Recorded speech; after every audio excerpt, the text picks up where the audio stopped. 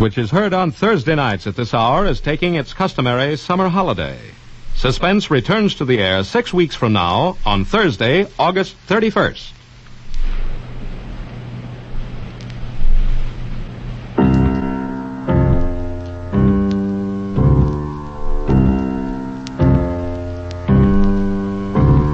Ladies and gentlemen, a $5,000 reward will be offered each week on the program immediately following this announcement.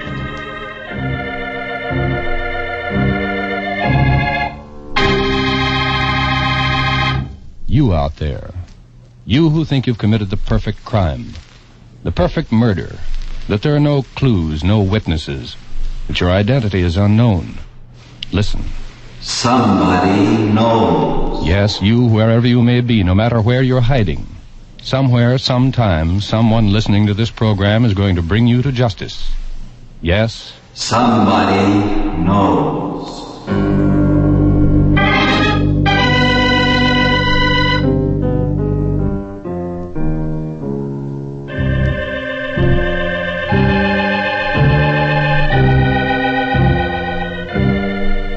The Columbia Broadcasting System presents Somebody Knows, a program conceived in the public interest, dedicated to aiding the forces of law and order in the solution of this nation's unsolved crimes.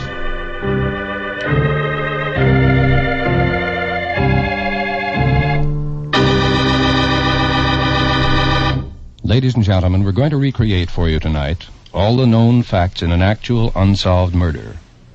Somewhere, someone among you has had contact with the killer or killers. Someone whose identity need never be known has seen evidence or possesses information that can lead to the solution of this crime. In the public interest, the Columbia Broadcasting System offers $5,000 reward for evidence or information leading to the arrest and conviction of the killer in this unsolved murder. We ask you then to please listen carefully, for you may be the one to win this reward. Somebody knows. It may be you.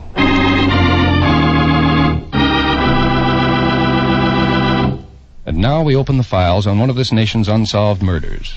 It's homicide file number 235-1950 of the Philadelphia, Pennsylvania Police Department.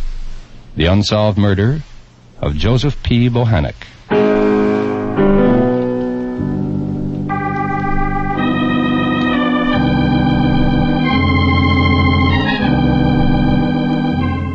It's 2 hours and 20 minutes past midnight. Monday morning, April 10th, 1950. Red car number 13 of the Philadelphia, Pennsylvania Police Department cruises slowly along in the almost deserted vicinity of Broad and Carpenter Streets in South Philadelphia. As the red car approaches the intersection of Broad and Carpenter, Patrolman Harry Bunting and Sergeant George Chester look toward the Atlantic Refining Company filling station on the northwest corner. It's well lighted and the night manager is plainly visible within the office. He waves a cheerful hand in greeting. No trouble there tonight, Harry? Doesn't look like it. What's the time? 2:20. Well, we'll be around again in an hour. Yeah. Number 11 car. Number 11 car. That's not us. Disturbance in Broad and Fitzwater. Car 11, Broad and Fitzwater. Got it. It is now 2 hours and 30 minutes past midnight. Monday morning, April 10th, 1950. And within the office of the Atlantic Refining Company filling station on the northwest corner of Broad and Carpenter Streets in Philadelphia, Pennsylvania.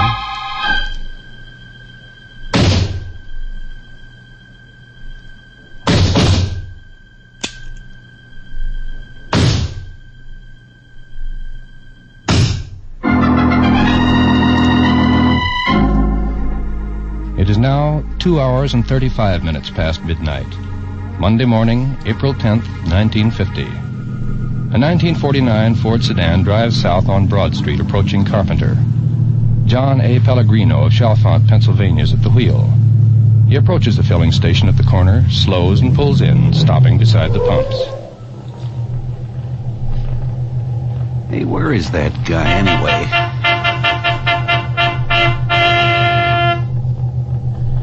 Probably asleep in the office.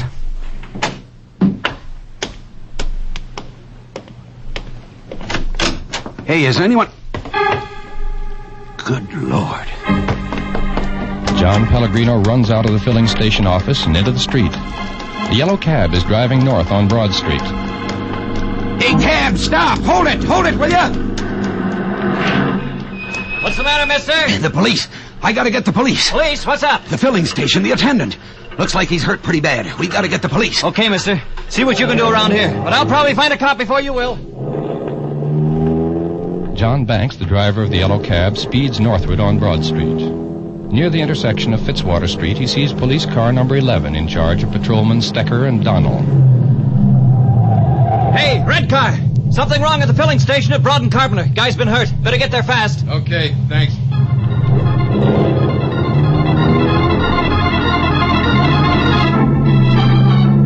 Red car 11 proceeds immediately to the filling station and pulls up in the driveway. One of the patrolmen is out of the car and hurrying to the office almost before it comes to a halt. He pushes aside the half-open door, enters the office, and stops. A man lies motionless on the floor beside a show window. In a pool of blood, his head toward the door. A bullet wound is plainly visible in one temple. The policeman bends down, feels for a pulse. Then... Get the emergency car, Donald. He's been shot. This is car 11. Send emergency car to Broad and Carpenter. Hospital case, shooting. Car 11, send emergency car to Broad and Carpenter. In a matter of minutes, the police ambulance is at the scene. The wounded man removed and sped to the Graduate Hospital. There he's examined immediately by Dr. Sylvester. The doctor's report, recorded at 3 a.m. Dead on arrival. Removed to the morgue. At approximately the same time that Dr. Sylvester is examining the body, a telephone rings in an office of the Detective Division on the first floor of Philadelphia's historic City Hall. Homicide, Riccardi. Complaint room, Riccardi. There's been a shooting at a gas station, Broad and Carpenter Streets. Right. Brenner's there. Come on, we've got work to do. Detective Sergeant Samuel Riccardi and Detective Eugene Brennizer of the Homicide Division proceed at once to the scene of the shooting, and the police investigation of the crime begins.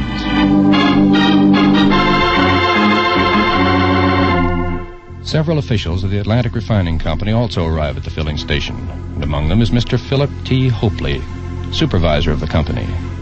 The following information is given to Acting Detective Lieutenant Charles Brown of the 1st Division at the 15th Street and Snyder Avenue headquarters. His name was Bohannock, Lieutenant Joseph P. Bohannock. He'd been with us, the Atlantic Refining Company, since October 1945. This past year, as night manager of the Broad and Carpenter Street station. Mm-hmm. What else do you know about him, Mr. Hopley? Well, let's see. He was 38, married. Wife's name is Mary, 2 children, girl 14, boy 7. What's happened at that station tonight, Lieutenant? Well, right now, we'd have to guess. Our files show that Bohannock was the complainant in an attempted robbery and holdup at that station on December 2nd in 49. And there was a successful attempt at robbery just 11 days ago. Yes, I know. Well, this might have been another robbery attempt. And if Bohannock tried to put up a fight and was... Our men are all warned not to resist if any such attempts are made, Lieutenant. We most certainly don't want them to get hurt. Naturally not, Mr. Hopley, but I thought... Of course, Joe did feel pretty grim about the last holdup, but I don't think he'd have done anything. Thought too much of his wife and kids. He'd been trying to get off night work because of them. Oh. He asked for transfer, a day job upstate. Promised to give him one, too. Matter of fact, there's a vacancy going to open up in another week or 2. Meanwhile, Detective Sergeant Samuel Riccardi completes his investigation at the filling station, then proceeds to number 1 Detective Division to learn what information has been uncovered there. Joseph P. Bohannock, 2816 East Castor Avenue. He was the complainant in an attempted holdup at the same spot last December 2nd, Sam. Yeah, I see. The 2 brothers apprehended as suspects, released on bail December 13th. We sent out a pickup on them, just in case. Yeah. Well, I'll check back with you later, Lieutenant. What about your preliminary report, Sam? It'll hold for a couple of hours. Oh? Something more important to do? Somebody's got to tell the widow, don't they?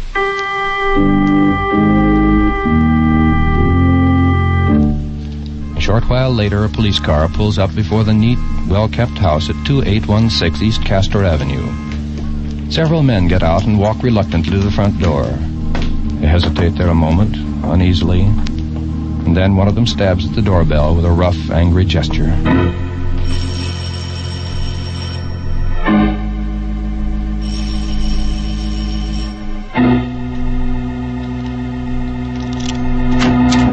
Yes? What is it? We'd like to see Mrs. Mary Bohannock, please. I'm Mrs. Bohannock.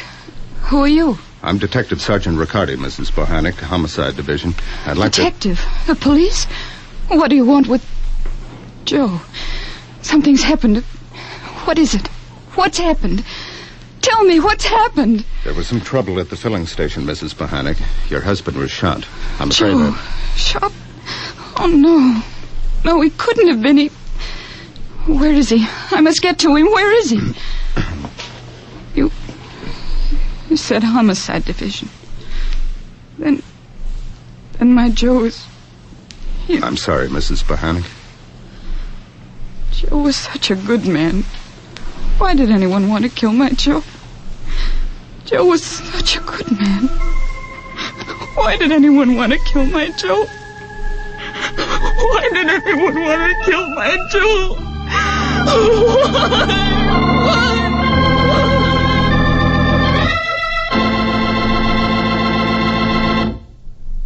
In just a moment, we'll continue with homicide file number 235-1950 of the Philadelphia, Pennsylvania Police Department, the unsolved murder of Joseph P. Bohannock. CBS invites you to hear another adventure in the far corners of the world with yours truly, Johnny Dollar, tonight. Starring Hollywood actor Edmund O'Brien, yours truly, Johnny Dollar, brings you the adventures of a top investigator for a large insurance company. For action, thrills, and adventure in the far places, listen to yours truly, Johnny Dollar, starring Edmund O'Brien, every Thursday on most of these same CBS stations.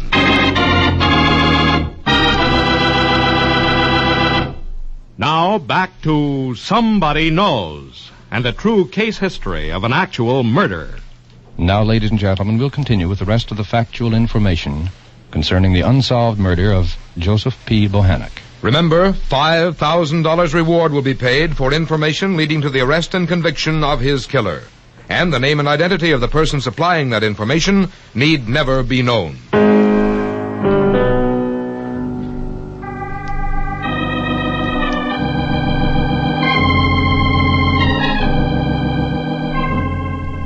During the day of Monday, April 10th, 1950, all the information then known by the Philadelphia, Pennsylvania Police Department is correlated and reported upon. Ballistics has this to say. Fatal bullets were .32 caliber automatic. They were fired from foreign, Belgian, smokeless cartridge cases. The automatic used had right-hand rifling. Coroner's Detective John Fenton made this report. An examination of the body of the deceased disclosed one bullet wound in the vicinity of the right temple, one bullet wound just to the left of the spine at the shoulder blade, one at the shoulder joint, and one below the armpit to the rear. One eye was badly bruised. At the filling station, the remains of a sandwich, piece of cake, and some milk are on the desk. A short folding ladder is overturned, and a man's cap is found beneath it. $25.72 in bills and change is scattered around. On the basis of this information, Sergeant Riccardi reconstructs the crime at number 1 detectives for Acting Lieutenant Brown.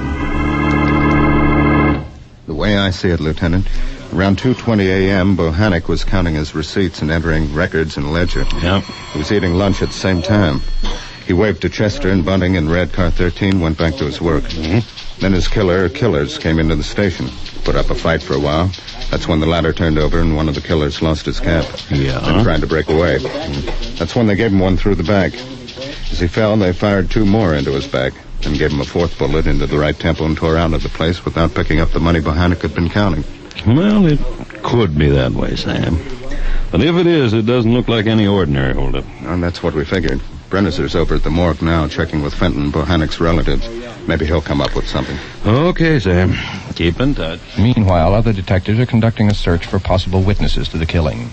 An intensive interrogation is made of truck drivers and employees of the Frankfurt Grocery Company at the southwest corner of Broad and Carpenter Streets, directly across from the filling station. Typical of the results is the statement of Vincent Bulgarino, receiver in the produce department. Yeah, sure. I was working at the time in the locker room. That's it there, facing north right at the gas station. I didn't hear any shots, didn't see anybody either. But I was busy working. Oh, I saw the red car drive up all right. But that's all. I was busy working. By the afternoon of Monday, April 10th, 1950, two theories regarding the killing of Joseph P. Bohannock are advanced by the police. The first, as expressed by Acting Lieutenant Brown. There aren't many gas stations open after midnight in that section of South Philadelphia. Bohannock's was the only one in a radius of many blocks. It made a natural target for a stick-up gang, as witnessed the attempts on December 2nd, March 31st. It's quite possible he was shot while resisting a third attempt, either by the same gunman on a return visit or by others. The second theory is advanced at City Morgue, 13th and Wood Streets. Homicide Detective Eugene Brennizer is accompanying Joseph Bohannock's widow and three brothers-in-law, Norman Franks, Charles Spuler, and Frank A. Mask. An official identification of the deceased is to be made. All right, let's look at him. No. No, I can't. I can't. Oh, Joe.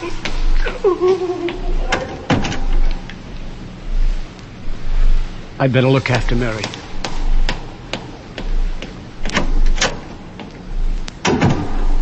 Well, Mr. Spuler?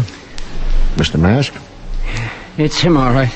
Yeah, that's Joe, Detective Brennizer. Well, thanks for your trouble. Okay, put him away. Any ideas what happened to Joe? We have a theory that it might have been a grudge killing. A grudge killing? Yeah, but who'd have a grudge against Joe? We thought maybe one of you could tell us. He didn't drink or play around. He was a quiet guy who liked to stay home with Mary and the kids.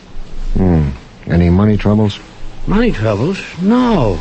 He made good pay, $67 a week in bonus. He owned his own home. You're barking up the wrong tree with that grudge idea of yours. On April 15th, 1950, Detective Sergeant Riccardi and Detectives Brennizer and McCann went to Reading, Pennsylvania. Bohannock had friends and acquaintances in Reading. Maybe we can learn from them if he was killed for revenge, a grudge, or some other reason. The detectives talked to Corporal Toy of the Pennsylvania State Troopers, who had known Bohannock when he lived there. Nope, no leads there. They talked to Bohannock's sisters. No leads there. They talked to friends, acquaintances, people who worked with him there in the Berkshire Mills. No leads there. Meanwhile, detectives Robert McGarvey and Francis Kelly quietly working on another angle of the case. There is one clue that they're convinced will eventually crack the murder of Joseph Bohannock. The clue found under the ladder that was overturned during Bohannock's struggle with his killers. A man's faded green cap. The crime laboratory makes a thorough examination of the cap. Their report gives the police the first hint of a possible description of the killer. Our studies indicate that the cap was worn by a young white male who should have medium brown, straight hair. The cap is distinctive, unique in materials and workmanship. Philadelphia clothiers believe that it was of New York make. Detective Robert McGarvey leaves immediately for that city. Upon his return, he reports, I made the rounds of every cap manufacturer in New York City. Not one of them recognized the cap as his own make or the make of anybody else known to the trade. Detectives McGarvey and Kelly then begin making the rounds of Philadelphia cap manufacturers. At the end of 2 full weeks spent in visiting hundreds of places, they've come upon no leads. Their conclusions? The shop that made that cap was probably small and possibly out of business now. But if the manufacturer can be learned, we might trace that cap to the retailer who sold it, the man he sold it to, and the man who wore it early on the morning of April 10th. Then, on April 25th, 1950, what seems to be the first big break in the case occurs. At 5 o'clock that morning, motorcycle policemen Thomas Brooks and Harry Sladek are in the vicinity of Ridge Avenue in Oxford when a car roars past them. The policemen recognize the car as one reported stolen and take out after the speeding automobile.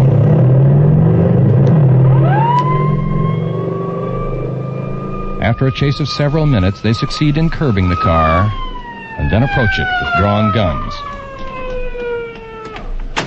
You, come on here. 5 youths are inside. They put up no resistance to the arresting officers and are taken to 2nd Detective Division headquarters at 12th and Pine for interrogation. Okay, you've decided to talk.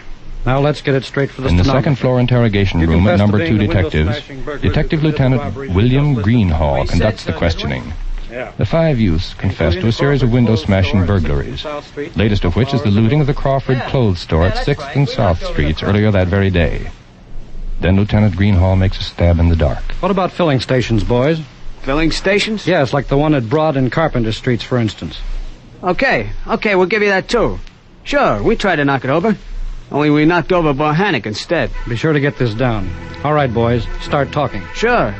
We'd spotted the joint a couple of nights before. It looked like a pushover, but we wasn't taking no chances, so we gave it the once-over a couple of nights running before we moved in. As the civilian stenographer takes down the proceedings, a full confession is given by 3 of the 5 youths. They tell how they planned the hold-up attempt carefully. They knew of the hourly police car checkups. They waited outside the station at 2 a.m. until Bunting and Chester in red car number 13 came by, waved, and pulled away. Then, while one of them remained outside, the 2 others entered the filling station office. Okay, this is a sticker. Bohannock jumped for the gun and a fight began.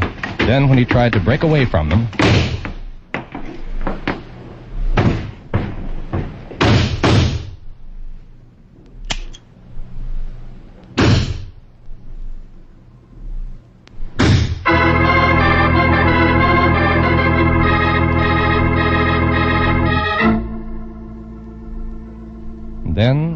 several hours after the confession, Captain James A. Kelly, head of the homicide squad, makes a statement to the press. As most of you know, we've obtained confessions to the murder of Joseph P. Bohannock. Those confessions have been repudiated. They were based solely on the reading of newspaper accounts of the crime and not on fact. A typical attempt to get cheap publicity. Now, there's no actual evidence to connect these 3 men with the killing. The killer of Joseph P. Bohannock is still unknown. Unknown? No. The killer of Joseph P. Bohannock is not unknown. Somewhere, wherever this man is hiding, some one of you has seen him today, has spoken to him, knows where the gun is that he fired that night 3 months ago in a filling station at Broad and Carpenter Streets in Philadelphia. No, the killer who took the life of Joseph P. Bohannock is not a person who is unknown. Somebody knows.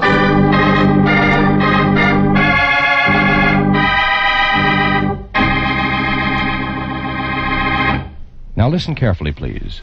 Listen, all of you, wherever you may be.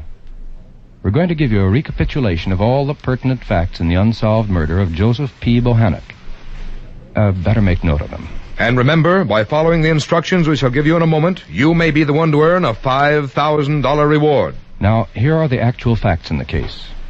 Joseph P. Bohannock, 38 years of age, night manager of a filling station at Broad and Carpenter Streets in Philadelphia, Pennsylvania, was shot to death while working at his job. The date, Monday, April 10th, 1950. The time, approximately 2:30 in the morning. Only a tentative description of the suspected killer has been determined. A young white male who should have medium brown straight hair. The murder weapon is a .32 caliber automatic with right-hand rifling. The bullets were fired from smokeless cartridge cases made in Belgium. The only other clue is a man's cap found at the scene of the crime. The police department in Philadelphia feels certain that this cap can lead to the killer. They're vitally interested in learning the name of the manufacturer, the identity of anyone known to have worn a cap of its description. Now, here's that description. Listen carefully, please. The size of the cap is 6 7/8. When new, it was a Kelly green cotton twill, but when found was badly faded from the weather. The headpiece is sewn together from 6 sections instead of the usual 3. The taping used to sew the sections is unusual. 50% cotton and 50% wool, black and white tweed. It has an adjustable eye shield that can be folded up against the cloth visor or pulled down for protection against glare. The cap was made on 2 types of sewing machines. One was a Singer, single needle number 24-7. The other, used to sew the taping, was a Singer, double needle number 24-36. And remember, This cap is the most important single clue, possibly the vital clue in the solution of this case.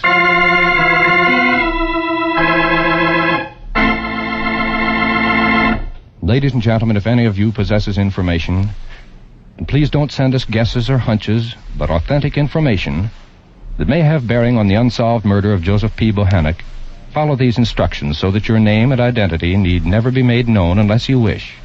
Now listen carefully. Write your information on a plain sheet of paper. Do not sign your name. Instead, sign it with 6 numbers, any arrangement of any 6 numbers. Then tear off a blank corner of that paper with a ragged edge. Write the same 6 numbers on that corner and keep it. Mail the rest of the paper with the information to Somebody Knows, Hollywood, California. You need tell no one what you have done. Mail your letter to Somebody Knows, Hollywood, California. And if the information you've supplied leads to the arrest and conviction of the killer of Joseph P. Bohannock, we'll announce your signature number on this program. Then, if you don't want your name to be known, go to your lawyer, doctor, or priest, minister, or rabbi. Have him present the torn corner of the paper to any CBS station. In this way, you do not need to appear in person. If the torn corner matches the original paper containing the information, the $5,000 reward will be yours. Remember, you, whoever you are, you whose name need never be known, may win a reward of $5,000.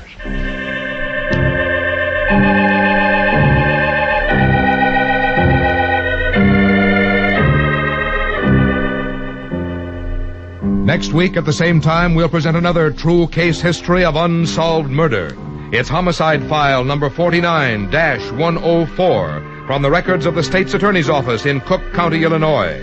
The unsolved murder of Frank J. Christensen. You out there, you who have murdered in cold blood and think you've gotten away with it, listen. You cannot escape. There is no perfect crime. Remember, you are not unknown.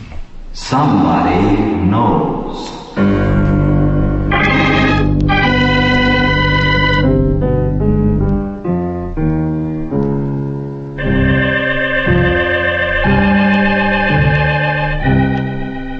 Tonight's case was written by Sidney Marshall from information in the files of the Philadelphia, Pennsylvania Police Department. Research was by Maurice Zim. Music was composed and played by Milton Charles. Somebody Knows is a James L. Safier production in association with CBS by arrangement with the Chicago Sun-Times and is based on a copyright owned by W.L. Finstad. It was narrated and directed by Jack Johnstone.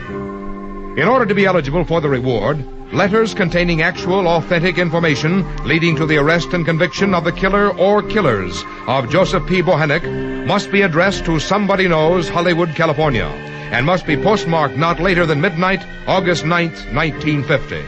Arrest of the guilty person or persons must occur within 90 days of that date, and conviction must be within 1 year of tonight's broadcast.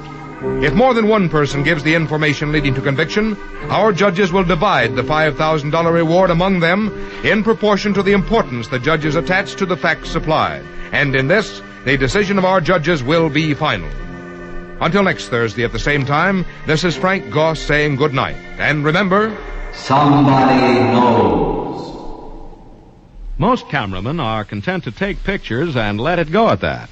But not Casey. When he snaps a picture, he also sees to it that the law snaps the handcuffs on the man he's photographing. Because Casey is the famous CBS crime photographer who is both cameraman and detective. Casey will be dealing with the Lorelei killer in just a moment over most of these same CBS stations. So stay tuned. This is CBS, where you hear Arthur Godfrey every day, the Columbia Broadcasting System.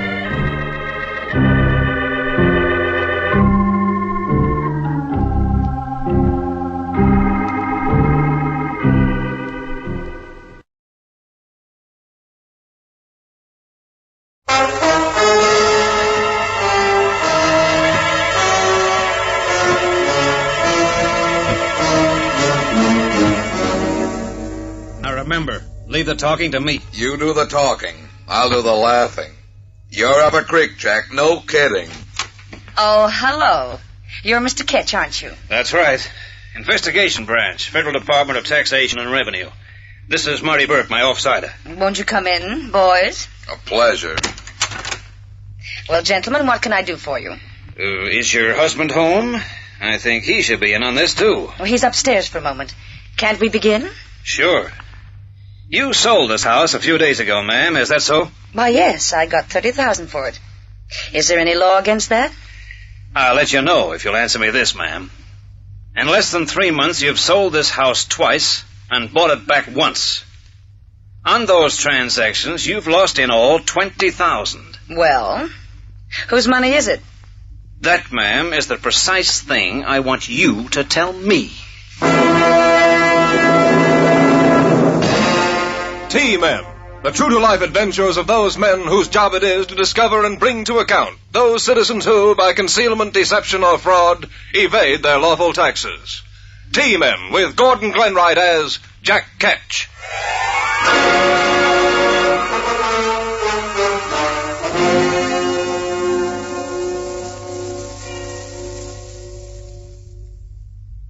Here is Jack Ketch, one of this nation's T-Men, to tell you the case of the Jack that house built.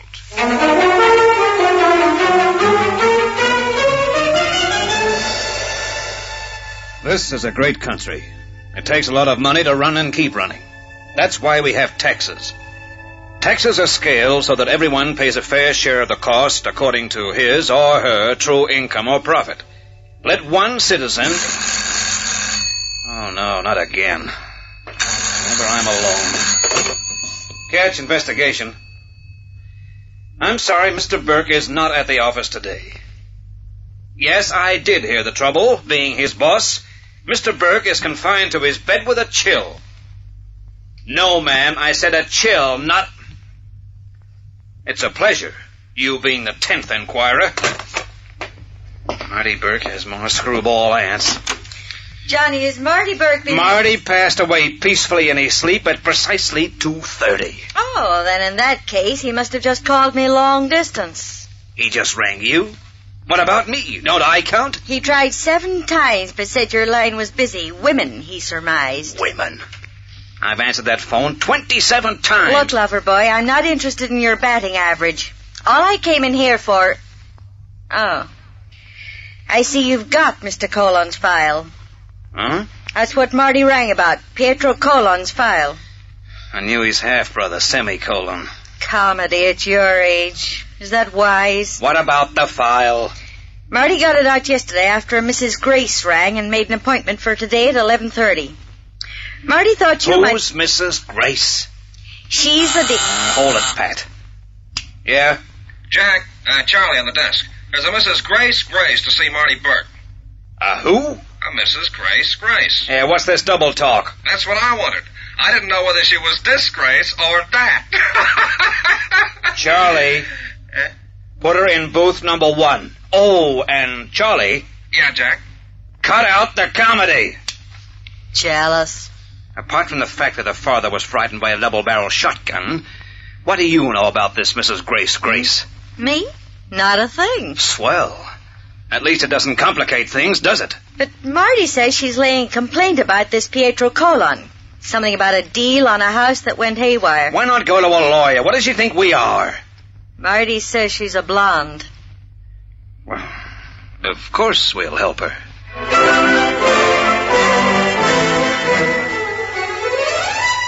I might have known Marty Burke would be lying in his bed pretending to be a black widow spider. Mrs. Grace was a blonde. Once. As for that deal on the house, all Gracie needed was a house number, and she'd have made a swell Cape Codder herself, right down to the termites. So I shut my eyes and listened. And listened. And listened. So you can appreciate, Mr. Ketch, I have nobody to turn to but you. I shall have to lean on you. I'm kind of wobbly right now, Mrs. Grace. Why not call me Grace? I did. You know, I still don't see how we can help you. I mean, what's this Colon character actually done? Done? For Pete's sake, do I have to go over it a third time? Unanimous. So you sold him a house for $20,000 and lost $10,000 on the deal. It happens. We can't get you your dough back. I know you can't. The Pietro Colon can be made a chicken dinner another way. I hope it tastes as sweet as revenge. There's enough gravy. Get yourself a spoon. That house is worth every cent of $30,000 and Pietro knows it. Matter of fact, I refused $40,000 2 months ago.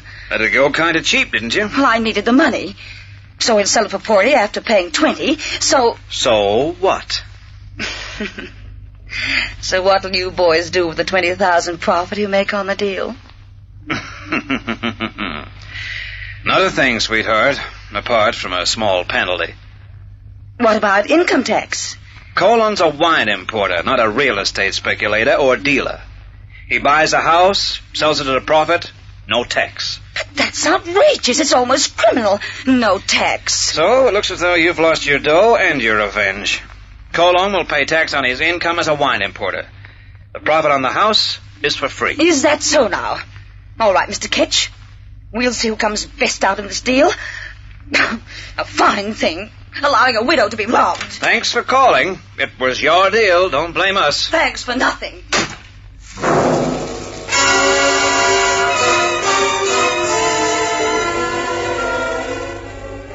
A real sweetie was Gracie. I wiped her from my mind quicker than a general wipes a private and let the ensuing weeks drift by in orderly confusion. Marty Burke's cold got cured. The end of the fiscal year was coming up. It got very quiet. So very quiet, in fact, that one could almost sneak in a game of golf at the weekend. Marty and I did. A 45-foot putt and you missed it. Can I help it if they don't make round balls anymore? Hey, where's the 10th tee? It used to be... Look out! For Pete's sake! Hey! Sorry, fellas, but you did ask for it, walking right in front like that just as I drove off. Our fault? Forget it. Marty, take that golf ball out of your mouth and smile for the gentleman. Don't you know an Adam's apple when it's ripe? Why don't they put up a sign there? That hidden tea's downright lethal. Oh, well, no great harm done. Could have been worse. By the way, did either of you see where my ball went? You mean after it left my eye? Didn't your partner see? Well, I'm afraid I'm having a solo round, just working up a 9-hole first. I'll tell you what, why don't we go round together? And make it a 3-ball? Well, why not? Sure. That way we don't get killed. Swell. Suits me. I'm Marty Burke. This is Jack Ketch. Glad to know you. I'm Pete Colvin. I know your half-brother. Pietro Colon? Wine importer? Yeah, that's right. You seem interested. I am. But, let's shoot a little golf first while I think of another target.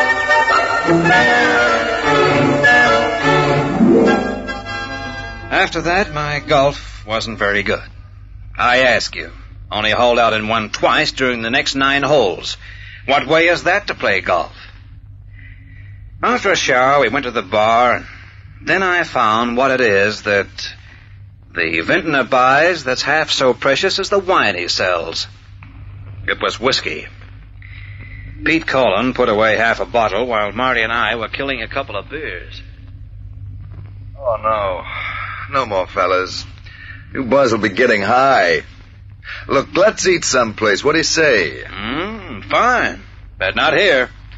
This club is strictly for golf only. Yeah. I'll tell you what. Let's all go to my house and get the little woman to rustle up a plate of this and that, huh? What do you say? Will the little woman like that? Are you kidding? She loves to have me bring my pals home. Come on, let's go. I'll lead the way in my jalopy. You guys follow. Pausing only while I phoned Pat Frew to tell him not to wait dinner, Marty Burke and I followed this interesting character to his home. It was in a very expensive area and was quite a shack. Our 2 cars scrunched to a stop on the gravel drive, and we got out.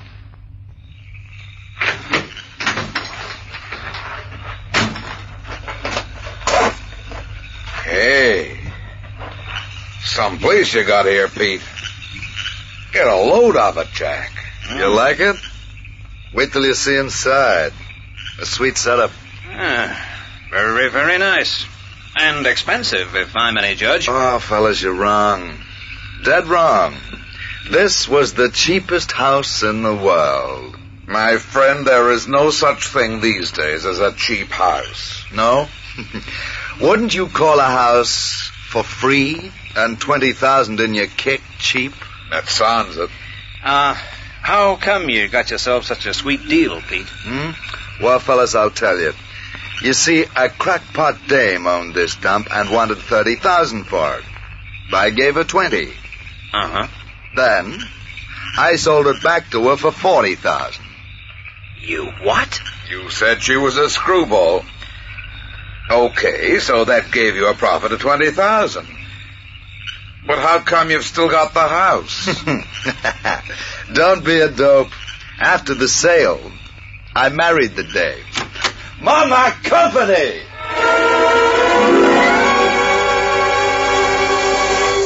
Mama was in bed. Mama stayed in bed.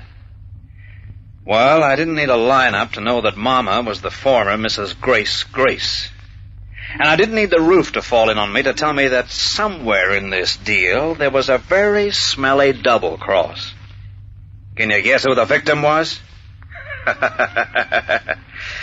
No, you'd never guess in a million years. So I'll tell you. It was me. We'll return to Jack Ketch and the case of the Jack that house built in just a moment. Meanwhile...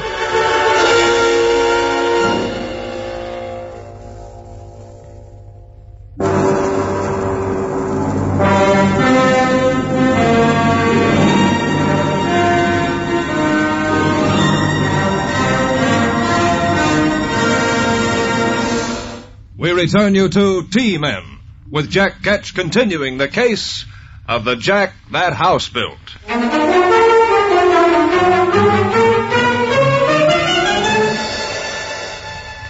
Here at the Special Investigation Branch of the Federal Department of Taxation and Revenue, you learn a lot about people. You learn, for instance, that not one of the tens of thousands of callers we get each year is there without a motive and an axe to grind. With everyone on the make, why should Mrs. Grace Grace have been any different? Well, I now knew that I'd been crossed up somewhere. But where? Set a thief to catch a thief, and get a dame to trap another dame. So I called on Pat Frew. What do you say to more coffee, Johnny? I'd spill. Make it a slug. Stiff. You know, I ought to part your hair with a meat chopper, coming here at this time of the night. And kill the goose? You said it, not me. Here, try this for size. Good. Like to tell me about it? Well, I didn't come here to catch a number 47 bus. No, but you could have... Skip it. Talk, blast you. I told Pat the score. She sat and smoked, looking at me the while with those shrewd green eyes of hers. No wonder I lost the thread of the conversation several times. You know, one of these days I'll have to marry this girl. And as soon as I make $1 million, I will. I think you're wrong, Johnny. I can't see where the department's been gypped. How can it have been? Me? I got a nose, and it's busy. Forget that schnozzle and use your head. I figure that Gracie lost 10,000 on the deal so far. And Pete Collins made a cool 20 grand tax-free. So what? Isn't that what you told the old bag a couple of months ago when she came in screaming? Don't you start. Yeah, I'd sure like to know why she came in at all. What was the racket? Sooling us T-men onto the guy she ups and marries a few weeks later. I don't get it. Could it have been an act? Just to find out for sure that Collins' profit would be tax-free? What would she care? At that time, she didn't know she was going to marry. Hey, wait a minute.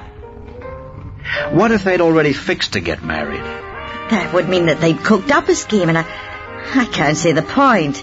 Sure, he gets 20,000 tax-free, but it's her money. She loses 10,000, maybe 20, if that house isn't worth the last price she gave for it. Yeah, suppose it isn't. Suppose it's worth only 30. That'd mean she loses 20 on the deal. Which 20 is in Collins' pocket.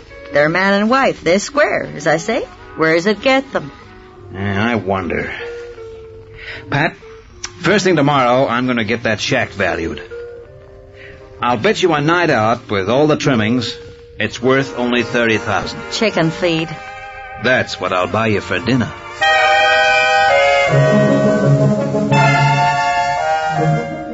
Next day, I had an expert go over the joint during the absence of the Colon couple. Opinion? It wasn't worth a cent more than $30,000. Gracie had done 20,000 cold, or she would if she tried to sell. Now, why would a smart woman do a thing like that? 2 days later, I knew. Look, Jack, I still don't get it. Here we are, herring out to this legless penthouse, and for what? They can tell us to just go jump in the lake. They haven't got a lake. Marty, I'm playing a hunch. People don't do peculiar things with no reason. What about my Aunt Fanny? You've got me. Well, here's the house of mystery coming up around the next bend. No, you're right, Marty. There's nothing we can do except ask questions. Sometimes you get funny answers. Silly ones, too. Hey, is this the joint with the signboard? What the... Here, pull up, Marty, quick. Hey, will you get a load of that sign? Sold. Dew Point Real Estate Company. Now, do you think it's a screwball setup? The birds have flown. But I can't think why. But at least we know there's a why, so let's go find out. Where next, bub? You guess. Dew Point Real Estate it is. The real estate office was closed for lunch. Marty and I went back to the Federal Building. Promptly at 2 o'clock, I phoned through. Yes, the house had been sold. No, they couldn't tell me the buyer's name or the price. Where were Mr. and Mrs. Colon living now? I'm sorry, I have no idea, sir. Nuts. That dumb dame at the other end's as good as 2 men away with the flu. Why didn't you ask to speak to the boss? Because right at this moment, the boss is in free flight in an orbit round the moon. Don't you think I'd have talked to the boss if he'd been in? Now, what do we do? Until details of that sale are filed uptown and the deeds start going the rounds, we can't find out a thing. But for Pete's sake, there must be somebody we can get some information from. What about the lawyers? Don't they sit in on deals like this? And what do? Ring up every law office in the city and ask them if they handled this deal? You're slipping, fatso. Okay. Then how about this? Call in the cops to pick up the Colon couple. On what charge? Setting fire to haystacks? Make it murder. Whose? Yours. If you don't get off my back. Oh, quit snarling, the pair of you. Look, what could be simpler than turning up the Dew Point Real Estate Company in a trade directory? Find out the manager's address, drive out to his house, and get the details of the sale. Okay. You thought of it, you do it. Marty, get a bunch of telephonists ringing the hotels. Every darn one in the capital. And don't overlook the airlines. I got a nasty feeling something's being put over. And I want the Colon couple. And what are you going to do, oh chief investigator? Me? I'm going to sit here and let my mouth water.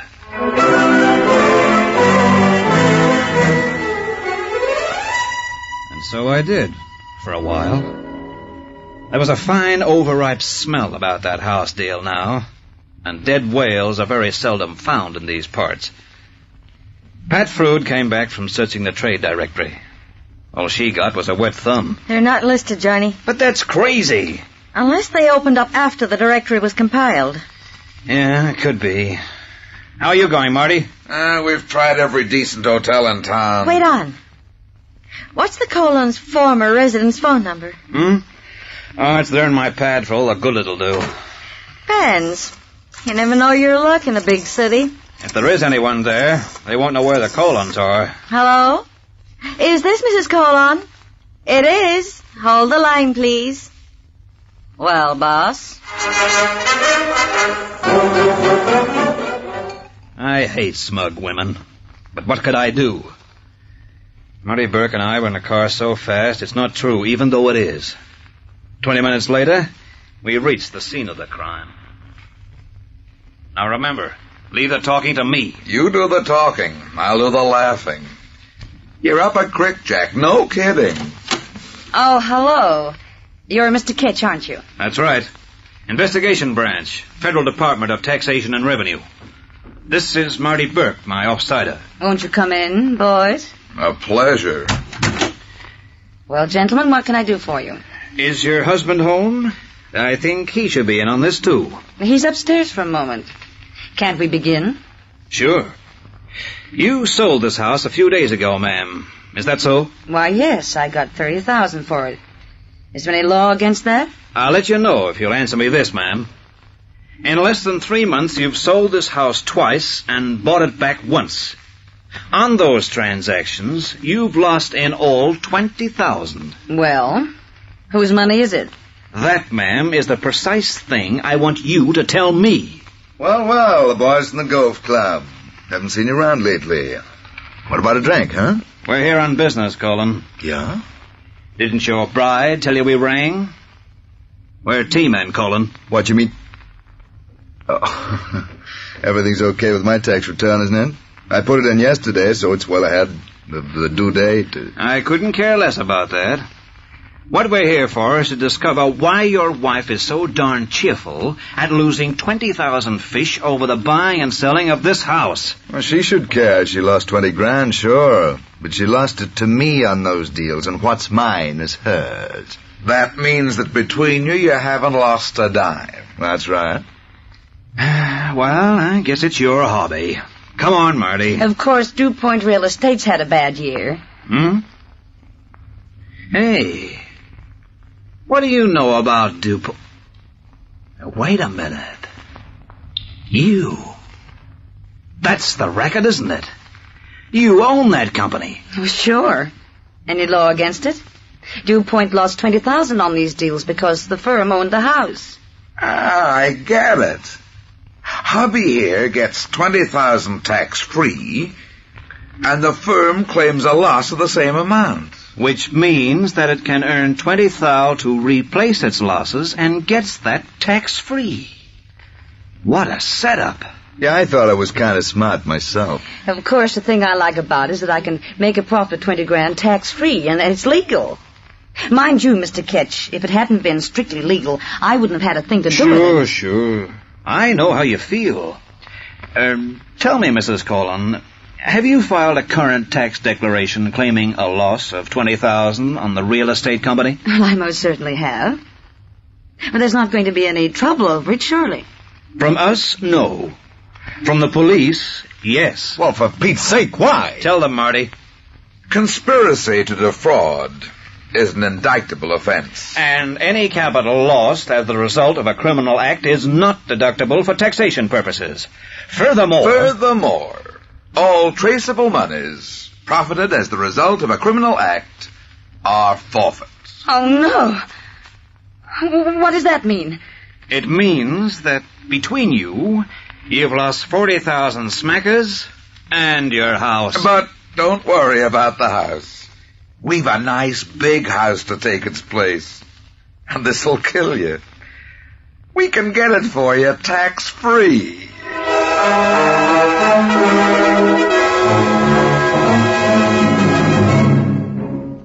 The court ruled as I predicted. The Colins were lucky to get away with 2 years each. In all fairness, I should say that I believe they had no criminal intent when they cooked up this scheme. They saw what they believed to be a flaw in taxation law and tried to take advantage of it. Too bad they slipped up. If ever you get a brilliant idea to save on your tax, read the rules pretty carefully. You'll find that most times, where we can't protect the people, the police can. It'd be tough to go to sleep thinking you were on Easy Street and wake up on the rock pile like the Colins. This is a great country. It costs a lot of money to run and to keep running, and that's why we have taxes. Taxes are scale so that everyone pays a fair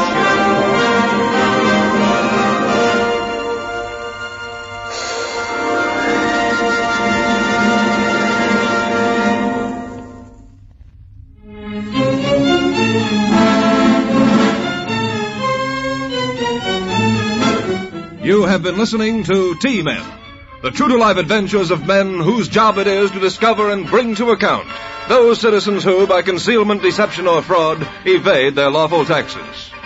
T-Men features Gordon Glenwright as Jack Ketch. The Case of the Jack That House Built was written and directed by Donovan Joyce. All names used in this broadcast were fictitious and bore no relation to any living person. T-Men is a Donovan Joyce production. This is Harp McGuire speaking.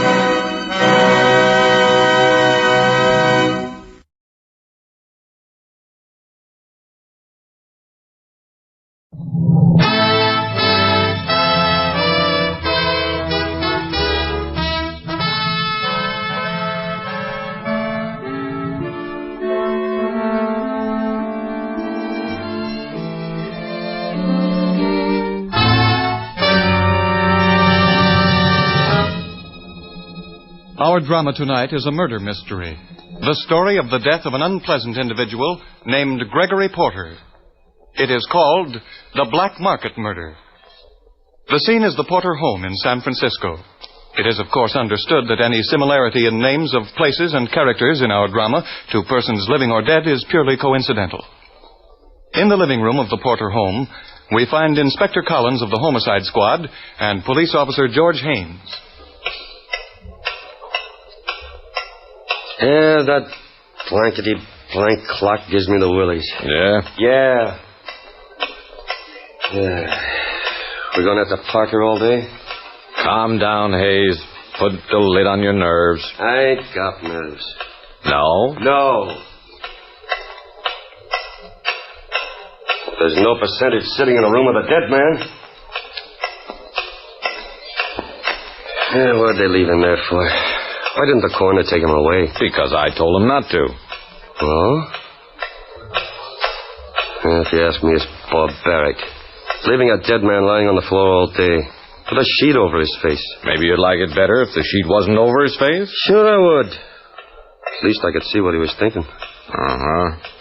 Georgie, you just haven't been on the force long enough. Look, don't go thinking I've got a weak stomach or anything. No, you just don't like the ticking of the clock. That's right. Who do you think done it, Inspector? Did it. That's what I said. Maybe his wife. Oh, now look, Inspector. You asked me. I know. But his wife's a lady. Listen, George, if I knew who did it, I wouldn't be sitting here chewing the fat with you. Shut up. Mrs. Porter says she'll be down in a couple of minutes. Come on in. Me? You mean you want me to come in? Well, surely, why not? With him? With it lying there? Haven't you ever seen a dead man before? Never mind what I've seen. All right, come in anyway. I want to ask you a couple of questions. Come ahead. That's better. Now, just what are you scared of? Never mind what I'm scared of. Maybe she'd like it better with the sheet off his face, Inspector. No, don't do it. All right. Nobody's going to do nothing. Anything. That's what I said. Look, sister, how long have you been working here? 6 months. Do you like it here? Sure, I like it here. Do you like your mistress? Sure, I like her. Do you like him? Now, look, you're not going to hang anything on me. Nobody's hanging anything on anybody. Just answer my question. I won't talk. Nice pearls those are around your neck. Are they real? Sure, they're real. They cost $10. Did he give them to you? Did who give them to me? Him. I'll say he didn't give them to me. As if I'd take them off him. And what's more, I'm not talking. She's not talking, Georgie. Maybe she'd talk if I took the sheet off his face. Don't do it! Don't do it! How's about it, Inspector? Shut up, Haynes. Here comes Mrs. Porter.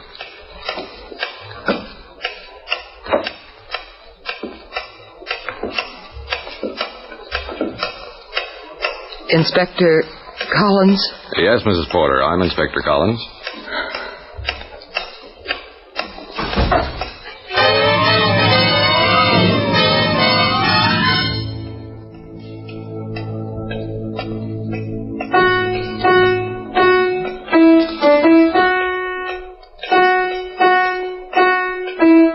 Come away from that piano, George. Haven't you got any feeling?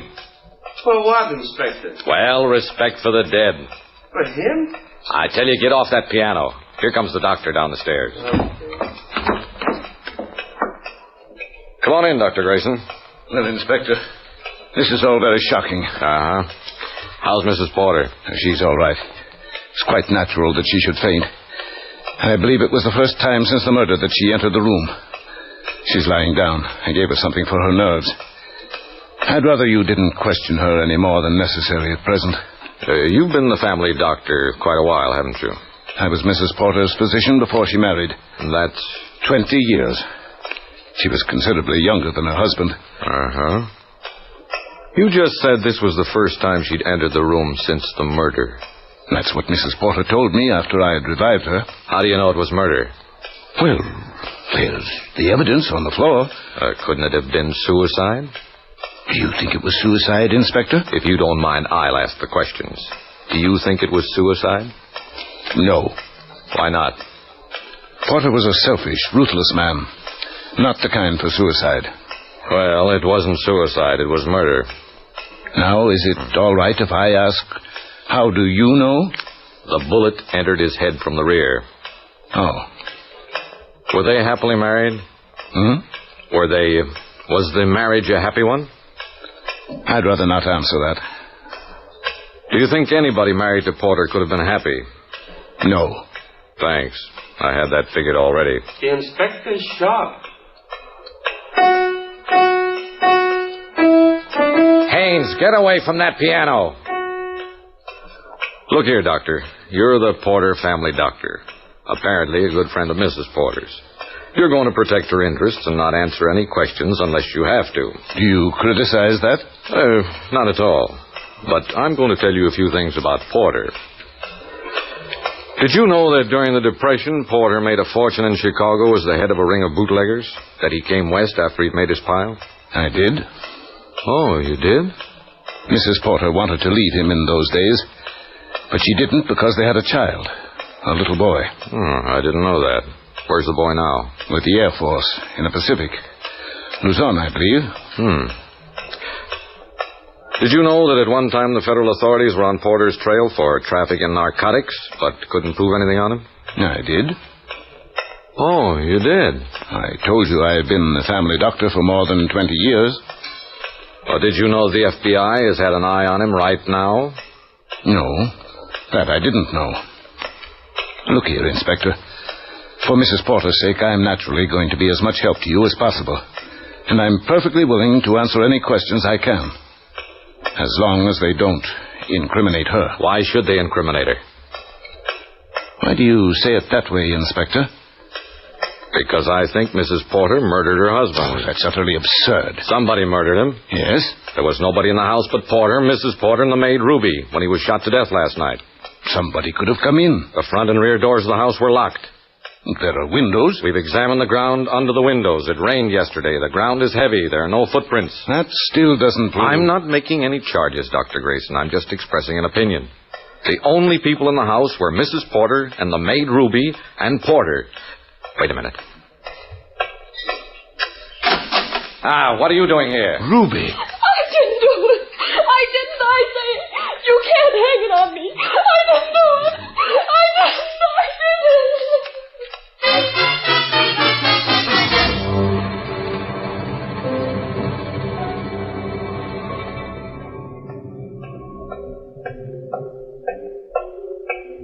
All right now, sister, just calm down. We're going to talk. I had nothing to do with it. Listen to me, Ruby. You've known me quite a while, haven't you? Yes, Dr. Grayson. You know you can trust me. Yes.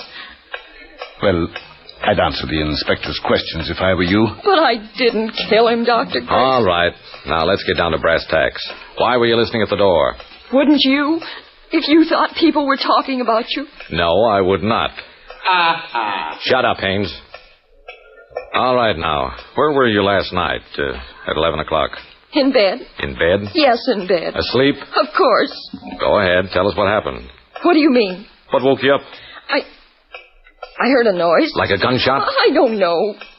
I was dreaming, and I heard a noise. I woke up, and then I ducked under the covers. Why? I don't know. I thought something happened. Why? I don't know. How should I know? I heard the noise, and I was scared, and I ducked under the covers. Quit yanking at those pearl beads. You'll bust them. Ruby, You heard the noise. You hid your head under the covers. But then you got up. I heard a Why? noise in the hall. And it was Mrs. Porter. She said, "Ruby, get up. Something has happened. Something has happened to Mr. Porter. It's awful," she said. "It's terrible." She was crying, and she said, "We got to send for the police." And then? And then she phoned for the police. There, she done it. She bust your feeds. Leave them be. Ruby, I think you're lying to us. I'm not, I'd say. I'm not going to talk anymore. I think you will. Haynes, come here. Yeah? Uncover him. You mean take the sheet off him? Yes. No. Go ahead, George. Hey. And don't you go fainting. Pick him up, Haynes. What is this, Inspector? Pick him up and prop him in that chair. Inspector Collins, I object. The body should not be moved. I'm in charge here. Put him in that chair. He's heavy, Inspector. Do as I say. Inspector Collins, as a friend of the Porter family, may I ask what you plan to do? I'm going to show you how he was murdered. How can you do that when you don't know who killed him? I know who killed him. You're positive? I'll say I'm positive. Who? This woman, right here. I tell you, I didn't. I was in bed. My head under the covers. I didn't do it. I didn't. Keep still. From now on, I'll do the talking. I didn't do it. One more word out of you, and I'll have you gagged. I didn't do it. I think she's going to cork out, Inspector. Inspector Collins, you're changing your mind quickly. Short time ago, you said you thought Mrs. Porter murdered her husband. I don't always say what I really think. She didn't. Well, there's no doubt in my mind. She couldn't have done it. Now, you've got every right to take any steps you see fit. And I suppose I have no right to question you. But will you tell me what proof you have that this girl did it? Sure. First, I've got the motive. That's important. I'll say it is. And what, may I ask, was the motive? This. You give me that. What is it, Inspector? A package I found in this girl's room while you and she were attending Mrs. Porter after she fainted. Well, what is it? 100,000 gasoline ration coupons. What? I told you the FBI was ready to move in on him. He was a black market gas rat. What? The girl? She distributed them to his agents. Look here, Ruby. Is this true? What if it is? I didn't kill him. It doesn't necessarily prove that she killed him. No, that doesn't. But it ties her in with him. And other things prove that she did. Haynes. Yeah? Straighten him up in that chair. It seems to me that this is very unnecessary and unethical. I'll be the judge of that. Straighten him up. There. Now you come here. Me? Hurry up. I didn't do it. Sit down here in this chair. I don't want to sit down. You'd better do what he says, Ruby. That's better. Now watch. I don't know what argument you had with Porter. We'll find that out later. But some way or other, he double-crossed you. He always double-crossed everybody. You're telling me.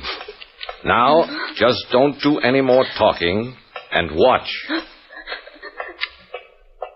You came downstairs at a few minutes before 11 to argue with him. You came in the door, right here. He was sitting just like he's sitting now with his back to the door. You crossed the room and began to argue with him. You couldn't talk loud because you were afraid Mrs. Porter would hear you. You're making it all up. You argued with him, and he argued with you, and then he got tough, ordered you back to your room, and probably threatened your life if you crossed him up. So you started back to your room. It's not true. None of it is true. He sat there in the chair. You went past him going to the door. And when you got in back of him, you fired point blank at the back of his head. And he fell out of the chair flat on his face this way.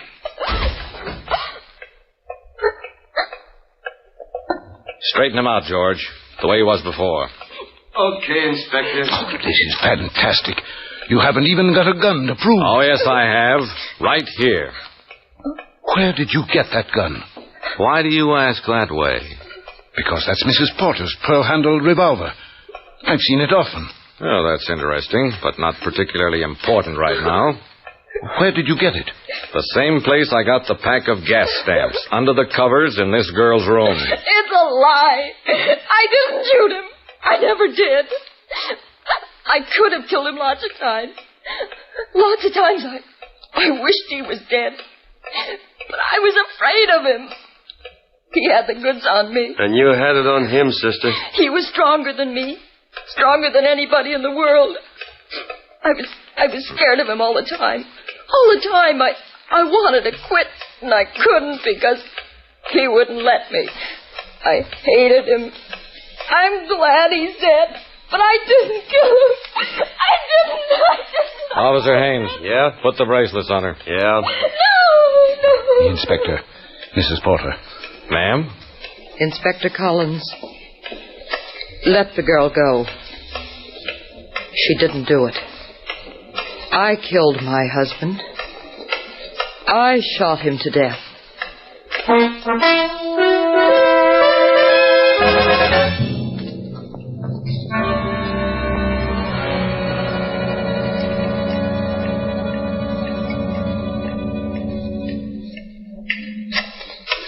Sit down, Haynes. Stop fidgeting. Okay. The clock gets in my hair. Always ticking. That's what they're supposed to do. I think Mrs. Porter is all right now, Inspector. I'm quite all right, Dr. Grayson. Now, you've got nothing but time. When you're ready, you start talking.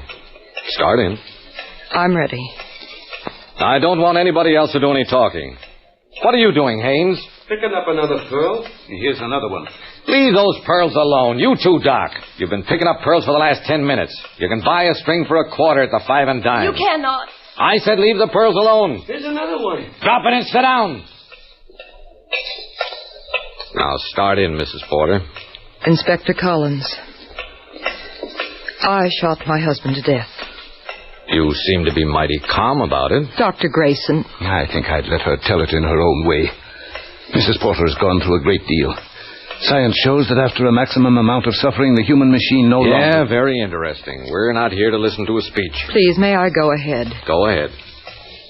Inspector Collins, I married Mr. Porter 20 years ago. I was very young. He was almost 20 years older than I. My parents objected terribly. I've been alienated from them ever since. He was a fascinating man, and And you were very young. My parents were right, and I was wrong. After a year of marriage, I knew they were right. What made you change your mind? I found out what kind of a man he was. I'd been fascinated by what I thought was his adventurous, romantic ways. It wasn't adventure. It wasn't romance. He was evil. Why didn't you leave him? She was going to have a child, Inspector. I don't see why Mrs. Porter has to be tortured going through all this. I'd rather tell all of it, Doctor. Now, let's understand each other, all of you. Mrs. Porter has confessed to murder. Up to now, she hasn't established any reason for particular consideration. When it comes time for her to make a sworn statement to the district attorney, she can decide how much she wants to say and how much not. Right now, if she's got any ground to stand on, she'd better tell the whole story. Thank you. Inspector Collins, for 19 years I've lived a lie. I mean, I've tried to hide from the world the real truth.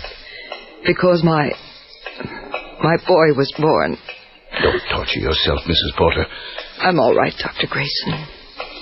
My boy was born. Take your time. We've got all day.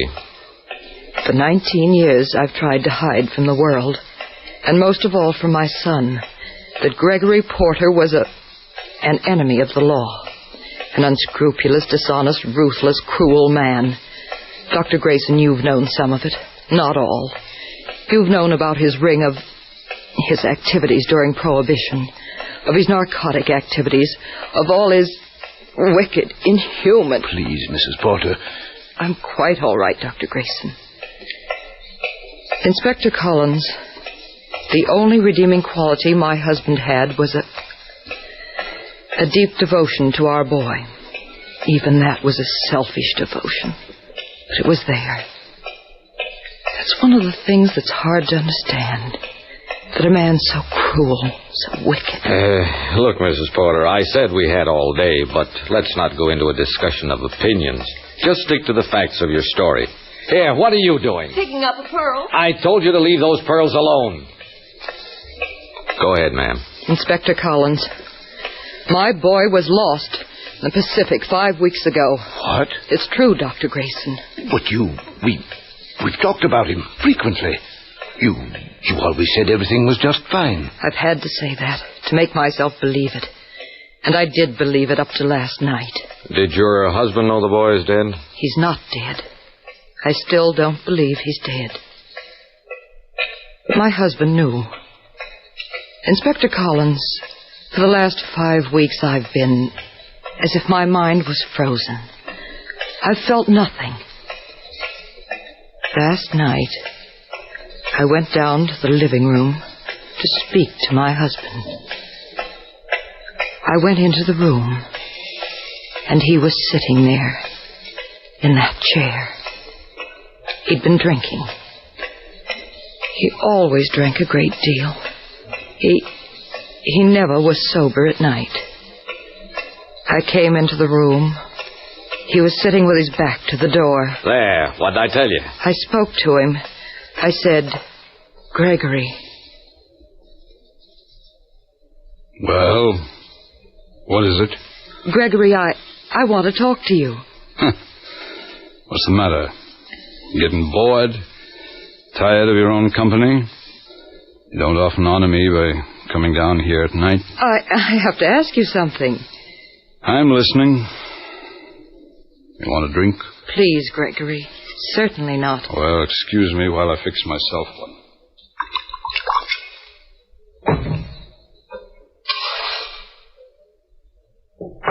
Go ahead. Gregory, I found this on the floor in your dressing room.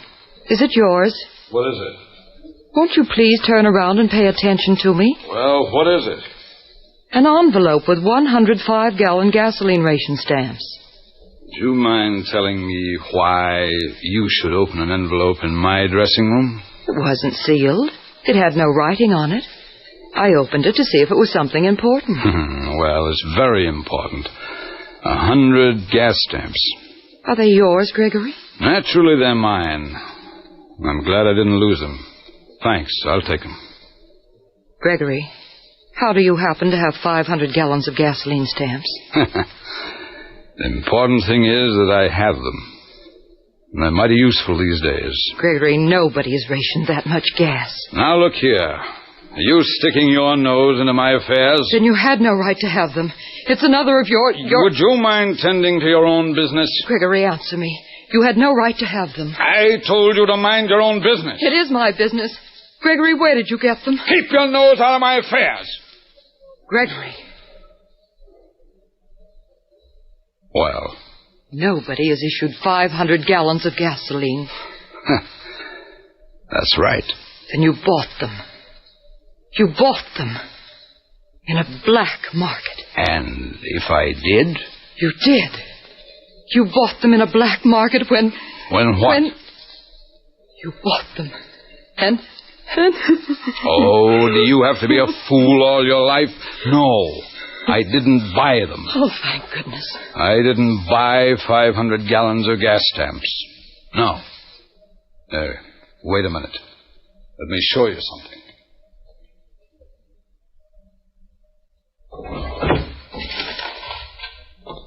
There. What do you think of that? Gregory. 500,000 gallons of gas. More where these came from. And they'll be sold. Not at the market price, no. Not at market. But 50 cents a gallon. $1 a gallon. Maybe more.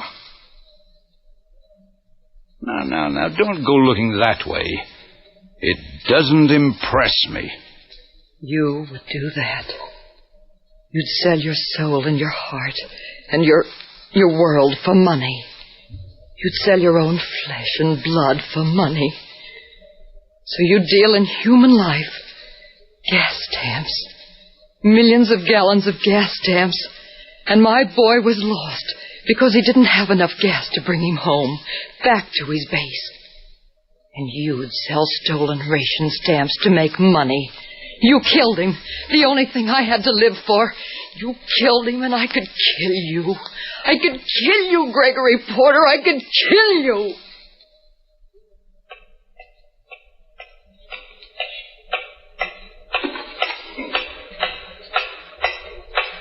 He sat there staring at me, Inspector Collins. I walked out of the room. I went upstairs. I don't know how I got upstairs. I sat there in my room, and I couldn't see anything. It was as though I was blind. I sat there. I tried to think. I couldn't think. Then I took the small pistol I've always had in my desk. I walked down the stairs. I went into the living room. You came up behind your husband, seated in his chair. You held the gun to his head, fired. No, you're wrong. He was not sitting in his chair. He was lying there on the floor, drunk. Lying on the floor, face down, drunk. And I stood over him and shot him. I'm glad I did it. I'm glad. Well, I'll be darned. Shut up, Ames. Well, Doc, this sort of makes a different picture. Not at all. I knew he was on the floor when he was shot. How could you know that? I found the bullet hole in the floor when I was looking for the pearl beads. Oh, that's what you were doing. That's what I was doing, Inspector. Looking for the bullet hole. And now what? Well, now obviously Mrs. Porter will have to consider herself under arrest. From here on, it's a case for the district attorney. Not that I think it's likely to go hard with you, madam. There are a lot of angles to this case. But you'll have to come along with me now. I'm ready, Inspector Collins. Just a minute, Inspector. Now, look, Doctor, there's no need you're interfering now. The law must take its course. Mrs. Porter has confessed to murdering her husband. She did not murder her husband. What are you talking about? She's just confessed to the killing. Whether you call it murder or not, she's confessed to the killing. Mrs. Porter did not kill her husband. Dr. Grayson, I did kill him. Mrs. Porter did not kill her husband, Inspector Collins. You're crazy. No, she did not kill him. He was dead when she entered the living room. He'd fallen from his chair and died of a heart attack. You observe that there's no blood around the wound, Inspector. Mrs. Porter shot her husband after he was dead.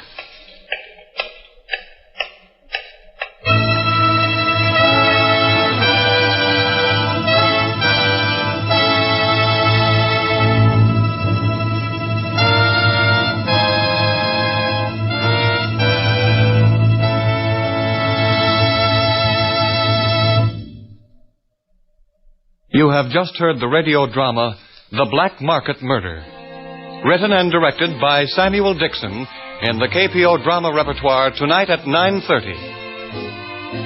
The cast included Everett Glass as Gregory Porter, Yvonne Patey as Mrs. Porter, Lou Tobin as Inspector Collins, Ray Lewis as Officer Watson, Earl Lee as Dr. Grayson, and Marcia Keat as Ruby.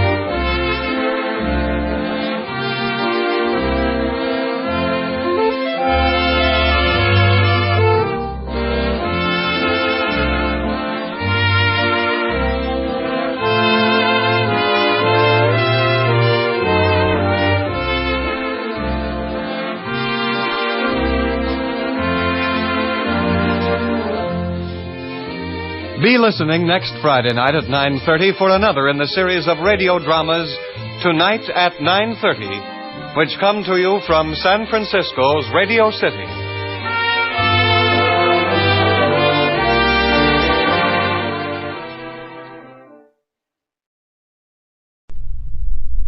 Wrigley's Spearmint Chewing Gum, the refreshing, delicious treat that gives you chewing enjoyment, presents for your listening enjoyment John Lund as Johnny Dollar. Nelson Price, Johnny. Oh, yes. How are you, Mr. Price? Fine. Got a job for you. You'll have to go to the West Indies. The West Indies? Near Haiti, St. Ledger. Mr. Claude Sheldon holds a big policy with us. We insure him, his wife, and his farm. They've had a lot of trouble. It's going to cost us a lot of money, and we think an investigation is necessary. Come on down to the office, and I'll give you as much as I've got, Johnny.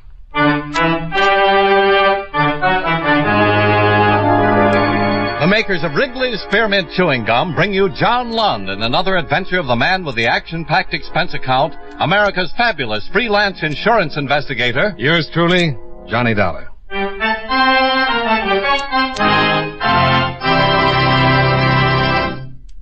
For refreshing taste, plus chewing enjoyment, treat yourself to delicious Wrigley's Spearmint Gum.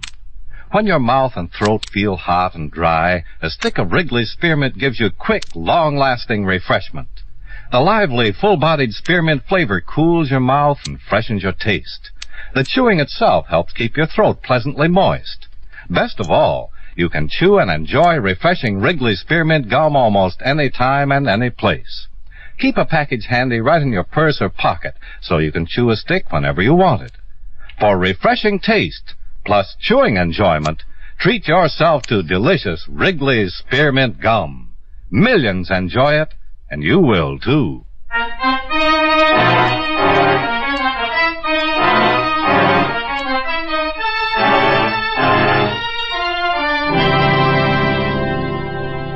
Expense account submitted by Special Investigator Johnny Dollar to Home Office International Insurance and Bonding Company, Hartford, Connecticut. The following is an accounting of expenditures during my investigation of the voodoo matter. Expense account item 1, $206.40, plane fare and incidentals from New York to Port-au-Prince, Haiti, after receiving from you the necessary information concerning the insured, Claude Sheldon. After landing, I checked into the hotel and waited for Claude Sheldon as prearranged. I waited for about an hour. Come in. Mr. Dollar? That's right. Mr. Sheldon? Yes. I've been expecting you. Claude Sheldon pushed himself away from the door, grabbed a chair and dropped into it, took in long, deep breaths and smiled a very slow, weak smile. I would have been here sooner, but there's been more trouble. More trouble, eh? Well, my company told me a little about it, but you better give me your own story. Certainly. As you know, I am a farmer. Yeah. My place is near Saint-Léger. A number of other farms in the vicinity, all doing very well until several months ago. First it was fires. The cane fields burned. One by one the cattle became sick. Then some of the farmers grew ill and died. Can I get you something? Please. Some water, please. Have you been to see a doctor? I'm afraid a doctor can't help. There you are. Thank you. Have you any idea what's wrong with you? Yes and no. My Christian religion fights it, but my life on Haiti has taught me deep respect for it. Respect for what, Mr. Sheldon? Voodoo, Mr. Dollar. Oh, I know just what you're thinking. But a doctor in Haiti has examined me and my wife and the others. He can find nothing wrong. Voodoo, Mr. Sheldon?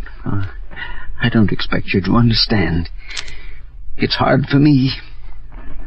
Perhaps there is something else. I hope you can find out.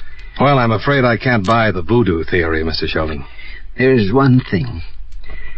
Immediately after my wife and I became ill, I received an offer from my farm.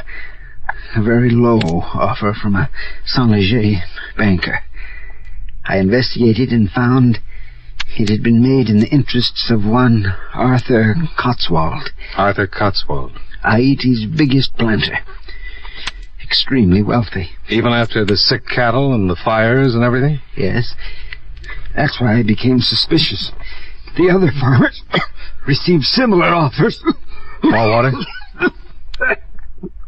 Perhaps I don't think I... Mr. Dollar. Mr. Sheldon. I called the hotel desk for a doctor, but by the time he'd gotten Sheldon to the hospital, the patient was dead.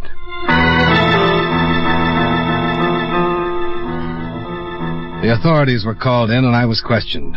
A preliminary examination was made on the dead man, but the cause of death remained a mystery. So an autopsy was ordered. I told the chief of police to forward the report to me as Saint-Leger and left for the Sheldon farm. Expense account item 2, $5 American for a beaten-up taxi to take me 10 miles into the country. A crowd of natives was standing in front of the Sheldon house as we drove up.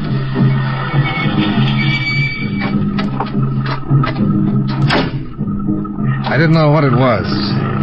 No one said a word. But something was wrong. I could feel it.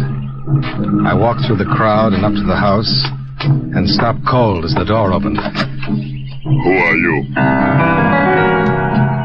I'd never seen anything like him. A native who was a good 7 feet tall and must have weighed at least 300. Me, Bimba. Who are you? Me, I'm Johnny Dollar. I'm an insurance investigator. You from United States? Yeah.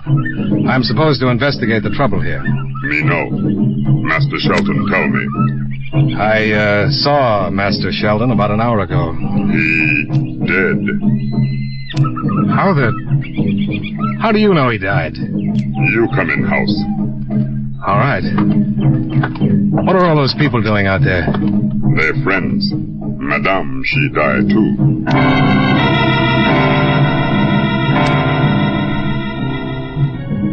Bimba led the way into the bedroom, where Mrs. Sheldon lay on the bed, covered with a fresh white sheet, her eyes closed in death, her face drawn and tired. Bimba told me that she died about an hour before, and a cold chill ran up my back. I remembered her husband lying on the floor of my hotel room about an hour before. Bad voodoo. Is that why the cattle are sick and the fields burned? Bad voodoo. Mr. Sheldon thought a man named Cotswold might have something to do with it. Mr. Cotswold, big man. Very powerful. What are those drums? For Madame and Master. The voodoo. Good voodoo. Give blessing for spirit. For Madame and Master. I see. I want to talk to the police in Saint-Leger. Who do I see? Me take you.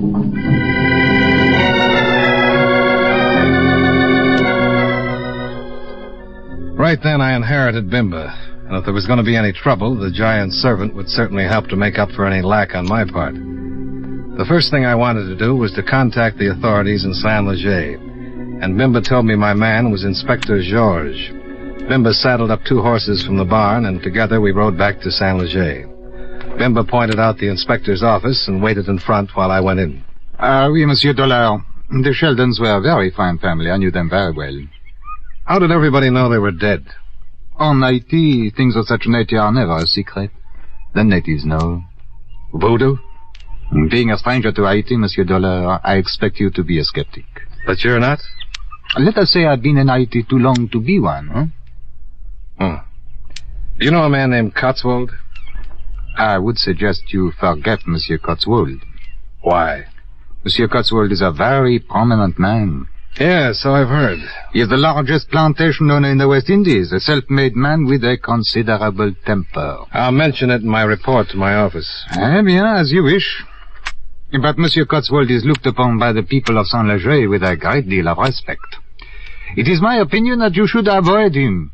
First, because I am certain he will not be in sympathy with your motives, and second, because the opposition you will encounter will be far-reaching and much too difficult for you to handle. What if I come up with something incriminating? Oh, for your sake, I hope you do not. What do you do here in Saint-Leger, Inspector? I am the law, Monsieur Dollar. But you wouldn't like it if this Cotswold were guilty of breaching that law? If Monsieur Cotswold has broken the law, it would certainly be my duty to arrest him. But I am not considering the arrest, nor the necessary steps that would have to be taken to prove the guilt. Dangerous steps, Monsieur Dollar. One might trip on those steps. And break his neck.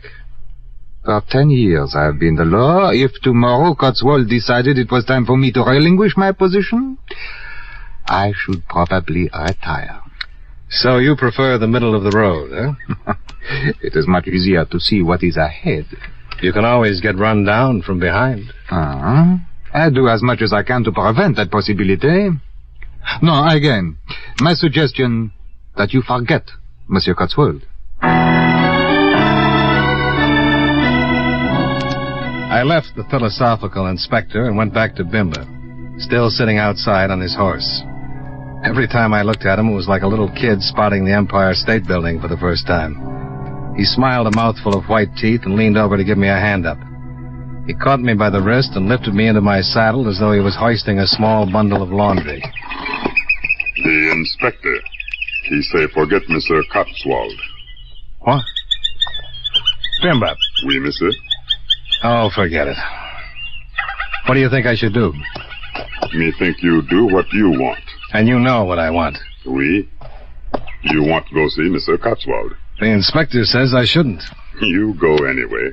You think it's a mistake? If you're afraid. But you're not. You're not strong like Bimba, but you're a good fighter. I don't like to fight, Bimba. Bimba know that. We go see Mr. Cotswold.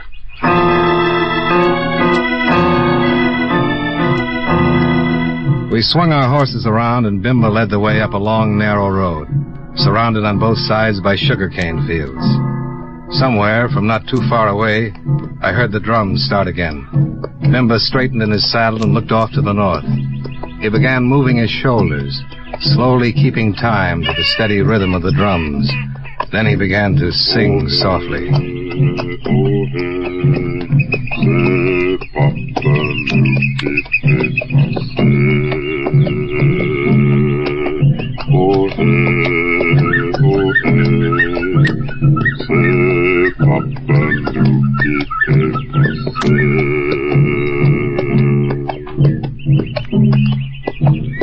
What does that mean, Bimba?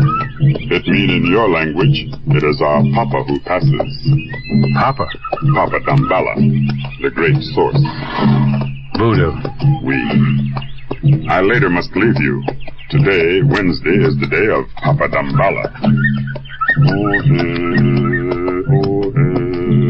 He turned back to the north and continued his little chant until we reached the beginning of a long, high fence running along next to the narrow road.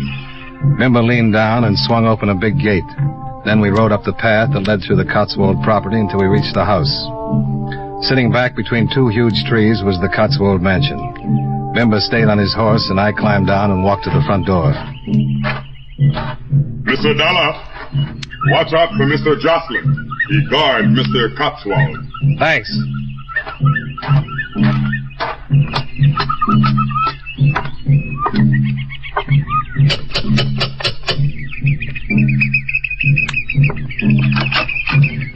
What do you want?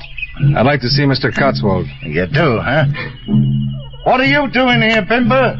I wait for Mr. Found himself a new governor, huh? You must be that dollar fella.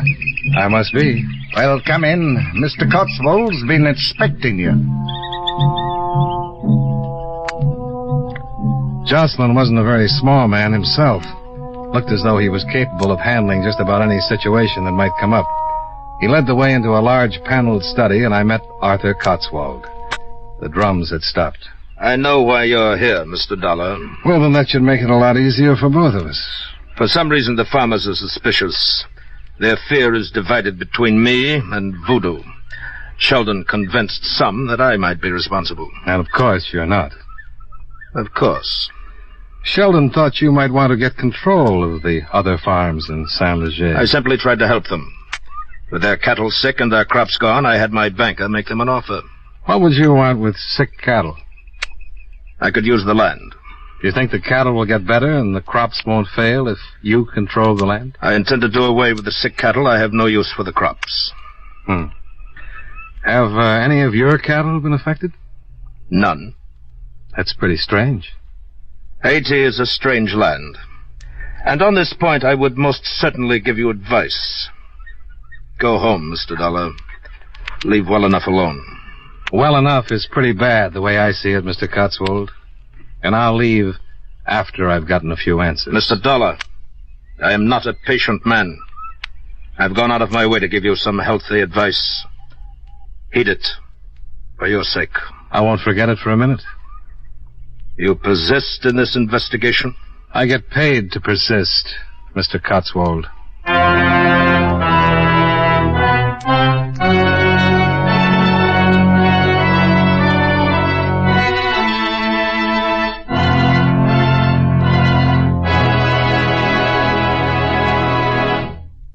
Friends, you know Wrigley's Spearmint Gum is a delicious treat that millions enjoy all year round. It's good to chew almost any time and any place. In warm weather, you'll enjoy especially the refreshment that Wrigley's Spearmint Gum gives you. When your mouth feels hot and dry, or when you're feeling warm and tired, chewing Wrigley's Spearmint gives you a pleasant little lift. It cools your mouth, moistens your throat, and refreshes your taste. Besides, chewing on a good, smooth piece of Wrigley's Spearmint Gum seems to add enjoyment to whatever else you're doing. So enjoy it at home, at work, wherever you are. And remember, Wrigley's Spearmint Gum is a swell treat to take along on picnics. Get plenty for everybody. That's Wrigley's Spearmint Gum. Healthful, refreshing, delicious.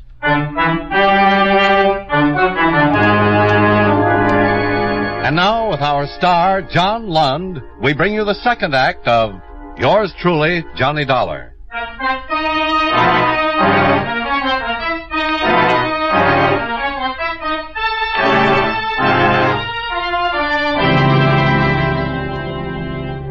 I left Arthur Cotswold, picked up Bimba, and he led me back to town. On the way, I got an idea.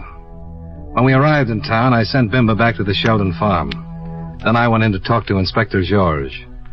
The inspector had received a wire from the authorities in Port-au-Prince concerning the autopsy on Sheldon. I had no idea the authorities in Port-au-Prince were interested in this affair. May I see that? Oh, mais certainement. Wow. Here's something pretty interesting, Inspector.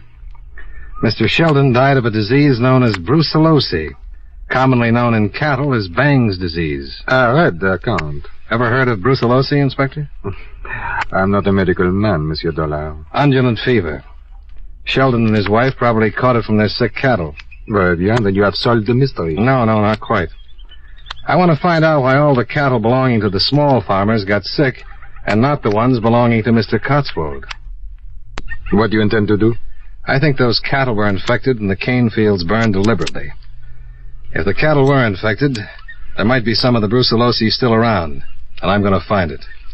And I think you'd better issue a search warrant and come with me. Ah, no, Monsieur Dollar. The middle of the road, remember? I think you'd better start modifying your policy, Inspector.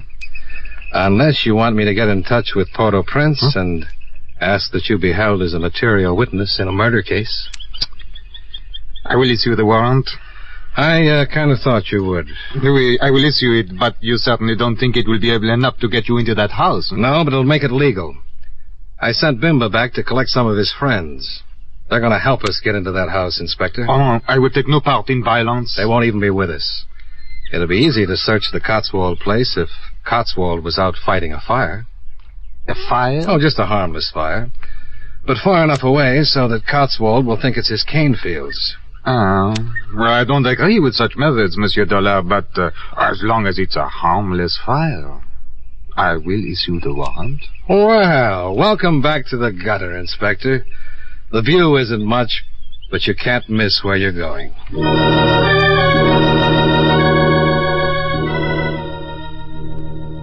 When we reached the Sheldon farm, we saw a crowd of natives standing out in front.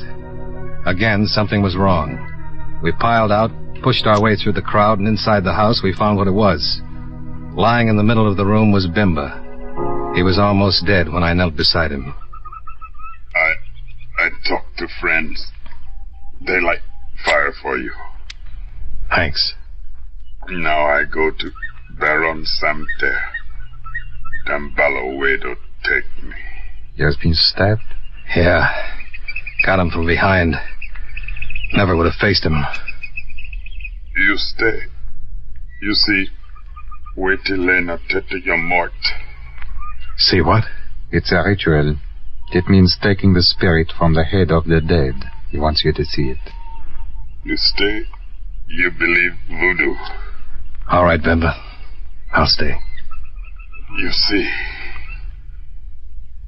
Believe. Bimba. No. He is dead.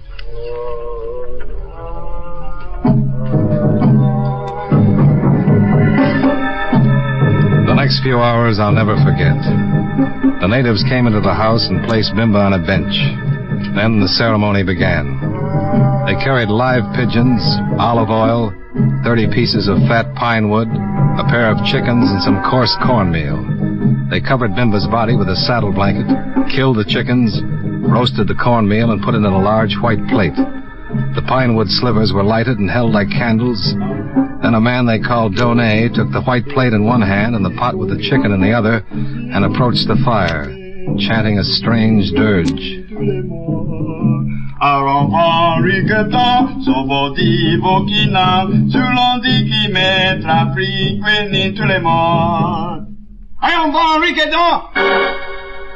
Then as Dragnet finished the last line of the chant, the body of Bimba sat straight up with straining eyes, bowed its head, and fell back.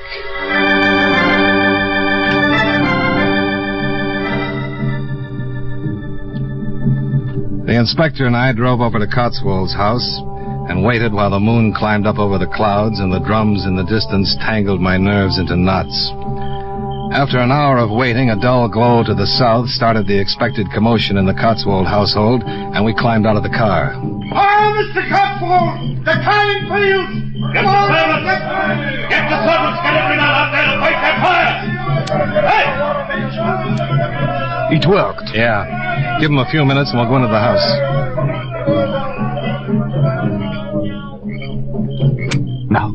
Now.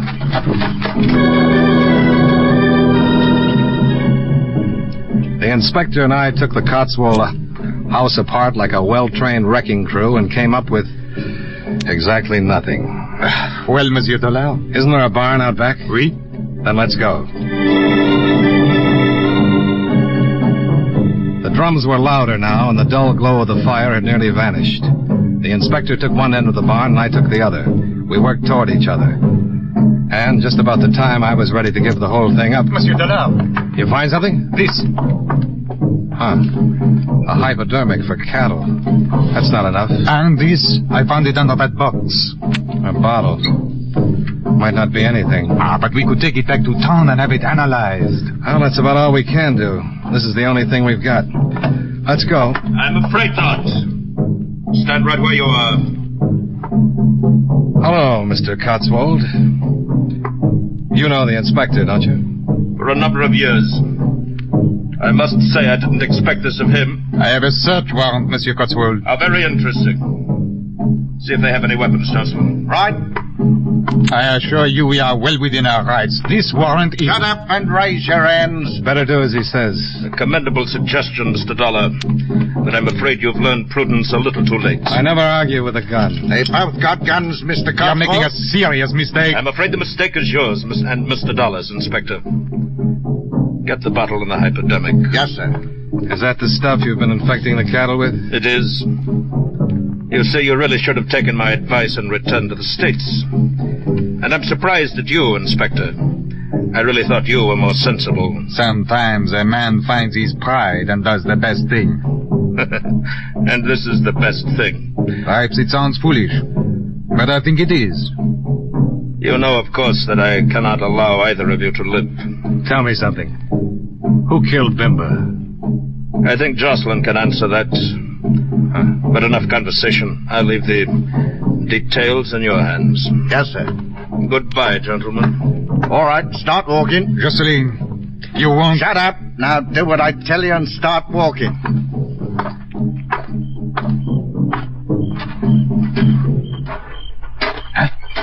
The drums have stopped. Just keep moving right out the gate. What about the drums? What does it mean? I don't know. Mr. Cotswold! All right, both of you, start running for that house. Go on. We ran into the house with Jocelyn right behind us. He ordered us to go ahead of him and into the dark study. And that's where we found Cotswold, stretched out on the floor, his dead eyes staring up at us, his mouth open in a soundless scream. His neck had been broken. Ah, mon Dieu. Huh? Who's here? Monsieur Dollard. Who is it? Who's in this room? No! No! Get away from me, you're dead!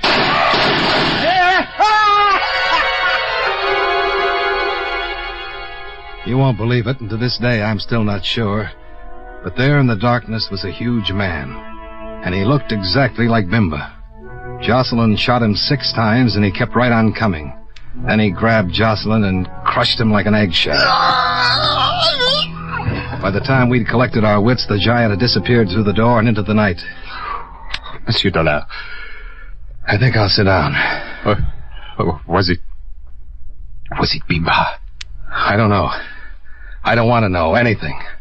I just want to get on the first plane back to the States and relax for a week in a tub of hot mud.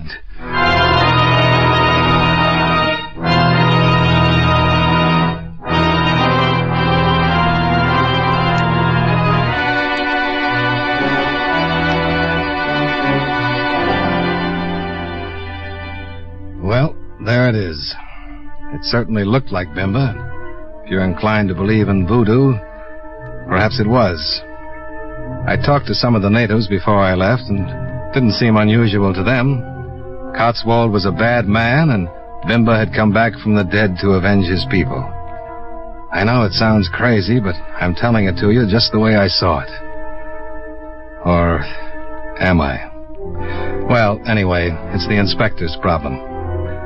Expense account items 3 and 4, $250. Hotel bill, plane fare, and incidentals back to Hartford. Expense account total, $461.40. If you want any more information, you can contact me at the Greenbrier Rest Home. I'll be the 3rd mud pie from the left. Yours truly, Johnny Dollar.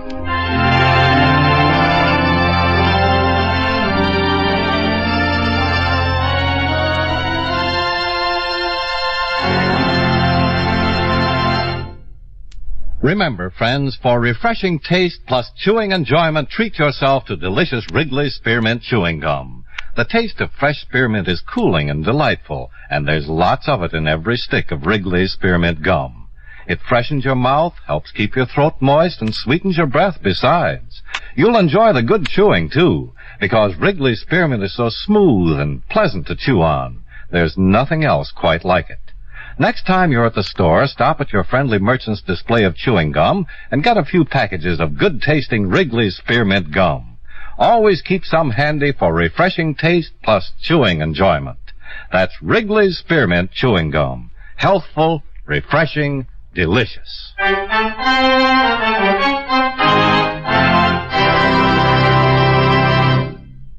Yours truly, Johnny Dollar, brought to you by Wrigley's Spearmint Chewing Gum, stars John Lund in the title role and was written by Blake Edwards with music by Eddie Dunstetter. Featured in today's cast were Tudor Owen, Parley Bear, Roy Glenn, Ben Wright, Bill Conrad, and Jester Hairston. Yours truly, Johnny Dollar, is produced and directed by Jaime Del Valle.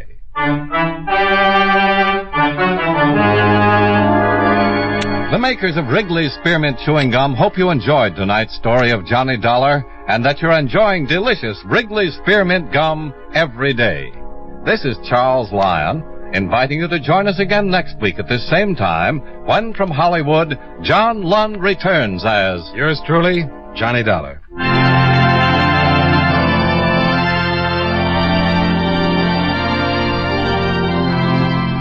This is the CBS Radio Network.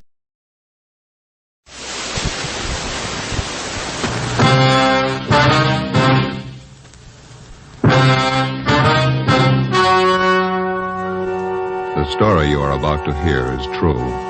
Only the names have been changed to protect the innocent. Fatima Cigarettes, best of all long cigarettes, brings you Dragnet.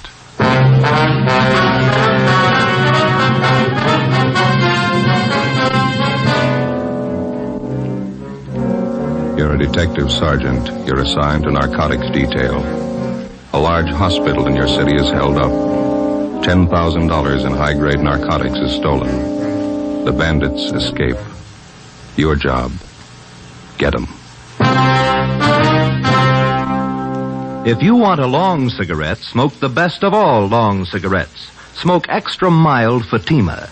Yes, Fatima is the king-size cigarette which contains the finest Turkish and domestic tobaccos superbly blended to make it extra mild. To give Fatima a much different, much better flavor and aroma than any other long cigarette. That's why Fatima has more than doubled its smokers coast to coast. Enjoy extra mild Fatima yourself. Best of all, long cigarettes. It's wise to smoke extra mild Fatima. It's wise to smoke extra mild Fatima.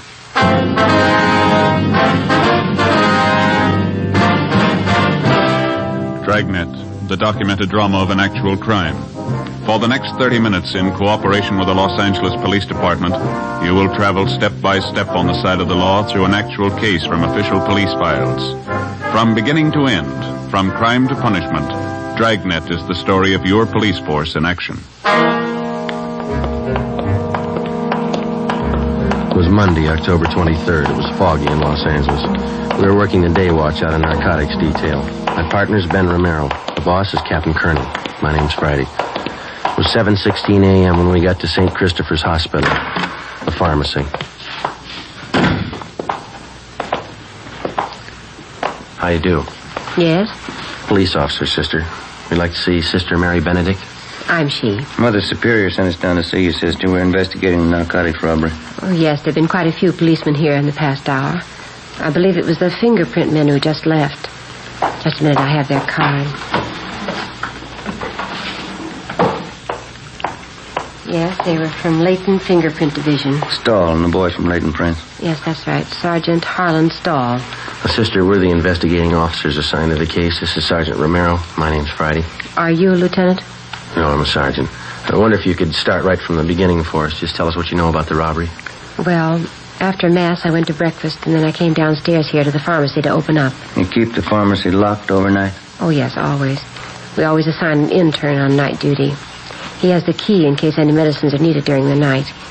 He's authorized to issue what may be needed upon the doctor's request. Who else has a key to the pharmacy, sister? Well, there are just 3 keys. Mother Superior keeps one at her desk, and we have one for the intern on duty, and I have one. All right. You want to go on? When I got down here this morning, I started to unlock the door and found it ajar. There were no lights on. I snapped on the wall switch.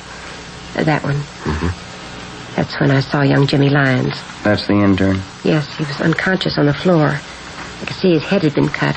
He was bleeding profusely. What'd you do then? I called Mother Superior, and she came right down. Dr. Spencer was summoned. He came in and started administering aid to intern Lyons there on the floor. Is that when you found out the narcotics were missing?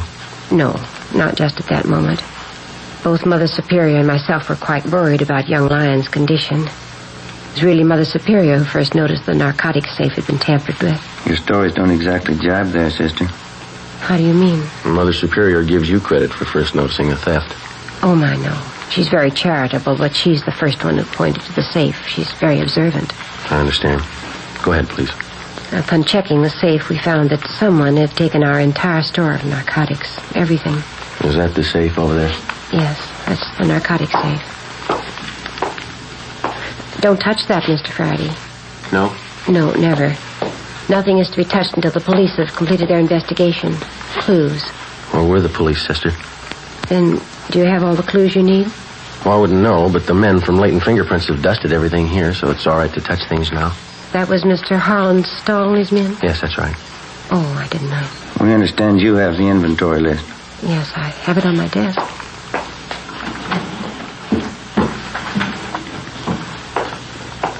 Here.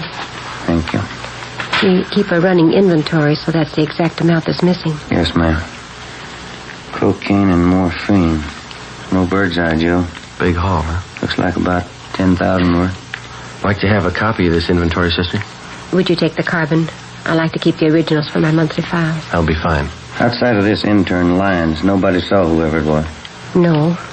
Mother Superior and I have interrogated everyone. We made a thorough investigation on our own. I took notes. That's so? Yes, that's the way Father Brown does it. Father Brown? Oh, yes, he's an expert detective. Brown. You wouldn't mean Thad Brown? No, Father Brown. Father Brown. You people have your own detectives now? Oh, my, no. He's not a regular detective. He's more like Mother Superior and myself. Is that right? Yes, he's in England. Solves some really difficult cases. Here, I'll show you.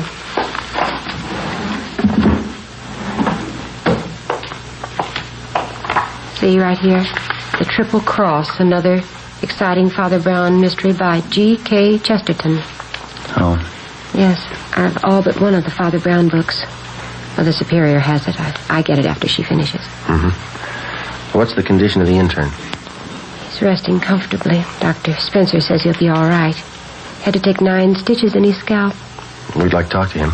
I'm sure that'll be all right. I don't have to tell you we all think this is a terrible thing. Yes, sister, it is. All those narcotics. Whoever took them will distribute them, won't they? Well, that's our guess, sister. The stuff will be sold to addicts.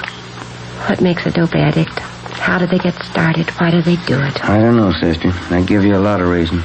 None of them good. None of them good. And for a few moments of what? Tonight they have it and tomorrow they have nothing. That's about the size of it, sister. The stars are setting and the caravan starts for the dawn of nothing. The Bible? No, Omar Khayyam.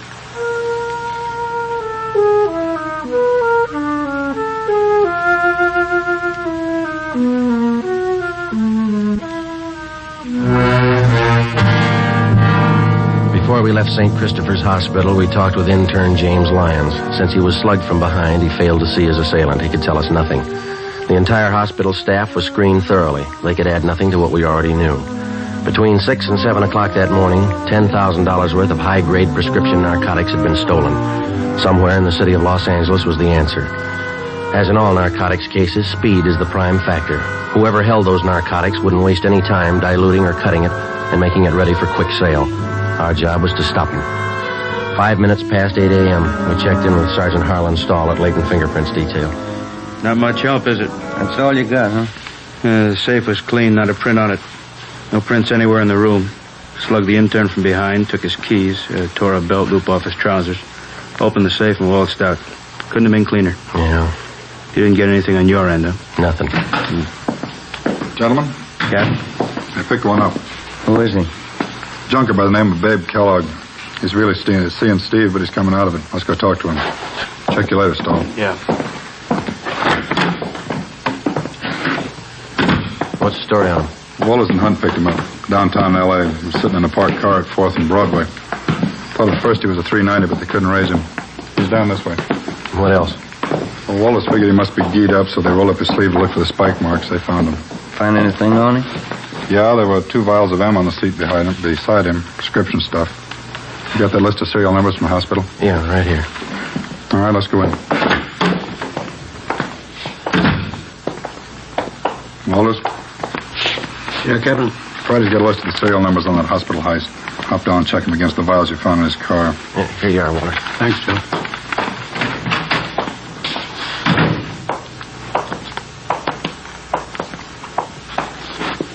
How you feeling, babe? All right. Kellogg, this is Friday and Romero, Central Division. I see him. You want to tell us about it? Nothing to tell. Living high, aren't you? I'm unusual. It's not the way I get it. You're scoring good. Prescription stuff. Birthday present from a friend. Who is it? I want to keep his friendship. Who's your connection, babe? I don't know. You know that morphine we picked out of your car is hot. Isn't all of it? Hospital pharmacy was knocked over this morning. If the numbers on those vials of yours match up, you're in a real jam. No numbers on them? You might as well tell us where you got it. I'm not going to be a Fagin for you. Nobody's asking to be a Fagin, Kellogg. That's high-powered stuff. If we don't get anybody else, it can go hard for you. I'm not going to bite the hand that feeds me. You want to stand it alone on this one, not the idea? I didn't say that. Well, one of us isn't going to go along and hold your hand. How about it? Who's your connection? All right, it isn't going to be a long wait, Kellogg. As soon as Walters gets back with those serial numbers, you can play hero all afternoon. That'll be on the 12th floor of the county jail, babe. You won't have to wait long there either. The minute you put one foot in that courtroom, the judge will throw everything he's got at you. 2 bottles of drugstore stuff? Robbery, Kellogg. $10,000. Well, this is good, but 2 bottles ain't worth that much. Well, you only show a part of it. Maybe you got the rest of it at your plant. You got my plant. 1931 Essex, 4-wheel brakes. Your car's being checked out. Didn't find any more, did you? No, I couldn't be that lucky. You feel pretty good now, but you'll get a yen on. You won't help me, you never do. When's the last time you helped us? Your memory's worse than mine. I helped you. I helped you guys a lot. Don't you remember the Frank Smith plant? No. 1933, Friday night last. I led you right to Smitty's plant. Smitty didn't have no geezer like he found on me. He was a big man. We turned up 4 kites on him. Not for us, you didn't. Sure I did. Right here in Kansas City. I done you a big favor that night. Friday night last. A different town and a different night, babe. You're kidding. In the St. Louis? Singing Steve. Yeah. Don't kid me along. This is Kansas City. Where is the St. Louis? You're in Los Angeles, babe. Los Angeles, California. You're kidding. Clenard wouldn't do that to me. Who's Clenard? Levinson Baltimore. Hangs out down at the Continental Hotel. That's in Kansas City? Yeah, Marty Clenard. Tough cop. He said he'd make a hot for me. He didn't want me in KC. Gave me a floater out of town. That's why I came here to St. Louis. You're in Los Angeles, babe. You got it? Los Angeles. Oh, yeah. You told me. Want to step outside a minute? Yeah. Stay with him, Romel. Right. That's it. Checks out, huh? Somebody cut through the serial number stamps on the vials, but you can still make them out. The 2 vials of morphine we found in Kellogg's car were from the hospital pharmacy. Thanks, Wallace. Let's try it again, Friday. Right.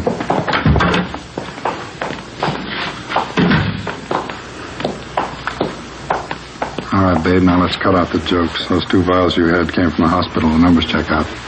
No numbers on those vials. How do you know? You probably didn't even look at them. Oh, yeah, I looked. No numbers on them. We found them, all right. I don't see how you could read them. I couldn't. Why not? Somebody scratched them off. Who, babe? You wouldn't know. Try it.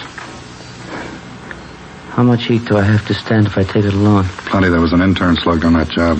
Hurt pretty bad. They're going to tag you for assault, too. I never hit anybody in my life. How do we know? I just told you. We don't know you didn't pull this job. We haven't got any proof. Once more, what's the count? Goes like this, babe. First-degree robbery, 5 years to life. Assault with a deadly weapon, 1 to 10. Violation of the State Narcotics Act, 1 to 15. You can add. That'll lose you up there. If you can get a real yen on by that time, there's no buzzing up at Q. I can't go that route. Where'd you get the stuff? I'd rather be a Fagin than spend 50 years at the joint. You convinced us. Where'd you get it? Anybody turned Fagin before they spend 50 years at Q. No, I can't go that route. Where'd you get it, babe? From some joy popper. Who? I gave him $700. Clean me. Who? Company, passing himself off as a croaker. I can spot a guy's been hitting speedballs a mile away. I knew he wasn't any croaker. What was his name? He was scoring good somewhere. Oh, that's Cecil and Mary. Now I know where he got it. Give us his name, babe. He's a bit player in pictures, Leonard Castle. Where is he? You're my Arizona. On location. How could he be on location when you bought that stuff from him this morning? Hopped the plane this morning. He was on his way. Leonard Castle. Picture actor, that right? You got it. Run it down. 10 a.m. We checked the name Leonard Castle through R&I. We found nothing. We looked in the phone book and got the number. Garfield 3711, Central Casting. Central Casting? Los Angeles Police Department calling. Yes, sir. Do you have a Leonard Castle registered with you? 1 moment. Yes, we do. Wonder if you could tell me if he's working. Oh, just a minute. I have his card right here. Yes, he's working. He's doing crime report for Schumann and Kester, independent production. They're shooting over at Sound Stages Incorporated. They're working today? Yes, he is. You're sure that company's not on location? No, we have no location showing for that picture. Well, could you give me his call, please? Surely. He had a 9 o'clock call today, stage 3. Did you wish to see Mr. Castle? Yeah. You shouldn't have any trouble locating him over there. We'll find him.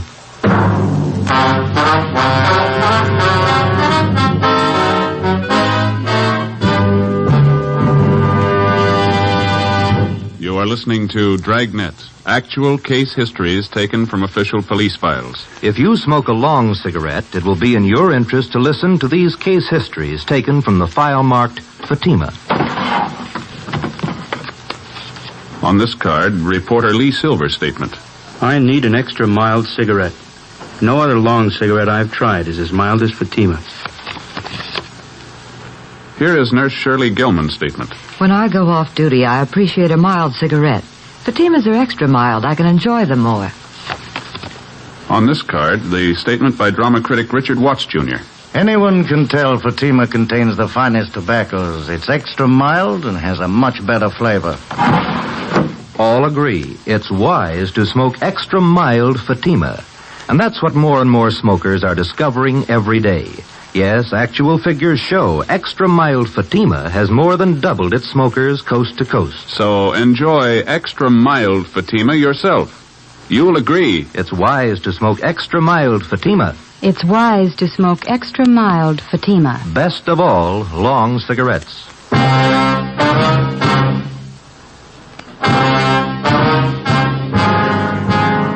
10:30 a.m. Central Casting gave us Leonard Castle's home address, and Detectives Long and Hunt went on immediate stakeout. Ben and I drove out to Sound Stages Incorporated and checked in at the reception desk. We showed them our identification. We were issued a pass to Sound Stage 3. This is Stage 1. Stage 3 ought to be down there. Yeah. Not a very big lot. No, it's pretty small. Watch the truck, Ben. Think Kellogg knew what he's talking about? We'll know in a couple of minutes. Not very usual. Joy Pauper pulling a job like that. They all start somewhere. That's a good way to get around a movie lot. Bicycle. Better than walking. Sure a thick fog, isn't it? Yeah, we don't have them often, but when we get them, they're real pea super. Oh, here we are. You better hold it, Ben. Red light. They're shooting in there. Oh, yeah, I didn't see it.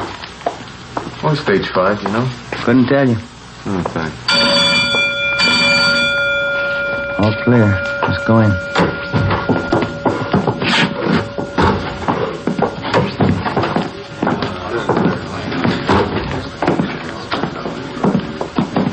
Hey, fella. Yeah. Wonder if you can tell us where we can find Leonard Castle? Sure. Rosie, call Len Castle, will you? Fellas want to see him. Okay. Leonard Castle. Leonard Castle. Guess we can wait over here by the phone, huh? He'll be right here. Yeah, thank you. Thank you. Rosie, you call me? These gentlemen want to see you. Thanks, Willie. You want to see me? Your name, Leonard Castle? Yeah, that's right. Police officers. Yeah? There's someplace where we can talk. Well, is this all right? I got to stick close. I might be in the next shot. All right. You know a fellow by the name of Babe Kellogg? No. He says he knows you. No, I never heard of him. You sure? Put us on a bell, George. Hold the work. Quiet down, quiet. Have to hold it a minute. They're lining up a shot.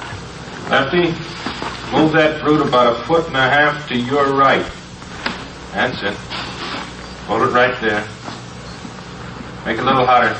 Couple of turns. Whoa, whoa. That's got it. Baxter, give me an inky dink right here. Camera left. Harry. Hello. When Fred Conrad crosses over at the table, can you help me out a little? Can you bring this one down about 2 points on the dimmer? It's done. Don, you get that? All ready, Miller. Conrad? Yes, sir. Take it real easy. Remember, you don't know your sergeant's got a clue until he comes to you with it. All right. You're anticipating a little bit, okay? Mm-hmm. Let's try it. Bob, watch that mic shadow. We're getting it on that wall. Am I out now? No, too much. Come in a little. That's fine. You're clear. All ready? All ready. We can try one. Turn them over. Rolling. Speed. Action. All right, Chief. As soon as I get all the clues, I'll be right down. Look, I found this guy. Piece of that broken window, huh? That's right. It's plastered with fingerprints. Yeah? We got our man. Cut. Save him. Let's hold it quiet, folks. You never heard of Babe Kellogg, huh? That's right. Where were you at 6 o'clock this morning, Castle? In bed? We got men out to your place checking. What's it all about? Between 6 and 7 o'clock this morning, somebody robbed the pharmacy at St. Christopher's Hospital. They slugged the intern, made off with over $10,000 worth of narcotics. Yeah? If we find you were in bed between 6 and 7, you're clear. Well, I was. Anybody to back up that alibi? The landlady, I guess she'd know. What time she generally get up? Oh, I don't know. Why? She couldn't very well back you up. She was still asleep. Well, she's usually up early. Thought you said you didn't know what time she got up. Well, I meant I don't usually know. But you knew this morning. No. And you don't know Babe Kellogg. Simmer down, everybody. Let's have it quiet. Light them off. What do you read on that junior, Harry? 9+. Make it a little hotter. A little hotter, Jack. That's it. Whoa. 10+, Steve. That's it. How about it, Steve? Anytime. Turn him over. Rolling. Spade. Action. All right, Chief. As soon as I get all the clues, I'll be right in.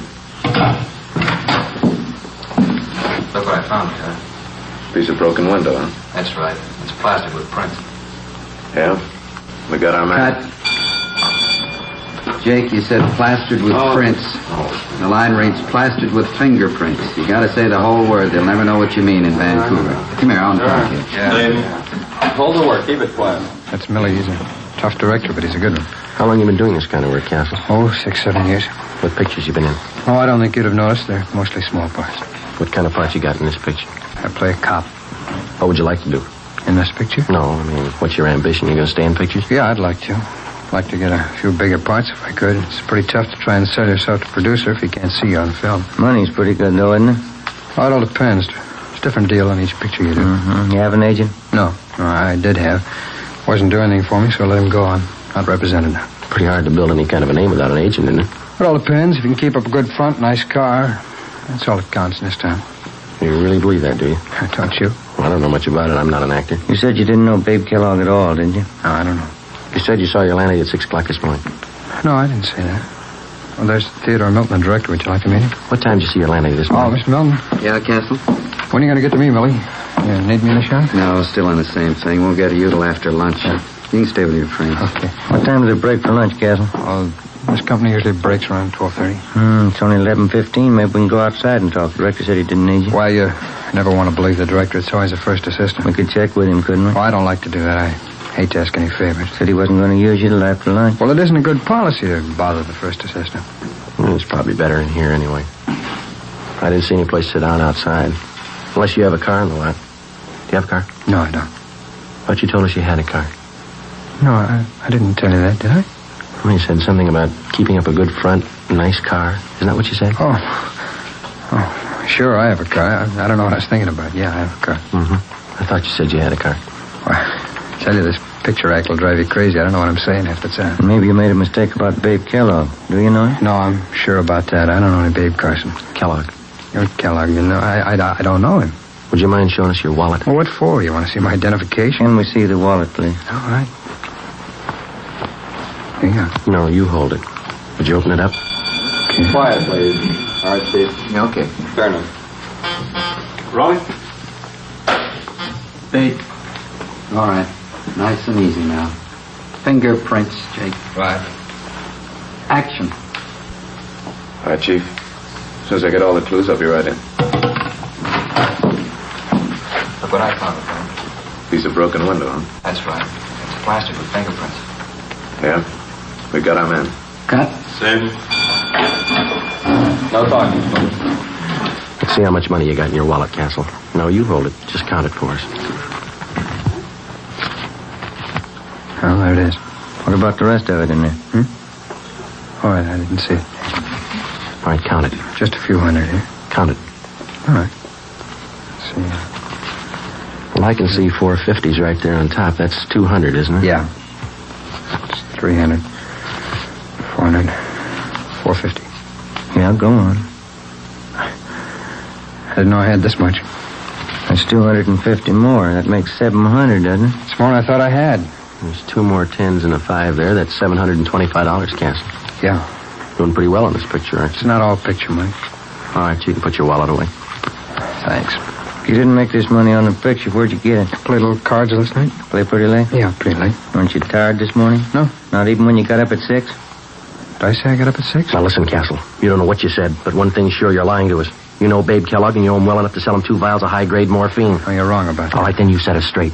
Kellogg says he paid you $700 for this stuff. You got over $700 in your wallet. That's more than you need for lunch money. Now, this could be a coincidence. You set us straight. Well, you're wrong. Where'd you get the money? Turn him. Rolling. Spade. Action. All right, Chief. As soon as I get all the clues, I'll be right in. Look what I found, Lieutenant. Piece of broken window, huh? That's right. It's plastic with fingerprints. Yeah? We got our men. Cut. All right, once more. Where'd you get the money, Castle? I told you I played cards. It won't do. Got the keys to your car? I can't leave. We'll get you excused. We want to look at your car. No, don't do that. All right, then. Do you know Babe Kellogg? I don't know. Start him. Rolling. Stay. Action. All right, Chief. As soon as I get all the clues, I'll be right in.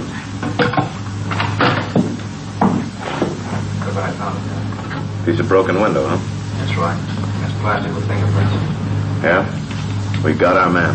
Cut. Print it. Hold it for Lily.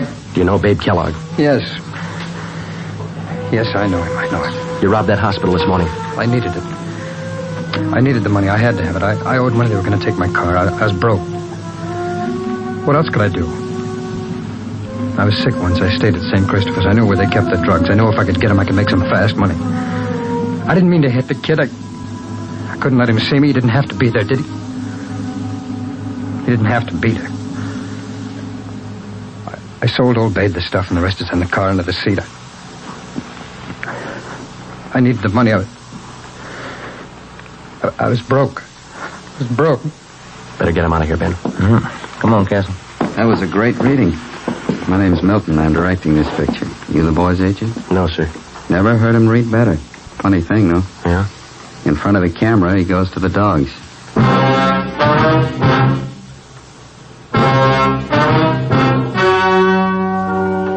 The story you've just heard was true.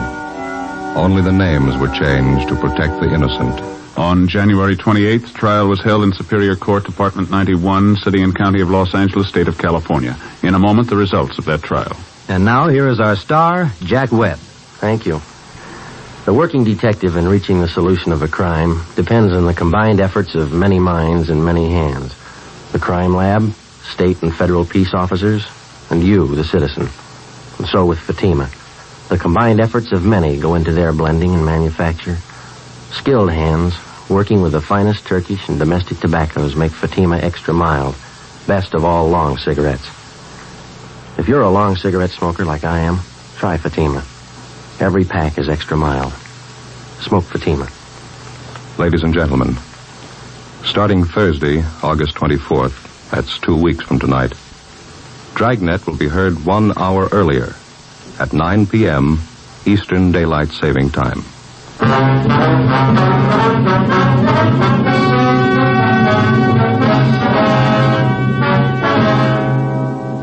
Leonard Francis Castle was tried and convicted of first-degree robbery and violating the State Narcotics Act. He received sentences as prescribed by law. Alfred Babe Kellogg was convicted of violating the State Narcotics Act. Both men are now serving their terms in the state penitentiary. You have just heard Dragnet, a series of authentic cases from official files. Technical advice comes from the Office of Chief of Police W.H. Parker, Los Angeles Police Department. Fatima Cigarettes, the best of all long cigarettes, has brought you Dragnet from Los Angeles. Sarah Berner is delightful in Sarah's Private Caper. Next on NBC.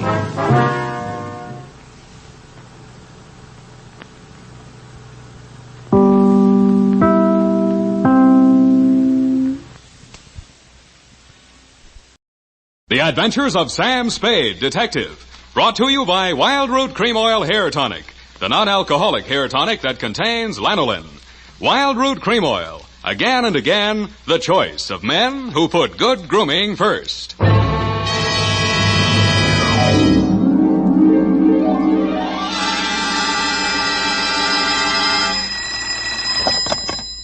Office of Samuel Spade, Private Investigations.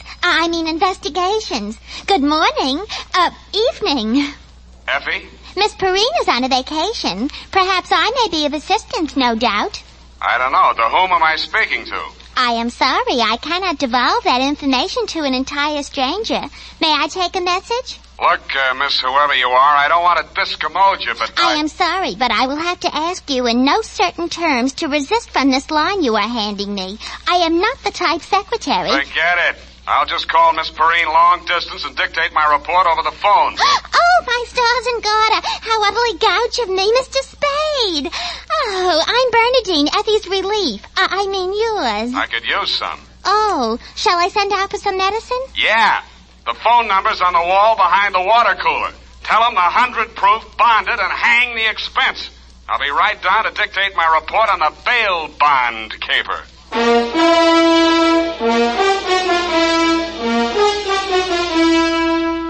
Dashiell Hammett, America's leading detective fiction writer and creator of Sam Spade, the hard-boiled private eye, and William Spear, radio's outstanding producer-director of mystery and crime drama, join their talents to make your hair stand on end with the adventures of Sam Spade. Presented by the makers of Wild Root Cream Oil for the hair. Only 3 days left, gals, and June, the month of weddings, will be over. But don't worry, there are still 187 days left in leap year. Still time to snag the man of your dreams. You know, the one who uses Wild Root Cream Oil on his hair. He and millions of other men use Wild Root Cream Oil daily. Because Wild Root Cream Oil grooms the hair so neatly and naturally, relieves dryness, and removes loose dandruff. Any smart man who wants to look smart always insists on Wild Root Cream Oil Hair Tonic. Again and again, the choice of men who put good grooming first. And now, with Howard Duff starring as Spade, Wild Root brings to the air the greatest private detective of them all, in the adventures of Sam Spade.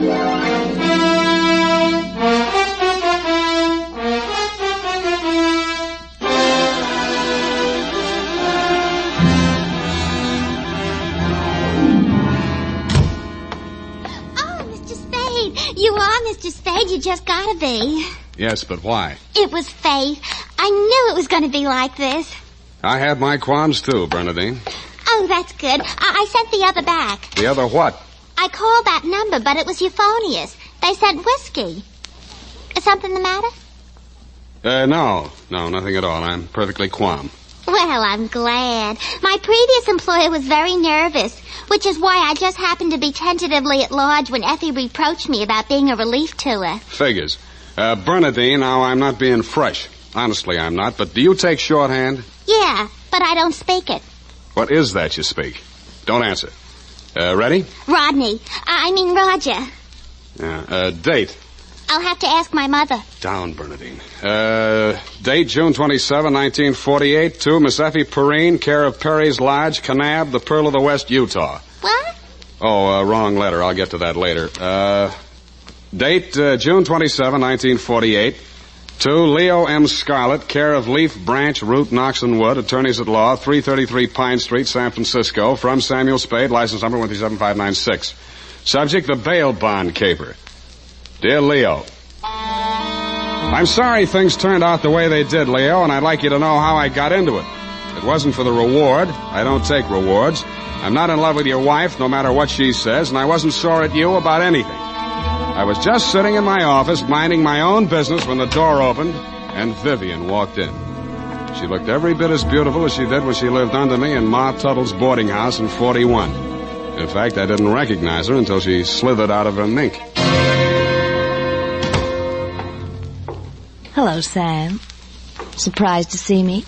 Yeah, but I'm trying not to show it. What's on your mind? Is that all you've got to say to me, Sam? Well, you're here on business, aren't you? All right, I don't blame you. It all happened pretty sudden, Leo and me. I should have written or phoned you, I suppose, but somehow... Forget it, Vivian. Now, what do you need a detective for? You, thinking of divorce already? Oh, please don't, Sam. If it was a mistake, I'm the one who has to live with it, and I made up my mind when I married Leo. This time it's for keeps. No matter what. Mm-hmm. What's the what? He's in trouble, Sam. Well, that's nothing new. Well, this time I don't think it's his fault. When Leo went legit, he meant it. What's he say he's doing now? He's a bail bond broker. Judging from your new look, I'd say he's a success. Sam, a man called him on the phone today. I answered. He said his name was Holliday, but I recognized his voice. It was an old friend of Leo's, Charlie Rosenfoy. Charlie, huh? When did he get out? A couple weeks back. He was paroled. I don't know what he said over the phone, but Leo looked scared and sick. I don't wonder. The word around town was that Charlie took the rap for Leo. And I don't know anything about that. All I know is Leo's on the level now, and Charlie never will be. He did plenty on his own during that time he served. Well, I won't argue that, but from where I sit, it looks like Leo better start wearing a gun again. He has. That's what I'm so frantic about, Sam. You hear any of the conversation from Leo's end? He didn't say much. But I did hear him say, all right, 10 tonight. I'll meet you there. That wasn't very smart of him. I know, but that's the way he is. It might be only for a payoff. I thought of that, too. But Leo hasn't got that kind of money. He's been dropping a lot at the racetracks lately. And even if he had it, he's not the type to pay blackmail. I don't like it. Why should I stick my neck out? Why did you have to come to me anyway? 'Cause I trust you, Sam. I know you were jealous of Leo. I was? Sam, if we ever meant anything... If you meant half the things you said to me when we were... Stop it. That's blackmail. Oh, I feel so lost and alone. I don't know where to turn. Okay. I'll see what I can do. Oh, Sam. I'll make it up to you somehow. You see if I don't. Sure you will. And tell Leo to stop dropping his money at Tan Ferran. This is going to cost them plenty.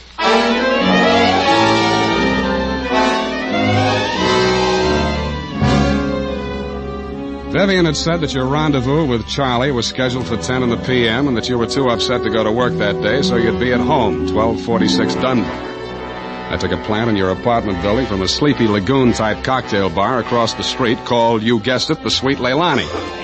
Your wife joined me, and after a while, we got around to talking. At least she did. I bet you can't guess what I'm thinking about. Huh? Listen, Sam. You remember that night we drove to the Half Moon... Bay. Oh, you do remember. Oh, we used to do the craziest things. I should have married you, Sam. Please, not while I'm drinking. You know what? The trouble with crooks...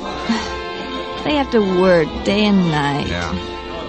Hey, you're not listening. No, but everybody else in the place is. Let's talk about you, Sam. Did I ever tell you how I met Leo? No, and please don't. And then he opened a bucket shop. You know what a bucket shop is? Yeah. It's stockbrokerage. Yeah, that's right. Only it's crooked. That was the first business Leo started when he went legit. Mm-hmm. He had to shut it down on account of those securities somebody was always stealing out of the safe. Were they insured? Yeah, but they wouldn't renew his policy. So after the second nightclub burned down, and he couldn't get any insurance at all, even on his own life. That's why I'm so frantic, Sam. Hey, give me a nickel. I want to play Sweet Leilani.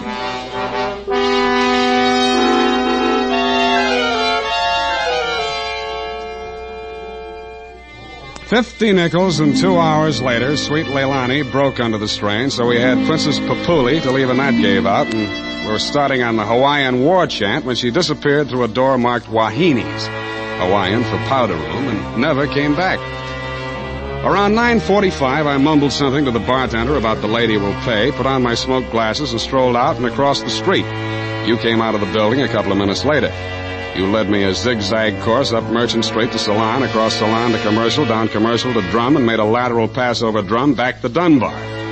Your destination, I'd never have guessed it, was the Sweet Leilani. Happily, they were not playing Sweet Leilani. It was very, very quiet. The regular customers had taken a powder, and I didn't blame them. In the new crop at the bar, I counted 10 broken noses, at least 5 broken paroles, assorted knife scars, and 4 pairs of cauliflower ears, and 1 maverick. You slid into a booth at the end of the bar, took the gun out of your shoulder holster, and laid it down on the table in front of you. I walked over, turned it around so it was pointing at the jukebox instead of me, and sat down. Some other time, Spade. Some other time I drink with you. I'm waiting for a friend. Why the gun? You selling it to him? Maybe I give it to him. Go on, you drink at the bar. It's kind of crowded. Looks like Charlie Rosenfoy's old mob. Who are they gunning for? You or Charlie? Why don't you ask them? What are you drinking, Leo? I was with that bottle all day. Got a bad taste. Do me a favor, Spade. There's a bar 2 doors down the street. Go drink there. There's my friend coming in the door. Any friend of yours is a friend of mine, Leo. Look, Spade. Hello, Leo. What's the matter? You bring a bodyguard to meet your old friend Charlie? This shamus threw his weight in here. I didn't ask him. I don't need him. Huh. That sounds like the old Leo Scarlatti I used to... The name is Scarlet. Oh, pardon me. I've been on the rock for so long, it's hard to catch up on all the changes. There's been a war, Charlie. Anyone tipped you to it yet? You got a smart bodyguard, Leo. Let's talk. Let's go somewhere else and talk. I like it here. Okay, we start. How come you tipped the mob we were coming here? You promised you wouldn't. Like the shamus, they got a drink somewhere. All right, say what's in your mind and I'll go. Yeah, and if you don't mind, I think I'll do my drinking at the bar.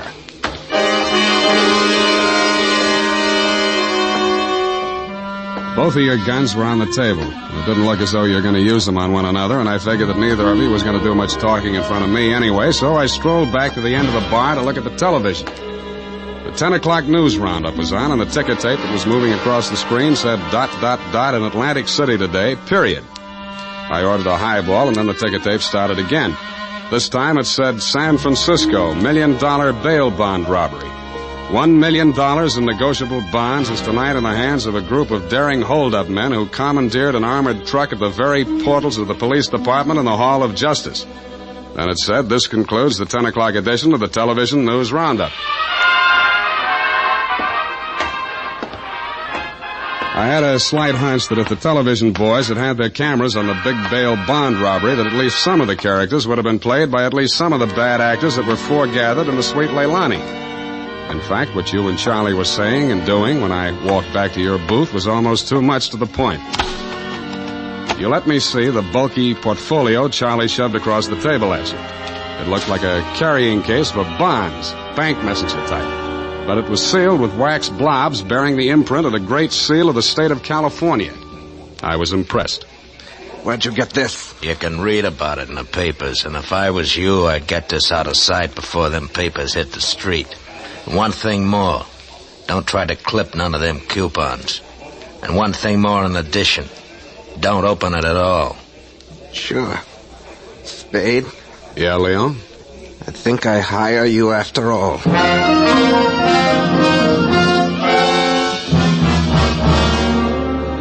I took the job and you handed me the portfolio. Outside, we flagged the taxi and you gave the driver an address on Portsmouth Square. Your office, I hate to remind you, was behind one of a bunch of neon-lighted storefronts across from the Hall of Justice. The sign on the door said, press the button and let freedom ring any hour, day or night. The only bell in sight was a stop-press-type burglar alarm. You unlocked the door and we went in. You paused in front of a big green safe with a combination lock and started twirling the knob. The tumblers clicked into place. I picked up an inkwell and waited for the safe to open. All right, Spade, give me it. I did, with both hands. With my left, I handed you the portfolio, and with my right, I pitched the inkwell at a well-wired slab of plate glass window. When the burglar alarm went into action, so did you. You dropped everything and were out of the door and out of sight before you could say, let freedom ring.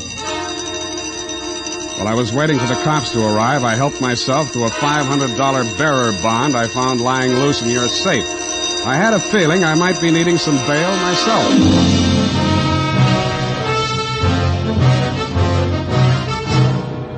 The makers of Wild Root Cream Oil are presenting the weekly Sunday adventure of Dashiell Hammett's famous private detective, Sam Spade.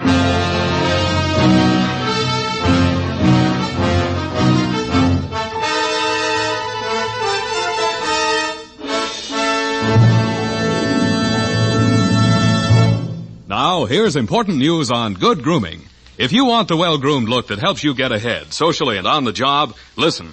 Recently, thousands of people from coast to coast who bought Wild Root Cream Oil for the first time were asked, how does Wild Root Cream Oil compare with the hair tonic you previously used? The results were amazing.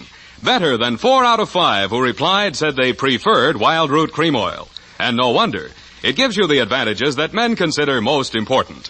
Wild Root Cream Oil grooms your hair neatly and naturally, relieves annoying dryness, and removes loose dandruff. What's more, non-alcoholic Wild Root Cream Oil is the only leading hair tonic that contains soothing lanolin. That's like the oil of your skin. So ask for Wild Root Cream Oil Hair Tonic. Again and again, the choice of men who put good grooming first. By the way, smart girls use Wild Root Cream Oil too, and mothers say it's grand for training children's hair.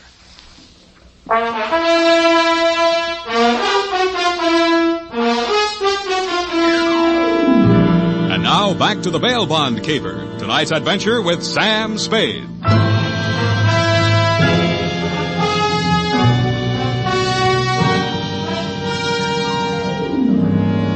had hoped, Leo, when I made my spectacular move in your bail bond office and set the bells to ringing, that I'd get the caper off my neck and onto the capable shoulders of the police, where it now belonged. Then I told myself I could go home and get some sleep. I had never been that fond of Vivian anyway. I was holding the $1 million portfolio, complete with its big official seal still unbroken, ready to hand it over with a flourish to the first boy in blue that rushed in. But then I saw something that dashed my hopes. There was a strip of Scotch tape across the bottom of it. It wasn't up to me to tamper with important evidence, but I didn't have to. It was only a question of what magazine had been cut up to replace the $1 million in bearer bonds. That question was answered at headquarters 20 minutes later.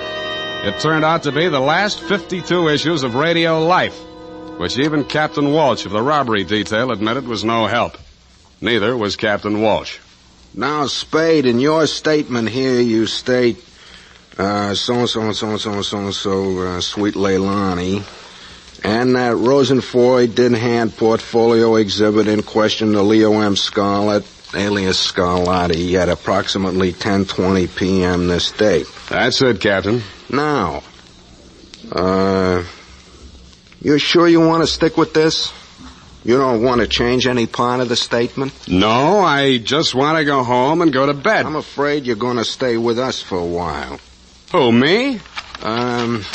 Statement of Jordan Joyce, M.D., statements of Hilda Sackwriter, R.N., and Mildred DeVille Biss, R.N., day and night nurses, respectfully. Who's sick? Rosenfoy. He's been quarantined in his home in Daly City since his release from Alcatraz 4 days ago. Chicken pox. Sorry, Sam, I'll have to book you. You sure you don't want to add anything to that statement? Only this. Kelsey Walsh, if you continue to do such brilliant police work, you will be waving a stop sign at a school crossing in time for the fall semester. You are a hangnail on the finger of justice.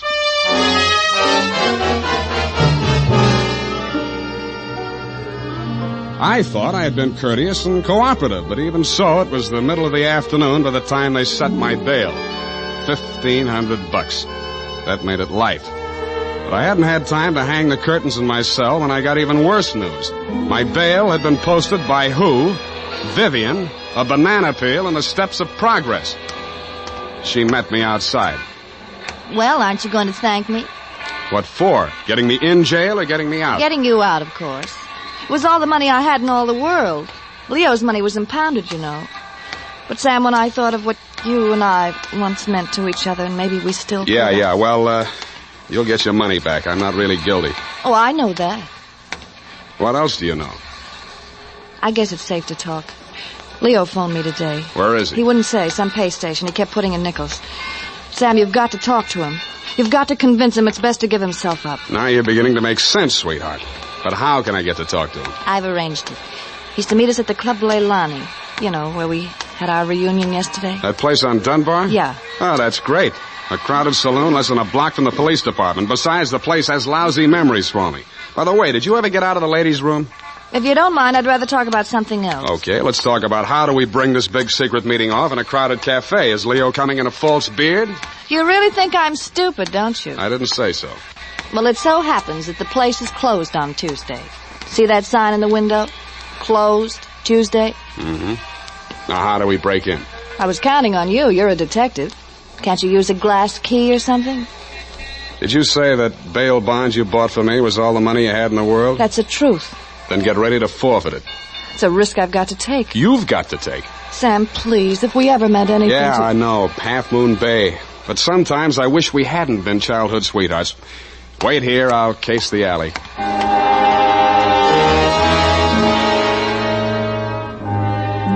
The alley wasn't much better. There were 2 windows, washroom type, all glass brick, except for 2 small ventilators big enough to put your hand through. The only hope was the kitchen skylight. I didn't have any trouble getting up to it, but once I was there, things didn't look so good. The view from the roof was a garage door with 2 green lights flanking it. Then it struck me where I was and why I was there. The Club Leilani backed directly on the Hall of Justice where the big bail bond robbery had taken place at 5 p.m. the night before. Without further ado, I put my foot through a pane of the skylight, reached in, unlatched it, and dropped. Hurry up, let me in, Sam. Up at the front of the building, I could hear Vivian clamoring for admittance. I decided to let her clamor for another minute or two. It isn't a thing I often do, but I walked resolutely into the ladies' powder room. It was very well equipped. It had furniture, a telephone, and more clues than I needed. The magazines were there, the razor blades were there, the Scotch tape was there. There was even a scraping of red sealing wax on the steel frame of the window slot. But best of all was what I found in the paper towel dispenser. I lifted it out and moved it next door to the men's washroom. Then I let her in. What kept you so long? You'll spoil everything. I was afraid you'd... Here comes your husband. Come on, let me in. What happened, Leo? You're early. Any objections? I just got itchy, that's all. How are you, baby? Don't, Leo. I'm so nervous. Strained. What are we going to do, baby? What's Spade going to do for us? Tell him, Sam. I'll leave you two alone to talk it out. I'll freshen up a little. Haven't had my face on all day. Poor kid. Well, Spade, let's have it. Yeah, she's right, Leo. I can do a lot for you. But you've got to do something for me. Spade, this is level. I never saw those bonds. I know that. Then what are you after? The truth. It's the only thing that can save you, and if you take this rap, I take it too. I'm in clear up to my neck. Okay. Charlie Rosenfoy came around to Vivian and made her this proposition. He was going to pull this bail bond job and plant the goods on me to get even for the rap he thought he'd taken for me. Mm-hmm. Vivian pretended to play along with him, only she got hold of the package long enough to take the bonds out and put the old magazines in instead. Yeah. The idea was the mob would think Charlie had double-crossed them, taken the goods for himself, and delivered a phony packet to their banker, which was supposed to be me. Cute. Only you had to get smart and set off that burglar alarm. Now I'm getting the squeeze on all sides. The mob, the law, Charlie are all gunning for me at once. Don't worry about the mob and the law, and don't worry too much about Charlie. What are you driving at? That'll be him now. Who tipped him I was here? Get back in the corner. It's dark in here. He'll never see you. I'll take care of him. All right. Hello, Charlie. Oh. Come on in. Good boy, Spade. Get his gun. You're my friend. Sure, I'm your friend. Come here. Yeah, sure, Spade. Pleasant dreams, fellas. Now I act. Hey, Charlie! No, Leo!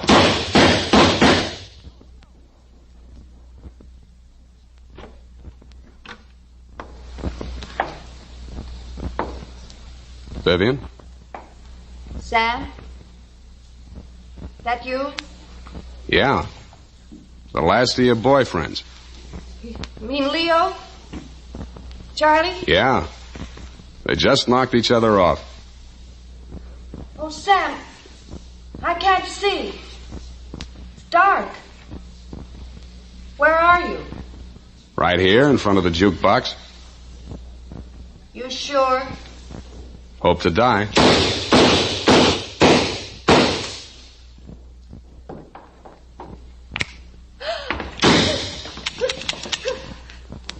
Drop it, Vivian. It's empty. Sam, Vivian, how could you? After Half Moon Bay.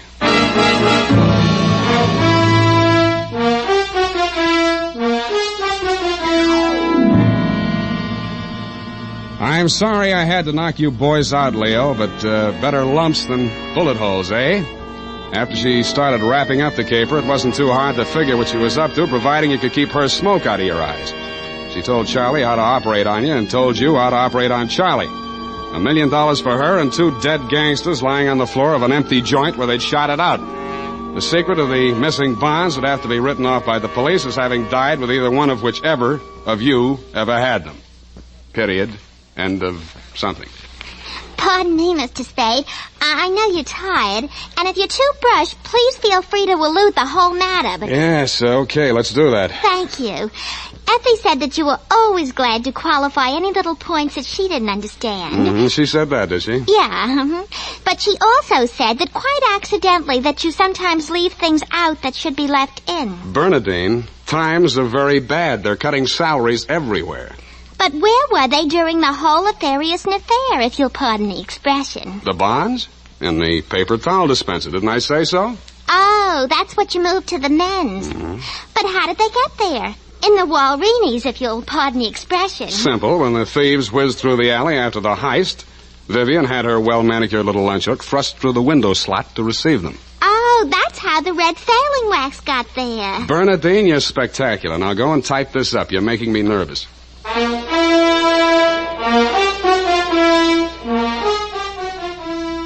You know what they say about people who like mysteries? Once a mystery fan, always a mystery fan. And that goes for hair tonics, too.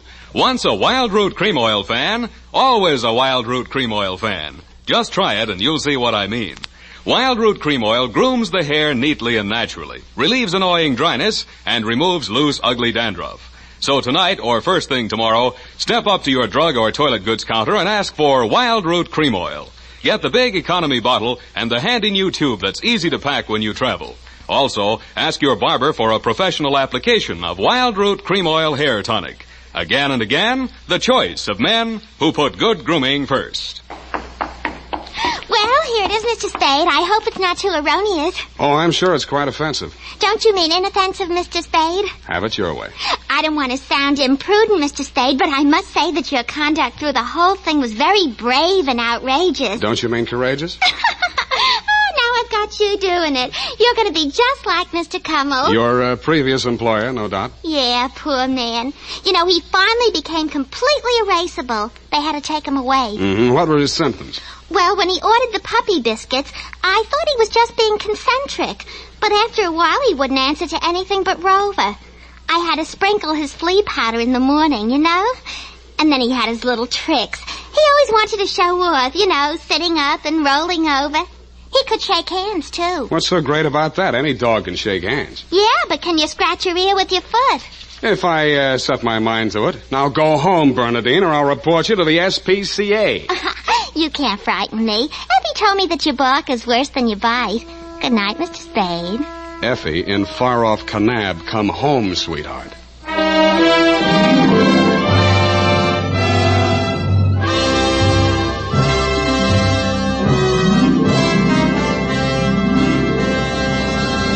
The Adventures of Sam Spade, Dashiell Hammett's famous private detective, are produced and directed by William Spear. Sam Spade is played by Howard Duff. The Adventures of Sam Spade are written for radio by Bob Tallman and Gil Dowd, with musical direction by Lud Gluskin. Gil Dowd directed tonight's broadcast in William Spear's absence. Join us again next Sunday for another adventure with Sam Spade, brought to you by Wild Root Cream Oil. Again and again, the choice of men who put good grooming first. This is Dick Joy reminding you to get Wild Root Cream Oil, Charlie. It keeps your hair in trim. You see, it's non-alcoholic, Charlie. It's made with soothing lanolin. You better get Wild Root Cream Oil, Charlie. Start using it today. You'll find that you will have a tough time, Charlie. Keeping all the gals away. Hiya, Baldy. Get Wild Root right away. This is CBS, the Columbia Broadcasting System.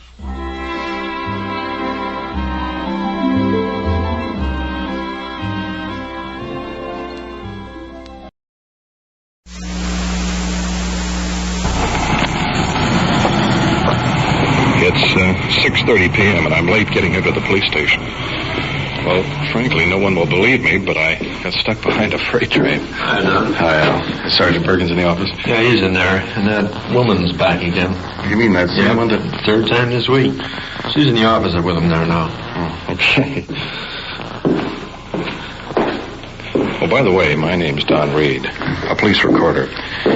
You're going to join the detective unit tonight and follow them on their investigations. And while you listen, remember, the people you hear are not actors. This is it. This is real. This is what happens on the night watch.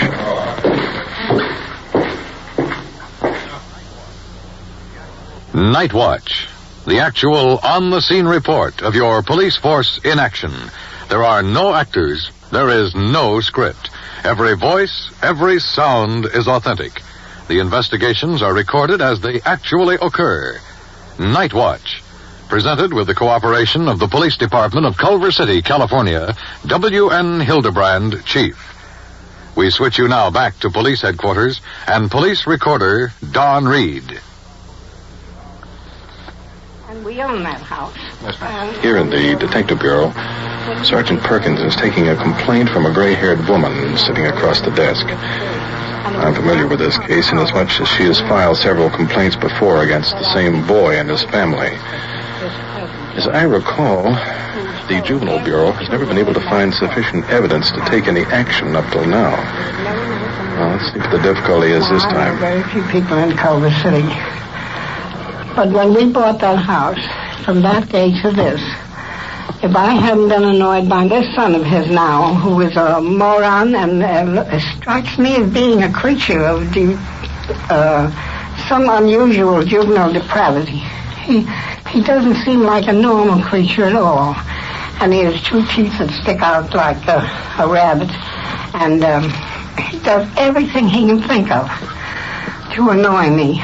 Jump up behind the hedge on the sidewalk when I'm in the front yard watering it and whoosh at me and growl at me like an animal. And I just drove out of the driveway now to get my daughter. And he sprang across the parking, which is 12 feet wide, and stuck his head in the window and shrilled at me. Well, I tell you, I wasn't afraid of the boy, but the shrill was so unexpected in the car there that you have simply got to send word that if his son bothers me once more, that you have instructed me, that is if you're allowed to swear out a warrant for his arrest. He's over the ages of 7 years, and he is amenable to the law. And if he wants his son to grow up that way, he's got to grow up that way the way he is, but not around me. I just can't take any more. And once I caught that boy committing a nuisance in my front yard. There's nothing as low as they are. I have given up voting. I didn't vote these last 6 or 7 times just because I don't want to come in contact.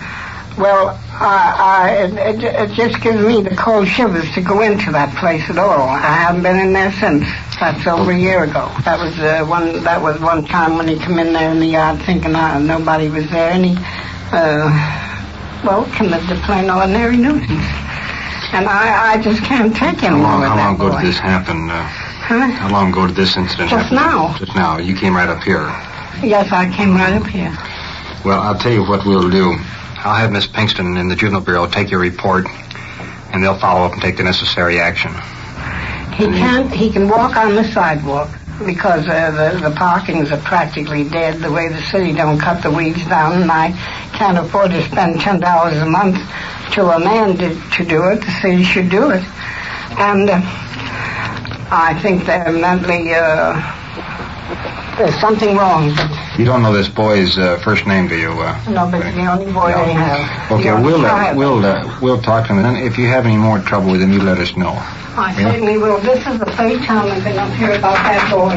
Okay, well, we'll take care of it. Thank you for coming in. Well, thanks for trying to help me. I know how hard it is. Well, we'll do everything we can for you. We have the best police department in Culver City or anywhere around here. Thank you very much, ma'am. And I ought to know my husband's a retired police lieutenant from New York City. Well, fine. Thank you very much. Goodbye. Well, 2 sides to every story. Let's go. We should have been in the field an hour ago. How come you were late? Would you believe me if I told you I got stuck behind a freight train? No. That's what I figured.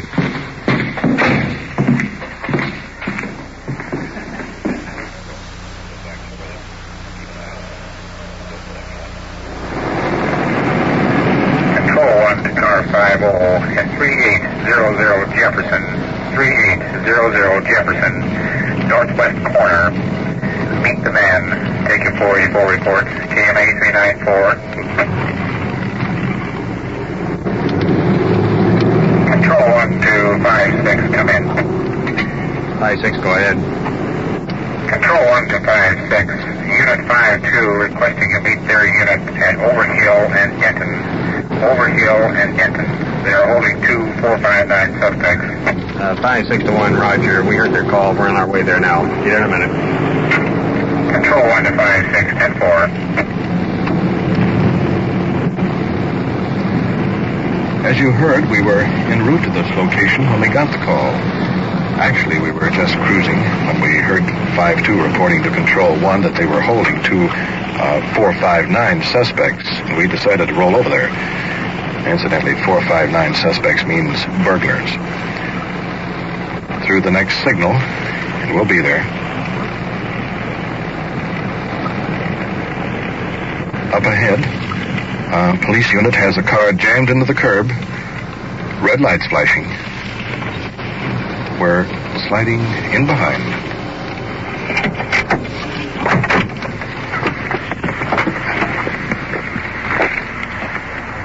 One of the uniformed officers, Don Ellis, coming over. Let's see what it's all about. We're going west on Washington. Saw these 2 fellows in back of the gas station.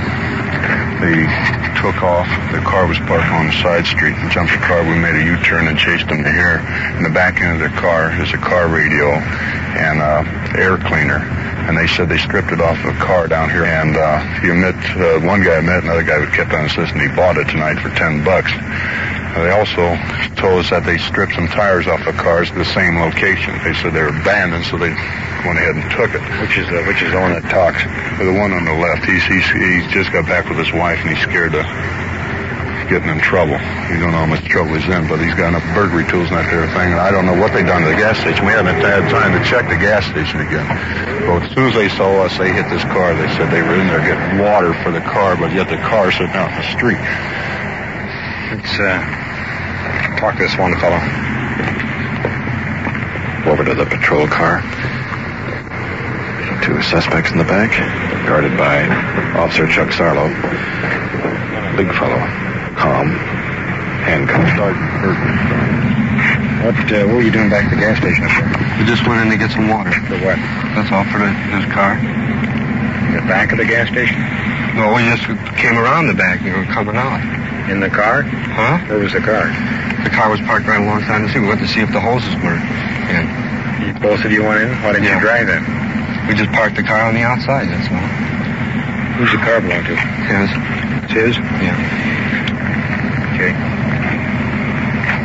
Get back in the car. Second suspect, medium build, nervous, handcuffed. I got some water. For what? My car. Car need water? Yeah. Where'd you get the radio? Out of the car. Whereabouts? Down by dirt road. It was in a ditch. That area in the west end? That open stretch. How come you didn't drive your car in the gas station to get water? I don't know.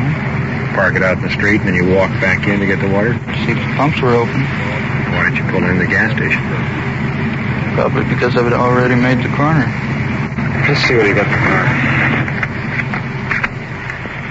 In the back seat, new car radio, other parts, carburetors, spotlights, new tires. More tools in back and then pull back in, but you can see the cutters, the clippers. Probably would cut the wires on this radio. They're cut off short. Wonder what they have in the trunk. Here, I'll hold it up for you, Doc. What's he got back here? Well, there's screwdrivers and little pry bar, about 30-inch pry bar. I think you got a couple of good burglary suspects. Book them on burglary. There was a gas station at Sentinel in Washington Place was used with a 3/4-inch pry bar last night. Take this, keep this as evidence. In fact, book all your tools. I'd book them all on suspicion of burglary. Book both these fellows. Okay. You want those clippers and the radio out, too? Take the radio and those tools up in front. Now, look, there's a tire wrench right there. Yeah. Mm-hmm. That's the one that comes with that car. That one right there is haunted. One you got. I think that's all you need out of here. In your report, put down the fact that the regular tire wrench is with in the back of the car, plus this one here, which looks new. That's a good one. Says Mother gave it to me. Well, that's nice. And we'll sack Mother up, too. Yeah, that's fine. About 3 o'clock, isn't it, we call? How's that about 3 o'clock? Yeah. 5-2 will transport the 2 prisoners back to the station. Don? Yeah. Want to make a bet about this radiator? No, frankly. Look, That's what I figured. Full of water.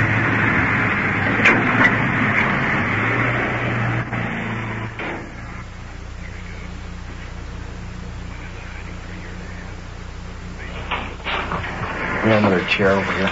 This is the interrogation room. Detective Bureau. Ellis and Sergeant Perkins are going to question suspect number 1. Officer Chuck Sarlo bringing him in. Still calm. Unconcerned. Sit down, fella. Where did you get the car radio? Out of it was either a 50 or 51 Ford. It was on a side street, dirt road, in a ditch. Toward the Redondo Beach area? Yeah, it was in the bean fields, more or less. It looked like the car was parked there or just ran there. Abandoned. It was abandoned. 51 Ford? Mm-hmm. It was nosed and decked. Did you, or if that car really hot? I don't know. Better go down and check it. You sure that car's there? Because if I go down and find it, that car's not there, it's there. It's white. Did you take anything else out of the car? No.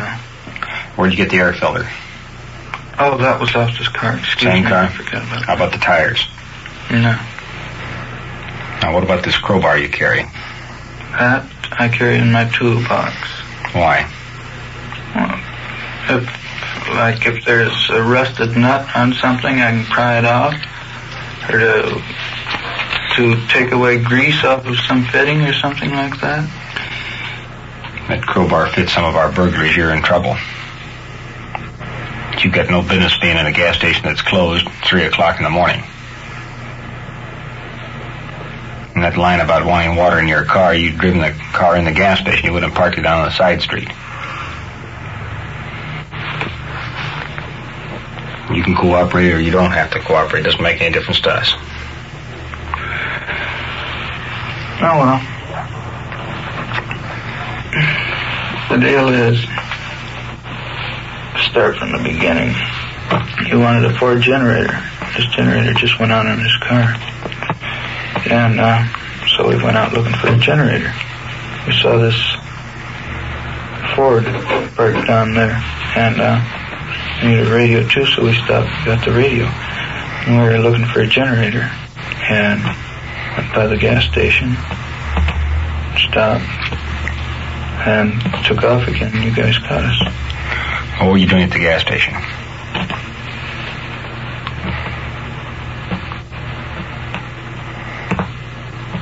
We looked at a Ford convertible. You lifted the hood on it? Mm-hmm. What'd you take off then? Not a darn thing. What were you going to take off? Generator. You didn't have a chance? Is that what it was? It wouldn't fit.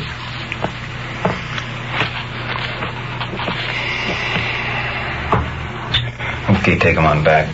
Bring the other fellow and we're done. Come on, Marcus.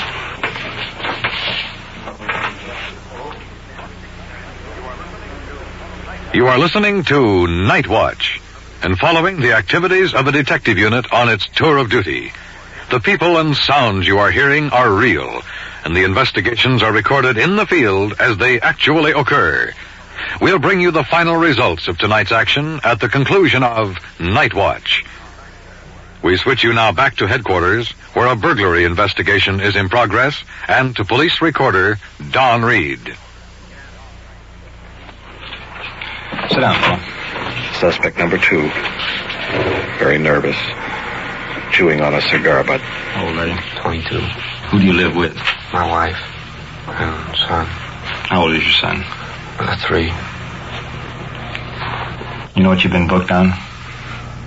No. Suspicion of burglary, which is a felony. Are the tires and wheels in that car? No. Oh, on the car? Yeah. Yeah. The door was open. And it was in the ditch. One of the wheels, I think, was in the ditch. What's your wife going to say about this? Oh, murder. How well do you know this other fellow? About 4 months. Has he pulled any jobs? I don't know. I don't run around with him that much. I don't know, just as much mine as it was his. How about the radio? Well, I saw it, and I said, when we were looking in the car, and I saw the radio, and I said, I could use a radio, and that was my idea.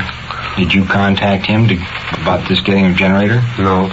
We were asleep already when he came to the house. What did he want when he came down? He just wanted to talk to me about his girlfriend or something. I don't know. He said some guys were going to beat him up or something. He wanted me to go with him tomorrow. That was today already. That was this morning early? Or yeah, about 1:30, I guess. How about the car in the gas station? No. That was just one of them things, I guess. Just should have known better. The wrong time. Yeah, I guess so. Not the wrong time, just shouldn't have done it, period. It's too late now. We have every reason to believe that this friend of yours has committed several burglaries.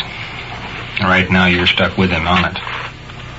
He's got some tools in the car, and one of them's a pry bar, crowbar that is identical to the one that's been used on several burglaries. Both ends of it. The round end, like this pen, and the other end, the square blunt end. 24,000. I don't know. Some of those were gas stations, too.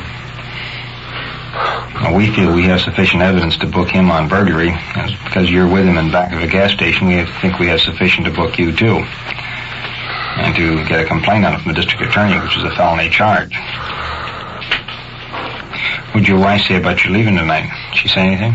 She was almost asleep. I said, honey, I'm going out for a few minutes. She was half asleep. I said, I'll be right back.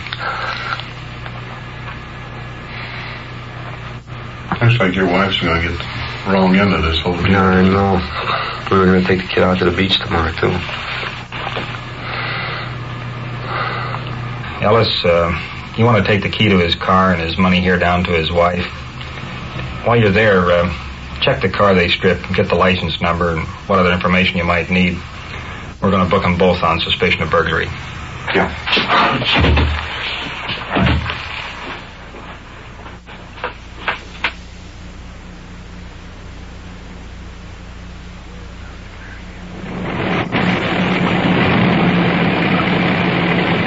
We're working in a uniform car now with Officer Don Ellis. It took us about 20 minutes to locate the car stripped by the two suspects. We're coming up beside it now. It's on a dirt road just off the highway. Convertible. Front wheel stuck in the ditch.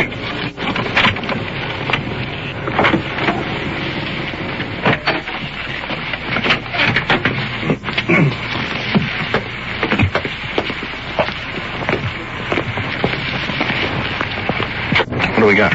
There's a guy in it. A guy in it? Yeah. Brief picture. Man stretched out on the front seat asleep. Radio's been torn out. Dashboard cut up. 3 tires missing.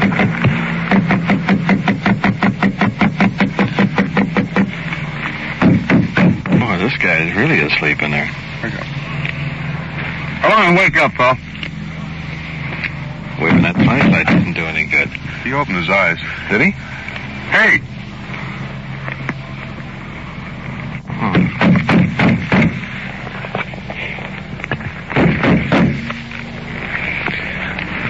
Let's go. Let's wake it up now.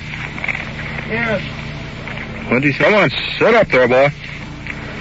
This is a fine thing. The guy's sound asleep.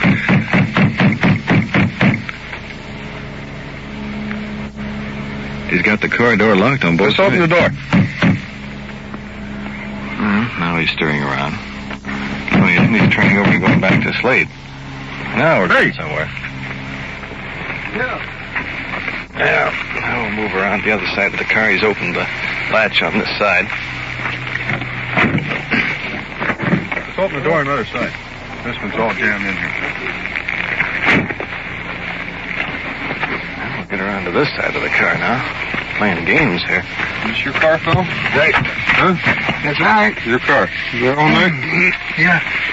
I drove up last night, so I parked it in tonight. You got your driver's license registration with you? Right. Had it went through last night.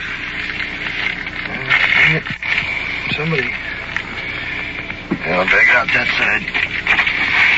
You got your registration for the car? Yeah. A girl. Your girl. I took a taxi and she called Cat. She went home. So I just came back here and sacked into You want to take a look at your car and see if there's anything missing? Well, the radio's gone. We got the fellows that stole it. Good for you. No kidding. No, would you, make a report on it? Yeah. All right. Let's see. Other things, I don't know. How about your air cleaner?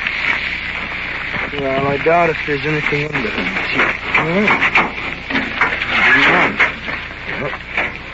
And you notice the motor is blue, Don, the same color as that air cleaner was. Yeah, that's right. Did you paint that for yourself? Yeah, I put the new rebuilt motor, we painted the whole thing in there. Yeah. Well, how'd you get mixed up in this here hole? Last night, come down here to the park, and I guess I turned before the street did, and oh, golly, we had a heck of a time, so... Got a mad time the rest of the night. Yeah, we did the rest of the night, all right. Meanwhile, you went out. These guys come along and started to strip their car. That's right. So I didn't even know it. I didn't know anything about it. I don't know where they came from. I got in the car and ready to go to sleep, and I looked around. Things were missing, stuff all over. Well, this is a sort of an odd setup. This man's half asleep, so let me recap. He got his car stuck here a few hours ago and went down to the corner to get a taxi to take his girl home. He returned here to sleep till daylight. Meanwhile, our two suspects stripped his car. So that leaves one more detail, notifying the wife of one of the suspects that her husband is in jail.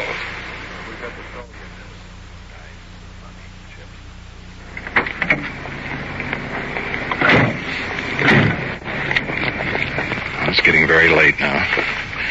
Over in the east, the first light of dawn. Heading up to the suspect's house. Small bungalow. Modest. A couple of milk bottles on the step.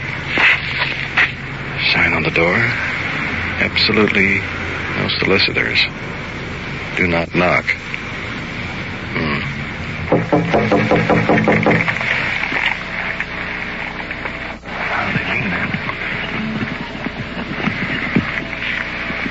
Police department.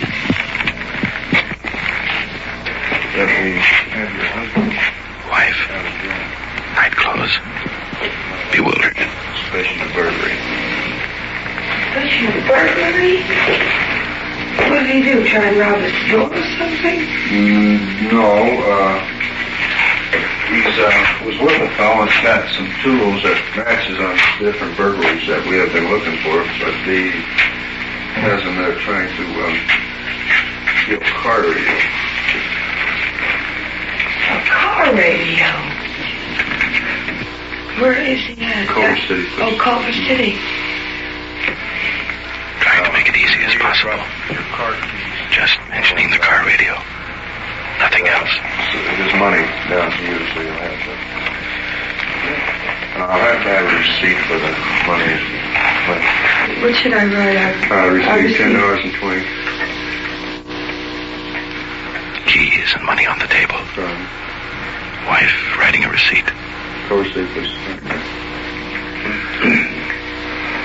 And sign it. No, he's very cooperative with us. I'm so shocked. I'm shaking. Burglary. Sorry I have to bring you some bad news out of the way. I'm so...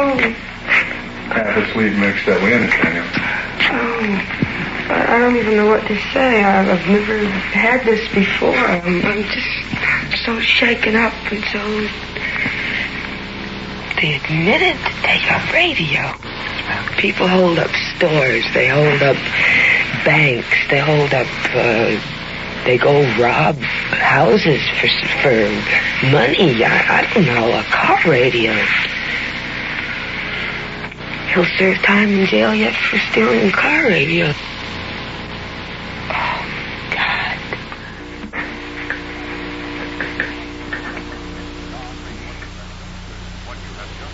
What you have just heard is real.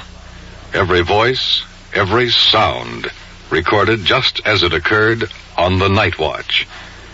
And now we return you to police headquarters and Chief W.N. Hildebrand.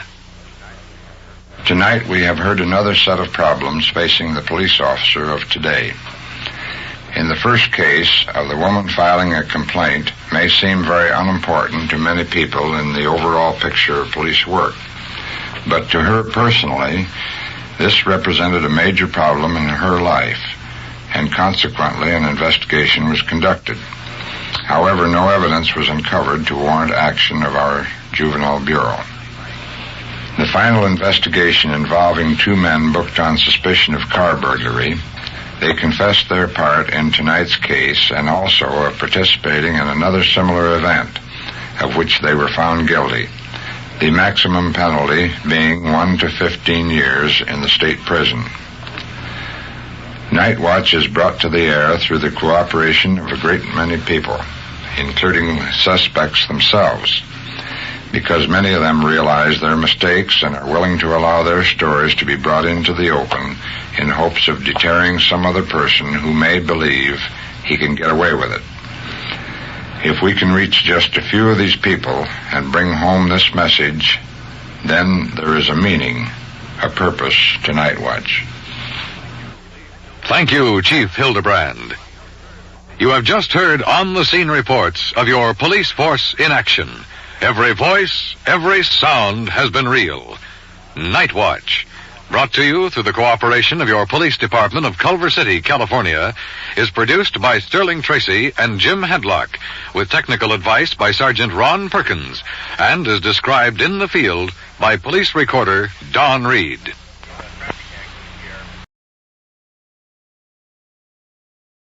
Suspense, which is heard on Thursday nights at this hour, is taking its customary summer holiday.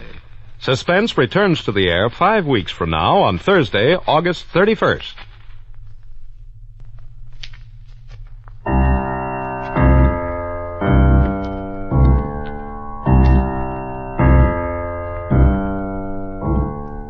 Ladies and gentlemen, a $10,000 reward will be offered on the program immediately following this announcement.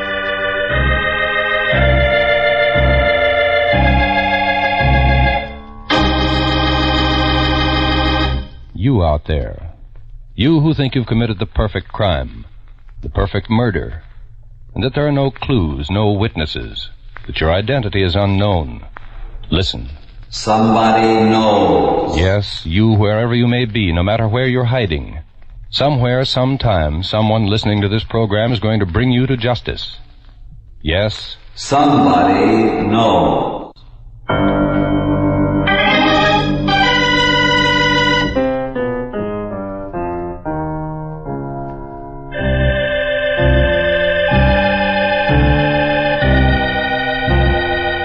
The Columbia Broadcasting System presents Somebody Knows, a program conceived in the public interest, dedicated to aiding the forces of law and order in the solution of this nation's unsolved crimes.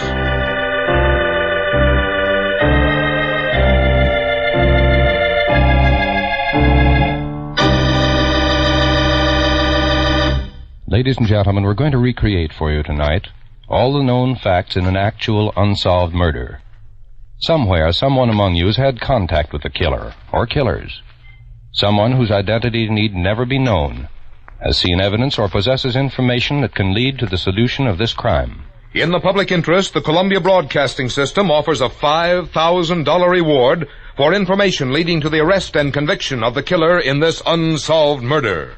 In tonight's case, in recognition of the efforts being made to apprehend her husband's killer, and hopeful of the results that may be obtained, Mrs. Madeline Christensen, widow of Frank J. Christensen, whose story we bring you tonight, offers an additional $5,000, doubling the original reward.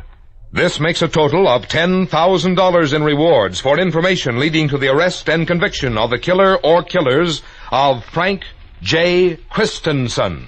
We ask you then to please listen carefully, for you may be the one to win this reward. Somebody knows. It may be you.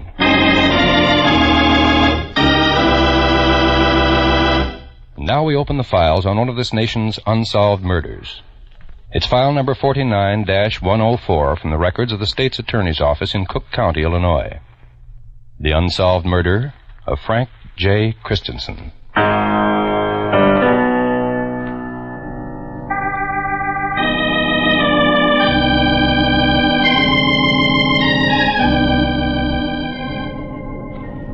recorder's ready? He is, Mr. Coroner.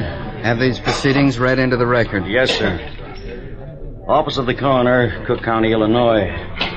Transcript of testimony taken at the inquest before the Coroner of Cook County, A.L. Brody, Deputy Coroner Louis J. Nadherney, and the jury duly impaneled and sworn 2307 South Laramie Avenue, Cicero, Illinois. 11 a.m., December 13, A.D., 1949. We're ready, Mr. Coroner. Very well. The inquest will please come to order. I'd like to ask you, ladies and gentlemen, if you have any information you can give the police, I wish you'd come forward. If you don't wish to give it publicly, you can speak in private. I'd like to see the streets made safe so people should not be mowed down. All right, I'll take the family history.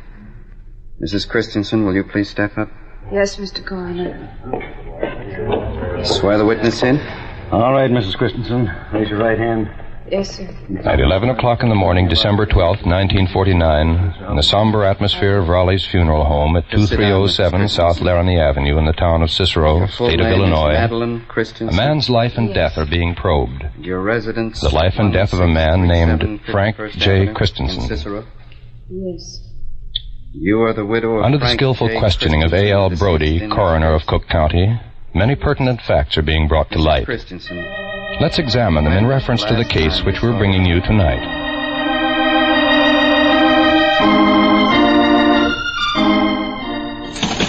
It's spring of the year 1946.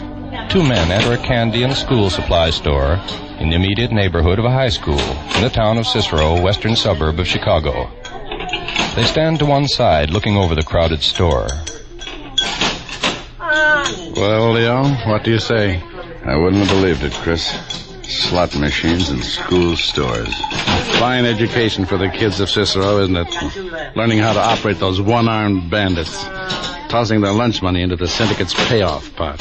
Come on, Leo, before I get sick.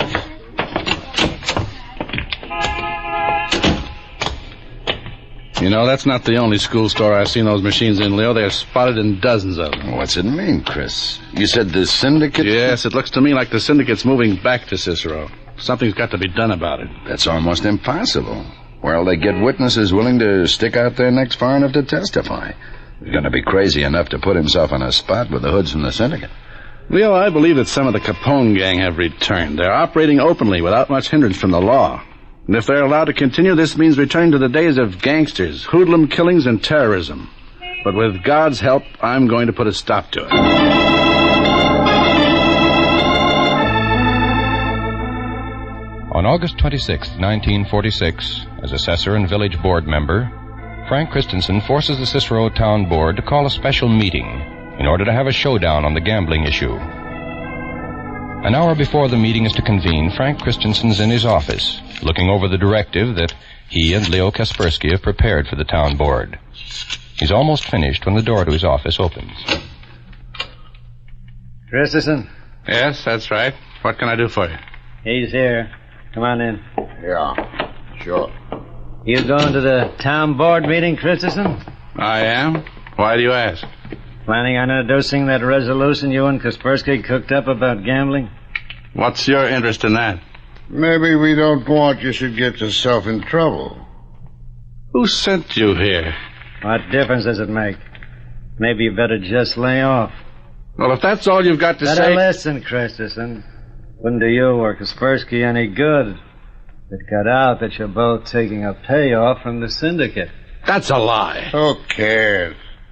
It could get out anyway. Wouldn't be so good for you, maybe, if it did. How about it, Christensen? Are we making sense?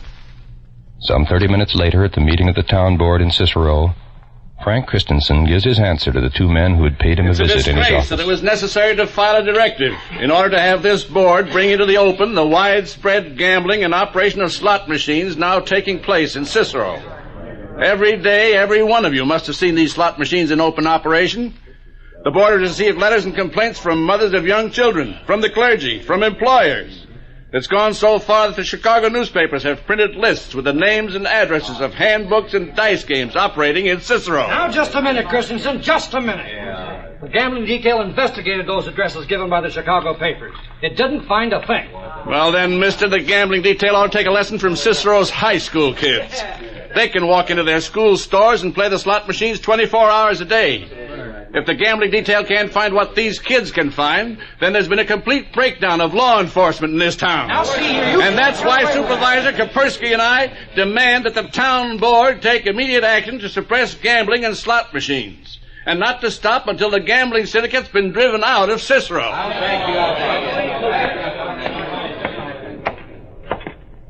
With the bombshell of his demand still echoing through the meeting hall, Frank Christensen leaves the town board and returns to his office. Then, as he opens the door and enters... Hello, Christensen. I thought I told you two to get out of my office and stay out. That was a nice speech you made. Very nice. We figured we'd better congratulate you. On what? On still being alive. For a guy who sticks his neck out like you do. Who knows? Might be the last time anybody can say that.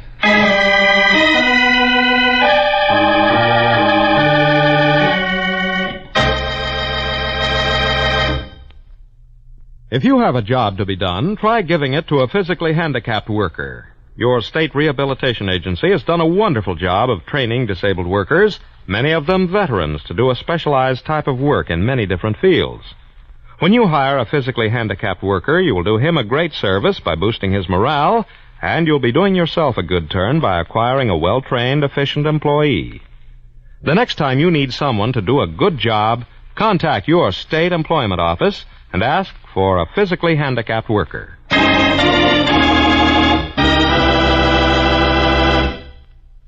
Now back to Somebody Knows and a true case history of an actual murder. Now, ladies and gentlemen, we'll continue with the rest of the factual information concerning the unsolved murder of Frank J. Christensen. File number 49-104 from the records of the State's Attorney's Office of Cook County, Illinois. Remember, $10,000 will be paid for information leading to the arrest and conviction of his killer.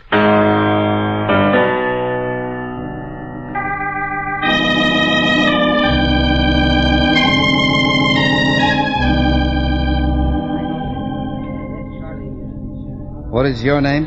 Charles Casera. You are a police officer of the town of Cicero? That's right, town of Cicero. All right, officer, tell us what you learned. The coroner's inquest into the death of Frank J. Christensen continues. We have not A picture of the man grows clearer. The facts surrounding his battle for reform, for the eradication of gamblers, hoodlums, and gangsters in the town of Cicero, come more and more to light. For 2 more years, despite attempted frame-ups on bribery charges, despite threats made against his life, Frank Christensen continues his determined battle against crime. Then, in 1948, he refuses to run for a 3rd term as assessor. His stated reason... I'm retiring from politics. From now on, I'm going to devote my time to my private law practice and the real estate business. Frank Christensen opens a real estate office, and in partnership with Leo Kaspersky, forms the Boulevard Manor Corporation to develop a vast housing project in Cicero. However, he never for one moment stops openly fighting the gambling syndicate.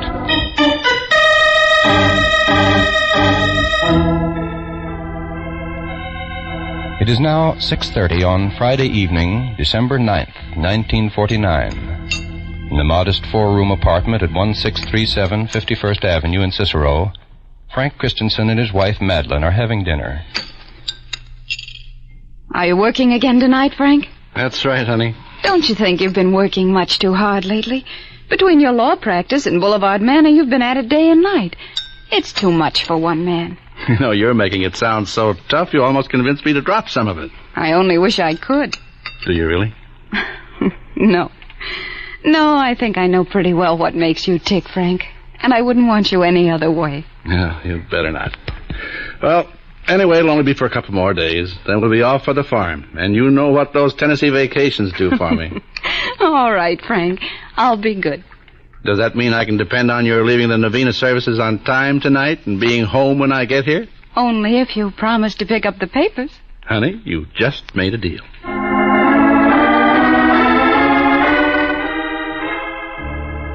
It is approximately 9:15 on the night of December 9th, 1949. Frank Christensen finishes work at the subdivision, and with his friends Leo Kaspersky and Michael Litka, drives to the Alton Hotel for a bite to eat. It's approximately 10 o'clock as they return to the development, and Frank Christensen says goodnight, gets into his own car, and drives away.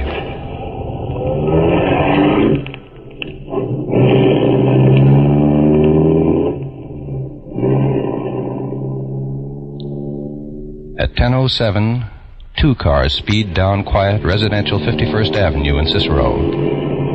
One of them suddenly pulls over to the curb and stops. A man gets out and starts to run. The other car, a black souped-up Ford, has pulled up in the middle of the street. Get in this car!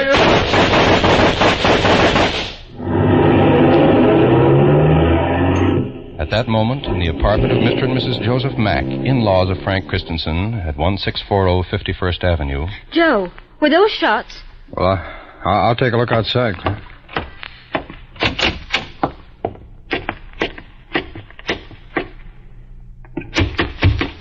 Claire, there's a man out there near the entrance, lying on the sidewalk. I'm going to call the police.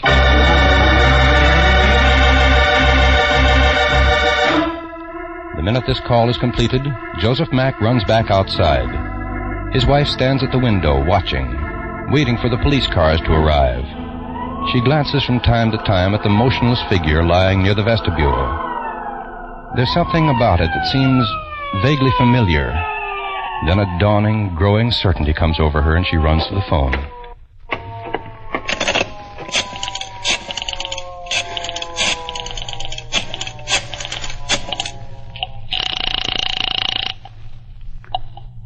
Hello? Madeline, this is Claire. Is Frank home yet? Frank? Why, no. Why do you ask? Claire, that noise outside a while ago. Those firecrackers. Madeline.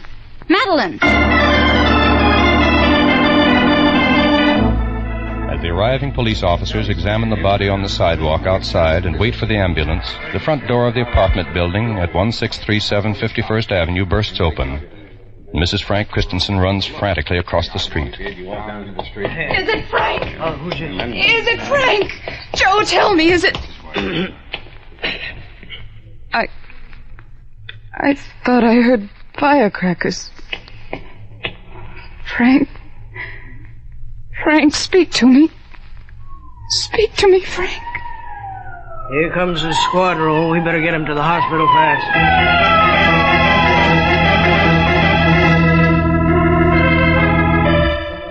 Frank J. Christensen has been shot 8 times, in the head and chest, in the back and arms. He's dead on arrival at Loretto Hospital. Meanwhile, the Cicero police dispatcher has notified the office of State's Attorney John S. Boyle in the criminal courthouse at 26th and California Streets in Chicago.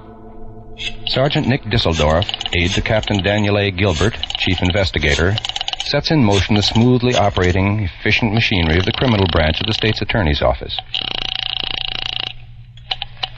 Pearson. Hello, Charlie. Nick. I'd have known I'd get a call from you on a night like this. What is it and where? A shooting at 1640 51st Avenue in Cicero. Got it. No further details or identification given on the first flash. Okay, Nick. Rook and I'll cover. When Sergeant Charles Pearson and Patrolman John Rourke arrive on the scene, they begin an immediate inquiry into the shooting. Assistant State's Attorney Edward Healy also arrives. Has an identification been made yet, Pearson? Yes, sir. The man who was shot was Frank Christensen. Christensen? We'd better get hold of Boyle himself right away.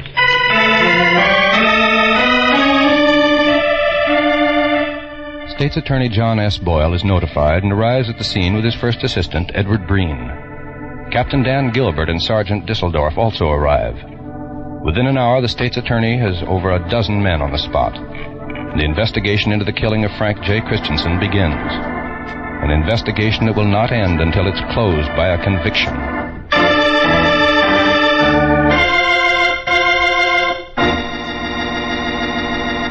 The following statements are obtained from 3 of Frank Christensen's friends and associates. They're of extreme interest to the State's Attorney's office. The first is given to Assistant State's Attorney Edward Healy by John C. Stoffel. Stoffel said that last year, during the summer of 1948, two swarthy men in a car curbed his auto on the 52nd Avenue overpass. One of them, carrying a pistol, jumped from the car and yelled at him, "Get out of the car, you." Stoffel said he quickly threw his car into reverse, backed off the overpass, and got away. Now, I think it's quite significant that the words shouted at Stoffel are almost identically the same words shouted at Frank Christensen just before he was shot to death. The second statement was given to Captain Dan Gilbert by Mr. Frank Kay, who was a law associate of Frank Christensen's. Kay stated that at about 12:45 a.m. on the morning of December 9th, some 20 hours before the murder, he was driving on 35th Street when he noticed a car following him. When Kay arrived at his home at 3525 South 59th Court, the other car was right behind him, a 1942 green-colored Plymouth or Dodge with two men in it. Afraid that it was going to be a robbery, he went into his house and locked the door. The third statement was made by Mr. Frank Balloon, former fire marshal of Cicero. It was on Friday morning, December 9th. I was leaving my home. It's about 75 feet east of Frank Christensen's law office, and I noticed two foreign-looking men trying the door of Frank's office. Finding it was locked, they walked a half a block east and got into a green-colored Plymouth sedan. Both the men were carrying briefcases. And they drove away. Well, there was plenty of parking space in front of Frank's office, so why did they park their car half a block away?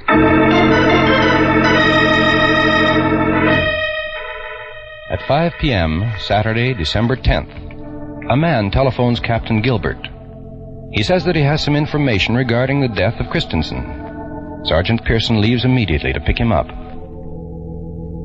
Look, I don't want to get in no trouble. It didn't mean nothing to me until Christensen's murder, and then I figured I'd better let you know, but I don't want to get in no trouble. Don't worry. We're just as anxious to conceal your name as you are. We'll call you, Smith. What's your story? Well, about the end of October, maybe it was the first week in November, I was at Mike Litke's tavern. Leo Kaspersky was there, too, talking business with Mike. It was about 11 in the morning. There was two guys sitting at the end of the bar, not 6 feet from me, and I got a good look at both. The two men Smith is describing are swarthy in appearance, foreign-looking as he puts it. Both wear gray fedoras and dark overcoats. Both are about 5 feet 8 or 9, between the ages of 35 and 40, and weigh 190 to 200 pounds. Then Leo Kaspersky, who knows Smith, walks over to him. I thought that was you sitting there. Oh, hello, Mr. Kaspersky. I'm leaving now. If you're going my way, I can give you a lift. Hey, I'll take you up on that. Fine. Come right along. Smith rises and starts to follow.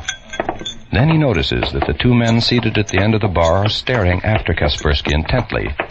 And as he passes them, he hears... We'll have to get rid of them, too, and I'll tell you why. Did you say anything to Kaspersky about what you'd heard, Smith? Like I said, Captain, it didn't mean nothing to me until after the murder. And then it hit me. Who else could they mean by them two they wanted to get rid of unless it was Kaspersky and Christensen?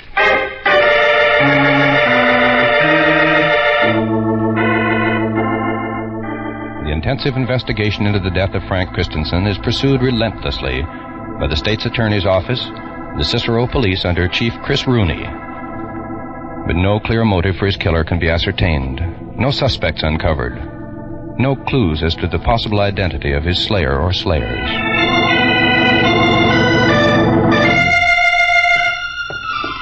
It's the morning of January 31st, 1950. In the matter of the inquest on the body of Frank J. Christensen, the coroner's jury is returning to the box after having retired and deliberated on their verdict.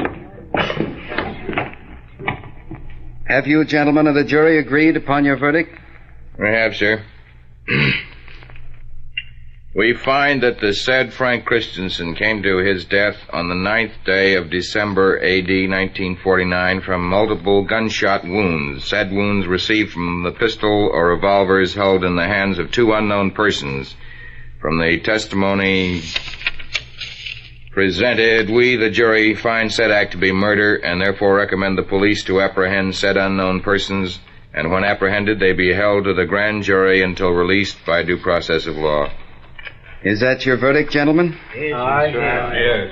Sign the verdict, and that'll close the inquest.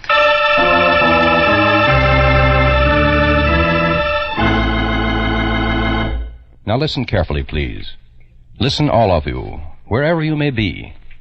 We're going to give you a recapitulation of all the pertinent facts in the unsolved murder of Frank J. Christensen. Better make a note of them. And remember, by following the instructions we shall give you in a moment, you may be the one to earn rewards totaling $10,000. Now, here are the actual facts in the case. Frank J. Christensen, 44 years of age, was shot to death across the street from his home at 1637 51st Avenue in Cicero, Illinois. The time, approximately 10:07 p.m., Friday, December 9th, 1949. He died of multiple bullet wounds from 2 different guns, believed to be .38 caliber Colt Specials. His killers are believed to have been driving a 1940 or 41 black souped-up Ford. Also may have had a green Plymouth or Dodge sedan. Now, 2 men are being sought as suspects in the killing. Here's their description, so please listen carefully. They are between the ages of 35 and 40. They have swarthy complexions. Witnesses all claim that they have a foreign look. Height, 5'8" or 9. Weight, 190 to 200 pounds. When last seen were wearing gray fedora hats and dark overcoats. Ladies and gentlemen, many theories have been advanced as to the underlying motives in Frank J. Christensen's murder. Here's the opinion expressed by Assistant State's Attorney Edward Healy, who, in cooperation with Sergeant Charles Pearson and Patrolman John Rourke, is still officially working on the case. I am convinced that the murder was a warning by the underworld to a strong reform group to keep their hands off the suburbs government. Christensen had strong support for the post of first mayor of Cicero. He had a reputation as a vote-getter and would have been a tough candidate to beat in an election. Underworld bosses may have thought that by killing the reform group's #1 candidate, they could scare off their other aspirants for the post.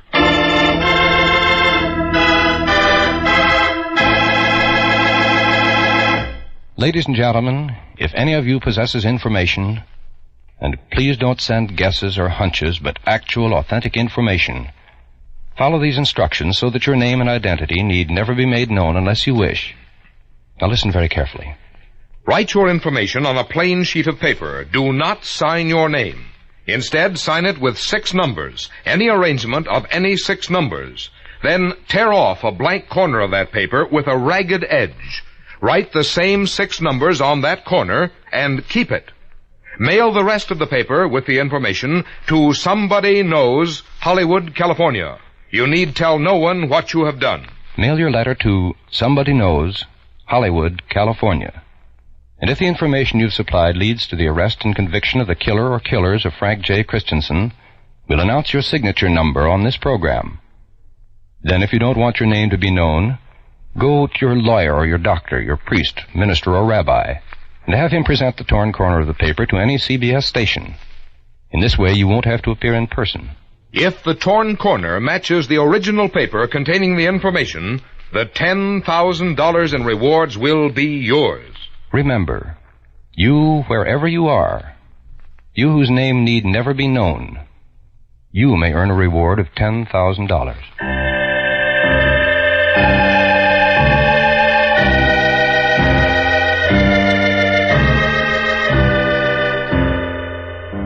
Next week at the same time, we'll present another true case history of unsolved murder. Homicide file number 81550 of the Dallas, Texas Police Department. The murder of Leonard L. Lambert. You out there, you who've murdered in cold blood, think you've gotten away with it. Listen, you cannot escape. There is no perfect crime. Remember, you are not unknown. Somebody knows.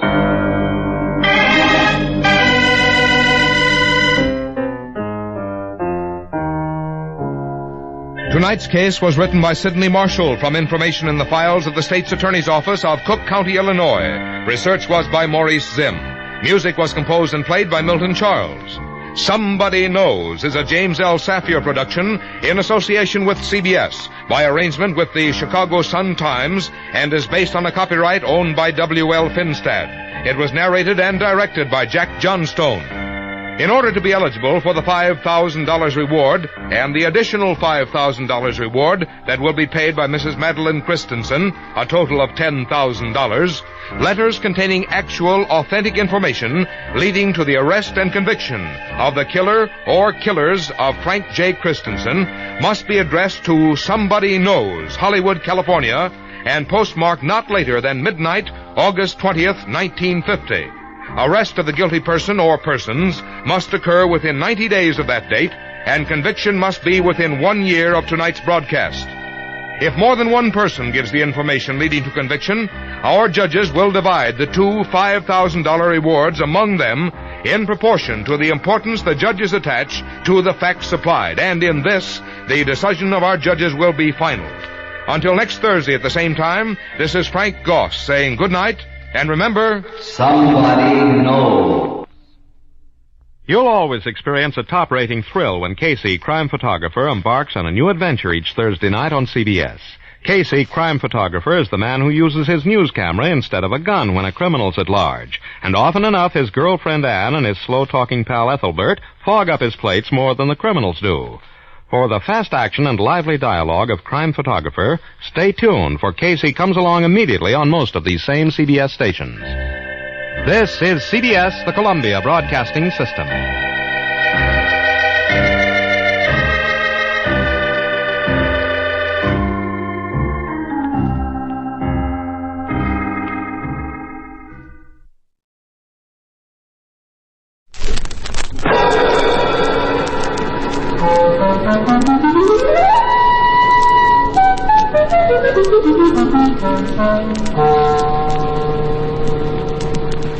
Tonight,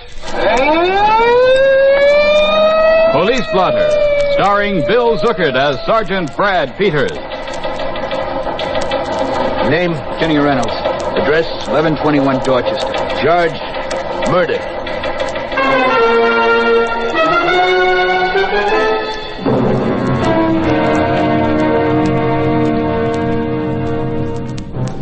The heritage that you and I share as Americans has been given to us by many great men. Men such as Meriwether Lewis and William Clark. The winter of 1804 was a hard one. Gusts of snow whirled around horses and men that made up the Lewis and Clark expedition. Doggedly they pushed westward across the plains of the newly organized Iowa Territory and through the Rocky Mountains.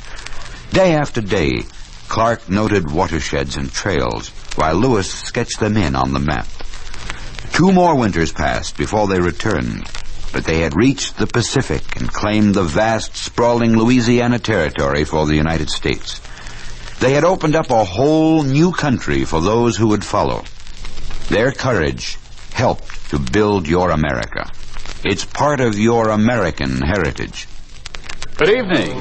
This is Dirk Fredericks, your host for Police Blotter. Authentic dramas of police work and the constant battle that goes on night and day against crime. Tonight, Police Blotter brings to life an exciting story dealing with a phase of the theatrical world. So listen now as Murder on the Fourth Floor on Police Blotter.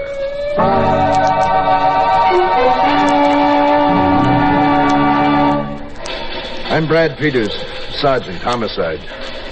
You ever been inside a police station? The phone rings, might be anything from disturbing the peace to murder. Whatever or whoever it is, rich or poor, innocent or guilty, sooner or later I get to know them all. Sergeant Peters, Homicide. Howdy, Sergeant. I got a case for you. A genuine case. What is it? Murder. Just plain murder. You better come up here and take a look at the body. Where are you? 1406th Street. You take the elevator, you get off on the 4th floor, and then you go down the hall to room 48. I'll be waiting inside for you. What's your name? Roy Downs. Come over right away, 'cause I can't stay here long. I'll be right over, Roy. Just stay put.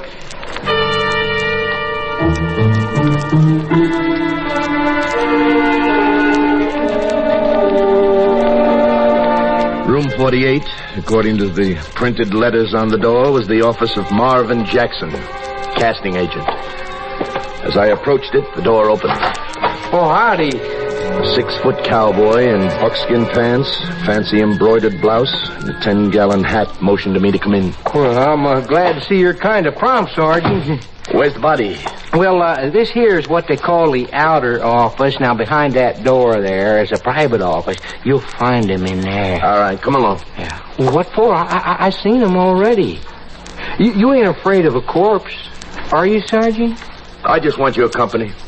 Oh, well, in that case, I'll be glad to oblige.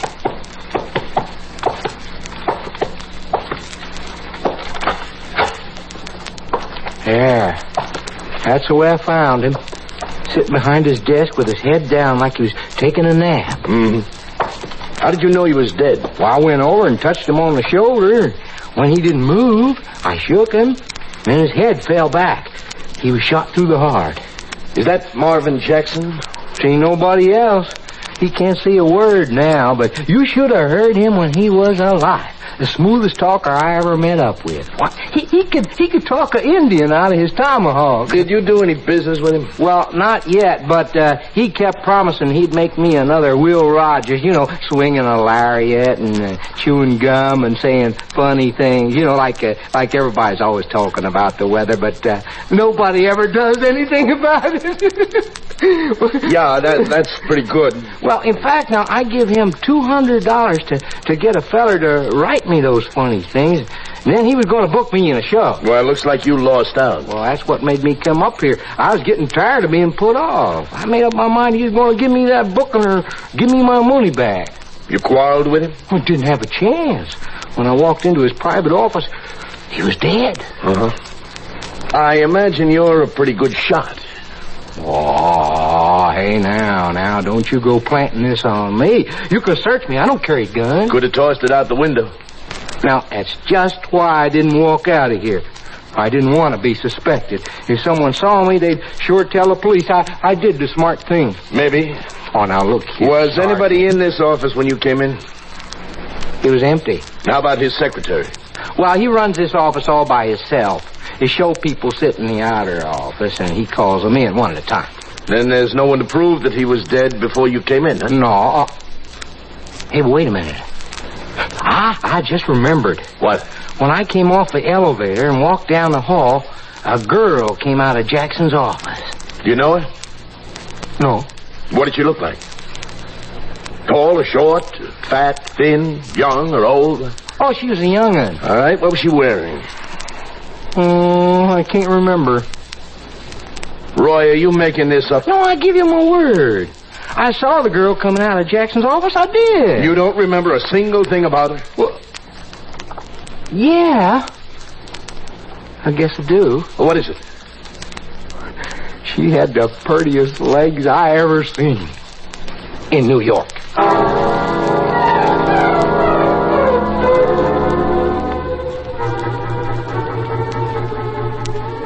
I couldn't get any more out of Roy Downs. I decided to let him go. I told him not to leave town. I called the coroner. Then I searched Marvin Jackson's desk. Found a book listing his clients' names, telephone numbers. There were more than 100. It'd take a year to investigate. On his desk, there was a daily calendar. On today's date, there was a notation. Juliana, theater. I went through his address book. I found only one Juliana. That was under the M's. Juliana Montaigne. But before paying her a visit, I decided to check with the elevator men in Jackson's building. No one remembered taking down a girl from the 4th floor at the approximate time of the murder. But if Roy was telling the truth, the girl could have walked down the stairs.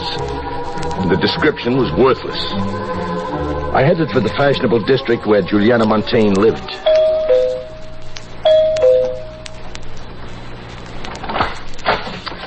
Oh, the police? May I come in, Miss Montaigne? Oh, how rude of me, of course. Thank you. I'm not accustomed to visits from the police.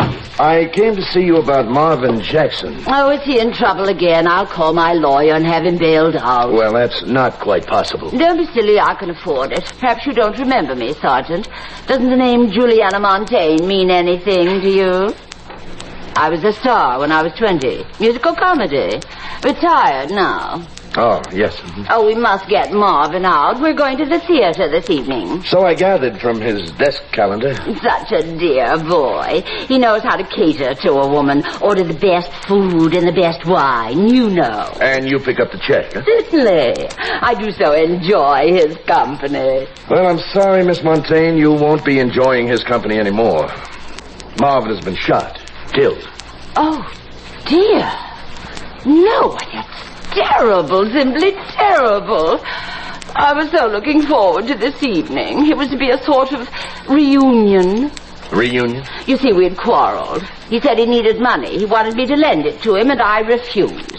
He came to you for money to pay off someone else? Well, I didn't care about that. I never expected to get back what I loaned him. But he had broken his last 2 appointments with me.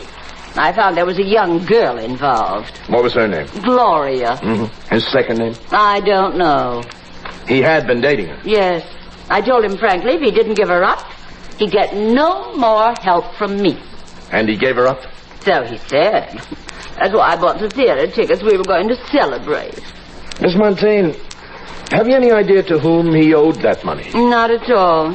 But if that's why he died, then I'll never forgive myself for not helping him. You will try to find poor Marvin's murderer? Yes, that's our business. Of course. Oh, Sergeant. Yes, Miss Montaigne. It's a shame to have the theater tickets go to waste. Perhaps you'd care to be my guest? Thanks, but I'm busy tonight. Goodbye, Miss Montaigne.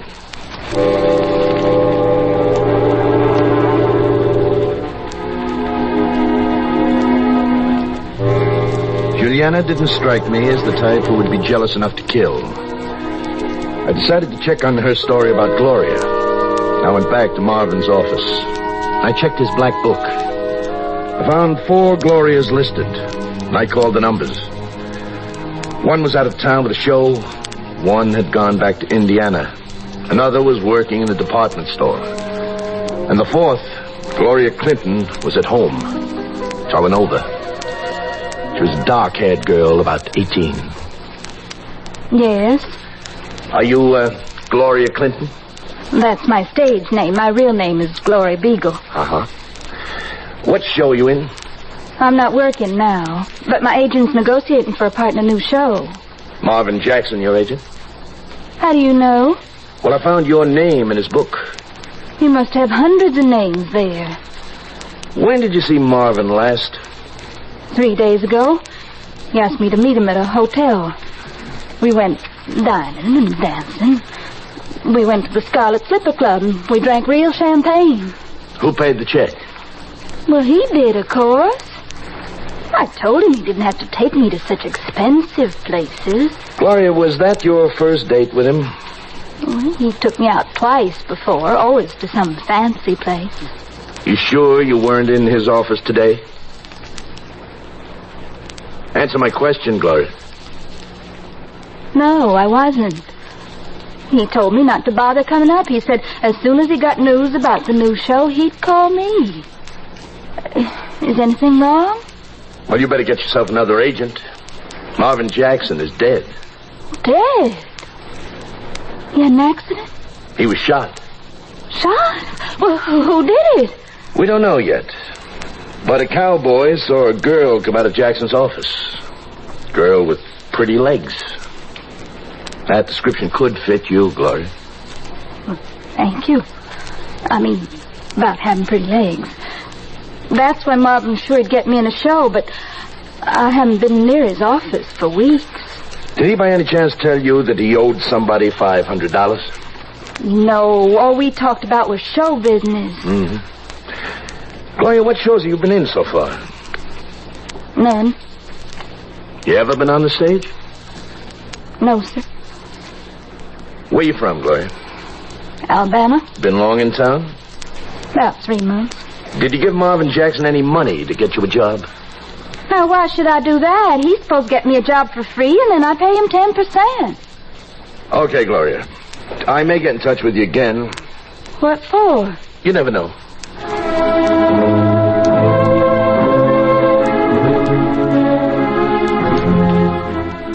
Leaving Gloria, I had the same reaction as when I left Juliana. Gloria sounded innocent enough, but many a person with a face like a cherub is a murderer. At the station house the next day, I got a call from Juliana. Said she had some important information. I went up to see her. I'm sorry, Sergeant. I couldn't give you that information over the telephone. Why not?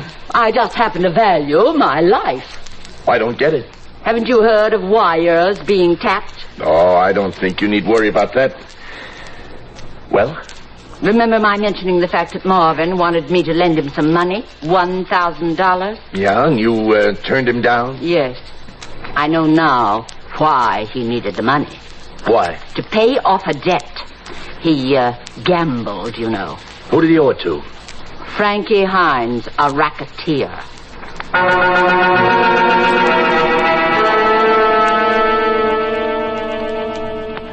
Frankie Hines was a known muscle man, smooth operator. He hired the best mouthpieces, gave us the laugh when he beat the rap. Frankie had a suite of rooms in an office building downtown. The sign on his door said Frank Hines, construction consultant. I told the girl I wanted to see him. A few minutes later, she ushered me into his private office. He was dressed to the hilt, big grin on his face. Sergeant. Well, it's nice to have the police come in with their problems. You might know the answer to this one, Frankie. Always glad to cooperate. You ever hear of a man named Marvin Jackson? Marvin? Sure, I know Marvin. Gets me tickets for shows. You ever play cards with him? Sometimes. He's a scared gin rummy player. What did he lose last time? Oh, about 1,000. I blitzed him a couple of times. When he couldn't pay, you blitzed him again. For good, huh? I don't need money that bad. You let him have it right through the heart. Bingo. Such language, Sergeant. I'll prove it to you. Kenny! Kenny? Who's Kenny? One of my boys, Kenny Reynolds. You call me? This is Sergeant Brad Peters. He wants some information. About what? Marvin Jackson. You're gonna give it to him. I don't get you, Mr. Hines. Were you in the office here when Marvin Jackson came up to pay me some money? Oh, sure. Let me take over, Frankie. Go ahead, be the DA. Kenny, how much money did Marvin Jackson give Frankie? $950. There you are. I've got a witness to prove he paid the debt. Was it a check?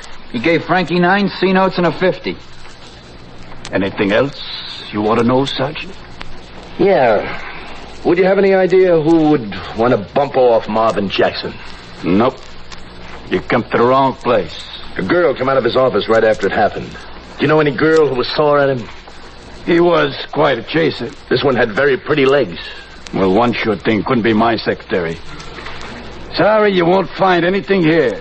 This is a legitimate business office with homely secretaries.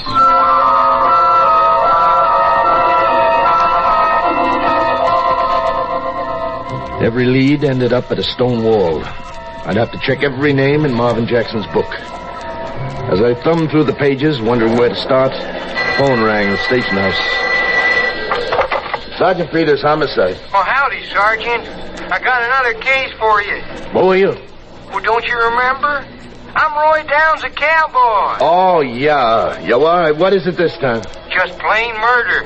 You better come up here and take a look at the body. Where are you? Well, the address is 59 Quincy Street. I'll be waiting for you, Sergeant.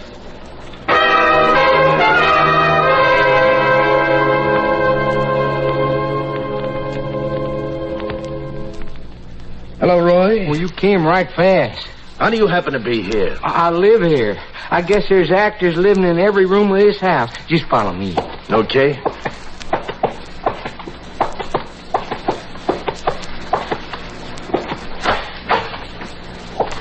There she is. Gloria Clinton. You know her?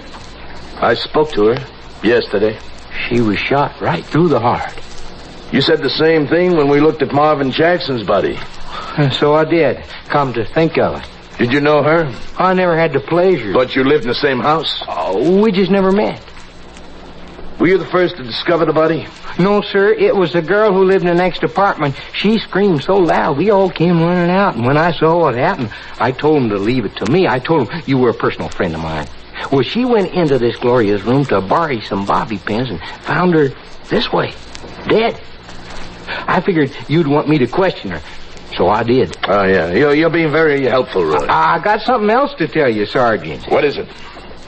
Take a good look at Gloria's legs. What about them? Ain't they the prettiest legs you ever seen? What are you driving at? Look, I got a feeling that those were the legs I seen coming out of Marvin Jackson's office. Yes, sir. I recognize them red shoes.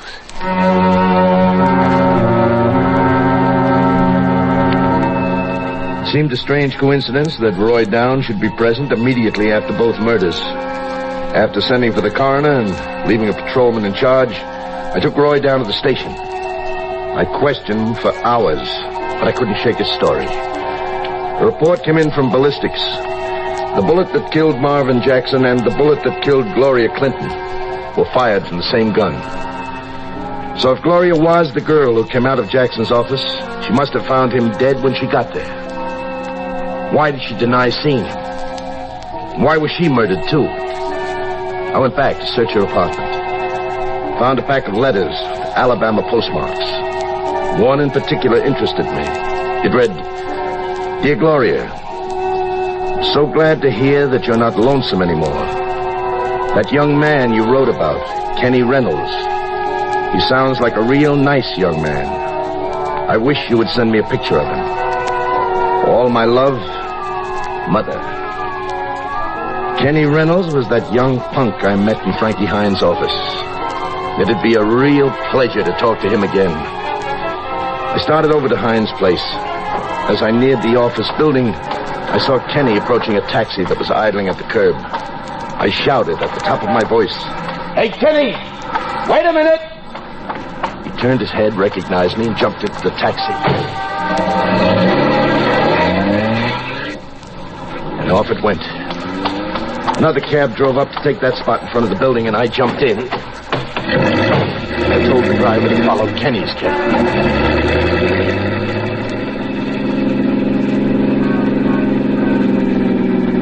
Chased him for more than a mile.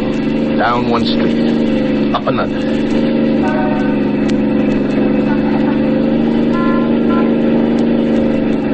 Then he turned a corner. By the time we reached there, Kenny's taxi was at the curb. Kenny was running into an alley. I jumped out of my chair. "Stop, Kenny, or I'll shoot!" I fired in the air, and Kenny didn't stop. I ran after him. Into the warehouse he went. And it took a few seconds to get accustomed to the darkness. "Why did you run, Kenny? I got a few questions for you about Gloria." "You'll never get me." "Drop your gun, Kenny. I'm out of there with your hands up." "Don't make me laugh." "You gotta get closer." "Shut up!" "You like to drill him through the heart, don't you?" "I'll get you the same way, copper." "Like you did Marvin and Gloria?" "Kenny, I'm coming after you." "Come on!" I stepped behind a stack of barrels piled on top of one another. I held my gun in one hand, and with the other I toppled them. As I expected, Kenny fired. I watched for the flash of his gun, and then I pulled the trigger. My arm! My arm! Kenny was on the ground, holding his arm. Doctor, I'm bleeding to death. Ah, you won't die so easy. Hey, where you going? I got your gun. Come on, Doctor, do something for me. I'm bleeding to death. Like all the punks. Please. You can't take it, huh? Come on your feet, Kenny boy. We'll patch you up nice and pretty for the trial.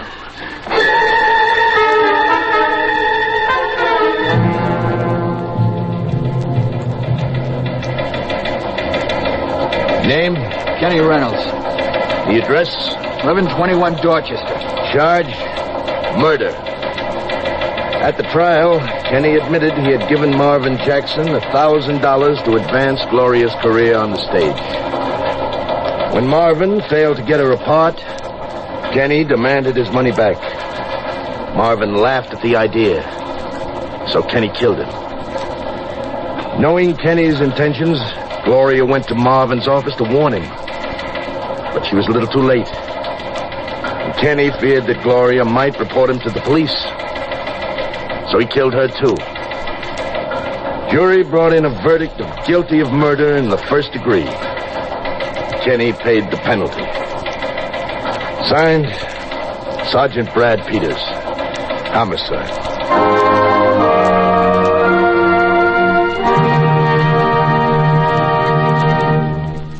You have just heard Police Blotter, starring Bill Zuckert as Sergeant Brad Peters.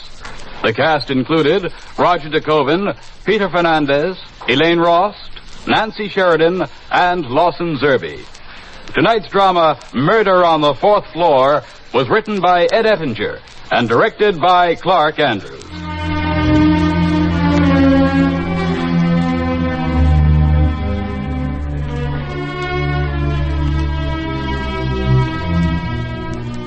Police Blotter has come to you through the worldwide facilities of the United States Armed Forces Radio and Television Service.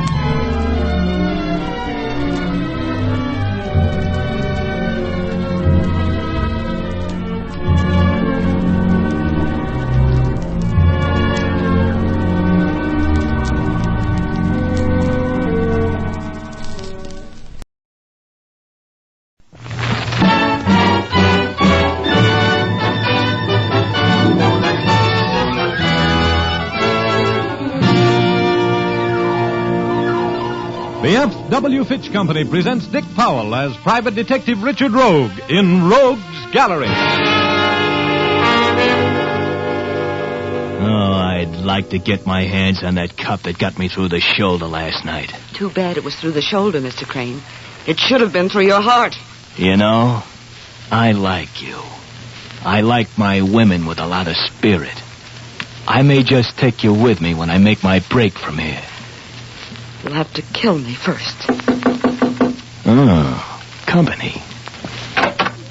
Come in and keep your hands right on that tray. I'd hate to have to shoot a beautiful girl like you. I brought up some coffee. That's thoughtful of you. Keep your hands in the air and stay away from me. Don't take any chances, Sandra. The Swede would rather shoot you than not.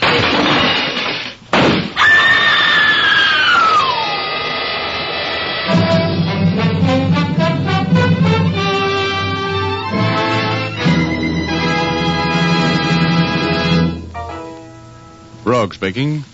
That little scene takes me back to a night a couple of months ago. The night I met some scared people in a seaside mansion. In just a minute, I'm going to tell you the story of the House of Fear. But first, here's Jim Doyle. Just talking about a grand product like Fitch's No Brush Shaving Cream isn't really enough. We can tell you what a cool, solid comfort shave it gives, but you won't really know what this comfort is until you use Fitch's No Brush. The very instant you spread this rich, smooth cream on your face, you can tell the difference. You see, it contains a special skin conditioner ingredient that immediately lubricates your skin. Even men with super-sensitive skin find that the skin conditioner ingredient keeps their faces from feeling irritated. Then, when you start to shave, you'll find how easily your razor glides along, even against the grain of a tough beard. After you've finished, your face will feel cool and refreshed, and you'll know what we mean when we say Fitch's No Brush gives a solid comfort shave. You men who prefer a lather cream will like Fitch's Brush Cream. It gives an abundant, dense lather that stays moist all during the shave. It doesn't become dry and make your face feel parched and uncomfortable. Fitch's Brush and Fitch's No Brush shaving cream come in generous 25 and 50-cent sizes.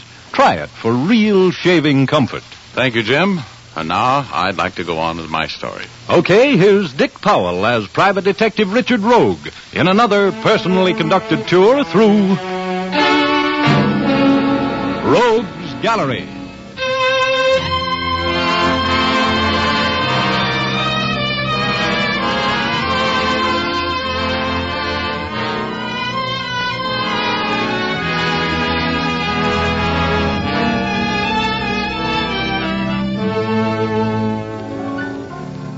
Remember that scene you just heard?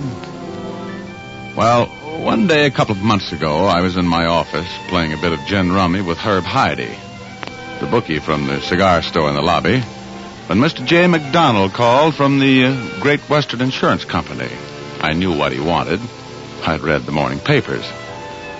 I hated to leave the game because I was winning for some reason known only to Herb Heide, who plays cards with all the warm human abandon of an adding machine. But I have learned to love a cash case like a bookie loves a losing horse, and Great Western Insurance is a good client. So I picked up my $2.35 winnings and made tracks for the plush offices of Mr. J. McDonald. Sit down, Mr. Rogue. I have a case I want to discuss with you. Well, thank you. What's on the fire, Mr. McDonald? I suppose you read of the theft of the Somaliland diamond from the home of James E. Lee? Oh, sure. Last night during a party given by his granddaughter, Sandra Lee. That much I know. Great Western had that diamond covered, Mr. Rogue. It was insured for $50,000. $50,000. No kidding. Well, that's a lot of money. Must have been some diamond. We're offering $5,000 reward for the recovery of the stone. It's one of the largest in existence. Well, bring me up to date a little, will you? It was a slip crane job, wasn't it? The papers used his name. That's right. 3 members of the family identified him from Rogue's Gallery pictures. There's no doubt that he was the man. He had an accomplice, but we have no line on him at all. And all you want me to do is pinch Crane and get the Somaliland diamond back, right? Yes. Crane left the Lee mansion in a yellow convertible sedan, which the police found wrecked between the Lee estate and Los Angeles. There was blood on the seat, and it's thought that either Crane or his accomplice was wounded. They're believed to be here in the Los Angeles area. Huh? They haven't made any attempt to run the police blockade. Okay, Mr. McDonald, if he's here in this town, I'll have him. Well, that's all the information I have for you, Rogue. I've had our auditor make you out a check for $1,000. Oh? That's your retainer. Oh. And, of course, if you do manage to recover the diamond, there will be another $4,000 due you. Thanks. And here are your credentials, identifying you as our investigator. And now, Mr. Rogue... Remember, I'm not promising anything. Oh, yes, there is one more thing. The Lee family has been extremely uncooperative today. Extremely so. They practically refuse to talk with either the newspapers or the police. Well, how do you figure that? I mean, what do you suppose is their angle? That is what we are paying you to discover, Mr. Rogue.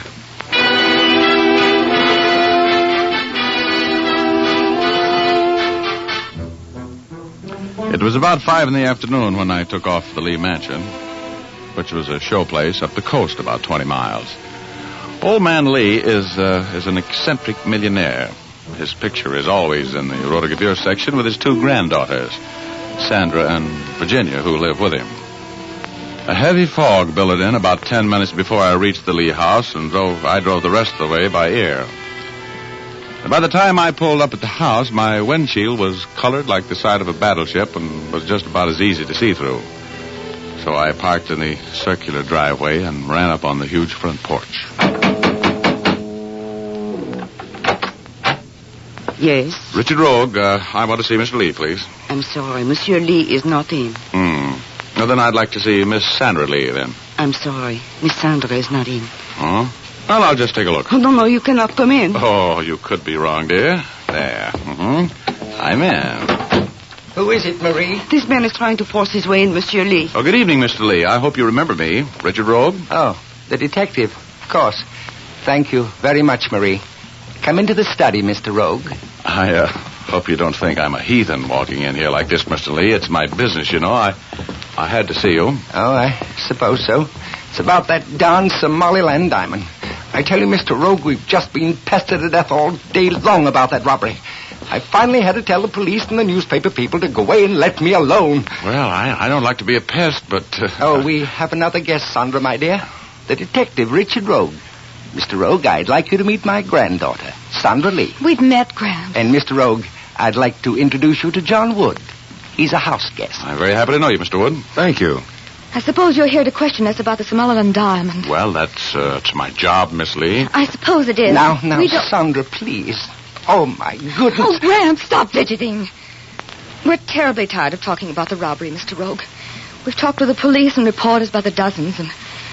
well, there's just not anything left to say. You must understand, Rogue, that Mr. Lee has been driven to the verge of a breakdown by this affair. Can't you give your information from the police? No, I can't. You know, I can see why you're tired of explaining what happened, but I'm in a little different position than the newspaper boys. I represent the insurance company, and they had that diamond covered for $50,000, and naturally they're quite interested in knowing the facts of the case. I assure you, Mr. Rogue, that I have no intention of filing a claim against the insurance company. Oh? No intention at all. I just don't want to hear any more about the diamond or the robbery. But Mr. Lee... Oh, please, Mr. Rogue. It's Gramps' own business if he wants to take the loss, isn't it? Well, yeah, I suppose it is, but it's a little unusual. And I don't think he should make any such decision under the present circumstances. It's easy to see that you're all upset and jittery, but... and with good reason, really, Mr. Rogue. Mr. Lee has not been well. Couldn't you talk with him tomorrow? No. I'm sure you won't mind, Mr. Lee, if I have a chair here in front of the fireplace. No. It's a terrible night out. Had a tough drive the last few miles. Fog is awful. Yes, I have noticed that the fog is in a little heavier than usual tonight. It's depressing, isn't it? Fog on top of everything else. Oh, Mr. Rogue, I'm so upset. Maybe you better start back to town, Mr. Rogue. It'll be slow going in this fog. What's the matter with you, Miss Lee? You're not the hysterical type. Will you please leave, Mr. Rogue? No. I'm an investigator, and I've got a job to do. I'd be a lousy investigator if I didn't try to get to the bottom of this situation. Who are you protecting? What are you afraid of? Are you accusing us of complicity in the disappearance of that diamond? I don't even know you, Mr. Wood. I'm talking to the Lees. I'm not accusing them of anything. Look, Mr. Lee, crime is my business. I know how to deal with crime and criminals. Why don't you tell me what's on your mind, Mr. Lee? I'm sorry, Mr. Rogue. But as far as I and my family are concerned, the theft of the Somaliland diamond is a closed matter. I have my reasons now. Please go. Yes, you can't do any good staying here. Where's your other granddaughter, Mr. Lee? Where's Virginia? She's returned to her school in the city. Oh, I see. Oh, Gramp, please, make him leave. Now, dear. I'm sure Mr. Rogue will be going. Did you ring, monsieur? Yes, Marie. Will you please show Mr. Rogue to the door? Okay. But if you ever feel like you need any help in whatever it is that's forcing you to act like this, Mr. Lee, call me, will you? I'll be waiting for your call. Yes, I will. I'm sorry, Mr. Rogue. Good night. Good night. Good night, Miss Lee and Mr. Wood. Good night. This way, monsieur. Monsieur Rogue, you are the detective? Yes, that's right. There are strange things going on in this house, Monsieur Rogue. There's much trouble. Yeah? Can you tell me about it, Marie? Well, Marie? Yes, Monsieur Wood? Mr. Lee wants to see you in the library. Good night, Mr. Rogue.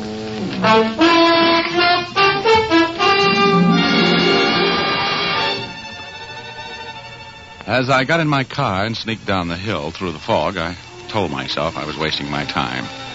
That I was looking for a man named Slip Crane, the jewel thief, and that I had no business getting mixed up in the family affairs of the Lees. There was a filling station and general store at the spot where the highway joined the private road that led up to the Lee estate. Sam's filling station for you and your car. I stopped in there for a sandwich and a cup of coffee.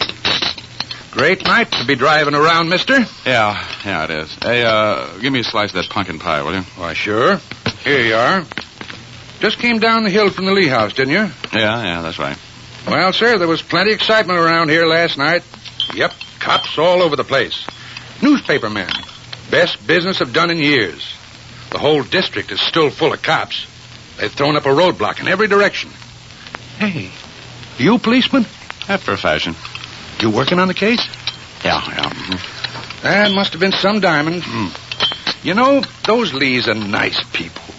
The old man's a little fidgety, but the rest of them are swell people. Well, he's all right, too. Yes, sir, nice guy. You know them? Know him? Why, sure know him. Known them all for years. The kids, Sandra, Virginia, been eating my hamburgers ever since they was old enough to toddle down here. Yeah? You know what school Virginia goes to up in the city? Why, sure. Same one Sandra used to go to. Let me see, Mrs. Whipple School. Oh, well, thanks. Hey, what's the toll charge to call the city? 2 bits for the first 3 minutes. There's a phone booth right over there. Thank you. Yes, sir, those little Lee girls are the salt of the earth. I've known them for 10 years, I guess. Knew their daddy well, too. Went to school with him. He's a colonel now, an Eagle colonel in Washington. A big shot.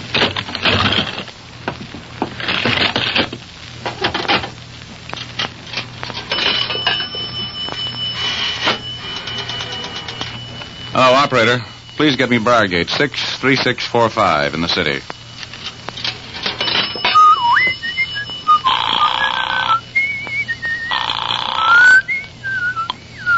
Mrs. Whipple's School for Girls.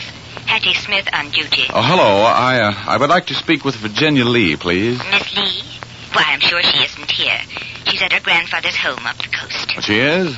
Are you sure? Oh, yes. Just a minute. Miss Lee is home, isn't she?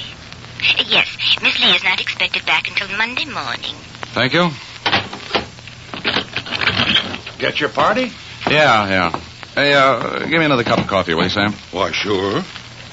Oh, tell me, Sam, I know the whole Lee family except Virginia. She's only about 14, isn't she? Jenny? Oh, no. No, she's 19 or 20. 20, I think. She's a wild one, that youngster. She's all for having fun. Nothing at all like her sister Sandra. Oh. Well, I guess I'll be on my way. Can't sit here all night. Now, don't envy your drive none. Better take it easy in that fog.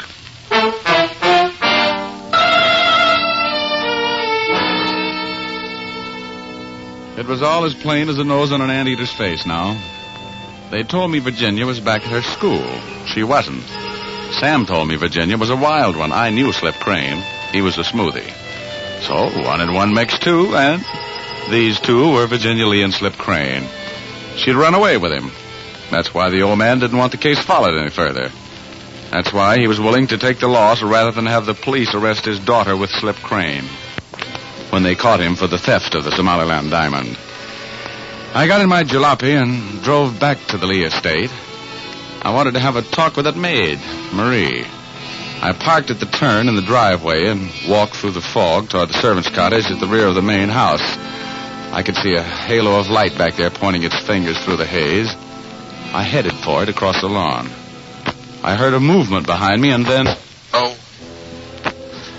Oh, I caught my dream train for Cloud 8. And who was waiting for me there? Was my alter enemy, Ugor. In trouble again, eh, Rogie? What happened, midget? You got hit on the head.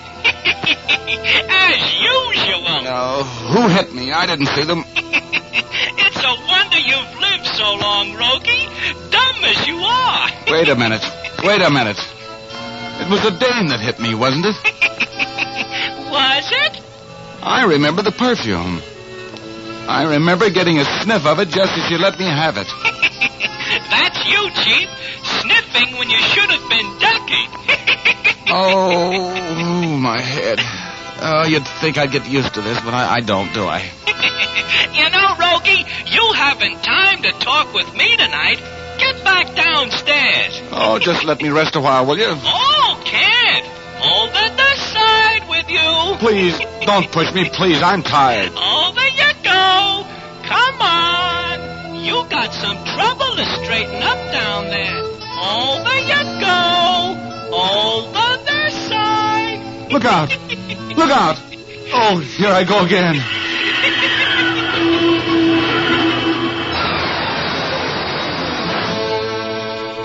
I began to come to. I could hear voices fading in and out. I couldn't focus my mind's eye on them, but I listened without quite knowing what it was all about. Oh, Miss Rogue. Please Please, wake up. Sandra. Don't move. I see you and I have you covered. All right. I'm not moving, Mr. Wood. What are you doing? Who's that lying there? It's Richard Rogue, the detective. Oh? Rogue, huh? What happened to him? I knocked him out with this poker. I thought it was you. You followed me when I left the house, huh? Yes. I was going to try to kill you. Really? How interesting. Instead of that, you fixed it, so I'll have to kill Richard Rogue.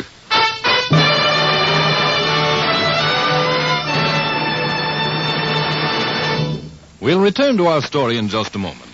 But first, I'd like to tell you that one of Hollywood's foremost hairstylists remarked recently that most women do not shampoo their hair often enough. She pointed out that movie stars' hair is frequently shampooed every day because they know that beautiful hair must be kept sparkling clean at all times. Now, you're probably thinking, isn't it hard on hair to wash it so often? Doesn't it become dry and difficult to manage? The answer is no. Not if you use Fitch's saponified coconut oil shampoo. Thousands of women in the United States and Canada have found they can wash their hair as often as they like with this shampoo, and their hair is always soft, lustrous, and easy to set. Fitch's saponified shampoo does not dry the hair because it's made from mild coconut and vegetable oils. These pure natural oils are kind to your hair. It makes swirls of rich, fragrant lather that rinses out completely. For Fitch's saponified shampoo contains its own patented rinsing agent. Just rinse with plain water, and the rinsing agent goes to work to remove all remaining particles from your hair, leaving it soft and full of natural highlights. You can get a generous 6-ounce bottle of Fitch's saponified shampoo for 50 cents, and the economical 16-ounce size for $1. Use it often to keep your hair shining and lovely.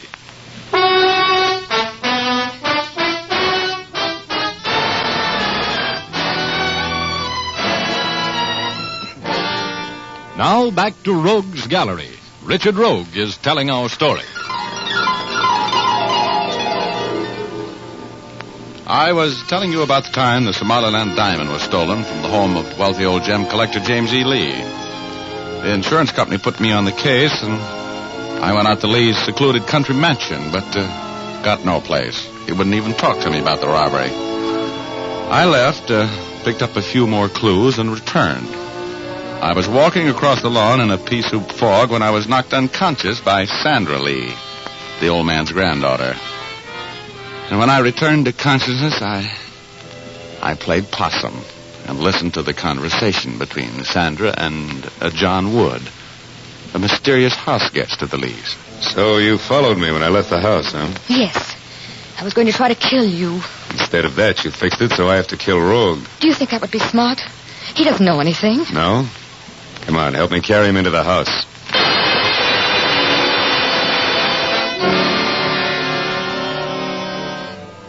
There's a certain permanence about being killed that made me act deader than a ghost town on Monday night. I was as limp as a wet sock when they picked me up and carried me into the house. Wood, who was a very strange house guest, lifted the rod out of my shoulder holster before they laid me out on a divan in the study. Old Mr. Lee was very upset when he saw me. He immediately started patting my hands while Wood poured some very good brandy down my throat.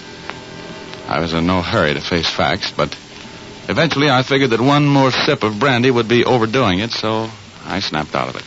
He's coming out of it. Oh, what happened to me? Oh, my head. Oh, dear, I knew something like this would happen. I hit you. I didn't know who you were. You'd know better than to be caught prowling around the lawn up here after what happened last night. Yeah, I suppose you're right. What did you hit me with? A poker. Oh. Sandra, I don't know what your father would say. What were you doing on the lawn at this time of night, Rogue? You're lucky you didn't get shot, you know that? Yeah, I suppose I am. Oh, well, I didn't think of that. Could I have another drink of that brandy? It makes me forget my headache. Of course, Mr. Rogue. Here you are. Thanks, yeah. Yeah. Oh, that's strong. And you know, Mr. Lee, I came back to tell you I've got the deal figured. What do you mean? I mean, well, Mr. Lee, you told me that your other granddaughter, Virginia, had gone back to her school. Yes. I called Mrs. Whipple's school and found out she wasn't due back until Monday. Yes? Oh, you called the school? She wasn't there? That's right. So right away, I knew why you were so anxious to get me to drop the case today. You've got it all figured out, haven't you, Rogue? Sure. I'm right, aren't I? Virginia, your granddaughter, eloped with the thief. That's right, isn't it, Mr. Lee? I guess we might as well admit it to you, Rogue. Nothing else we can do. Is there, Mr. Lee? No, I guess not. Now, that's not for publication, you know, Rogue. We'll make it worth your while to forget it. Won't we, Mr. Lee? Why, of course. If you say so, Mr. Wood, I mean... It'll cost you. I'm not in business for my health. For $1,000, I forget what I know. That will be satisfactory. You're something of a louse, aren't you, Rogue? Something. You can call me a louse if you'll give me that grand. You got that much in the house, Mr. Lee? I believe I have, in the safe. You want me to get it for you, Gramps? We might as well get Mr. Rogue paid off and out of here. No, that's the kind of talk I like to hear. Yes, Sandra. Will you get it for me, dear? So that's what you came back for. The shakedown. You private dicks are all alike.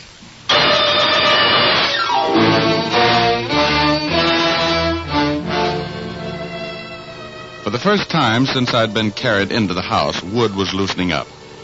My attempt at a shakedown had sold him on the fact that I was just a chiseler, and I could see the hand he had on that gun in his coat pocket relax a little. That brandy had given me a transfusion, and I was feeling all of my faculties falling back into place. I was tense as the E string on a Heifetz fiddle, and just as ready to play when I saw Sandra sneak in the door and grab up that poker she'd used so effectively on me.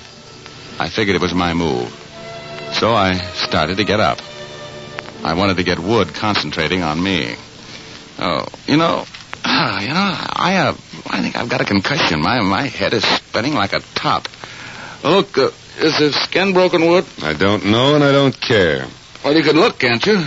Come here. Better take it easy, Rogue. You're in no shape to make any sudden moves. No, I just want to see if I can sit up.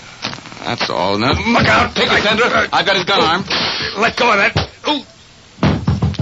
Oh, nice work, Sandra. Get his gun? Sure. He's got one of mine, too, that I want back. Sandra, how could you dare with Virginia? I had to do it, Graham. Give me your belt, will you, Mr. Lee? I want to use it to tie up this character's legs. He's one of the men who stole my diamond. He was with that Crane man. They worked together. Here, I'm still a little confused. Sandra. Yes? Give me a handkerchief, will you? I want to gag our friend. Incidentally, I was conscious when you explained to him that you knocked me silly by mistake. Please, we must get to Virginia. Poor Virginia. We will, Gramps, we will. Just leave it to us. Where is Virginia? She's upstairs, with Crane holding 5 this morning. Huh? Well, here. Fill it in a little. What happened? These men came back here last I'll night, tell you, Miss... Gramps. You mean Crane and Wood robbed you and then came back here and hid out after they wrecked their car and couldn't get through the police blockade? Yes. Crane was wounded. They waited until the police were gone, about 5 this morning, then they came in.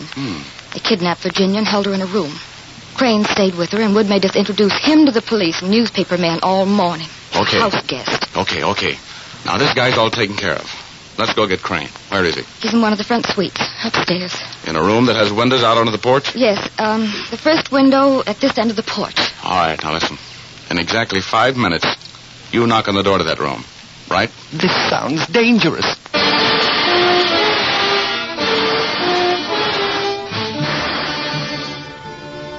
I shinnied up the pillar at the far end of the porch. Looked my rod over to see that it was in good working order, and then I inched over to the window of the room where Crane was holding Virginia. Virginia was tied in a chair. Crane was babying a bloody shoulder. I could hear them talking. Oh, I'd like to get my hands on that cop that got me in the shoulder last night. Too bad it was through the shoulder, Mr. Crane.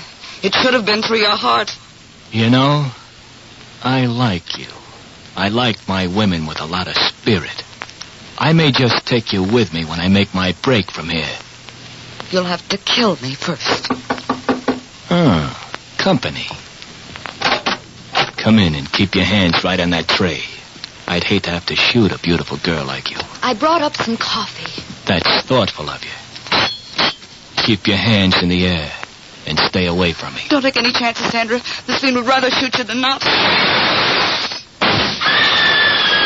Drop that gun, Crane. My next shot goes right through your back collar button.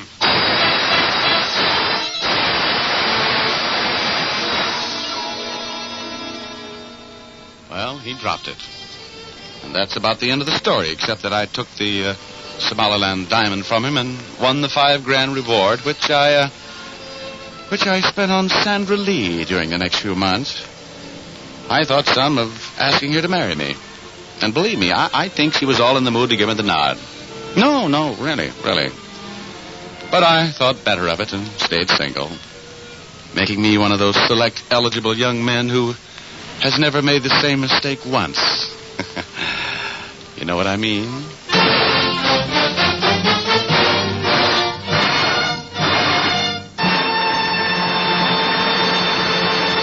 This is Dick Powell again, ladies and gentlemen. Did you miss the murder in tonight's story, or do you think we can get along without one once in a while? Ray Buffum wrote tonight's yarn. Leith Stevens composed and conducted the music, and Dee Engelbach produced and directed. But don't forget to tune in again next Thursday night. We're going to present an exciting story about a horse, a jockey, and a murder. We call it Last Race. So make a date with us, will you? Thanks for listening, and good night, all. Now here's Jim Doyle. Don't forget to tune in again next Thursday, same time. And by the way, be sure to see Dick Powell in his newest RKO picture, Cornered, at your local theater soon. And as I was saying, don't forget to tune in again next Thursday, same time, same station, when you will again hear Dick Powell as Richard Rogue in Rogue's Gallery.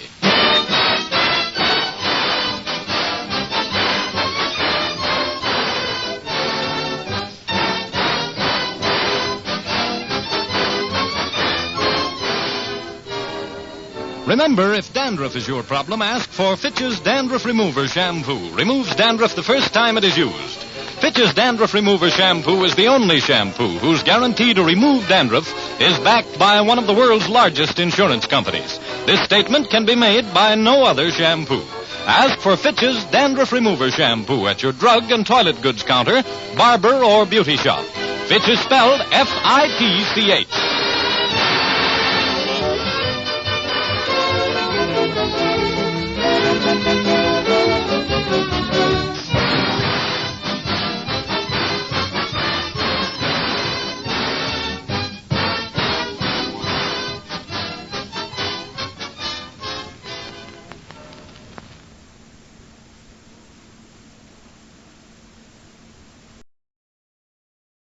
The Equitable Life Assurance Society presents This Is Your FBI.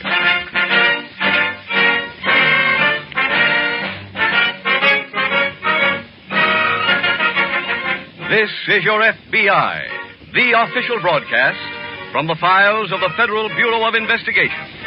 Presented as a public service by the Equitable Life Assurance Society of the United States and the Equitable Society's representative in your community.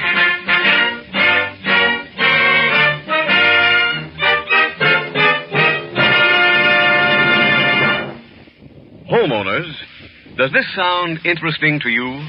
A mortgage that may save money for you and also furnishes you with life insurance security. Be sure to listen closely to the middle commercial. It's a special message to homeowners from our sponsor, the Equitable Life Assurance Society, telling you about the Equitable Society's Assured Home Ownership Plan. It's America's finest plan for home ownership.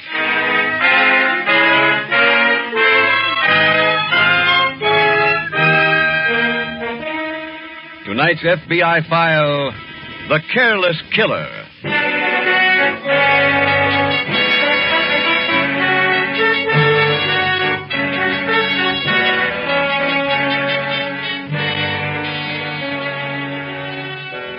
The enormity of the crime wave now engulfing the United States cannot be fully realized unless you know some of the figures. Figures which are the result of crime surveys made by your FBI. The number of people arrested and fingerprinted in this country in the past year is almost 25% higher than the number arrested 10 years ago in 1937. The number of crimes committed in the past year total more than 1,600,000. During the average day, 36 people were slain. Every 24 hours, an average of almost 400 people were feloniously assaulted or robbed. In addition, there were more than 4,000 other larcenies of various types being committed every day. Those are the shocking proportions of the current crime wave.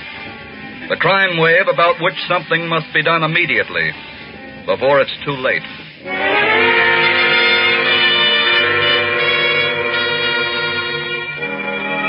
Tonight's FBI file opens in an apartment in a large Midwestern city.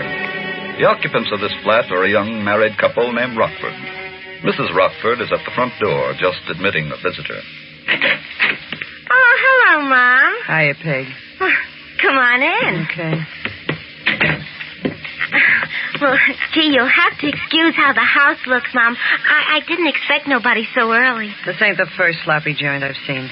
Where's that husband of yours? Charlie? Well, how many husbands have you got? Just Charlie.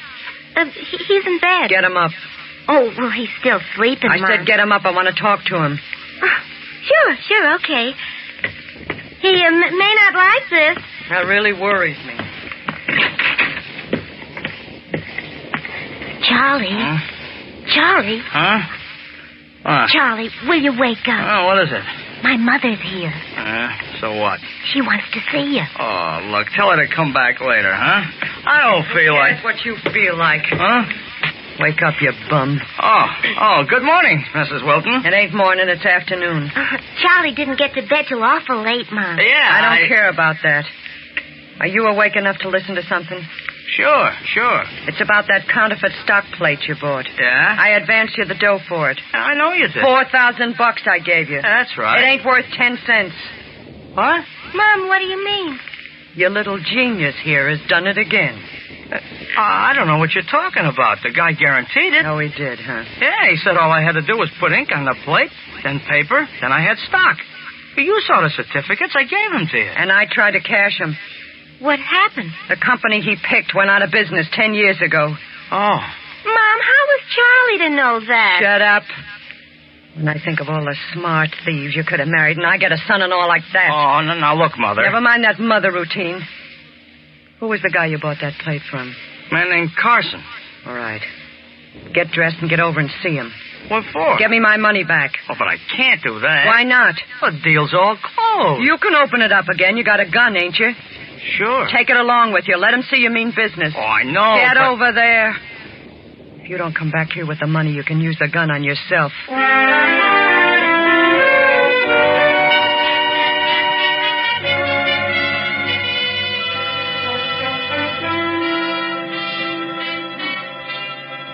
In the same city, in the nearby FBI field office, Special Agent Jim Taylor is just reporting to his agent in charge. You sent for me, Mr. Stowing? Oh, yes, Jim. Just got a report from our Chicago office. Huh? Want you to get right to work on it. What's it all about, sir? National Stolen Property Act. Oh. They picked up a suspect yesterday who was trying to pass over $5,000 worth of counterfeit stock certificates. I see. And the agents who searched his effects found that he also had counterfeit stock plates in his possession. Well, did his own printing job, huh? That's right. Well, this man was questioned for a number of hours, and he finally broke down and revealed where he got the plates. And where was that? Right here in town. Well, he claimed he got them from a man named Carson. Here's his address, Jim. All right, sir. According to the suspect's testimony, this Carson makes a business of turning out counterfeit stock plates. I see. Get right over there and check on Carson. Okay. See what you can find out.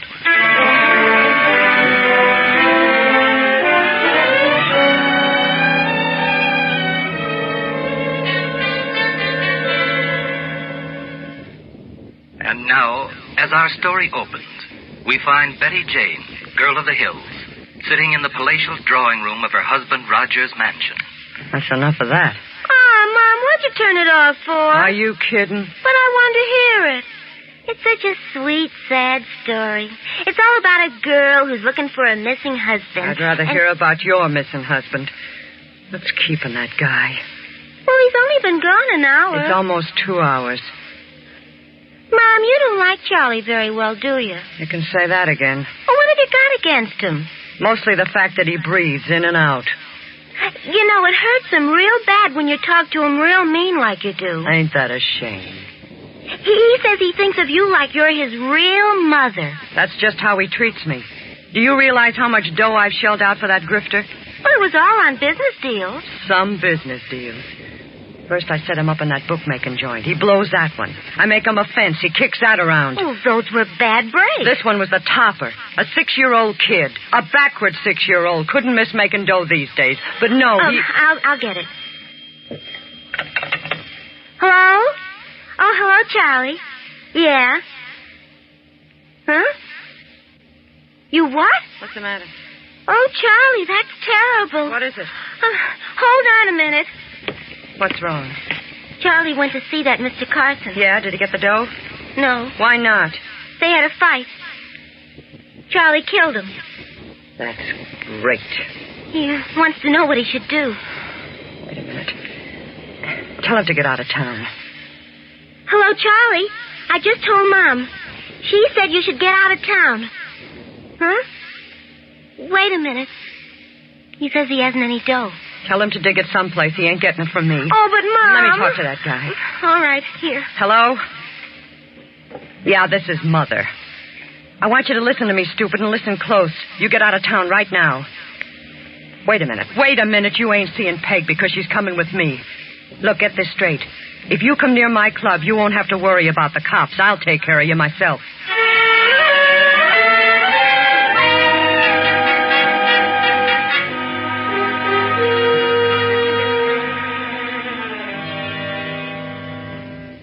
Mr. Sterling. Yes, Jim. May we come in? Come ahead. This is Detective Harvey, Homicide Squad. Mr. Sterling. Hello, sir. Hello, Harvey. Did you go to Carson's office? Yes, sir. That's why I brought Harvey back here with me. What do you mean? Carson was shot and killed this afternoon. Well, when was this? About 10 minutes before I arrived. What about the killer? We don't know who he is yet, sir. Let's have the whole story, Jim. All right, sir. Well, as I told you, as soon as I arrived at Carson's office, I found his body. Was anyone else there? Yes, a young lady, his secretary. Could she shed any light on the killing? Well, she didn't know the name of the man who did it, but she said he had been in Carson's office before. Oh? I got a complete description of him from the girl, sir. Right down to a ring that he was wearing. Good. I also learned why this man was there. Yes? The secretary admitted that he had bought some counterfeit stock plates from Carson in the past. On this visit, he had an argument with him, claiming these plates were worthless. And that evidently led to the shooting. Mm-hmm. Where is the secretary? We're holding her now as a material witness. You can question her at any time. Good. Well, Mr. Sterling, we have an interest in finding this killer, too. How's that? The secretary stated that he walked out of there with another set of counterfeit stock plates. Well, I'd suggest you work right along with the police on this. All right, sir. You can come down to headquarters with me now, Jim. We can see if the secretary's identified anyone. Okay. Is she looking over pictures? Yes, sir. Then get going.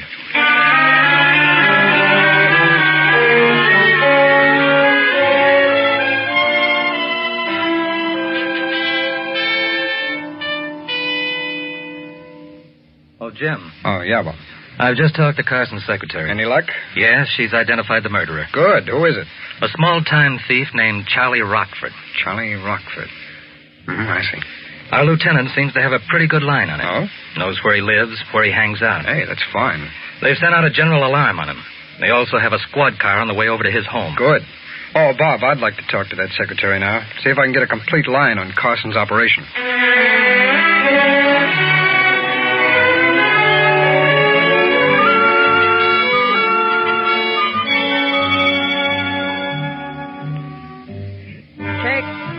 Set up a round of drinks for that party at table 4 on the house.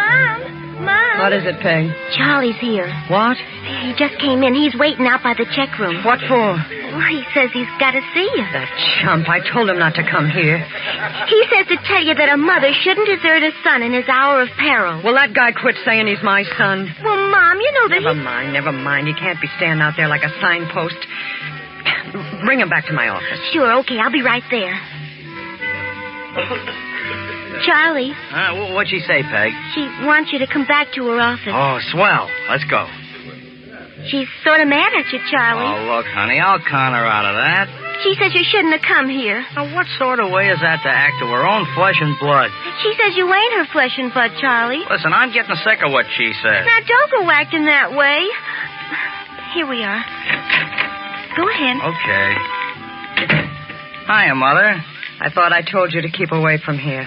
I'm in trouble. Flash. Look, I'm hot, I tell you. So I see by the newspapers. Huh? The papers have got something about me? Only a story and a picture. Oh, so that's why them cops showed up. What do you mean, Charlie? Showed up where? At the apartment. You went back to your apartment? Yeah. Why? Well, I thought maybe Peg would be there. Why, you stupid...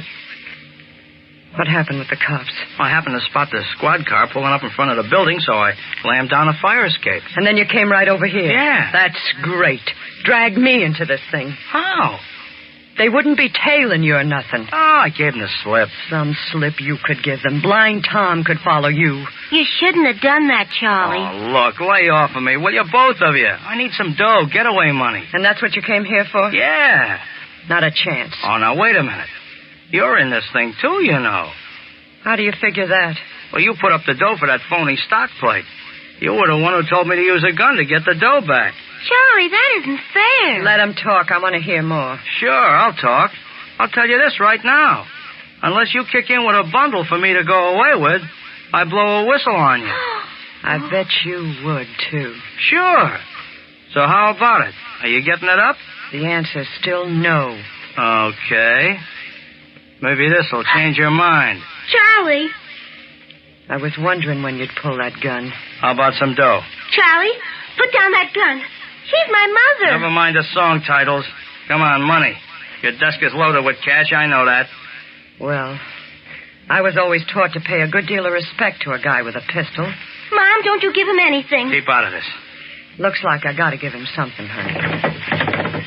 Think this'd be enough?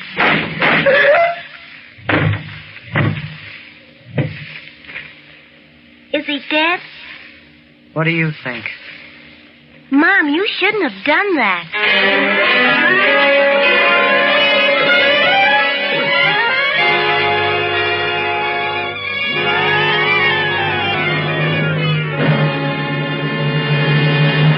Tonight's case from the official FBI files will be reopened in just a moment.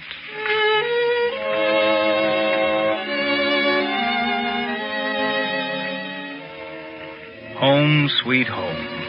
I forget the words now, but it's always hard for a man to express his real feeling, the warmth, the love of his own home.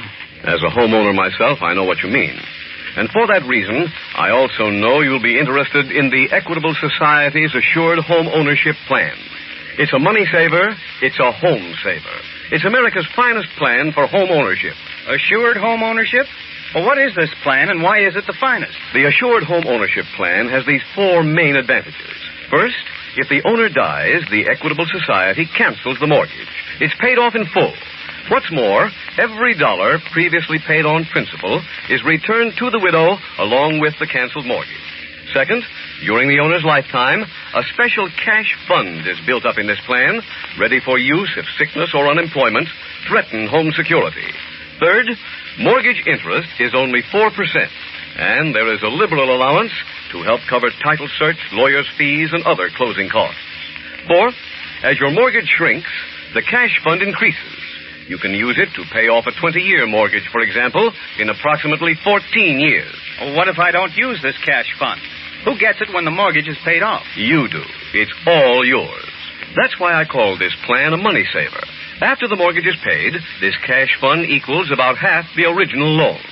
All in all, a man is mighty lucky if his health, age, income, and the location of his home qualify him for an Equitable Assured Home Ownership Plan.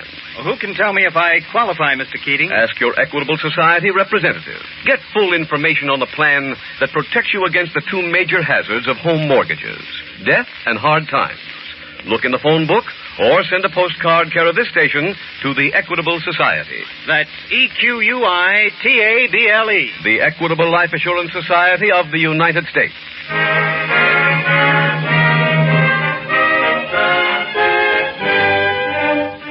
And now back to our FBI file, The Careless Killer.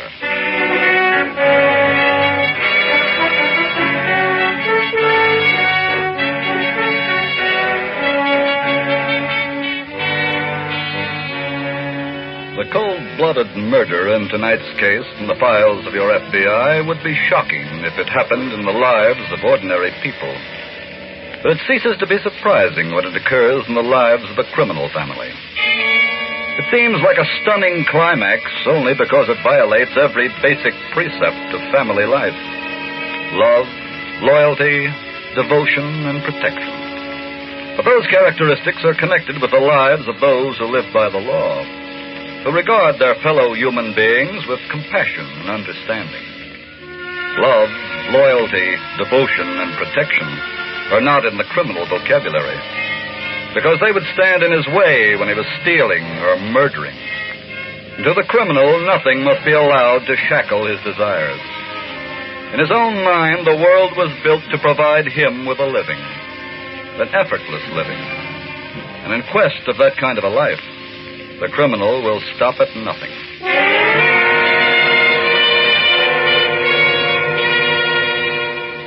The night's file continues at the FBI field office.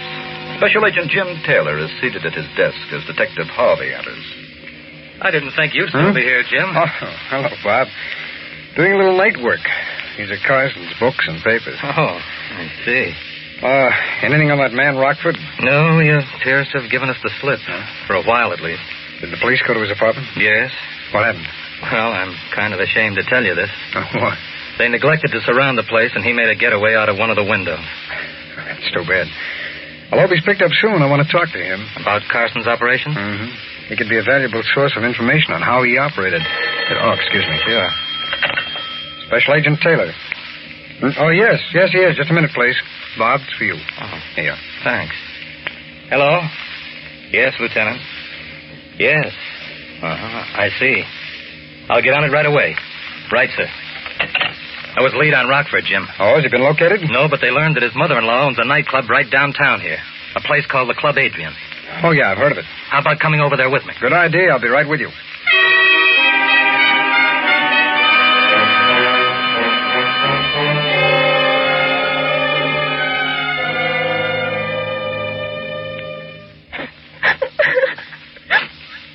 Peg, will you cut that out? I feel just like Betty Jane. Who's she? Betty Jane, Girl of the Hills, that radio program. Oh, that. You should suffer so long. She, too, has no husband. Look, save those crocodile tears. You miss him just about as much as I miss Hitler. But he died so bravely. Yeah, just as he was about to shoot your mother. Now cut it out. Mom. Yeah. What are you going to do with him? Get rid of him, of course. Where is he now? In a closet in the back hall. Will anyone find his body? Eventually. Look, go on outside in the club and get a drink or something, will you? Yeah, but there's a couple of things I want to ask you. What? Well, first of all, should I start wearing black? Oh, that'd be great. The guy's body may not turn up for months. But I look good in black. Look, please go outside, honey. How are you going to get rid of him? I told one of the boys to pick up a truck of some kind. Steal it? Yeah, he'll come around to the back of the club and we'll load the body in after we close. Oh. Now, will you go outside? There's a lot of guys in the joint looking for young girls to dance with. Well, why didn't you say so?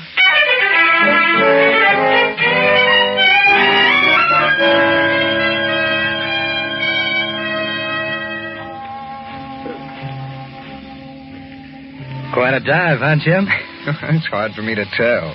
I can't see very well through this haze of smoke. I wonder if the owner will join us. Mrs. Wilton? Yes. Oh, did you tell the captain we'd like to see her? Yes, but that doesn't... I beg your pardon, boys.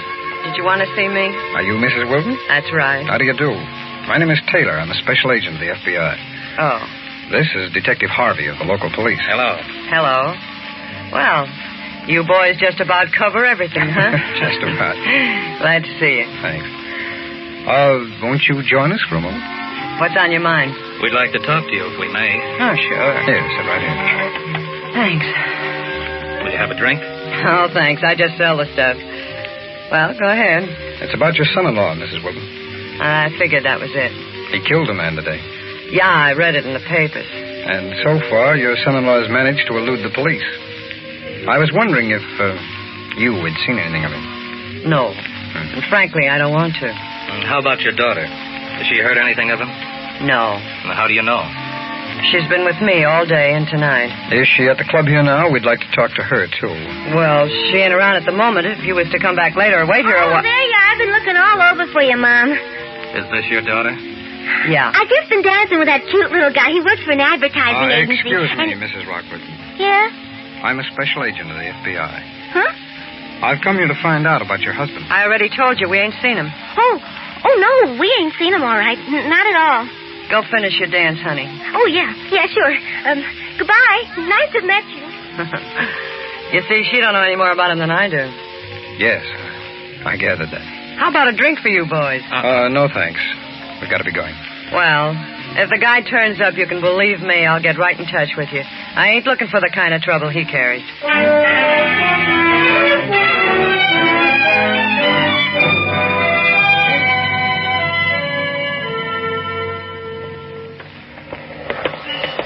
Well, Jim? Pretty phony routines you gave it. Yeah. I think they've heard from Rockford all right. In fact, I know they have. How's that? You remember that ring that Carson's secretary said that Rockford was wearing? Yes. Black onyx with 3 diamond chips. Mm-hmm. Well, his wife was wearing it tonight. Oh? Of course, it could be a duplicate, but I doubt it. Well, that means that he's been back here at the club. I think so. It could also... Look out, Bob! Hey. Thanks, Jim. It's okay. That would have been a nice finish. Knocked off by a truck from a diaper service. Yeah. He certainly was... Hey. Wait a minute, Bob. What? That alley the truck just went down. I'd like to see where it leads to. Okay. Seems to go around back of the club. Mm-hmm. What would a diaper truck be doing back there? Yeah. Bob, if Rockford is still in the club, they could be using that truck to get him out. That's logical. No one would ever suspect he was getting away in that. Bob. Yes, Jim? Let's find a patrolman. Have him cover the front door of this club. Okay. I'll cover this alley and keep an eye on the truck. Right. You get down and pick up a warrant for us to search this place at once.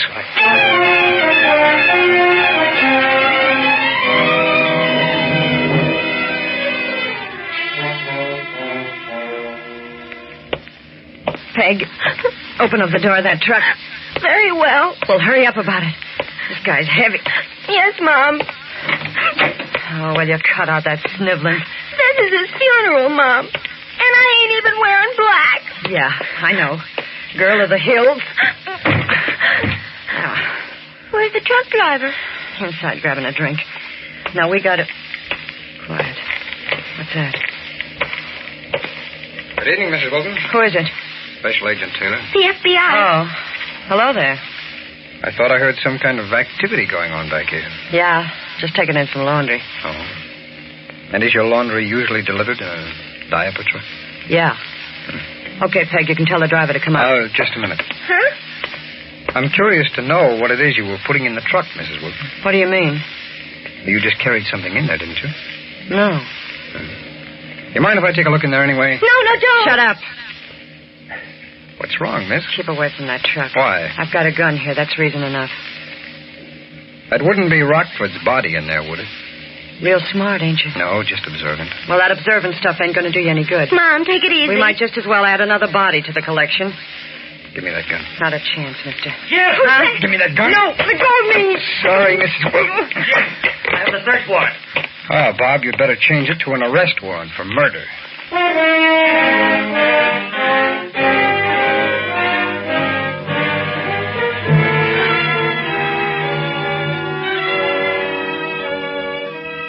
Mrs. Wilton was convicted in the state court of first-degree murder and sentenced to be executed. Her daughter was convicted for her part in the murder and sentenced to life imprisonment. Too much credit for the closing of tonight's case from the files of your FBI cannot go to the local police department, whose cooperation is extended to the fullest extent. And it is true that in many cases throughout the year, your FBI would find their investigations much more difficult without the help of local law enforcement agencies.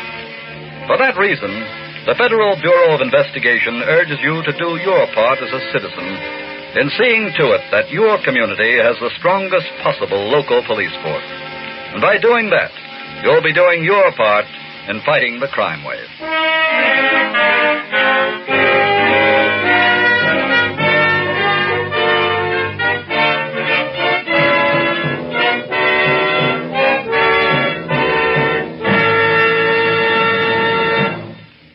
In just a moment, we will tell you about next week's exciting case from the files of your FBI. Mr. Keating, about that assured home ownership plan. My next move is to see my Equitable Society representative and find out if I can qualify. Is that right? Right you are, Ed. And he'll tell you more about what you get in one package from the Equitable Society. A mortgage that's paid in full if the owner dies.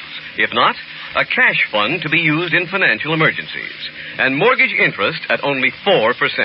No wonder it's called America's finest plan for home ownership. So don't delay. See your Equitable representative soon. Or write to the Equitable Society, care of this station. That's EQUITABLE. The Equitable Life Assurance Society of the United States.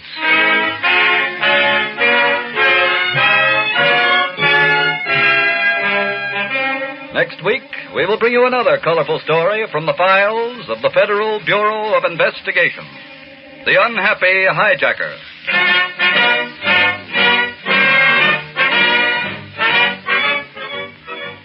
The incidents used in tonight's Equitable Life Assurance Society's broadcast are adapted from the files of the Federal Bureau of Investigation. However, all names used are fictitious, and any similarity thereof to the names of persons living or dead is accidental. Tonight, the music was composed and conducted by Frederick Steiner. Your narrator was Dean Carlton, and Special Agent Taylor was played by Stacey Harris. This Is Your FBI is a Jerry Devine production. This is Larry Keating speaking for the Equitable Life Assurance Society of the United States and the Equitable Society's representative in your community, and inviting you to tune in again next week at this same time when the Equitable Life Assurance Society will bring you another thrilling story from the files of the Federal Bureau of Investigation. The Unhappy Hijacker on This Is Your FBI. This is ABC, the American Broadcasting Company.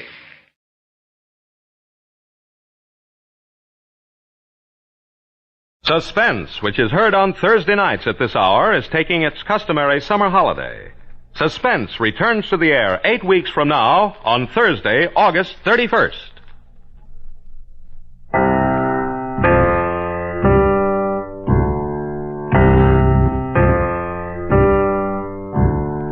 Ladies and gentlemen, a $5,000 reward will be offered each week on the program immediately following this announcement.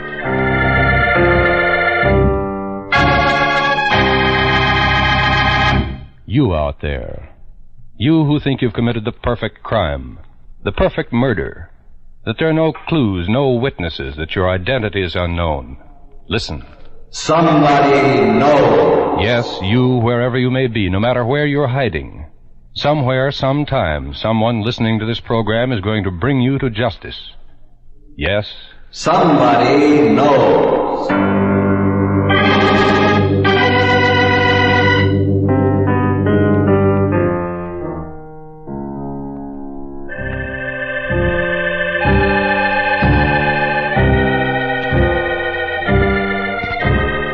The Columbia Broadcasting System presents Somebody Knows, a program conceived in the public interest, dedicated to aiding the forces of law and order in the solution of this nation's unsolved crimes.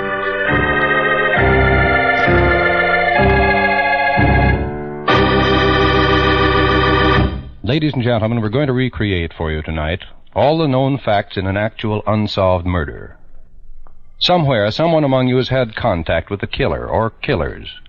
Someone whose identity need never be known has seen evidence or possesses information that can lead to the solution of this crime. In the public interest, the Columbia Broadcasting System offers a $5,000 reward for information leading to the arrest and conviction of the killer in this unsolved murder. We ask you then to please listen carefully, for you may be the one to win this reward. Somebody knows. It may be you.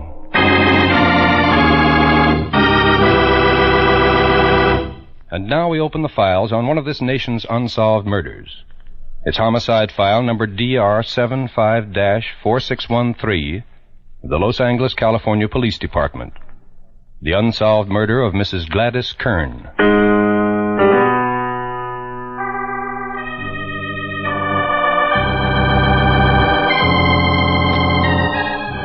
It is St. Valentine's Day, Saturday, February 14th, 1948. The time is between 4:30 and 5 o'clock in the afternoon. The place, the exclusive Los Feliz residential section in the hills high above the city of Los Angeles, California. A real estate agent is showing a prospective buyer through a vacant home at 4217 Cromwell Avenue. Now, here's the dining room. As you can see, it's designed for good, homey, comfortable living, and yet large enough to accommodate a good-sized dinner party. And this way is the kitchen. Now, maybe as a man, you aren't interested in what makes a kitchen practical. But if you're like my husband, you're certainly interested in what comes out of it. So I'd just like to point out a few of... What's the matter?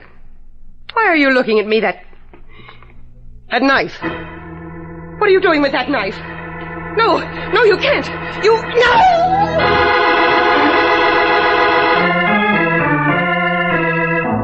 On Sunday morning, February 15th, 1948, a red light winks on a switchboard in the Los Angeles Police Department.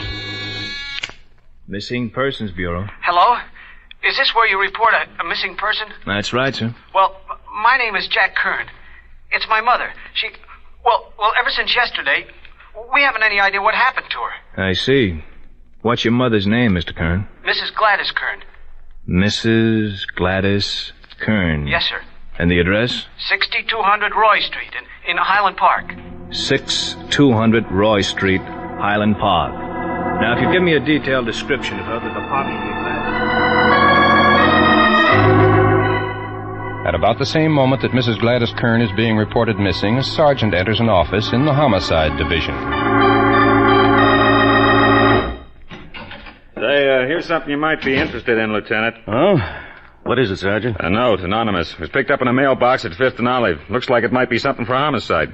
Has the crime lab seen it? Just got through with it. They said bring it down here. All right, let's see what it says. The note is written on a plain piece of paper folded over. On the outside, penciled in large, scrawling letters, are 3 words. Hurry to police. The body of the note, also printed in clumsy, penciled letters, is alliteratively phrased, badly spelled, and unpunctuated. It says, I made acquaintance of man 3 weeks ago. He said he wanted to buy a home for his family, but he was a racketeer. No real estater would do business with him. He suggested I buy a home for him in my name, and then he would go with me to look at the property to make sure he liked it. They went into the house, and I waited outside. After a while, I went up to investigate. She was laying on the floor. I turned her over. I was covered with blood. I pulled a knife out of her, then I left and ran. I knew this man as Louis Fraser. He's about 5'10", has jet black curly hair, wears blue or tan gabardine suits.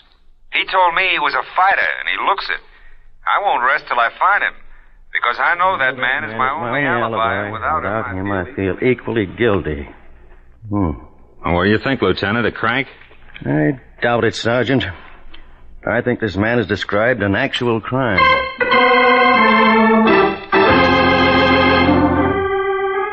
Monday morning, February 16th, 1948, Mr. Fred Lyon, a realtor with offices at 2144 Hillhurst Avenue, is showing homes to 2 women prospects, one of whom is Mrs. Verdi F. Cross, a trained nurse. One of the homes on his list is located at 4217 Cromwell Avenue in the Los Feliz Hills. At the moment, Mr. Lyon and the 2 women are looking over the grounds at the Cromwell Avenue address. And as you can see, ladies, the property's been well kept up. The owner spared no pains to maintain his home in keeping with the section. Personally, I feel that at $25,000, the property's very sound value. The 2 women and Mr. Lyon leave the grounds and enter the service porch. They walk slowly toward the kitchen door. Then, as they're about to enter the kitchen... What is it? What's the matter, dear? There, on the kitchen floor. Look through that open door. Good Lord. Wait a minute. Stay here. Mrs. Verdi F. Cross, the nurse, walks a few feet into the kitchen. She stands there a moment looking down, then comes back to Mr. Lyon and the other woman.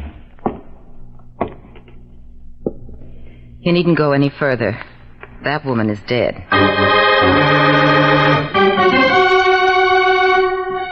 A few minutes later, in the Police Communication Division, a monitor on a police complaint switchboard plugs in to answer a call. Los Angeles Police Department Complaint Division. You're certain the woman's dead? All right, what's the address? 4217 Cromwell Avenue. And your name? Mr. Fred Lyon. Who's with you, Mr. Lyon? Very well, sir. Go back to the house. Don't touch anything. You and the 2 women... As the monitor talks to Mr. Lyon over the telephone, he plugs in the Homicide Division switchboard on the same line. Simultaneously, he writes the pertinent information on a form, rips it from its pad, and places it on an endless chain conveyor belt that carries it into the next room. The next room is the broadcasting room of KGPL, official radio station of police communications. The dispatcher takes the slip and hands it to one of the 7 broadcasters sitting fan-shaped around him. She looks it over quickly and presses a button on the microphone before her. Code 2, a dead body at 4217 Cromwell Avenue. Code 2, a dead body at 4217 Cromwell Avenue. Cars 301 and 115 acknowledged. Within a matter of minutes after the flash is given, Detective A.W. Hubka arrives on the scene. His official report, as given to the Homicide Division and later at the coroner's inquest, contains in part the following information. In response to the Code 2 broadcast, I proceeded at once to the home at 4217 Cromwell Avenue. In the kitchen, I found the body of an attractively dressed woman lying face down on the floor. My examination satisfied me that she was dead. There was a deep wound in her back between the shoulder blades. Obviously a knife wound. In the kitchen sink, I found a leather-handled hunting knife with a blade of about 6 inches in length. An attempt had been made to wash it clean, though some traces of bloodstains still remained. Also in the sink was a man's balled-up handkerchief which bore stains that I presumed to be blood. Beside the body lay an open purse and a wallet. Within a short time, a detail arrived from Homicide Division. Shortly after the discovery of the murder, information is correlated between the Missing Persons Bureau and the Homicide Division. A police card speeds to Highland Park and picks up Mr. John E. Kern, husband of Mrs. Gladys Kern, reported missing the day before. It takes him to 4217 Cromwell Avenue.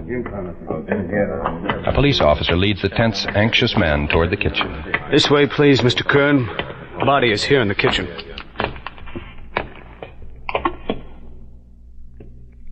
Gladys. Dear God.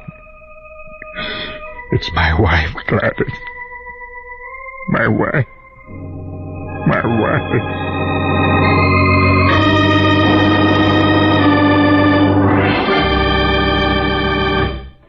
In just a moment, we'll continue with file number DR75-4613 of the Los Angeles, California Police Department. The unsolved murder of Mrs. Gladys Kern. CBS invites you to hear another adventure in the far corners of the world with yours truly, Johnny Dollar, later tonight. Starring Hollywood actor Edmund O'Brien, yours truly, Johnny Dollar, brings you the adventures of a top investigator for a large insurance company. Old hands who think they have a new twist and new hands who think they have a novel twist try to swindle Johnny Dollar's company, and Johnny has to keep one step ahead. For action, thrills, and adventure in the far places, listen to yours truly, Johnny Dollar, starring Edmund O'Brien, every Thursday on most of these same CBS stations. And now, ladies and gentlemen, we'll continue with the rest of the factual information concerning the unsolved murder of Mrs. Gladys Kern. Remember, $5,000 reward will be paid for information leading to the arrest and conviction of her killer.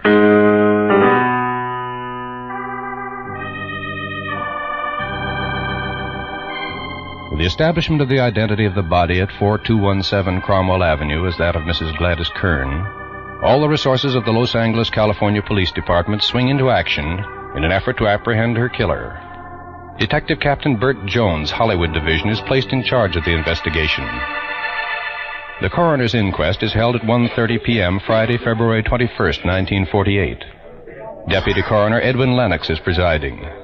The first witness to be called is Mr. John E. Kern, the dead woman's husband. Now, Mr. Kern, we'll try to make this as brief as possible for you.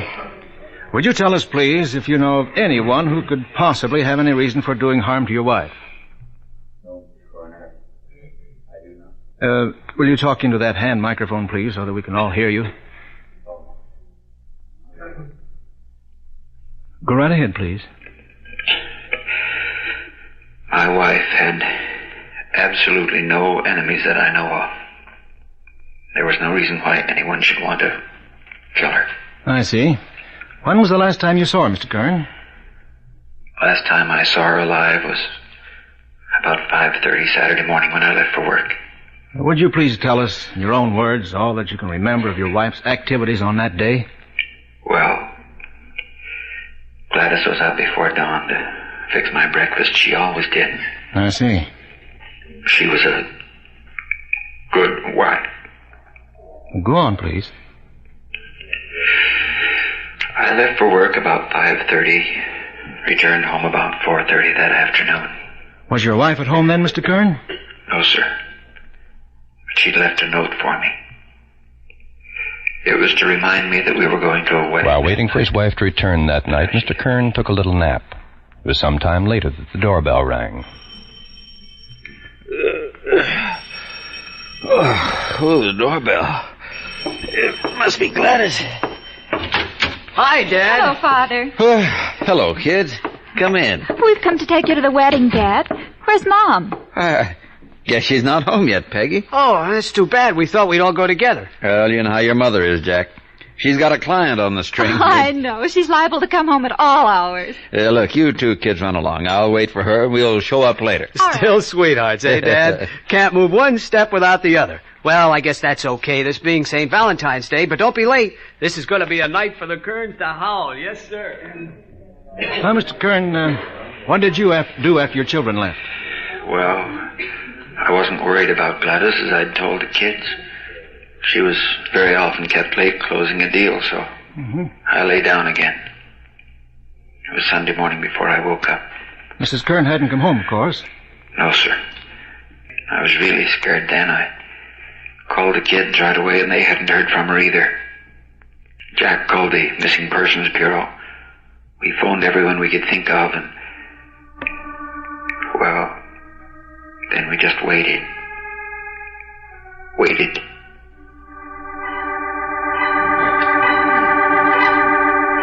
Meanwhile, the reports on preliminary investigation in the case are discouraging. Detective Captain Jones has only this information to offer. The murder weapon, the leather-handled K-bar hunting knife, is the type widely sold in war surplus stores. A check has been made of each such store in the city without any concrete results. We are also urging the anonymous letter writer through the radio and press to turn himself in, work with the police. No response has been forthcoming to date. Chemist Ray Pinker of the Police Crime Laboratory has this to report. Mrs. Kern's purse of a black plastic material would hold no fingerprints unless applied by wet or blood-covered fingers. We found none. Nor were there any prints in the wallet or the murder weapon. The anonymous note had passed through too many hands to provide us with anything of value.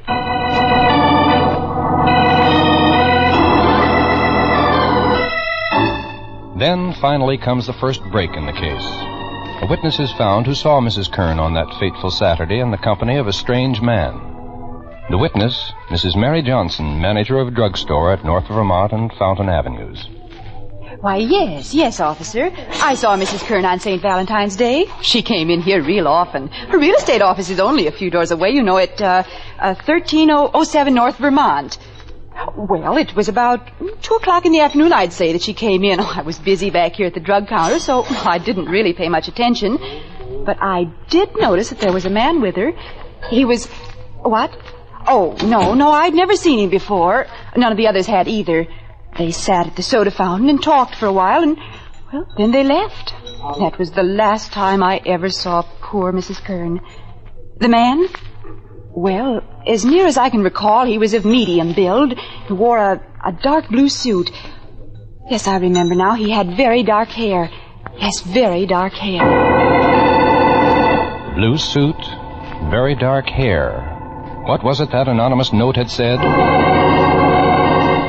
I know this man is Louis Fraser. He's about 5'10", has jet black curly hair. Wears a blue or tan gabardine suit.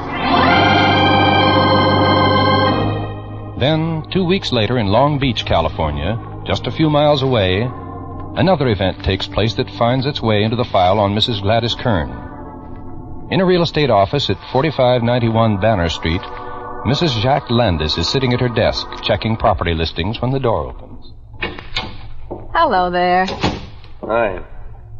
You got any houses for sale? Should say we have. What kind of a house were you looking for? I'm not particular. Nobody else in the office? Not at the moment, no, but I have all the listings. If you could give me some idea of... Does this give you some idea, lady? That knife. What are you doing with that knife? If you just keep your mouth shut, I ain't gonna do nothing with it. If you don't, I'll... All right, now. Let me have that purse. Quick now. Yes, of course. Here. Okay. Now you just sit there and keep that mouth shut. Yes. You better not do anything for 5 minutes. Or I'll come back and I'm going to take care of you. So long. Thanks.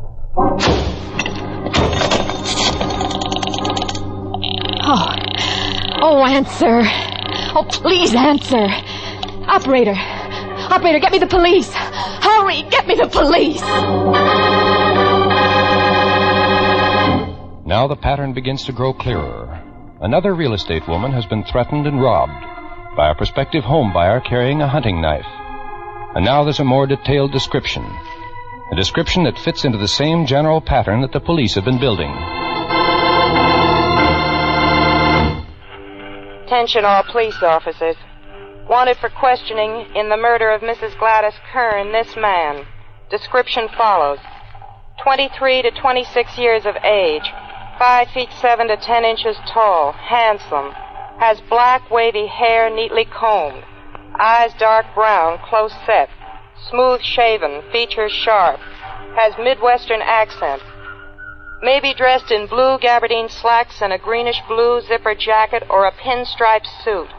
May be driving a 1939 Chevrolet Coupe or a dark gray 1940 Dodge or Plymouth sedan. Will repeat. Wanted for questioning. Now the police receive 2 more important bits of information. The first comes from Mr. William Osborne, a physicist who maintains offices in the rear of Mrs. Kern's realty office on Vermont Avenue. At about 4 o'clock the afternoon of Saturday, February 14th, I happened to notice Mrs. Kern go into a real estate office with a man. He was in his 50s, about 6 feet tall, weighed probably 200 pounds. His hair was graying and his face was, well, I would say rather lean. He had a New York appearance in his manner and his dress. He and Mrs. Kern were talking and joking, and they left shortly after they'd come in. I'd never seen the man before, and I never saw him again. The second bit of information, undoubtedly one of the most important clues in the entire case, came from Mrs. Peggy Ann Phillips, young married daughter of Mrs. Kern. When I was graduated from school, my brother Jack gave me a diamond wristwatch as a present.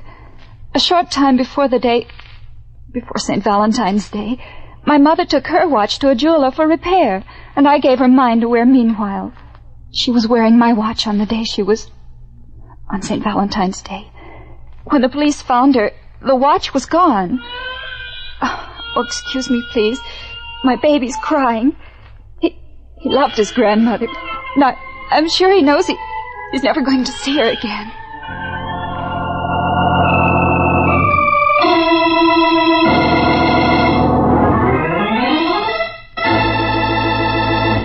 Ladies and gentlemen, we've now given you all available information as contained in the files of the Los Angeles, California Police Department regarding the unsolved murder of Mrs. Gladys Kern.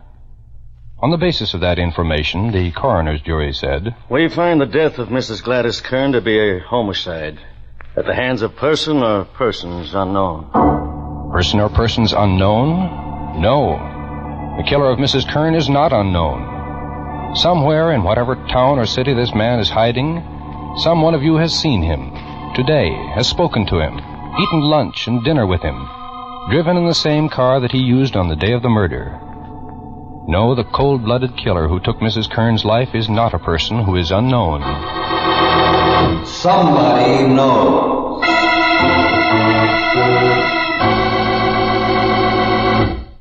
Now listen carefully, please. Listen, all of you, wherever you may be. We're going to give you a recapitulation of all the known facts in the unsolved murder of Mrs. Gladys Kern. Better make a note of them. And remember, by following the instructions we shall give you in a moment, you may be the one to earn a $5,000 reward. Now here are the actual facts in the case. Mrs. Gladys Kern, 42 years of age, a realtor with offices at 1307 North Vermont Avenue in Los Angeles, California, was stabbed to death with a hunting knife in a vacant home at 4217 Cromwell Avenue in that city. The date? Saturday, St. Valentine's Day, February 14th, 1948. The time, between 4:30 and 5 o'clock in the afternoon. The motive was obviously robbery. Only a few pennies were found in a rifled purse. And a diamond-studded wristwatch she'd been wearing was missing. The police have descriptions of 2 men whom they're seeking as suspects in this crime. Here's a description of the first man. His age between 23 and 26. 5 feet 7 to 10 inches tall. Handsome. Wavy black hair, neatly combed. Eyes, dark brown, close set. Sharp features, smooth shaven. Has a Midwestern accent. And please remember that this man seems to have a preference for blue or tan gabardine suits. Now here's the description of the second man seen with Mrs. Kern on the day of her death. Age in his 50s, about 6 feet tall. Weight, about 200 pounds. Hair, turning gray. Face, rather lean. Has what is described as a New York appearance in his manner and dress. Now, the clue most likely to trap the man we're looking for is a diamond-studded wristwatch. Here's the description. Listen carefully, please. The watch is a Bulova. The case is yellow gold with a 2-tone overlay of platinum. On each side there are 2 or 3 diamond chips. The hands are black, spade type. The figures, Arabic on a white dial. The face opening of the watch is slightly oblong. And most important of all, on the back of the watch is this inscription. Peggy Ann, 6-1944. Let me repeat that, please. On the back of the watch is inscribed the name Peggy Ann and the figures 6-1944.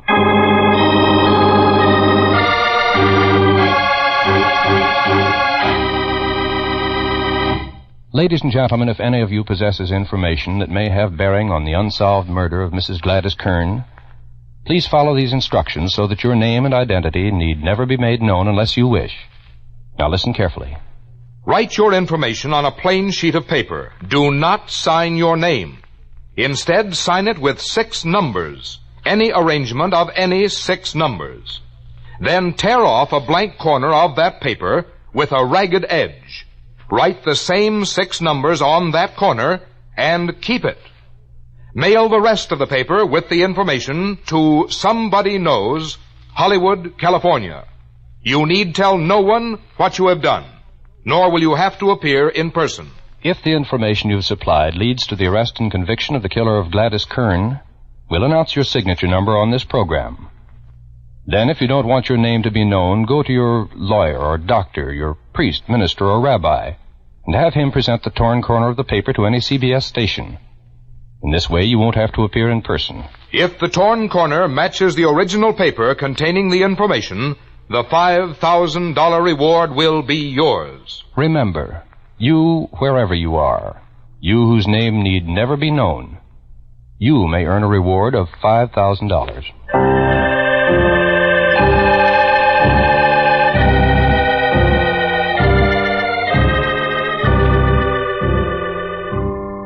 Next week, at the same time, we'll present another true case history of unsolved murder.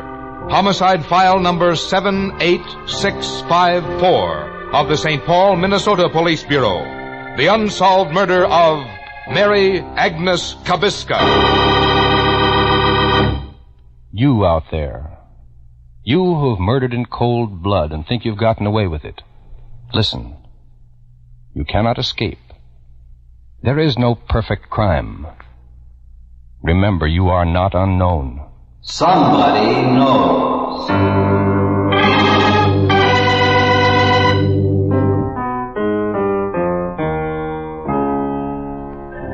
Tonight's case was written by Sidney Marshall from information in the files of the Los Angeles, California Police Department. Research was by Maurice Zim. Music was composed and played by Milton Charles.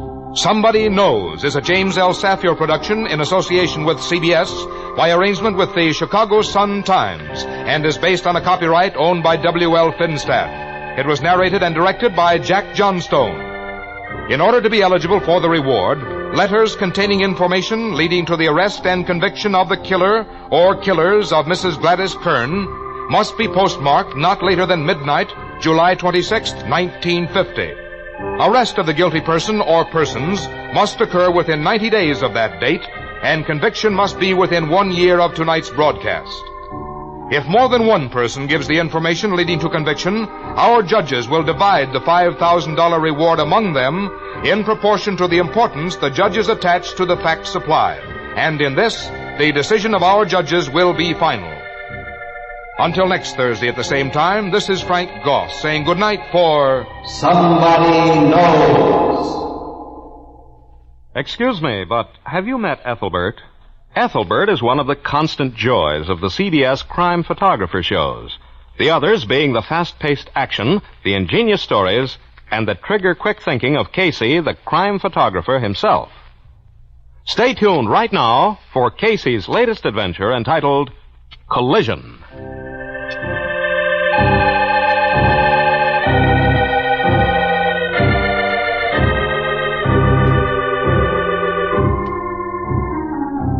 This is CBS, where you hear Arthur Godfrey every weekday afternoon, the Columbia Broadcasting System.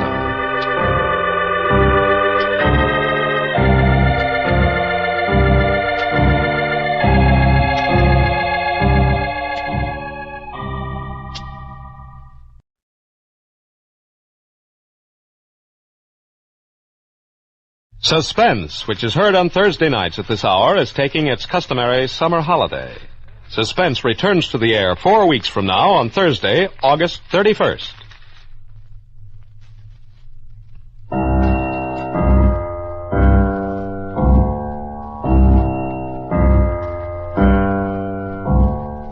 Ladies and gentlemen, a $5,000 reward will be offered each week on the program immediately following this announcement.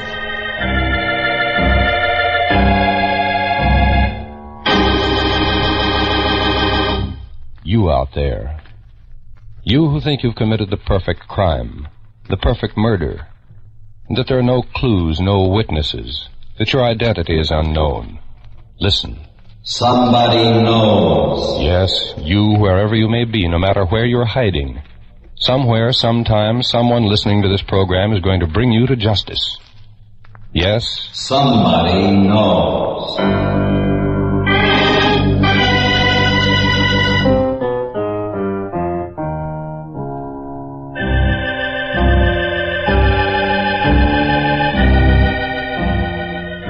The Columbia Broadcasting System presents Somebody Knows, a program conceived in the public interest, dedicated to aiding the forces of law and order in the solution of this nation's unsolved crimes.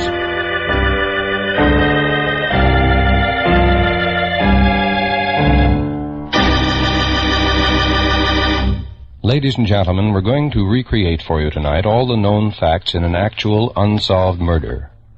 Somewhere, someone among you's had contact with the killer or killers. Someone whose identity need never be known has seen evidence or possesses information that can lead to the solution of this crime.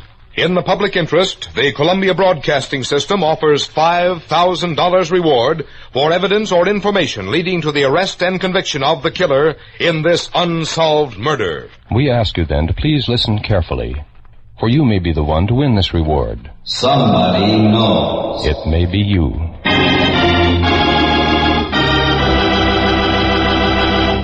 And now we open the files on one of this nation's unsolved murders. It's homicide file number A1-1947 of the Kansas City, Missouri Police Department. The unsolved murder of Paula Kohler Eubanks.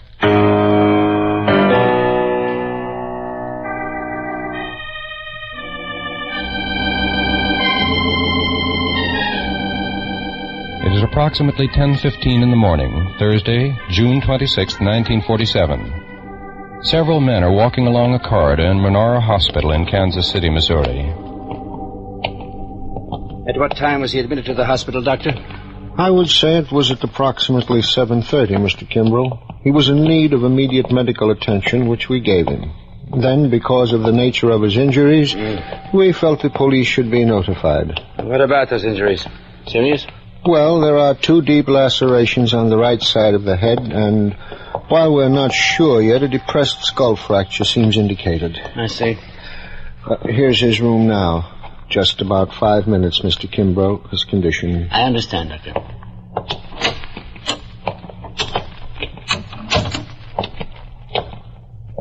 Mr. Mendoza? There are some men here who'd like to ask you a few questions. Men? Questions? Yes, Mr. Mendoza. I'm James Kimbrough, prosecutor of Jackson County. These men are Mr. Randall, my assistant, and Detectives Gibson and Miller. What is it you... Is it about Paula Eubanks? It is, Mr. Mendoza. Have you any statement for us? I will tell you everything I know, Mr. Kimbrough.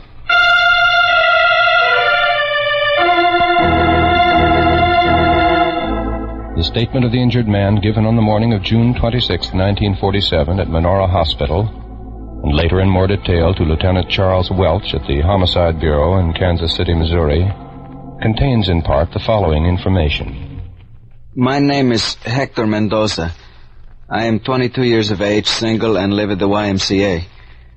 I came to Kansas City about 1 month ago from Mexico City to obtain employment and learn the American way of tool designing. While staying at the YMCA, I had my meals at the Mayflower Grill, 403.5 East 10th Street. While eating at this cafe, I became acquainted with a waitress named Paula Eubanks. I talked and joked with her on many occasions. On Wednesday, June 25th, I asked her for a date. We made arrangements to meet each other about 8:30 p.m.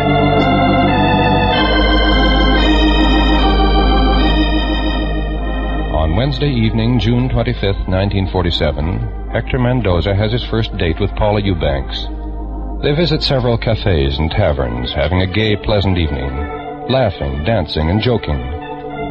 It's about 3:30 a.m. on the morning of Thursday, June 26, 1947, that they return to the Fairfield Hotel at 923 Holmes Street, where Mrs. Eubanks has her apartment. Would you like to sit out here on the porch and talk for a while, Hector? You know I would, Polly, if it is not too late for you. Oh, no. Now everything's been so nice. Here. We can sit down here. Yes, this will be very nice. Oh, it's been such a wonderful night, Hector. You're a very good dancer, you know. How could I be anything else when it was you with whom I was dancing? There you go again, saying those nice things. You know, I'm going to miss you when you go to New York. Well, you know I mean them, Polly. As Paula Eubanks and Hector Mendoza sit on the front porch of the hotel talking, a heavy-set man is walking south on Holmes Street. There's enough trouble in life. As he reaches a point opposite the hotel, he turns in, moves up the steps, and onto the porch. That is why you meant so much to me when you made me feel so much at home here in Kansas City. You're so warm and gay and laughing. All right, you two. Get up. The man is standing beside them. The blue steel automatic in his hand is plainly visible. I said get up. Better do as he says. Get up. Now, put your hands up. All right. I know you. You're new in town. Yes, I've been here about 6 months. Yeah. Look, my friend, why don't Stand still. Do as he tells you. Yeah. If you're gonna rob us, take what you want. Yeah. I know you, fella. What's your name? Hector Mendoza. Yeah. I know you, fella. What's your name? It is Hector Mendoza.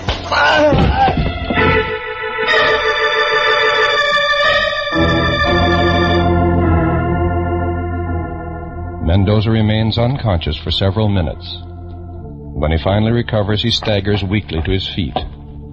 Paula Eubanks and the man are gone. Mendoza walks down the steps and out to the sidewalk. There, some distance south on Holmes Street, he sees them enter an old coupe. Then the car drives off.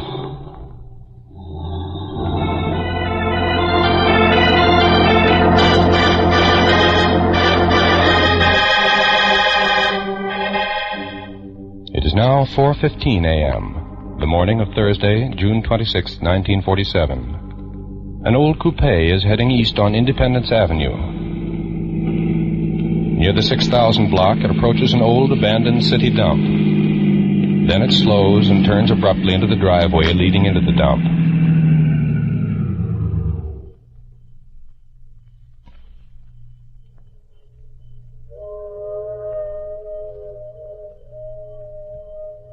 It is now approximately 4:30 a.m., the morning of Thursday, June 26, 1947. In a one-room tin shack about 10 feet square located in the city dump, Clarence Bayless, former caretaker for the city, is sleeping. Then...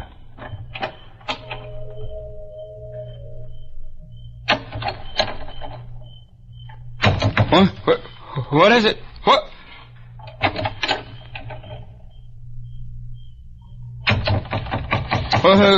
Who's there? What are you doing at that door?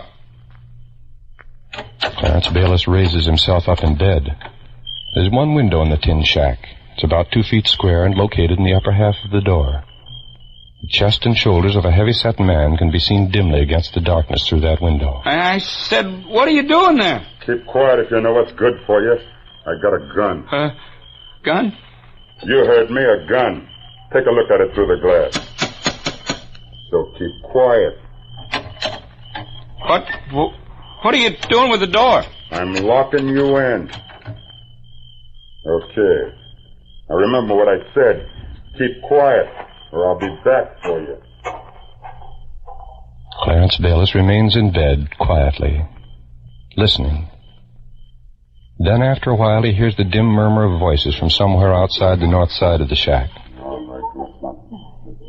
The low, apparently friendly conversation continues for a short while. Then... Honey, no. Honey, don't kill me. Honey, don't kill me. I'm not going to kill you. I was trying to see if you were still asleep. Clarence Bayless continues to listen from inside the tin shack. He hears a faint sound as though a scuffle is taking place somewhere. It seems to be coming from an old shed some 5 feet away from Bayless's shack. It lasts a short while, and then stops.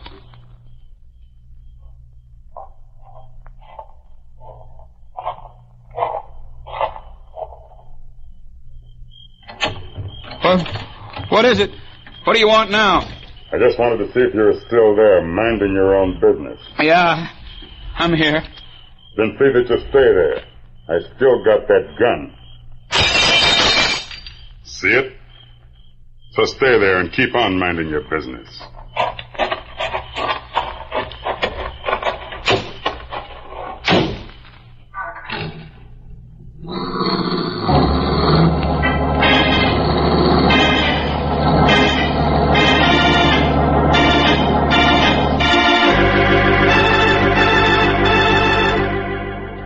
It is now 4:45 a.m., the morning of Thursday, June 26, 1947.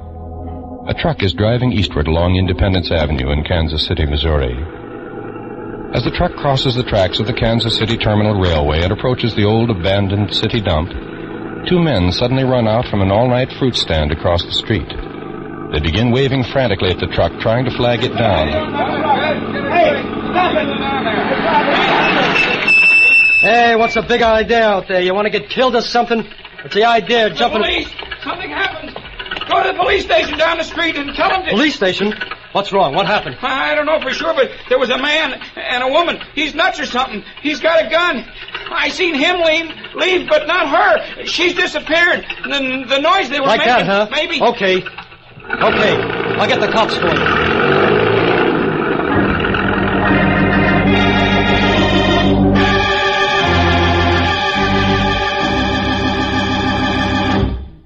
In just a moment, we'll continue with homicide file number A1-1947 of the Kansas City, Missouri Police Department, the unsolved murder of Paula Kohler Eubanks. Here's a message for young women who are looking for an interesting and worthwhile career. In order to meet the constantly rising demand for nurses, the nursing profession offers untold opportunities for ambitious, healthy girls who are at least high school graduates.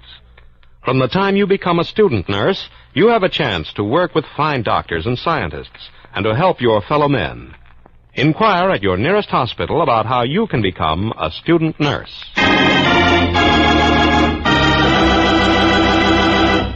Now back to Somebody Knows and a true case history of an actual murder. Now, ladies and gentlemen, we'll continue with the rest of the factual information concerning file number A1-1947 from the records of the Kansas City, Missouri Police Department. The unsolved murder of Mrs. Paula Kohler Eubanks. Remember, $5,000 will be paid for information leading to the arrest and conviction of her killer.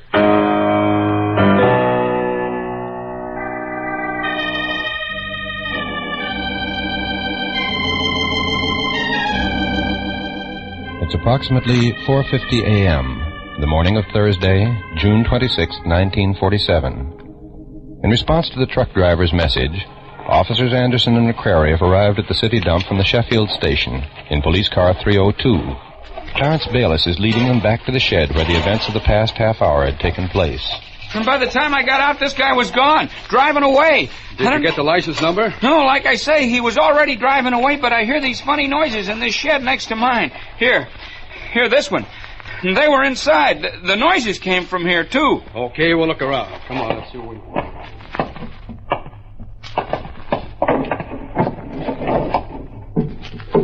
Nothing in here but a lot of junk, Bayless.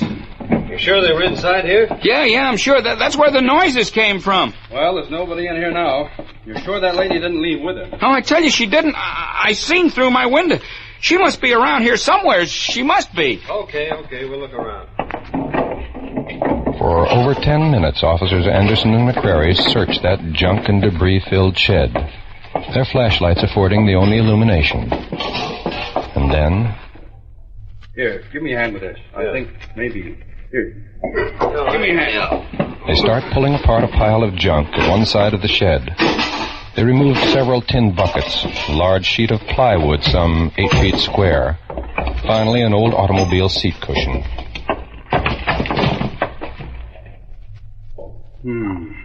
Looks like Bayless was right. The lady didn't leave this shed.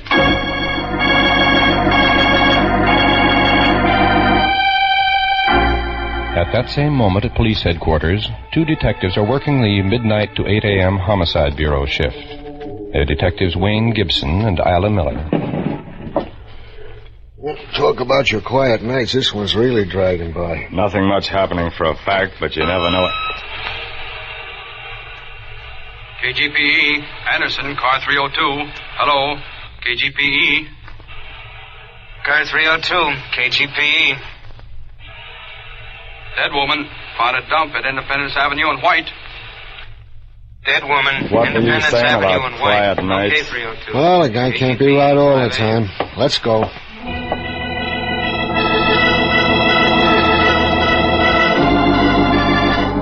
Detectives Gibson and Miller leave immediately in cruiser number 22 and go to the scene of the crime. Their initial homicide report, as given to Chief of Detectives Frank B. Collins, contains the following information. On arrival at Independence Avenue in White, Officers Anderson and McCrary, car 302, directed us to an old shed which is located on what used to be a city dump. Lying on the floor, we found the victim. She was lying face down. Her face was bloody and spots of blood were around the body and on the walls of this shed. Lieutenant Welch was notified immediately, also the prosecutor's office. Within a few minutes after his notification, Lieutenant Charles Welch, head of homicide, arrived at the scene and was fully informed of the situation. What about the identification, Gibson? None made as yet, Lieutenant. Well, who's representing the coroner's office? Deputy Coroner Jack Gibbs. Yes, and as soon as you're through, Lieutenant, I'll send the body to the J.P. Shield Funeral Home. What about you, Kilbane? We're through with the picture. The lab men finished up, too. All right, then. She can be removed. The dispatcher is trying to get through to you, Lieutenant. He thinks he has something for you about this. Thanks, Miller. I'll take it in your cruiser.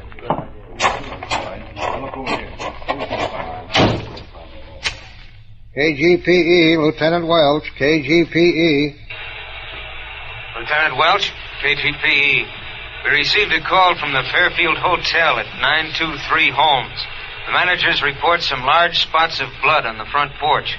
Also a woman's raincoat and black pocketbook on one of the chairs. They belong to a Mrs. Paula Eubanks, one of their tenants. They've checked and say her room's empty, hasn't been slept in. All right, dispatcher. We'll check on it.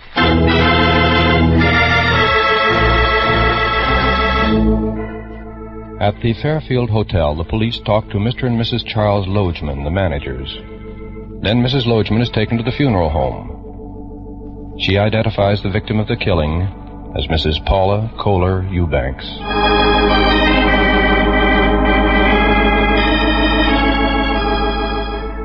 Meanwhile, Dr. James Walker, the coroner, has made a preliminary medical examination. The findings... It would appear without thorough autopsy that Mrs. Eubanks died from strangulation. The bruises on the victim's hands, face, and neck include those apparently inflicted by the killer while strangling her to stop her screams. It is also apparent that she was struck a number of times by blows from some blunt instrument, probably a pistol. There is no evidence of criminal assault. In Paula Eubanks' black leather purse, left behind on the porch, is a small book. It contains a number of names and addresses. Among those names is that of Hector Mendoza. With a call from Menora Hospital that he was admitted in an injured condition, Mendoza is questioned and his statement taken. In it, he gives the police a description of the man who struck him and walked away with Paula Eubanks. A general pickup is immediately broadcast. KGPE, all stations. Pickup for investigation of murder. One white man. Age 28 to 30. Height 5'10". Weight 170 to 180. Dirty blonde. Small mustache. Heavy, thick shoulders. When last seen was wearing dark double-breasted suit, dark felt hat. KGPE 1142.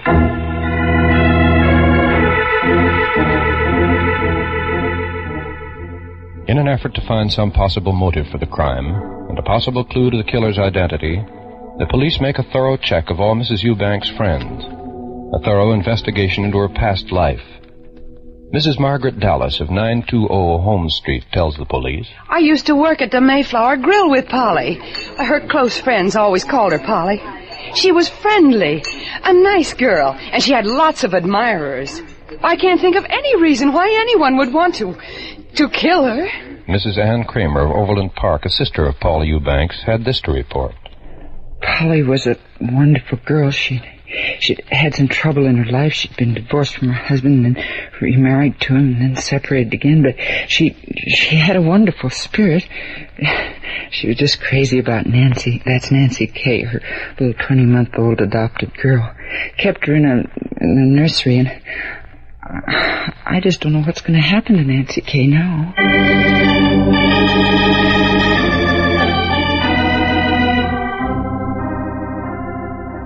Then, a strange and unusual development takes place in the case.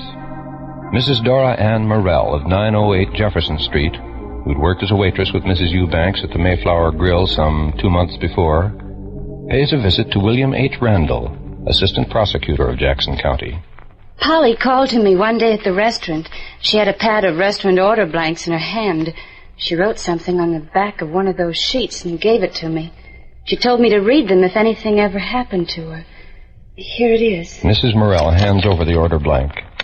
On the back of it, Paula Eubanks had written a number of Bible references. The references were Proverbs 8:12, Revelations 3:12, Matthew 11:14, Matthew 17:10 through 14, and Mark 9:13.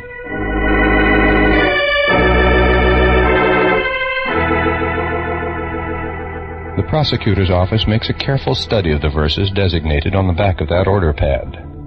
Then, this statement is issued.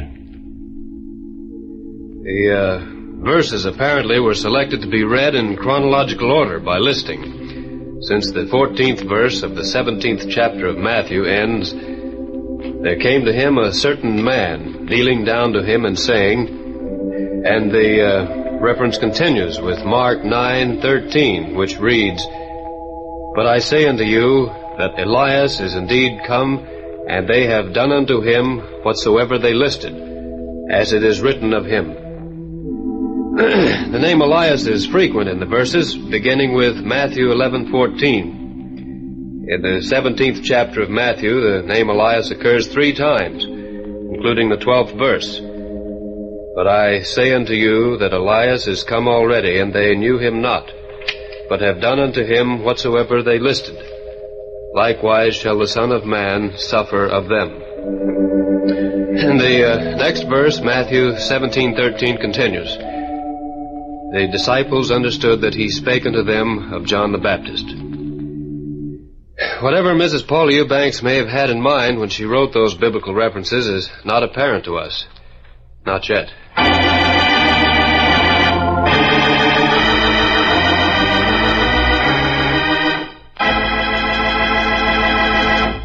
Now listen carefully, please. Listen, all of you, wherever you may be. We're going to give you a recapitulation of all the pertinent facts in the unsolved murder of Paula Kohler Eubanks. Better make a note of them. And remember, by following the instructions we shall give you in a moment, you may be the one to earn a $5,000 reward. Now, here are the actual facts in the case.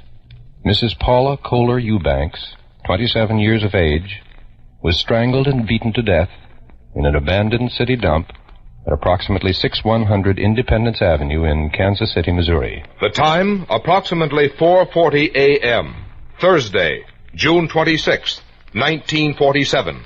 Now, here is a description of the man wanted for investigation in the murder, as broadcast by the Kansas City, Missouri Police Department. Please listen carefully.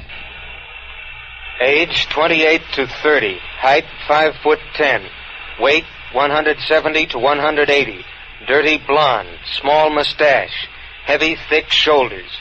When last seen was wearing dark double-breasted suit, dark felt hat.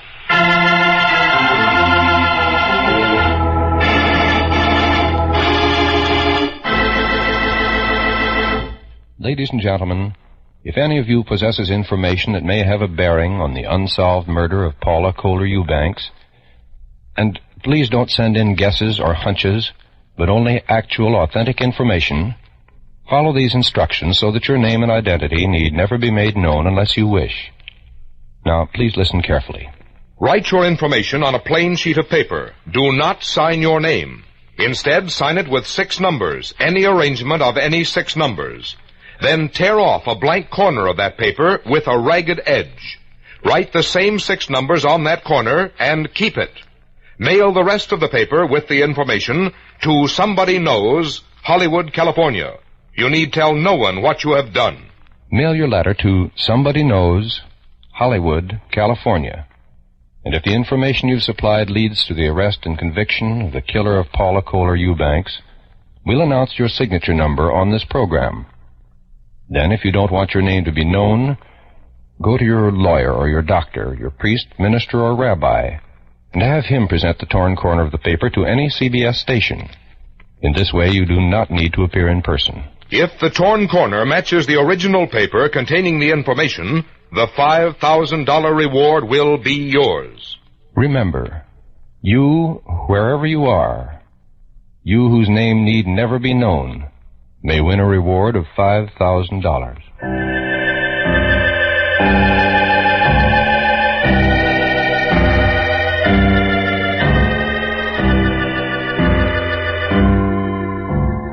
Next week at the same time, we'll present another true case history of unsolved murder. It's homicide file number HF12342 from the records of the Boston, Massachusetts Police Department. The unsolved murder of Samuel I. Paris. You out there, you who have murdered in cold blood and think you've gotten away with it, listen. You cannot escape. There is no perfect crime. Remember, you are not unknown. Somebody knows.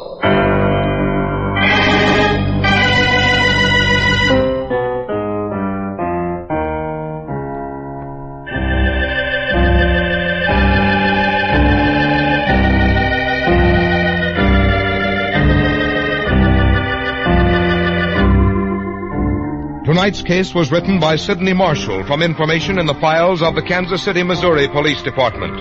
Research was by Maurice Zim. Music was composed and played by Milton Charles. Somebody Knows is a James L. Safier production in association with CBS by arrangement with the Chicago Sun-Times and is based on a copyright owned by W.L. Finstad. It was narrated and directed by Jack Johnstone. In order to be eligible for the reward, letters containing actual, authentic information leading to the arrest and conviction of the killer or killers of Paula Kohler Eubanks must be addressed to Somebody Knows, Hollywood, California, and must be postmarked not later than midnight, August 23rd, 1950. Arrest of the guilty person or persons must occur within 90 days of that date, and conviction must be within 1 year of tonight's broadcast. If more than one person gives the information leading to conviction, our judges will divide the $5,000 reward among them in proportion to the importance the judges attach to the facts supplied. And in this, the decision of our judges will be final. Until next Thursday at the same time, this is Frank Goss saying good night. And remember, somebody knows. Now stay tuned for Casey, Crime Photographer, which follows immediately on most of these same CBS stations. This is CBS, where you'll find Arthur Godfrey's daytime program every Monday through Friday on the Columbia Broadcasting System.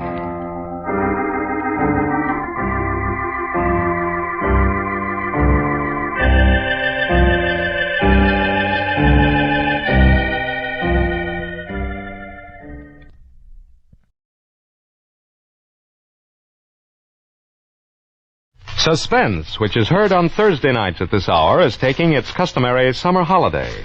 Suspense returns to the air 2 weeks from now on Thursday, August 31st.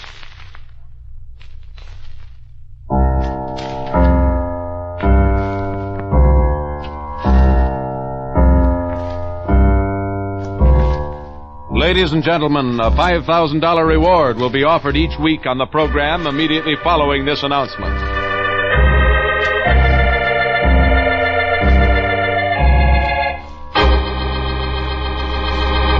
You out there, you who think you've committed the perfect crime, the perfect murder, and that there are no clues, no witnesses, that your identity is unknown. Listen. Somebody knows. Yes, you, wherever you may be, no matter where you're hiding. Somewhere, sometime, someone listening to this program is going to bring you to justice. Yes. Somebody knows.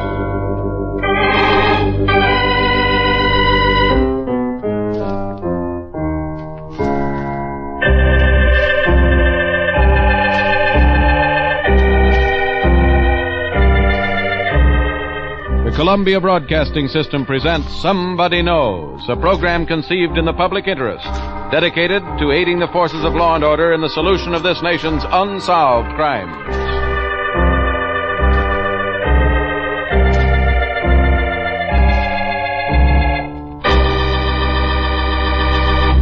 Ladies and gentlemen, we're going to recreate for you tonight all the known facts in an actual unsolved murder.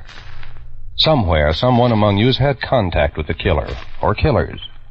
Someone whose identity need never be known has seen evidence or possesses information that can lead to the solution of this crime. In the public interest, the Columbia Broadcasting System offers $5,000 reward for evidence or information leading to the arrest and conviction of the killer in this unsolved murder. We ask you then to please listen carefully, for you may be the one to win this reward. Somebody knows. It may be you.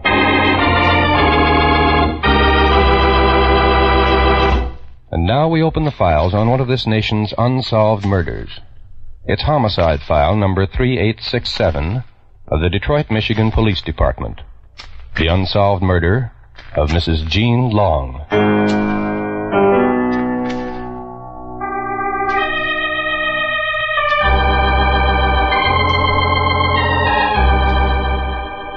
The Lord is my shepherd, I shall not want.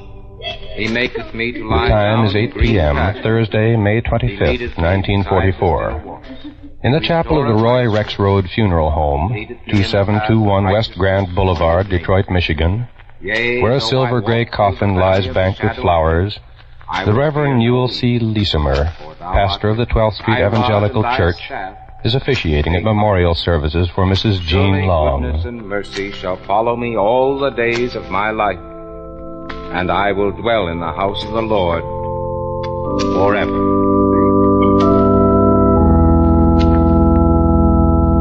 conclusion of the services, Mr. and Mrs. Robert L. Croyle, the parents of Mrs. Jean Long, sit hand in hand, dazed and bewildered in their grief. Jean was such a good girl.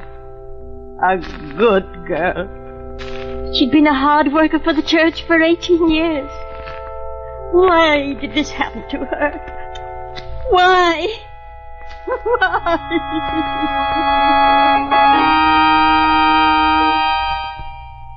Let us see if it's possible to obtain an answer to Mrs. Croyle's question. Let us examine some of the more pertinent facts regarding the life and death of Jean Croyle Long.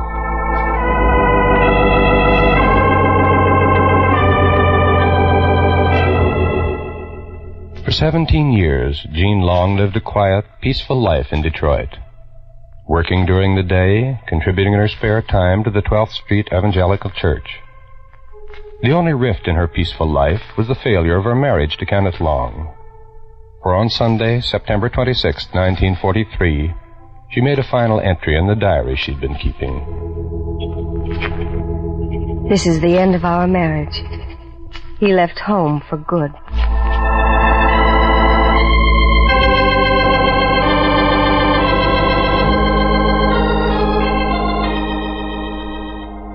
It is now Tuesday, May 23rd, 1944. The time is 8 o'clock in the evening. In the parsonage of the 12th Street Evangelical Church, the Reverend Newell C. Leesimer, pastor, is dictating letters to be sent to the members of his congregation who are in the service. Everyone has been putting his Jean Long is cutting the typewriter stencils on them as he talks. In aiding and abetting the war work. But never for one moment are you out of our thoughts or our prayers. May the good Lord bless you and keep you safe from harm. Well, I guess that does it, Jean. They're wonderful letters, Reverend. Shall I enclose the church news bulletin with these? Yes, if you don't mind. Sorry I can't stay and help you, but Mrs. Leesimer and I have a few calls to make. Oh, that's all right. It'll only... Oh, say, I thought of a poem by Whittier the other day. I thought it might be nice to include in the bulletin. Oh? Which is it? The one that goes, I know not what the future hath of marvel or surprise, assured alone that life and death his mercy underlies. Mm-hmm. I know not where his islands lift their fronded palms in air. I only know I cannot drift beyond his love and care. Include it by all means, Jean. I'm sure its message will have great meaning for those who are facing possible death. Yes, I know it has great meaning for me. Well, I'll run over to the church office and get started on this right away. The letters will be waiting for you in the morning. Good night. Good night, Jean.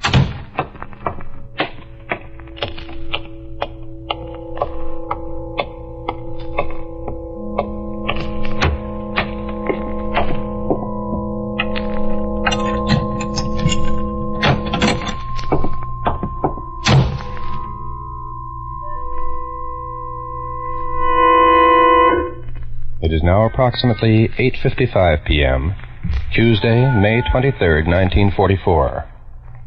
Alex Simpson, a friend of Mrs. Jean Long, approaches the Davison Street door of the 12th Street Evangelical Church.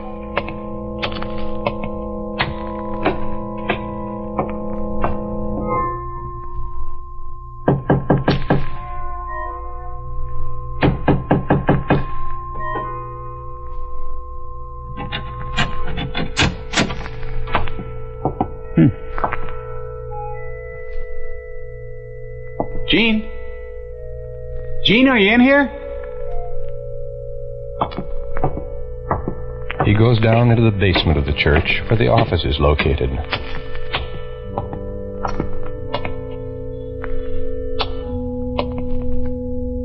Jean? Are you down here, Jean?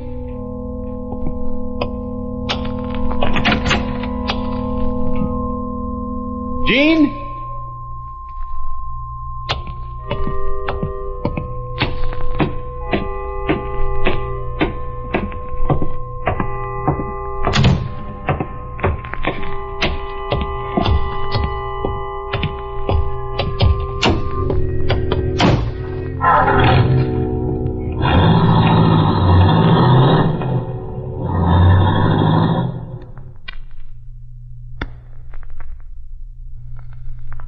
now 9:30 p.m.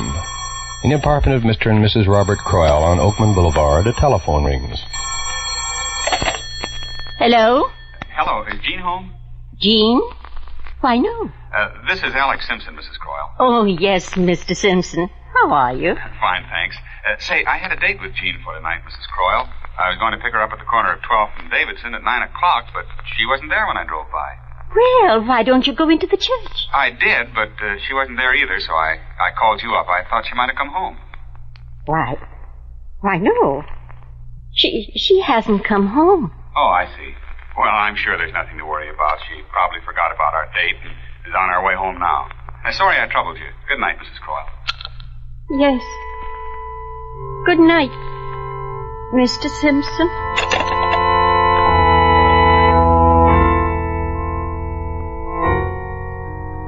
It is now approximately 11:30 p.m. Mr. Leesimer stands in the doorway of the parsonage after saying good night to a guest. He notices that a light is burning in the basement office of the church. No, that's strange. Either Jean's working very late or... I'd better check on it.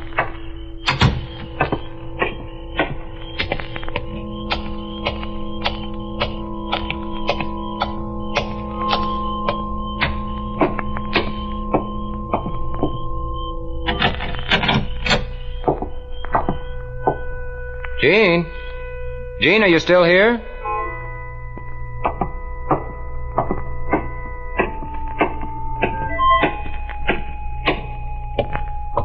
Jean, are you still working? Jean? Oh, well, she must have just left and forgot to turn the lights out. Jean?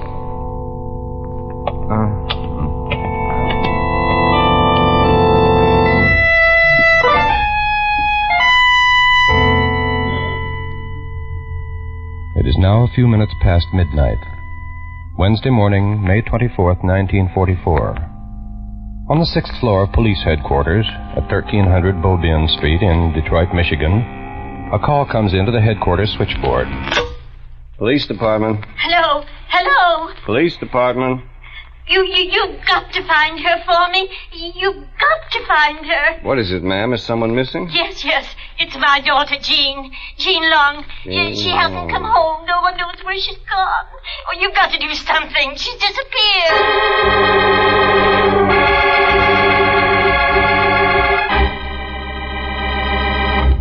In just a moment, we'll continue with homicide file number 3867 of the Detroit, Michigan Police Department. The unsolved murder of Mrs. Jean Long. The United States Armed Forces need volunteers today in every branch of the services.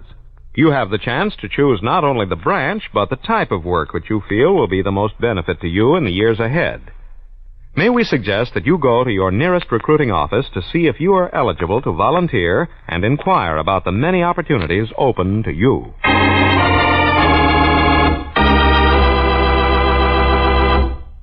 Now back to Somebody Knows, and a true case history of an actual murder. Now, ladies and gentlemen, we'll continue with the rest of the factual information concerning homicide file number 3867 from the records of the Detroit, Michigan Police Department. The unsolved murder of Mrs. Jean Long. Remember, $5,000 will be paid for information leading to the arrest and conviction of her killer.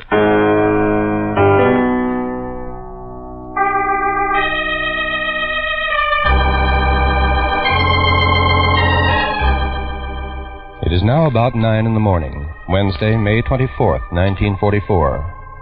Reverend Leesimer leaves his study and starts toward the side door of the parsonage. Noel, are you going over to the church?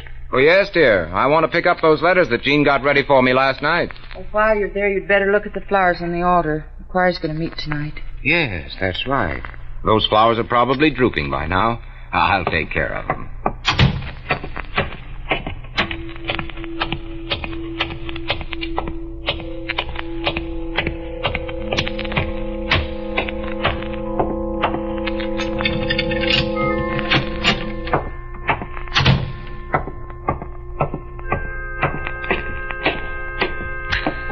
Flowers up at the altar. I'd better take care of them first.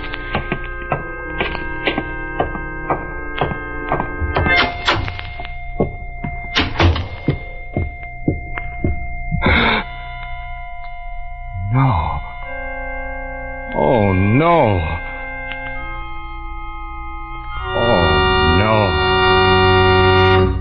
Hello? Bill, this is Newell. Can you come over to the church right away? To the church? Yes, something terrible has happened. Jean Long is dead.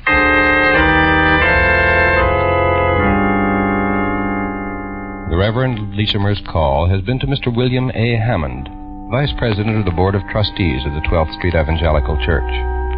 It takes Mr. Hammond about 5 minutes to arrive at the parsonage, and Mr. Leesimer leads him immediately into the nave of the church and down the middle aisle.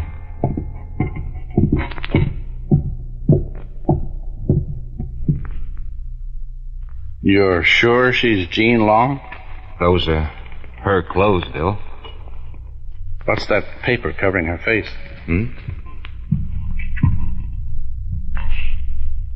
I know not what the future hath of marvel or surprise. Oh, dear. Assured alone that life and death his mercy underlies.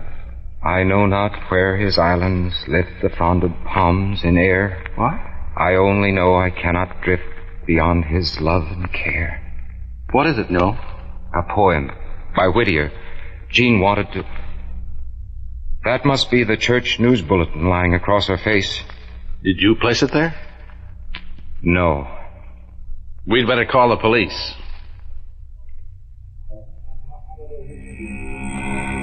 Police Department.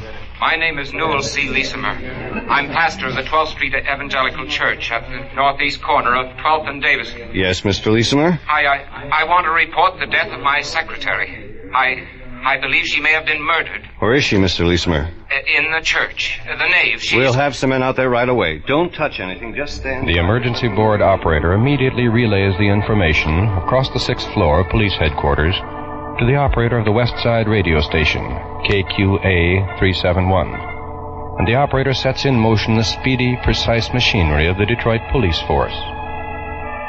Within a few minutes, Chief of Detectives Paul H. Wenzel, Senior Inspector of Detectives Edward Graff, and Detective Inspector John Whitman, commanding the homicide squad, arrive at the scene. The investigation into the death of Jean Long begins.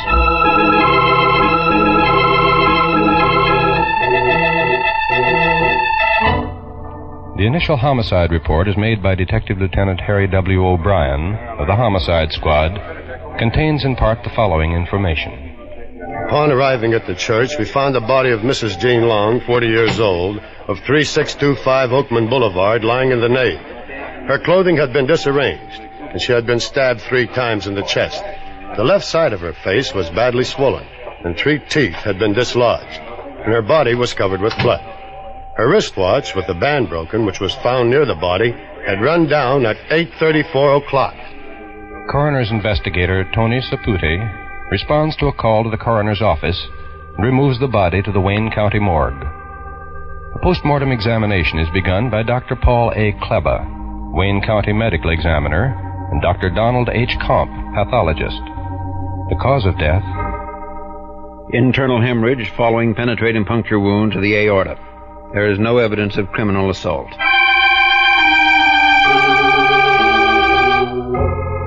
A search is conducted for the missing murder weapon. It is believed at first that the murder was committed with some sort of pocket knife. Then, in the small kitchen adjoining the basement office. Say, Inspector, mind taking a look at this? Here in this drawer. The lab men have finished the checking for prints, and I think we might check for a couple of more things. The paring knife. Yeah, it looks clean, all right. But it's got about a 4-inch blade.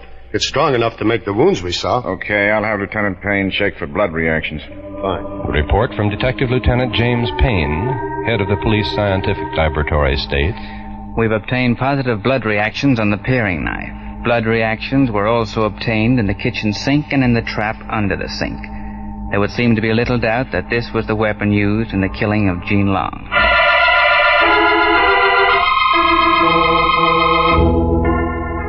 One of the most important clues in the case is found lying on the floor about 4 feet from the body.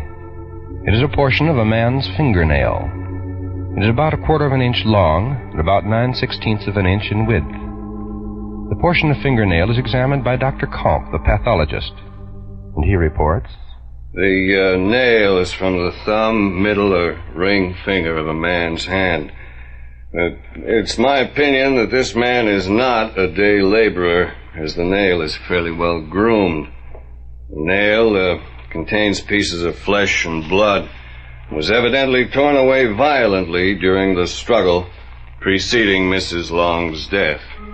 Meanwhile, an intensive and exhaustive investigation is made in an attempt to uncover some clue as to the identity of Mrs. Long's killer, to determine some motive for her death. The entire church membership, her friends, relatives, acquaintances are questioned. The results are negative.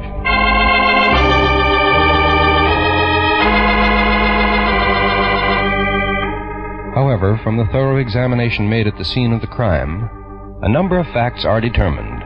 A number of deductions are made. Now here are those facts, those deductions, as expressed by Detective Lieutenant Lane. The crime took place somewhere between the hours of 8 and 9 o'clock in the evening. No struggle took place in the office. Mrs. Long's work had not been completed. The counter on the mimeograph machine showed only 89 copies of the news bulletins run off, and there were 2 chairs at the desk and 2 stacks of envelopes in the process of being filled with the bulletins. As for the church bulletins spread over the dead woman's face, only someone who knew her would have done that, because only someone who knew his victim well would have found it so unbearable to look at her dead face. From these facts, these deductions, it is possible to form a theory as to what occurred on the night of Tuesday, May 23rd, 1944, to make a possible recreation of the murder of Mrs. Jean Long. Now here is our recreation of that crime.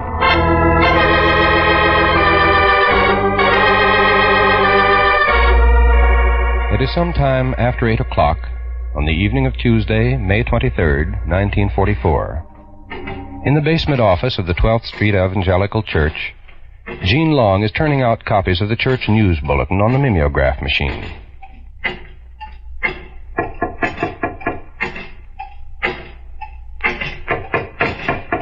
Oh, someone must be at the...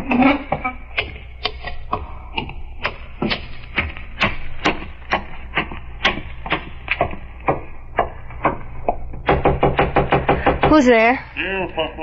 Oh, it's you. Come in. You're just in time. I haven't finished my work yet. I'll do you a great big favor and let you help me with it. Jean Long and her visitor go down to the basement office where she's been working. Here, you can help me stuff these envelopes. Take that chair and I'll use this. Make yourself useful now. Well, be careful. For some time, Jean Long and her visitor work at stuffing the envelopes with the prepared news bulletins. They laugh and talk for a while as they work. Then something happens. The visitor gets to his feet and walks out of the office into the adjoining kitchen. He opens the drawer containing the kitchen utensils, looks down at it for a moment. Then he removes the paring knife with a 4-inch blade. He starts to return to the office. You know we'll never get through here if you keep wandering around like... Now, what in the world are you going to do with that paring knife? No, you must be crazy. No! Terrified, Jean Long runs out of the office, her visitor following closely behind. At the top of the stairs, she tries to turn toward the outer door, but he moves in front of her. She turns and runs into the nave of the church. The visitor is right behind her now. He lunges for her, grasping the rear of her dress. No, don't.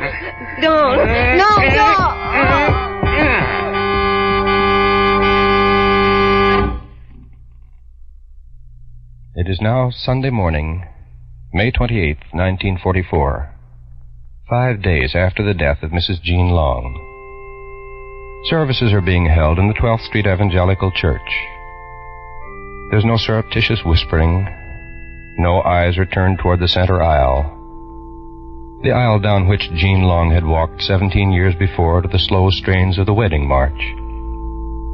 the aisle where Jean Long's body was found. We come today with hearts and minds shocked by the events of the past week. Our minds are perplexed as to what would cause this tragic event to take place. We pray that this grave problem shall be solved and should not be content until justice is met.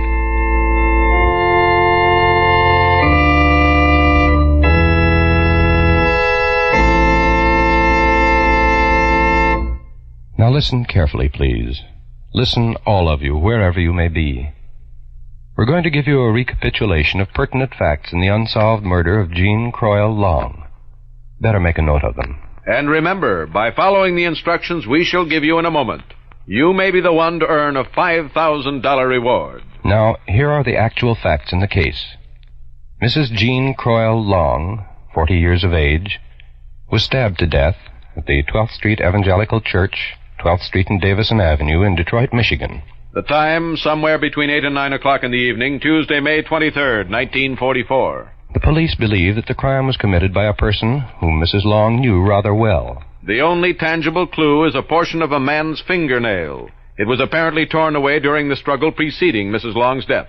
The nail is from the thumb, middle, or ring finger. The nail is fairly well groomed, indicating that the man was probably not a day laborer.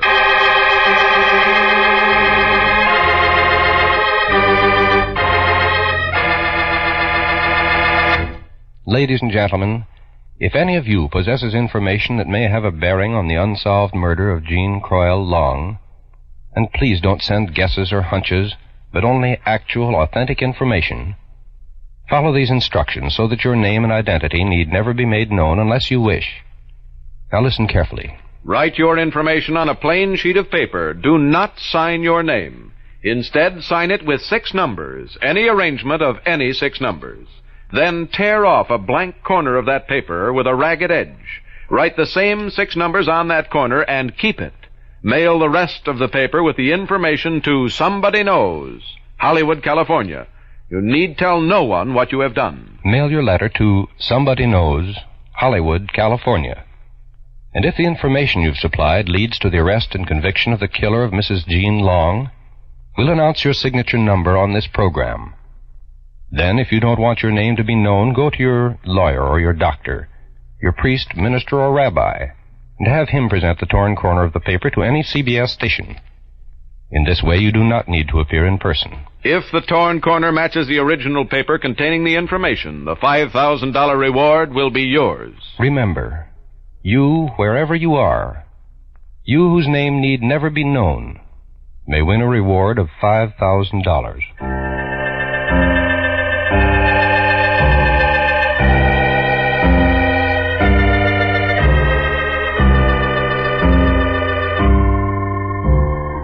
Next week at the same time, we'll present another true case history of unsolved murder. It's homicide file number DR 295771 from the records of the Los Angeles, California Police Department. The unsolved murder of Elizabeth Short, the Black Dahlia. You out there, you who have murdered in cold blood and think you've gotten away with it, listen. You cannot escape. There is no perfect crime. Remember, you are not unknown. Somebody knows.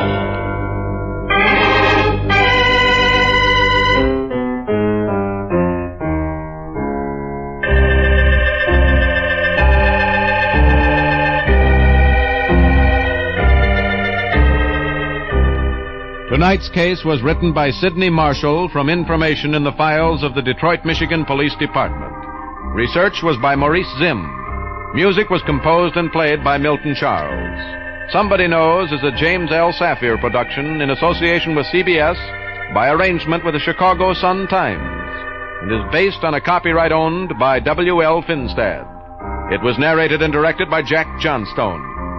In order to be eligible for the reward, letters containing actual, authentic information leading to the arrest and conviction of the killer or killers of Mrs. Jean Long must be addressed to Somebody Knows, Hollywood, California, and must be postmarked not later than midnight, September 6th, 1950. Arrest of the guilty person or persons must occur within 90 days of that date, and conviction must be within 1 year of tonight's broadcast.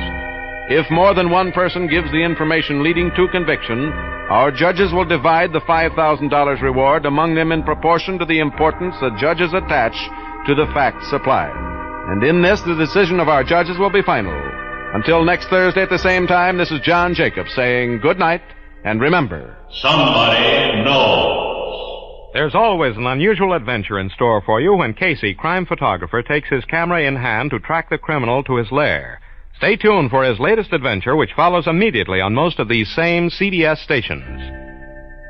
This is CBS, where you'll find Arthur Godfrey's daytime program every Monday through Friday on the Columbia Broadcasting System.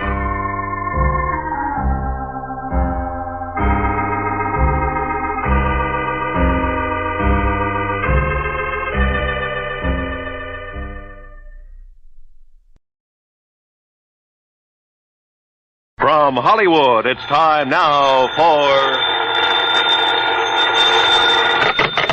Johnny Dollar. Will you accept a collect call, Mr. Dollar? Huh? It's from Lake Mojave Resort in Arizona. Oh, say no more, operator. Just put him on. Well, yes, sir. Go ahead, please. Hi, who is it this time? Buster Favor, Ham Pratt? Johnny, this is Red. Yeah, well, how's the fishing? Time for me to make another trek westward and find out from... Huh? Red? That's right, Johnny. Red who? Well, you know, the guide out here, Red Barrett. The fishing guide? Oh, yes, sir. Who claims to know Lake Mojave like the back of his hand and every good spot there is in it? And I do, Johnny. That's a fact. Then I repeat my question. How's the fishing? Just as fine as ever, if you know where the good holes are, that is. And you do? Yes, I do. So you think it's high time I fly on out there and wet a line, is that it? No, sir, that's not what I'm calling you about, Johnny. Well, what is it? I don't rightly think I ought to tell you over the phone, Johnny. But I think you better come here just about as quick as you can. But unless I know why... I'll tell you when you get here. Well, look, I usually do my traveling on expense account for an insurance company. And you can this time. Huh? What company? The one that insured him, the Greater Southwest Insurance. Insured who, Red? Johnny, I'll tell you all that when you get here. Now look. They tell me there's a plane leaves New York right at high noon. Listen, Red. That'll get you into Las Vegas about 9:45 tonight, okay? Okay, listen. Goodbye, Johnny. Red! Crazy old coot. If he thinks for 1 minute that I'm going to get on. And yet, on second thought.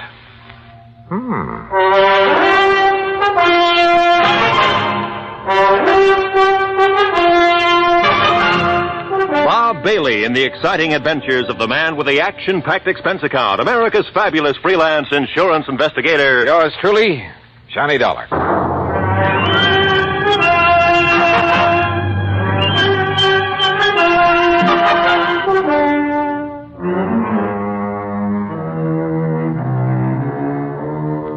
Expense account submitted by Special Investigator Johnny Dollar to the Greater Southwest Insurance and Liability Company, Kingman, Arizona office. Following is an account of expenses incurred during my investigation of the Mojave Red matter.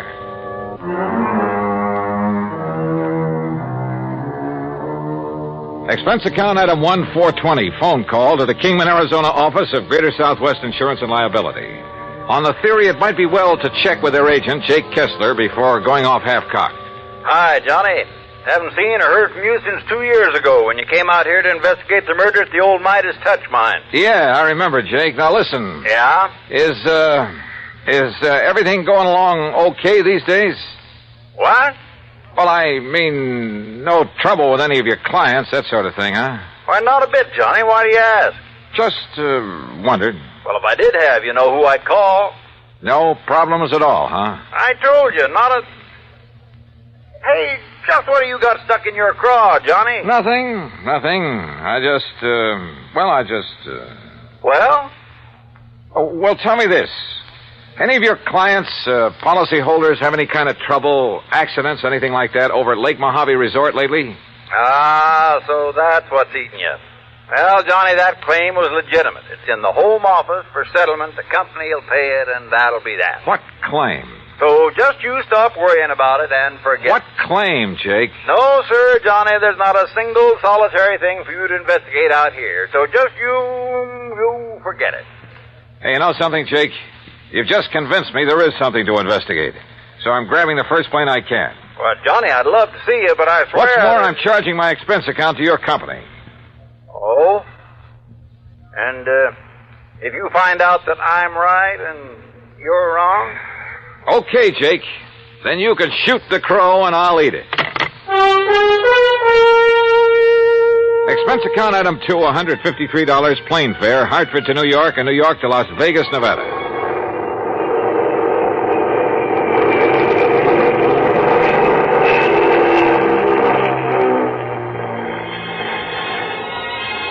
It was 9:45 on the dot as the big mainliner slowly circled down out of the clear starlit sky. Unless you've seen the millions of stars that twinkle brightly through the clean, dry air over the Mojave Desert, you've really missed something. And as we glided down toward the landing strip on the south edge of Las Vegas, the multicolored lights of the fabulous resort town made it sparkle like a vast field of jewels. Beautiful. Yeah, and expensive. That is, if you insist on trying your hand at the gaming tables and the casinos that line the main drag. Believe me, brother, I know. But that's neither here nor there. As I grabbed my luggage and started for the car rental office, a tall, angular man, well-tanned and dressed in blue jeans, high-heeled boots, and 10-gallon hat sauntered over to me. So you wouldn't take my word for it. Oh, Jake. That's right, Jake Kessler in person. And, Johnny, if you're here to investigate the claim on the Hobbs policy, well, there just isn't Hobbs, anything... huh? Well, now I know that much. And suppose you tell me who Hobbs is, or was. I'll tell you all about it, and when I have, you can hop on another plane and go right on back to Hartford. And all at your own expense. I still don't see whatever made you come out here, Johnny. Apparently the Hobbs matter, so start telling me. Well, come on, Jake, come on. All right, Johnny. All right, Elmer P. Hobbs, real estate in Los Angeles. Came over to the Lake Mojave Resort about 2 weeks ago, spent a few days fishing with his old pal, the guide they have there. You mean Red Barra? Yeah. Well, okay, go on. And then Tuesday, a week ago, he rented one of the boats and went out by himself. Apparently he went up to a place called the Big Basin. Yeah, I know it well. The lake's 3 or 4 miles wide up there. Yeah, well, that afternoon, a big wind came up, regular screamer. All the other boats came back to the landing, and all but Mr. Hobbs. Oh? Next morning, when the wind died down, they found his body washed up on the shore on the Nevada side. That's all? That's all. You say a claim has been filed? That's right, by one of his 2 beneficiaries. Who? His business partner back in L.A., Mr. Stuart Manley. I've passed the claim, and the company will pay it. No investigation of any kind? Oh, of course there was, Johnny. The Kingman Police, the Sheriff's Office, and the County Coroner. Accidental death due to drowning. So that's it, Johnny. Now you just make your reservation back to Hartford at that window right over there, and you are paying the freight. Oh, not so fast, Jake. I'm sticking around. Well, now you can see for yourself there's no reason for you to be here, much less at company expense. Well, after all, now that I am here, it'd be kind of silly not to run down to the lake. Well, you mean just to do some fishing on your own time. You want to drive me down there? Johnny. Yeah? Johnny, do you know something about the Hobbs case that I don't, and the police, and the sheriff? Jake, I don't know a thing about it. Okay, Johnny. How do you want me to fix that crow you're going to eat?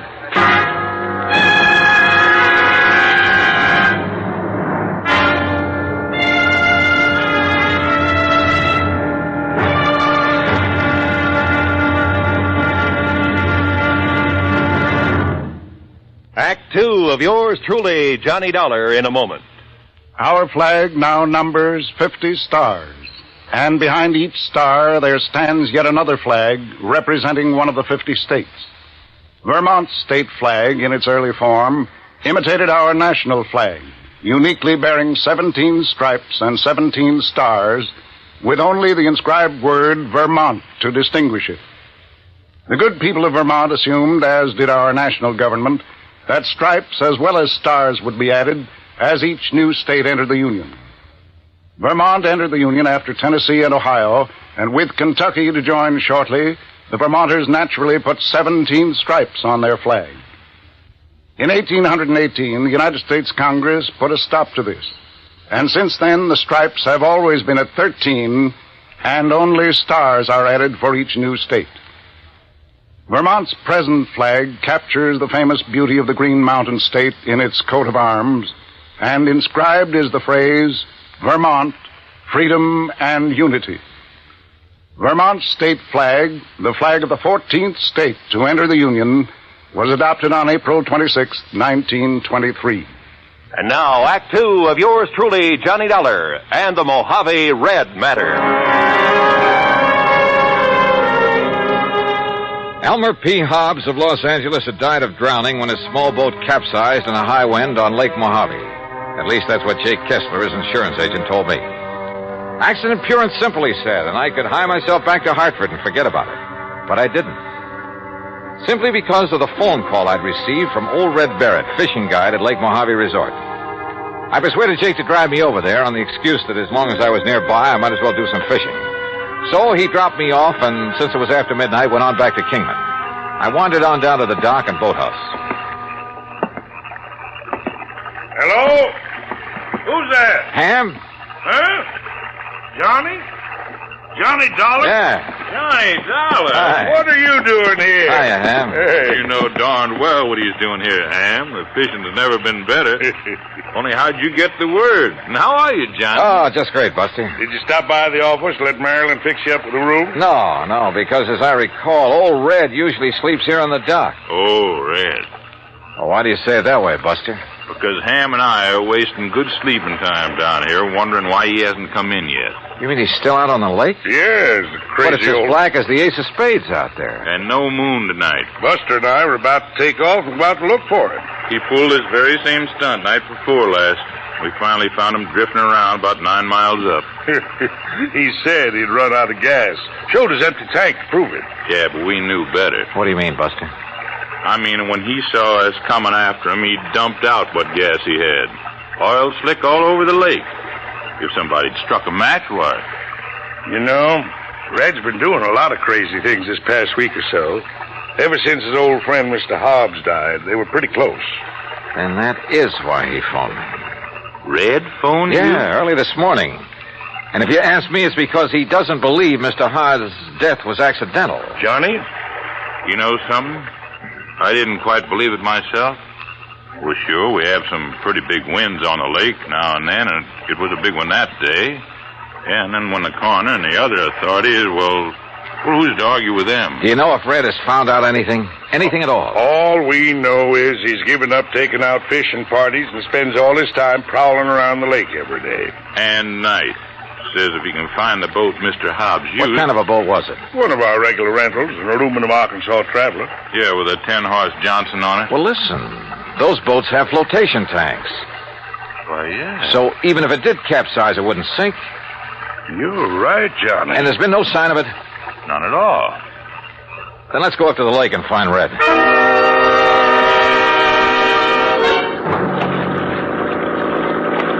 Except for the stars far overhead, the night was black as ink. And the 50-horse outboard skimmed us along at better than 30 miles an hour. Believe me, it was a strange feeling, almost like flying through space. How Buster found his way around the islands, rocky points, and reefs, I'll never know, but he did. Throw your flashlight over to the left, Ham. You ought to be about even with Sculpture Rock. Yep, there it is. And we're coming into the big basin. Would you please tell me how you ever expect to find Red in all this darkness? Oh, don't worry about him. He hears us coming, he'll signal by striking a match or something. Sure, Johnny, no matter how crazy you are, you never let somebody wander around in the dark looking for you out here. Red knows that because he's had to come out and hunt for too many people at night himself. Ham, look. Yeah? On the east shore. I'm swinging over there. Hey, you're right. There's a fire on the beach. Yeah, it must be Red. What's she doing out here? We'll soon find out. Hang on.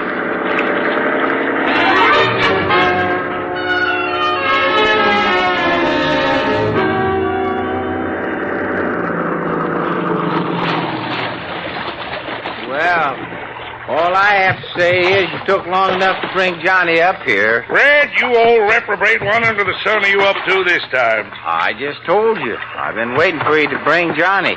Now you can leave us and go on back to the dock. And I thank you very much. Red, we're not leaving until we find out what this is all about. And if I tell you, will you promise to leave us alone? Sure, we'll promise anything. Oh, you see, I need Johnny's help. Yes, well? Because with him to follow up what I found today, well, Johnny, you and I are going to prove that my old friend Mr. Hobbs was murdered. Act 3 of yours truly, Johnny Dollar, in a moment. Every American fighting man has heard the expression, above and beyond the call of duty. How many of us have sat down and considered just what that word duty means? According to one dictionary definition, duty is man's conduct as required by his station or occupation, and that to which he is bound by moral obligation to do or not to do. When a man does more than his duty requires, he becomes more of a man in the eyes of his fellow men. One such was Captain John Philip Cromwell, commander of the submarine USS Sculpin, flagship of a submarine-coordinated attack group of the United States Navy. Possessing secret intelligence information of our fleet movements, strategy, tactics, and attack plans, Captain Cromwell led his attack group in patrol of enemy waters around Truk Island in November 1943, just prior to the launching of our first large-scale offensive in the Pacific. Despite savage enemy opposition, he established a line of submarines around the enemy-held stronghold of Truk until his ship, the Sculpin, became so rocked and battered by depth bombs that he ordered it to the surface. He engaged the enemy with deck guns, giving his crew an opportunity to abandon the mortally stricken ship. Determined to sacrifice himself, rather than risk capture and the subsequent danger of revealing the secret plans to the enemy, Captain Cromwell remained aboard the Sculpin as she plunged to her death. He thereby preserved the security of the mission at the cost of his own life. Captain Cromwell earned the Medal of Honor for deep integrity and uncompromising devotion to the call of duty in the service of his country. But what he did defined the word duty better than any dictionary. And now, Act 3 of yours truly, Johnny Dollar, and the Mojave Red Matter.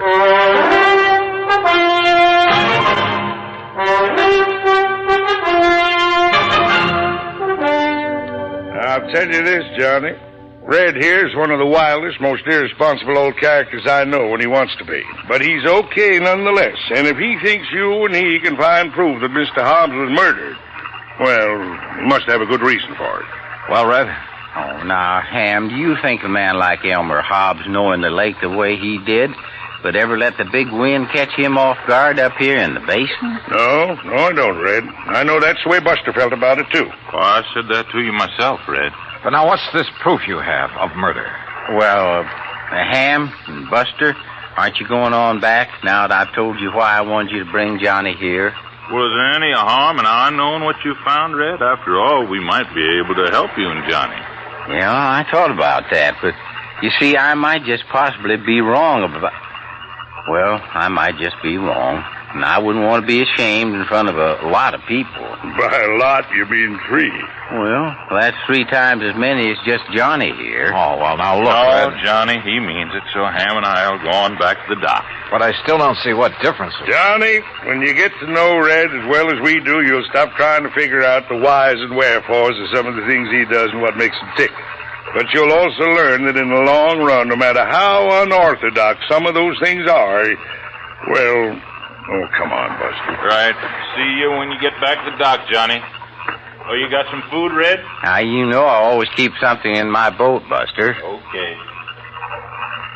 Well, far be it from me, Red, but all I have to say is that whatever you think you found proof of, well, it sure better be something. Oh, it is, Johnny. At least I think it is.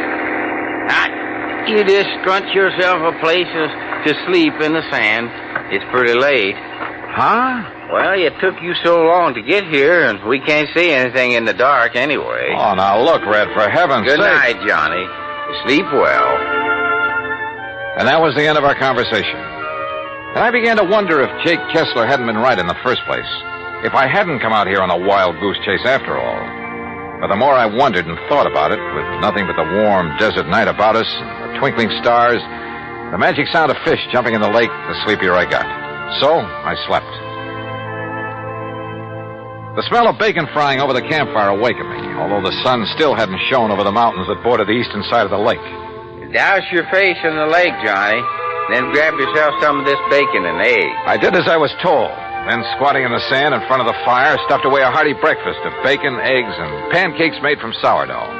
And you know, There's something about a meal cooked over a campfire that, well, we had other things to do. So we climbed into Red's old aluminum boat and slowly drove up the lake, staying close to shore. Finally, we reached a small rocky cove. Right here is the spot, Johnny. This little cove. The spot for what, Red? You know, you still haven't told me. You see there? You see where somebody has climbed up the rocks? No, but I'll take your word for it. Well, he couldn't have climbed up off of the water, so he must have climbed out of a boat. So? And there's footprints leading away across the desert. And, Johnny, they aren't Elmer Hobbs' footprints, no, sir. So somebody climbed out of a boat here for one reason or another and took a walk into the desert. The man who killed Elmer Hobbs. What makes you think so? Look down over the side, in the water. Yeah, a boat sunk down there. That's the boat that Elmer had. Can you see it clear? Yes, very. Then you can see it wasn't damaged enough to sink it. Not that boat. You're right, Red. Particularly since it has flotation tanks. But it's down there. It's sunk. So you better strip to your shorts, Johnny. I'll go down and take a look. Me? I already have. But I want you to look, Johnny. And remember, I knew everything that Elmer had in his boat when he left the dock. Remember that. Okay.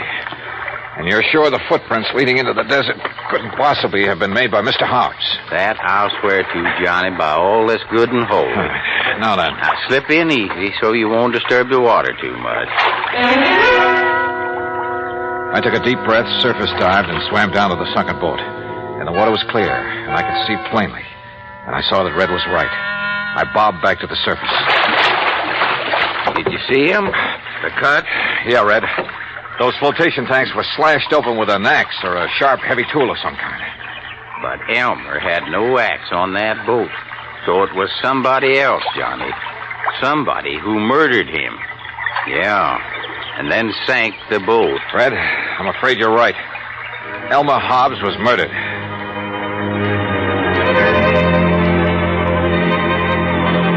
So there you have it, Jake. And if I were you, I'd call off payment on that claim immediately. Granted, the case isn't over yet, I still have the job of finding out who killed Elmer Hobbs.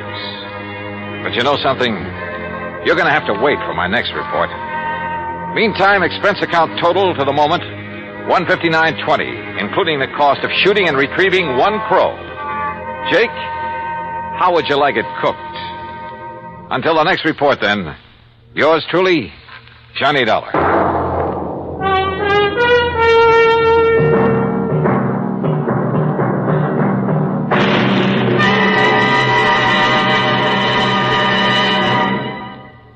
Our star will return in just a moment. Our flag now numbers 50 stars, and behind each star there stands yet another flag representing one of the 50 states. Oklahoma's state flag depicts an Osage warrior's circular buckskin shield from which hang 7 eagle feathers. Across the shield is the Indian's calumet, or pipe of peace, crossed with the white man's peace symbol, the olive branch. On the shield are small crosses, the Indian's graphic sign for stars, indicating lofty ideals or a purpose for high endeavor. The background of the flag is a field of blue, the blue of the Oklahoma sky, signifying loyalty and devotion. The important symbols, however, are the calumet and the olive branch. These override the shield, the symbol of war, and bespeak a predominant love of peace by a united people. Oklahoma's state flag, the flag of the 46th state to enter the Union, was adopted on April 2nd, 1925. Now, here's our star to tell you about next week's story. Next week? Well, after all, the case isn't really closed. But it will be next week, believe me. Join us, won't you? Yours truly, Johnny Dollar.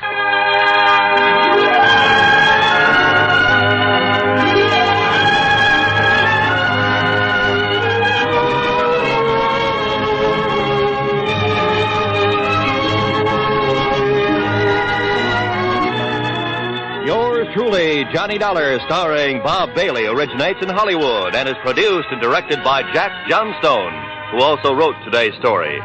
Heard in our cast were Lucille Meredith, Forrest Lewis, Harley Bear, Alan Reed, and Barney Phillips. Be sure to join us next week, same time and station, for the conclusion of this exciting story of yours truly, Johnny Dollar. This is Roy Rowan speaking.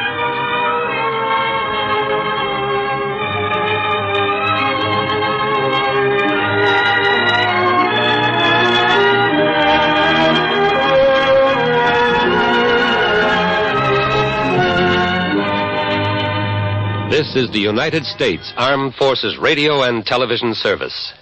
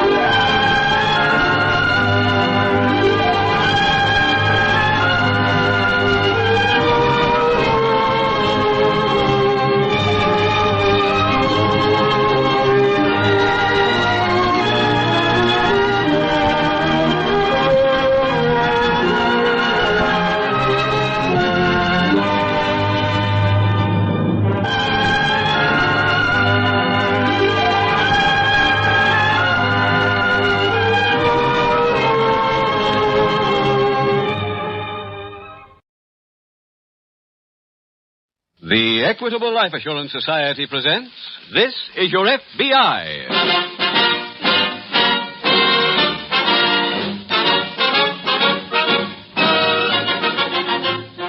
This is Your FBI, the official broadcast from the files of the Federal Bureau of Investigation. Presented as a public service by the Equitable Life Assurance Society of the United States and the Equitable Society's representative in your community.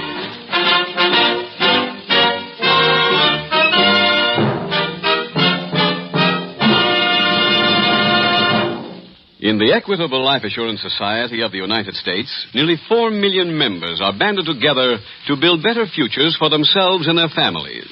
Their reasons for becoming Equitable Society policyholders are many, but certainly among the most unselfish and far-sighted Equitable Society members are those parents who have seen the wisdom of an Equitable Education Fund. Fathers and mothers, in just 14 minutes, the Equitable Society will tell you how to make sure that your children get the funds necessary for the education you want them to have through an Equitable Education Fund.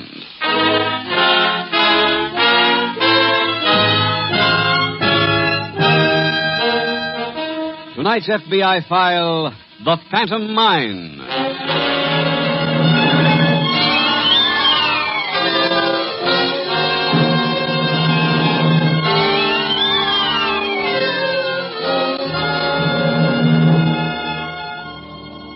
Many of us know the type of person who would be willing to pay more for an article in the black market than he would be willing to pay for the same article if he were able to buy it legitimately across the counter. That type of person is always looking for an angle, for a connection through whom he may be able for a little while longer to put off the ignominy of going to work.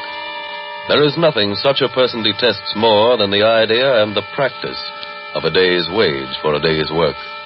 Those people are known as operators, and even when they continue for years to be small operators, they never lose hope that one day, through some miracle, they will become Mr. Big Shot. In their eyes, a big shot is anyone who does not have to work for a living, but who makes his money through lying, cheating, or killing. There are those who have pictured the swindler as a criminal in kid gloves, who wanted only money, and who abhorred the type of criminal operation in which lives are lost. Such a picture is a sentimental caricature, because the truth is that to the criminal, whatever his type of crime may be, no one's life is important except his own.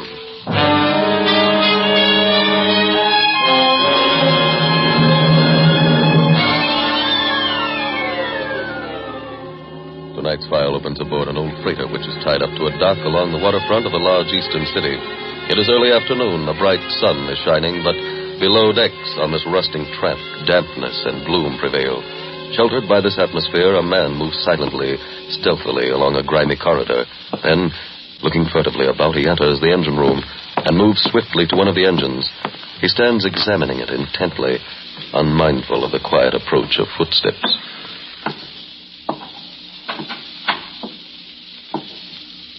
What are you doing? Huh? I asked you what you were doing. Well, I was... Who are you? One of the wipers. I'm the engineer of the ship. I never seen you. I just signed on, sir. What's your name? Louis Jackson, sir. What were you trying to do to that engine? Oh, nothing, sir. Look, may I go now, sir? What's that in your hand? Just a brush, sir. Let me see it. What for? I smell kerosene. I think it comes from that brush. Now, let me see it. No. Then there is kerosene on it. So what if there is? Come on. I'm taking you to the captain.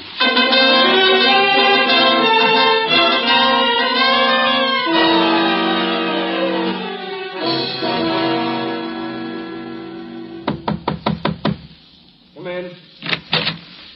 Go ahead, Jackson. Okay. Good afternoon, Captain. Afternoon, Mr. Metcalf. Captain, I hate to trouble you, but I've got to report this man. Weren't you just signed on? Yes, sir. Now, what's your report, Mr. Metcalf? Well, I was down in the engine room a while ago. This man came sneaking in. He didn't see me. He went over to one of the engines. Started to fool with it when I called out to him. Yes? He refused to tell me why he was there. Then I discovered he had a brush in his hand. The brush was soaked with kerosene. I see. I haven't looked at my engines yet, Captain. I don't know whether they're damaged or not. Well, let me know as soon as you inspect them. Yes, sir. Do you wish to press charges against him? That's up to you, sir. Well, I'll question him. You go examine the engines. Leave the man here with me. Yes, sir. And thanks for being that alert, Mr. Metcalf. You're welcome, sir. Well? Well, what? That was pretty stupid, don't you think? Letting him nail me, you mean? Yes. From now on, Louis, keep away from that engine room till we get to sea.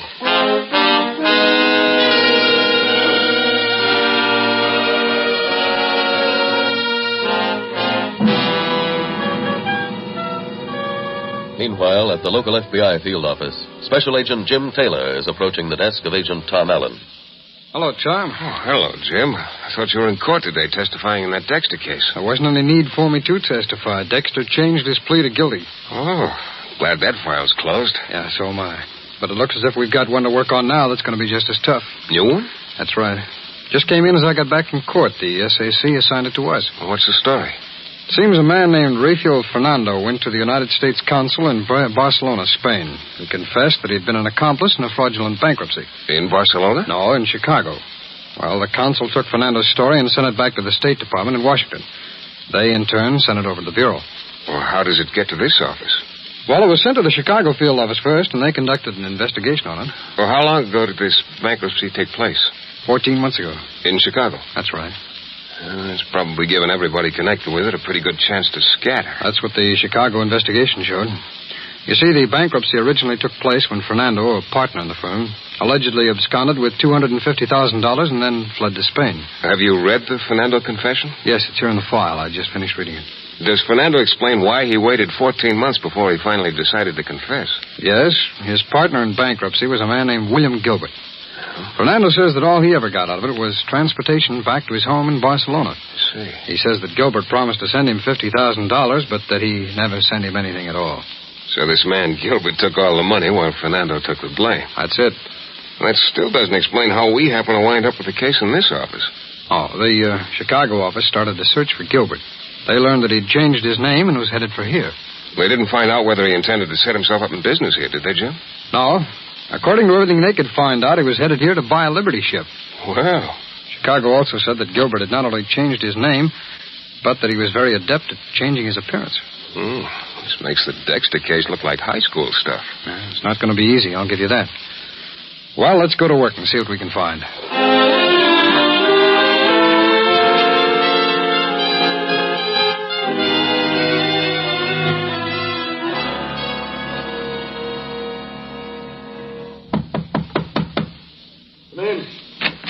Hello, Captain.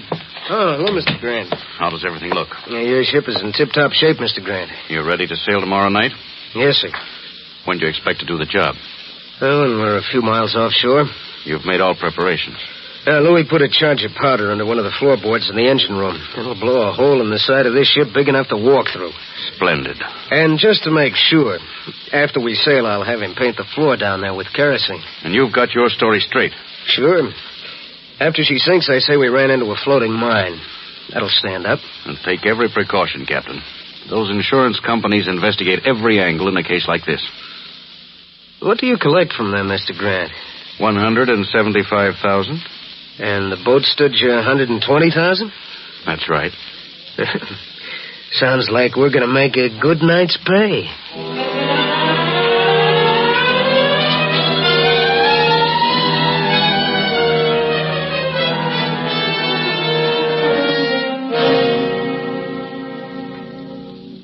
Tom, you want to walk with me down to the teletype room? Are you expecting something, Jim? Mm-hmm. Come on, go ahead. Oh, thanks.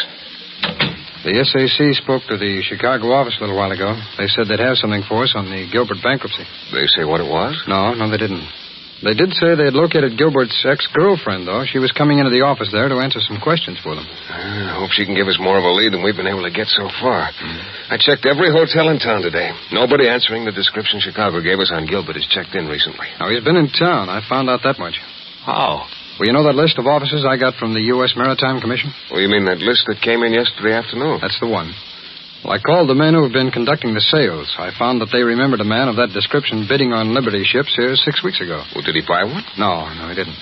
That's too bad. That would have been an easy way to trace him. Yeah. Then 3 days after he left here, he tried to buy one in Boston, but he didn't have enough money to get one there either. They've got those sales someplace about every week, haven't they, Jim? Just about. Go ahead. I checked every one of them. He attended every sale there was up to about 2 weeks ago. Did he buy a ship at that one? No. Now, all of a sudden, he stopped showing up. I wonder why. Well, maybe he found a ship someplace, huh? Why do you suppose he's so anxious to get a ship? I don't know, John. Nothing in his background that would indicate he was interested in smuggling. No? Oh, there's your message now, Jim. Hey, Tom, this might be the break we're waiting for. What is it? Gilbert's ex-girl says that he's living here now, under the name of Harry Grant.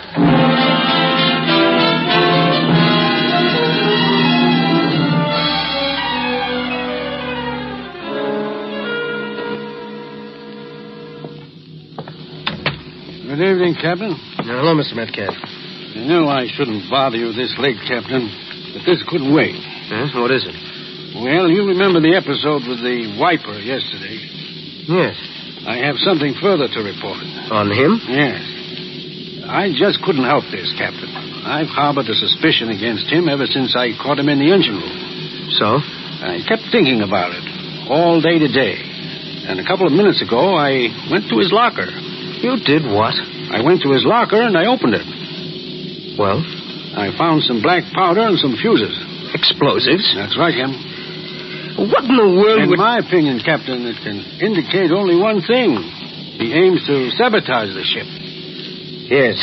It certainly appears that way, doesn't it?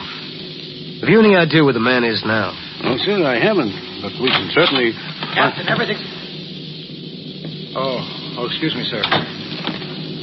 Well, Captain, will you question him or shall I? Look, I've got to see you alone, sir. We have something important to discuss with you, Jackson. I'll handle him, Mr. Metcalf. You go back to your quarters. But you'll need the evidence against him, Captain. I took it from his locker. I have it right here. Captain, you better get rid of this guy. Oh, see here. You better talk respectfully. Please go, Mr. Metcalf. But I can't leave without... You heard what he said. Get out.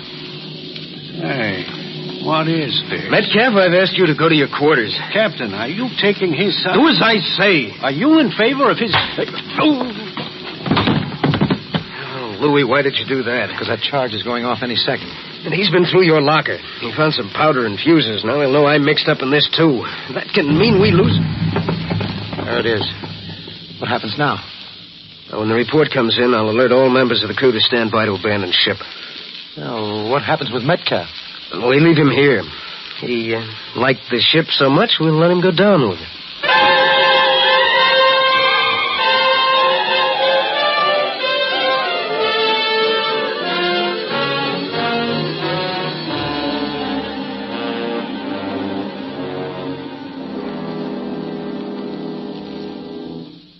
We will return in just a moment to tonight's case from the files of your FBI. Already, the bells of our colleges have called nearly 2.5 million eager young Americans back to their books and classrooms to be given one of the greatest advantages of all, a college education. There's a boy in our block who'd give anything to answer that bell. Brightest kid you ever met. All his life he's planned on college, then law school. But it's all washed up now. His dad's last illness wiped out the family savings. Now that boy's had to go to work to help support his 2 younger brothers. It's a shame his father never heard of an Equitable Education Fund. What's that? An Equitable Education Fund is a plan offered by the Equitable Life Assurance Society to make certain that your children get the funds necessary for the education you want them to have, regardless of what happens to you. Now, here are 3 things about the plan you should consider. First, you start when your children are young and spread their educational costs over 10 or 15 years instead of taking a licking in 4. Second, when your boy or girl is ready for education, the money is ready and waiting for him, right there in the Equitable Education Fund. Third, this Equitable plan works whether you live or die. If you are totally or permanently disabled, the fund continues to build up without any further payments. If you die, the education fund becomes fully established immediately. That's exactly the plan I've been looking for, Mr. Keating. I think I'll see my Equitable Society representative first thing tomorrow. That's the thing to do. See an Equitable Society representative as soon as possible. Or send a postcard care of this station to the Equitable Life Assurance Society. Remember, from the moment you set up an Equitable Education Fund, you make sure that when the college bells ring for your boy or girl, they will be ready to answer the call.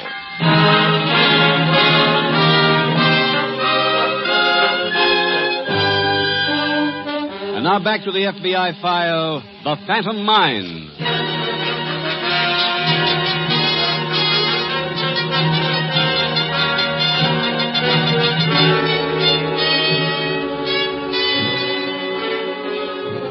The crime being committed in tonight's case from the files of your FBI is a serious one, but it is only one of the more than 5,000 major crimes committed every day in the United States.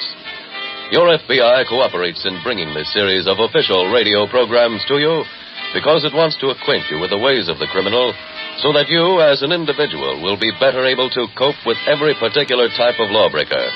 Your FBI does this because it has a responsibility to you, a responsibility which involves fighting America's army of criminals to the best of its ability. But you, the individual citizen, also have a responsibility. It is up to you, if you wish to see the crime wave conquered, to see to it that you have a strong local police force, and that local police force is adequately paid. Money saved by cutting police protection or by not allowing local policemen to earn a living wage is not, in the long run, money saved. For where protection is inadequate, crime increases.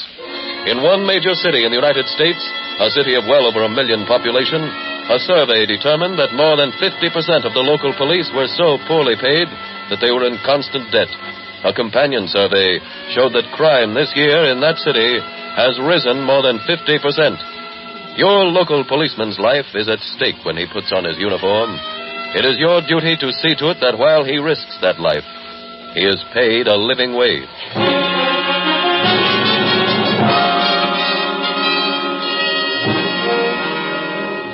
Tonight's file continues in a waterfront house that is occupied by Mr. Grant, owner of the scuttled ship. He is just greeting a visitor. Welcome home, Captain. It's good to see you. Well, have you got a drink?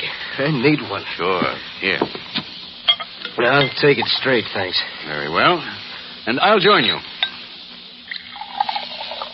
Let's drink to the SS Marion Green, the best ship I ever skippered. And the best one I ever owned. Well, where's Louis? Didn't he come with you? Oh, he'll be here. He was in the other boat. They're probably still asking them the same questions they asked me. Who asked you any questions? The Coast Guard. They picked us up. After the ship went down? Sure. We rode for about an hour before they sighted us. Well, what kind of questions did they ask you? Where was I at the time of the explosion? Whether I saw anything? Stuff like that. Anybody in the crew suspicious that it wasn't an accident? Yes. Metcalf, chief engineer. What did he find out? That Louis had explosives. Oh, how did you deal with him? Louis knocked him out. We left him in the cabin after the ship went under. Hello? Hello, Mr. Grant. That's right. Well, this is Louis, Mr. Grant. Did the captain come in yet? Yes, he just got here a couple of minutes ago. Where are you? I'm still downtown. The Coast Guard just let us go. Were they suspicious? No, but they will be. What do you mean? Did the captain tell you about the engineer, Metcalf? Yes. Well, he's still alive. I thought he went down with the ship. So did I, but when we were rowing away, we heard somebody yelling for help. It was Metcalf, so we picked him up. Well, what did you do that for? Well, what could I do? There was 14 other guys in a boat.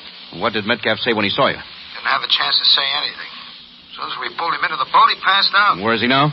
At emergency hospital.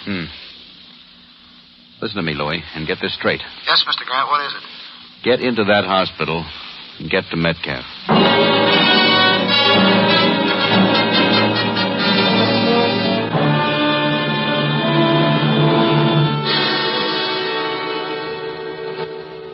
Jim, this is a tough one. I thought you had the right answer when you got that list of new registrations on all boats. If Grant bought a boat in the last 2 months, it must be one of the boats on this list. I agree with you there, Jim, but we've checked almost every one of those names. All but 3. And they're all owned by corporations. Now, this first one, the SS Dorothy Drew, is owned by a corporation in Santa Monica, California. Now, the Los Angeles office is checking on that one for us. With a 2-hour difference in time, we might not get an answer until tomorrow afternoon. Yeah, but there's nothing we can do about that, Tom. The second ship, the SS Marion Green, is owned by the Black and White Corporation. We can't check on them until tomorrow morning either. Oh, I did get some details on the SS Marion Green, though. What were they? Well, she's a 4,000-ton freighter, equipped as a lumber carrier. She can carry about 2.5 million feet of lumber. Did you find out what the Black and White Corporation paid for her? Yes, they paid $105,000. The last owner said that the Black and White Corporation would have to spend about $15,000 in repairs to make her seaworthy again. That's a pretty good buy. There aren't many 4,000-tonners around you can pick up for $120,000. I know. Now, the ABC Handling Corporation owns the third ship. That's the SS Edith Summers. There doesn't seem to be any way of finding out anything about them until tomorrow either. Well, maybe we ought to call it a night, Jim, and get a fresh start in the morning. Yeah, I suppose you're right. I don't suppose there's much else to do. Right. Special Agent Taylor speaking. Hey, hello, Mr. Taylor. This is Dr. Elliott over at the emergency hospital. Yes, Doctor. Anything I can do for you? Well, I called police headquarters to report this, and they told me to call the FBI. I've just treated a man named Joe Metcalf as shock. He came to for a little while and explained that he was in a shipwreck, but that the wreck was no accident. Now, let me get the facts on this straight, Dr. Elliott. This Mr. Metcalf claims that there was a deliberate scuttling in the ship that he was on. Is that right? Yes, that's right. Did he tell you the name of the ship? Why, yes, he did. It was the SS Marion Green. Thank you for calling, Dr. Elliott. I'll be right over to talk to Mr. Metcalf.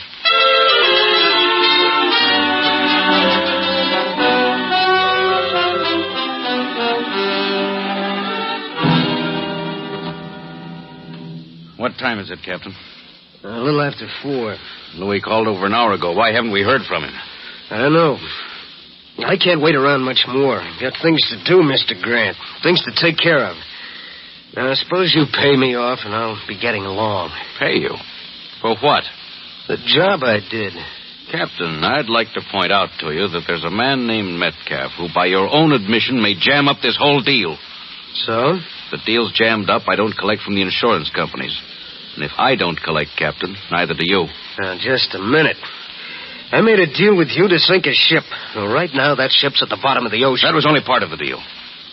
The most important phase of it was making it appear to be an accident. That you didn't deliver. Look, can I help it if Louis messed things up? It was your responsibility. You hired him, Mr. Grant. Captain, that has nothing to do with... Who is it? Me, Louis. Oh.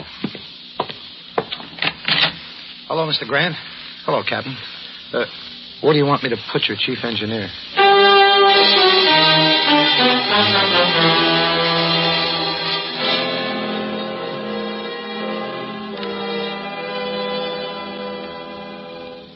What's the matter, Jim? You look beat. I'm getting a little tired of these wild goose chases. What happened this time? Well, I got over to the hospital. A doctor took me up to talk to Metcalf. Well, don't tell me he changed his story. Worse than that, Tom, he was gone. Well, how could that happen? A friend came in and took him out. He told the nurse he was a shipmate of Metcalf's. Well, did the doctor tell you what Metcalf said while he was conscious? Yes. He said he was the engineer aboard the SS Marion Green.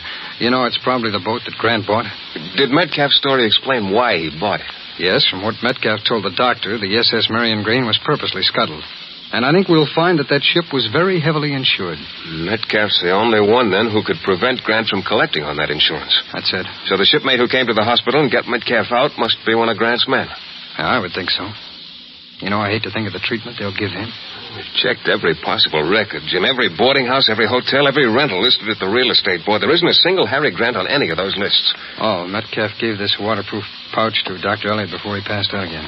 Said there were some papers in it that he got out of a drawer in the captain's cabin just before he jumped off the ship. For Metcalf's sake, I hope there's something in here that'll tell us where Grant is. Hey, you take half and I'll take half. I'll take these. Doesn't seem to be anything here, Jim, except some paid Wait a minute. bills. I think I've got something, Tom. Listen to this. It's a note to the captain saying I'll come aboard about 10 o'clock to discuss final plans with you, and it's signed with the initials H.G. Standing for Harry Grant. I should think so. There's no return address on the envelope. It's very common stationery, too, Jim. There wouldn't be any chance of tracing the purchaser of the stuff. No, that's right. I think we might find out where Mr. Grant sent this from, though. Let's get a classified telephone directory.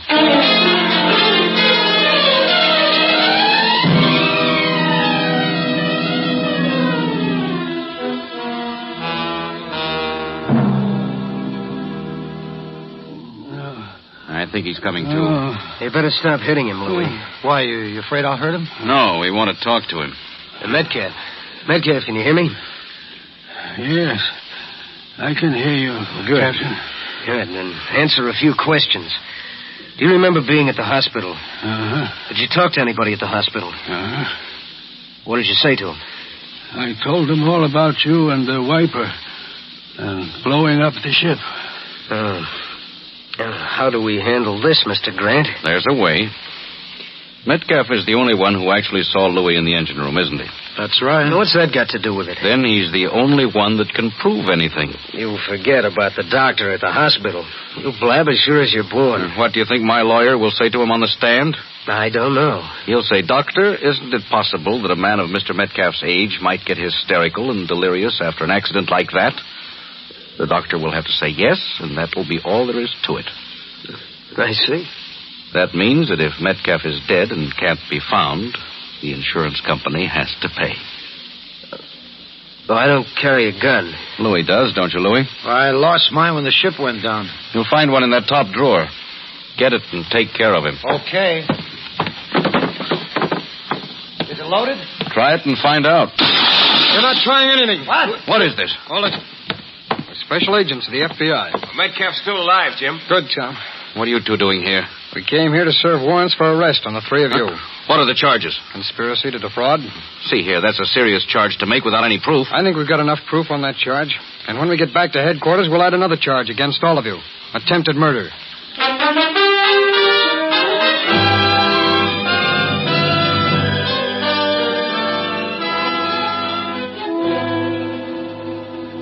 Harry Grant, Captain Spencer, and Louis Jackson were all tried in a federal court and convicted on both charges.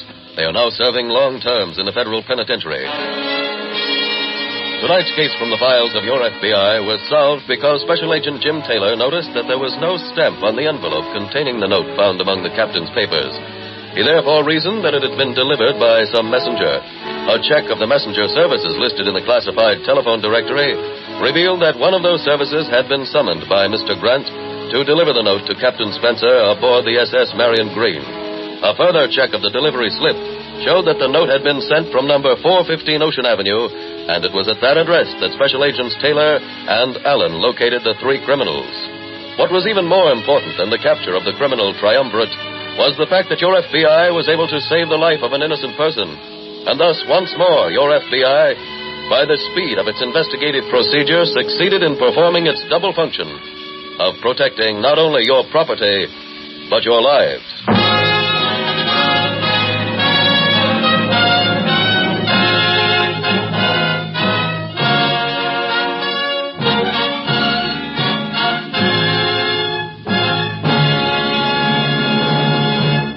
In just a moment, we will tell you about next week's exciting case from the files of your FBI. Now, Joe, I understand there's one thing you'd like to clear up about an equitable education fund. Yes, Mr. Keating. Are these funds flexible? Can they be increased later if I can afford it? They certainly can. Many young fathers start with an equitable education fund that would pay part of a boy or girl's way through college. Then, as the family income goes up, the amount of the education fund is increased. Your equitable representative will be glad to show you just how it's done. Look him up soon. or write care of this station to the Equitable Life Assurance Society of the United States.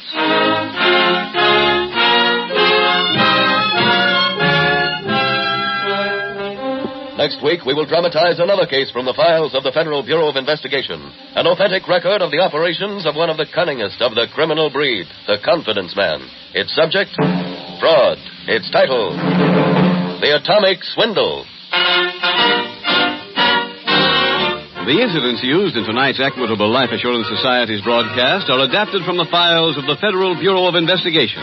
However, all names used are fictitious, and any similarity thereof to the names of persons living or dead is accidental. Tonight, the music was composed and conducted by Frederick Steiner. The author was Jerry Lewis. The director, Sid Goodman. Your narrator was William Woodson, and Special Agent Taylor was played by Stacey Harris. This Is Your FBI is a Jerry Devine production. This is Larry Keating speaking for the Equitable Life Assurance Society of the United States and the Equitable Society's representative in your community, and inviting you to tune in again next week at this same time when the Equitable Life Assurance Society will bring you another thrilling story from the files of the Federal Bureau of Investigation. The Atomic Swindle on This Is Your FBI. This is ABC, the American Broadcasting Company.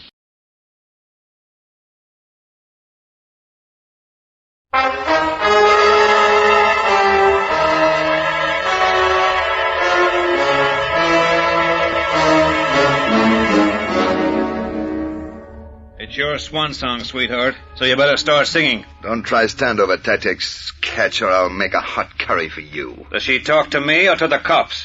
Take your pick. It's all the same to me. You T-men are all the same. Think you're wonderful, great big heroes. Don't think I don't know. Glamour boy. She's the one I want to hear from, not you. What's it to be, sugar? I've got nothing to say unless my lawyer says so. And her lawyer doesn't say so. When I get through with her lawyer, Buster, he's going to need a lawyer. Now, why don't you both be sensible and admit it was a frame-up? Prove it. Dare me? I defy you. Okay. Mr. Ketch, wait. Pipe down, you pin-headed little... Why, you... Good for you, sugar. I've been dying to take a poke at him, too. Okay, Mr. Ketch. Now I'm ready. Now I'll talk.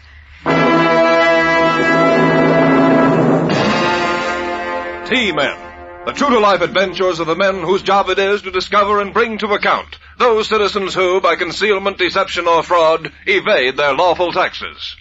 T-Men, with Gordon Glenwright as Jack Ketch.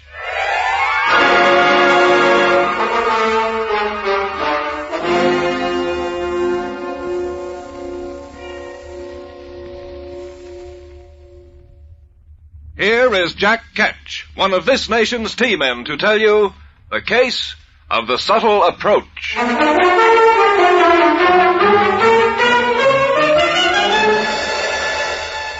This is a great country. It takes a lot of money to run and keep running. That's why we have taxes. Taxes are scaled so that everyone pays a fair share of the cost according to his or her true income or profit. Malarkey.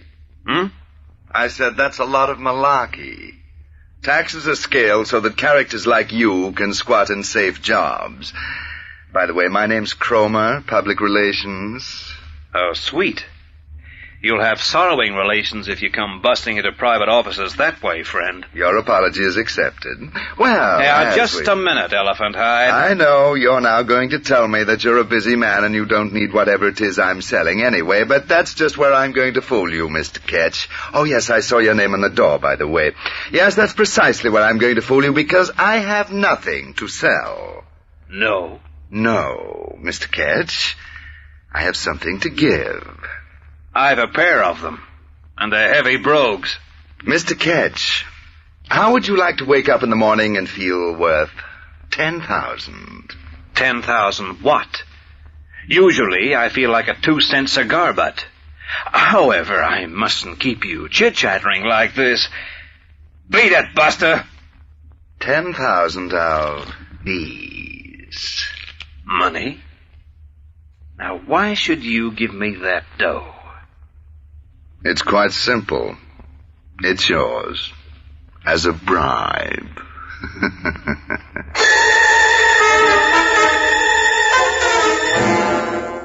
I slugged him. Yes, against all the rules, I slugged him. And then had him tossed out on his ear.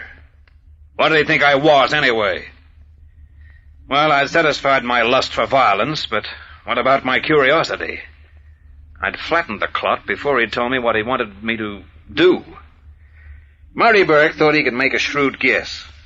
He was 1,000 miles off. Well, I just don't get it. I've gone through Cromer's file and he's clean. Not a query. Not a mark. Pays up his assessed tax on the dot every year. Hey, he's a public relations man, remember? Perhaps he was acting on behalf of a client. Aren't they all? But what a dope to go at it bald-headed. Why, it was almost as if he wanted you to toss him out a window. Next time, I will. Is there going to be a next time? Sure there is. And if Cromer doesn't make it, I will.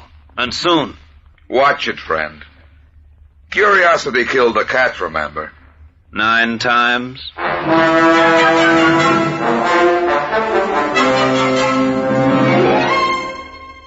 Well, there it was. A goon comes at me in a barefaced way with a bribe. To do what?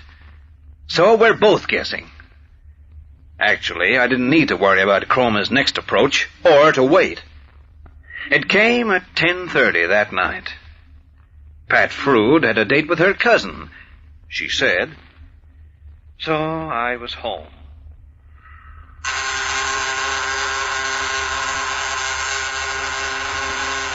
All right, take your foot off that. Oh. So it's you again. Mr. Ketch, Come in. And sit down. That's the one you ducked out on this morning. You'll be sorry for this, Slasher. I come to do you a good turn, or you both beat me up. Cromer, you surely haven't come to renew your offer, have you? I hope so, because I'm very interested. I thought you would be. But the price has gone down. 1,000 a punch. Lovely. I've still got 8 for free. Tell me, what do I have to do to stop spending your money on athletics? I want you to get me a certain file. I thought so. Cromer, as an up-and-coming public relations man, you ought to know that stealing taxation files from the record section went out of fashion with button-up boots. At the price I'm offering. Whose file do you want? Do I get it? Tell me. Glove Plastics. Did you say Glove Plastics? Bring me their file and you get the money. Glove Plastics, eh? Fine.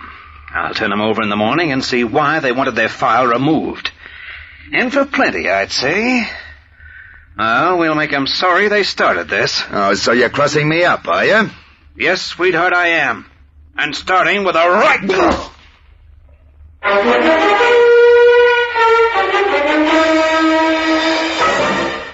The stairs to my apartment have brass edging strips to save the carpet.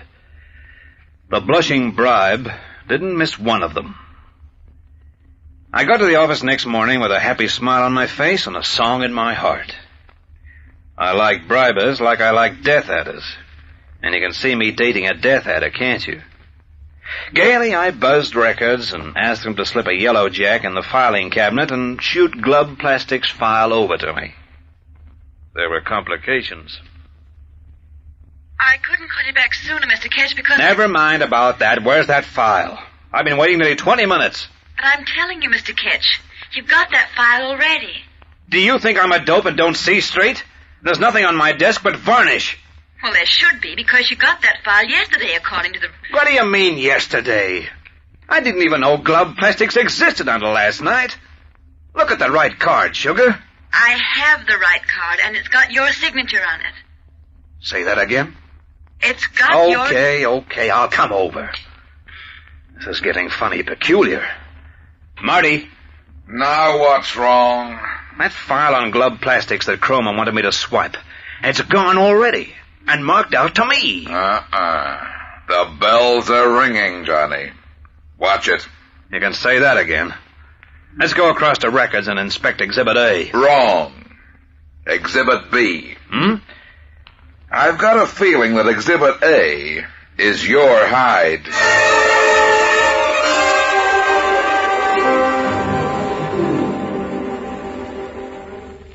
This started to look very interesting. My hair started to stand up at the back of my neck, and little chilly tingles played tag up and down my spine. It was my next move. I made it.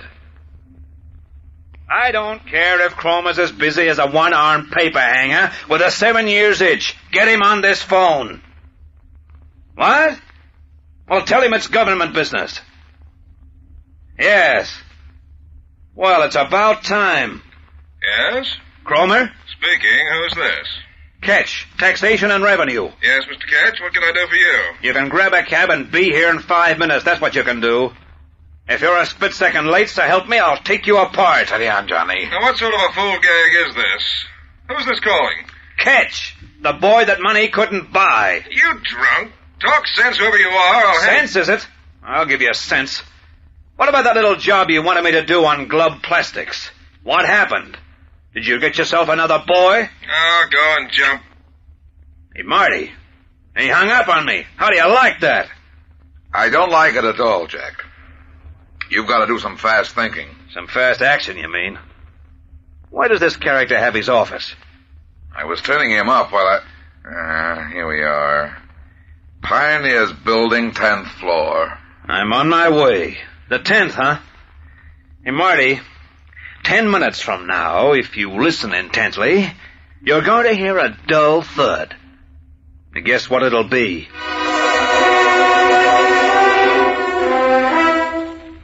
I made it in 8 minutes flat. Surprise, surprise. I'd never seen Cromer before in my life, or he me. My Mr. Cromer was a phony. Why? What was the racket? Why offer me 10 grand to swipe a file that wasn't there? When I got back to my office, I knew why. Look, I tell you to keep your story until you hear mine. Your bank's been on the phone. They want you there right away. My bank? Hey, I'm not overdrawn, am I? I hardly think so, Mr. Ketch. They want you to sign the pay-in slip attached to the 10,000 smackers you banked in their night safe last night.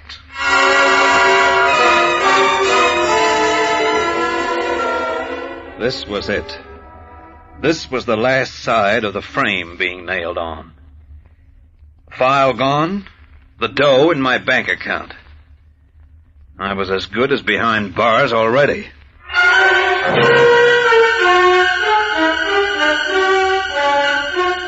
We'll return to Jack Ketch and the case of the subtle approach in just a minute. Meanwhile...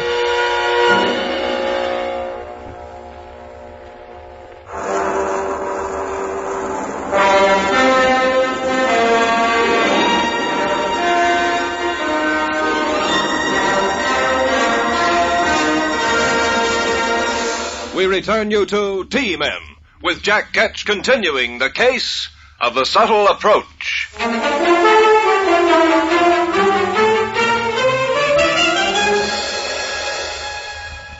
Here at the Special Investigation Branch of the Federal Department of Taxation and Revenue, you should never be surprised at anything that happens, even to yourself. I've had people pull guns on me. I've had blondes say, I think you're cute. I've had husbands say, hey, mister, that's my wife. In fact, I once had a character come in and say, you haven't charged me enough tax. We had him locked up right away. But this is the first time I've ever been framed for bribery and corruption without my permission. The sad point is, how do I convince anyone that I am an innocent party? Look, Jack, don't get me wrong. I'm on your side. I believe everything you tell me. You say this character pretended to be a public relations counselor named Cromer, and he's not. Okay, I accept that. I've just seen Cromer. They're two different men. Now, about this dough... Skip the money for a moment, boy, and get back to that missing file. Your Cromer offered to pay you $10,000 to swipe the complete taxation file of Glove Plastics. You say you refused. Refused? I flattened him twice, didn't I? Now, take it easy. Here's the way I see it, and the way the DG upstairs will see it, too. The DG's not going to hear about this until I've thrown our friend into the can. Are you crazy? Look, the longer you hold off telling the top brass about this, the more suspicious they'll be. Twice in one day, you're offered $10,000 to hand over Glove Plastic's file. You say you refuse. Why? Now, wait a minute. Yet next day, Glove Plastic's file is gone, and someone has mysteriously paid $10,000 into your bank. What are they going to think? It's what they're going to do if I tell them now that's got me bouncing. I'd better get round to the bank and see what I can find out about that pay-in. Do that. And when you get back, take my advice and go up top and see the Director General before it's too late.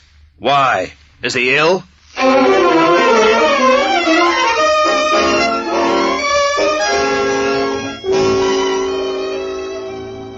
All the bank could tell me would fit on the head of a pin. The dough had been paid in through their automatic time-recording night safe at 8:10 the previous night. That was a couple of hours before the phony Chroma visited me. They showed me the deposit slip made out to my credit, but with a space for the signature of the person paying in left blank. So was I. I told them to hold the dough in suspense pending further instructions and gumshoot back to the office. Only 2 messages here on your desk. Oh, and Pat Frood wants you to ring through about lunch. Doesn't that dame ever do anything but eat? How'd you make out? So-so. You better try to clean up this mess you're in on Glove Plastics pretty smartly, Johnny. I just had the tip from the top that Henderson Grant Building Cooperative is folding. It looks like being a big smell with us in the middle. Meeting of the stockholders tomorrow. Suckers, the lot of them, from what I heard. Yeah, they've got their worries, I've got mine. I'm not kidding. Hey, while you were out, I had an idea. Johnny, if you didn't swipe that file... What do you mean, if? Okay, you didn't. But someone did. And that someone must be employed in records right this minute.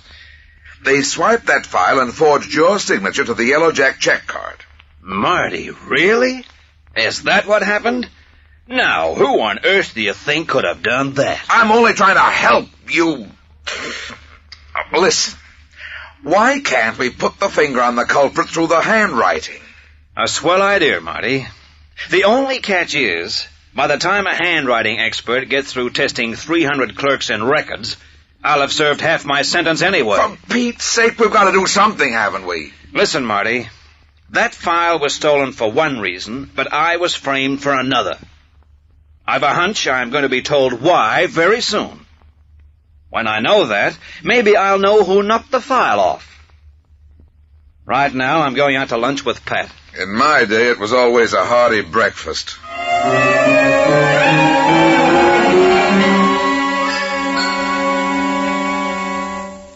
Luncheon was a bright, happy little event, with Pat and me snarling at each other as though we'd been married 10 years.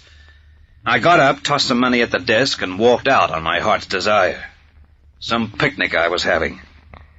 I hoofed back to the Federal Building in a murderous mood, which reached flashpoint as I went in through the doorway. And who should I meet but himself. Hey, Catch. Why, what a pleasant surprise. Throwing punches is beginning to get a habit of yours. I've got something here in my pocket to break that habit. Get the money? Get the file? Hey, how about that? What was the big idea of paying me off to swipe a file that was already swiped by someone else? Was it? How confusing. I've got you over a barrel, Catch. How do you like it, huh? How do you think you'll like 10 years in the can? You can't prove a thing. And other people can. Meaning your bosses. A file's gone. You're 10,000 richer. It adds up, Mr. Catch. What are you really after, Buster? After? Well, look, I'm not such a dope that I can't put 2 and 2 together. You frame me, okay. Either I get out of it, or I don't. But where do you come in? Where's the payoff? Are you squaring accounts or what? The payoff, friend, occurs right now, upstairs in your private office. We're going upstairs, Catch, and you're going to swipe me another file. Are you in the wholesale business? Whose file? You'll get me the file, Catch, or this bear trap you're in's going to snap your fat head off. You do what you're told, see? Suppose I don't. I'll tip off your boss about the glove plastics deal. As I said, I've got you over a barrel. Well. Come upstairs. By the way, whose file do I have to swipe this time? Mine.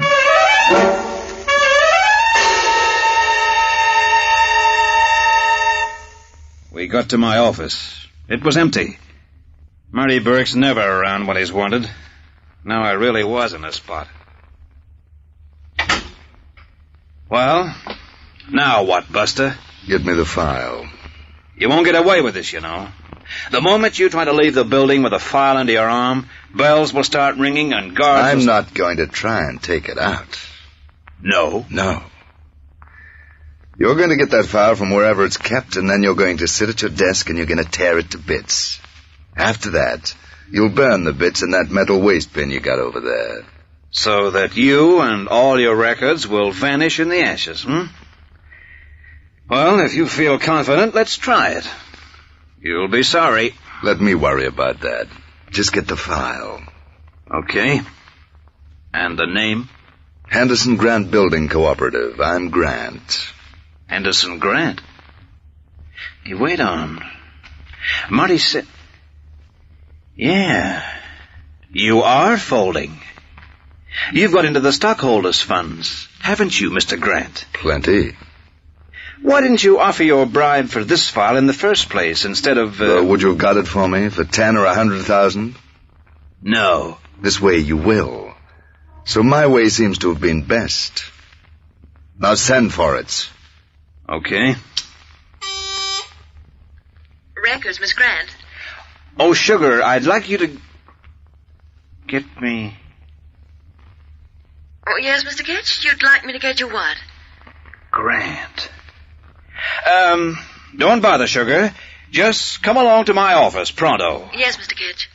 Now, wait a minute, Ketch. I want that file, and I want it now. There's not going to be any file, mister, because now I can bust you wide open. Now I know who swiped the glove plastic file and who forged my signature to the card. What's so funny? That's the pity of it. I can't tell you, you boob. You wanted me, Mr. Harry? You don't know me. You don't know a thing. Yeah, I was right. Brother and sister, I'd say. Come in, Sugar, and tell us everything. I don't know what you're talking about. No, not much. I ought to break your sweet little neck. I'll stop talking like a B-grade movie hero. By the way, Sugar, what's your real name? I'll want it for the warrant. It's Leda. The Swan, Well, it's your swan song, sweetheart, so you'd better start singing. Don't try any stand-up at Texas, Ketch, or I'll make a hot curry for you. Does she talk to me or to the cops? Take your pick. It's all the same to me. You T-men are all the same. Think you're wonderful, great big heroes. Don't think I don't know. Glamour boys. She's the one I want to hear from, not you. What's it to be, Sugar? I've got nothing to say unless my lawyer says so. And her lawyer doesn't say so. When I get through with her lawyer, Buster, he's going to need a lawyer. Now, why don't you both be sensible and admit it was a frame-up? Prove it. Dare me? I defy you. Okay. Mr. Ketch, wait. Pipe down, you pin-headed little... Oh, you... Good for you, Sugar. I've been dying to take a poke at him, too. Okay, Mr. Ketch. Now I'm ready. Now I'll talk. He made me do it. Said he was in too deep to get out. He wanted me to steal the Henderson Grant file, but I wouldn't. Then he asked me if I'd help him if it didn't involve stealing.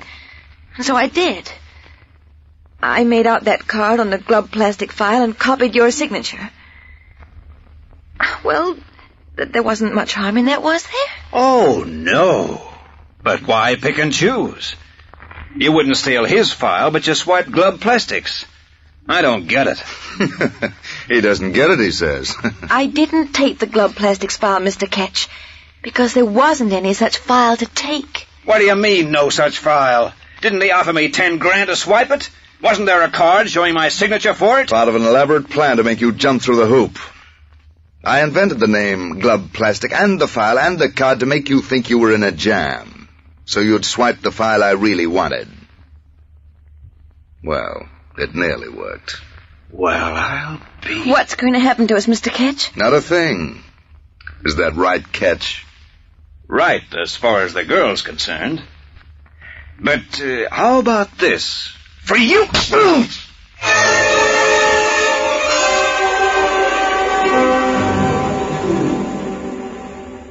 Well, what could we do? What could we prove, apart from Sugar forging my signature? If I hadn't been such a double-dyed dope as not to check up on Glove Plastic's existence in the register, they wouldn't have got to first base with the scheme. We let them both go.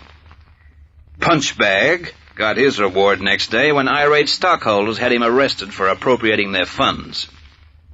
Sugar? I couldn't care less. And the 10,000? Well, as there was no Glove Plastic file to steal, there was no bribe. So what else could it be but a gift? I gave it back to grand stockholders. Honest character, aren't I? This is a great country. It costs a lot of money to run and to keep running. That's why we have taxes. Taxes are scaled so that everyone pays a fair share of the cost according to his or her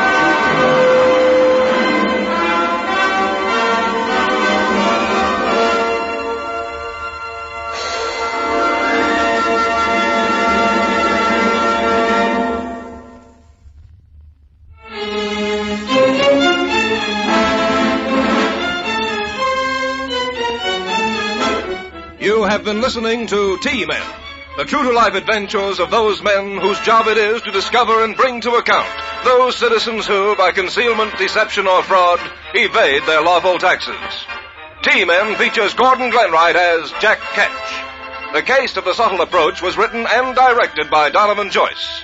All names used in this broadcast were fictitious and bore no relation to any living person. T-Men is a Donovan Joyce production. This is Harp McGuire speaking.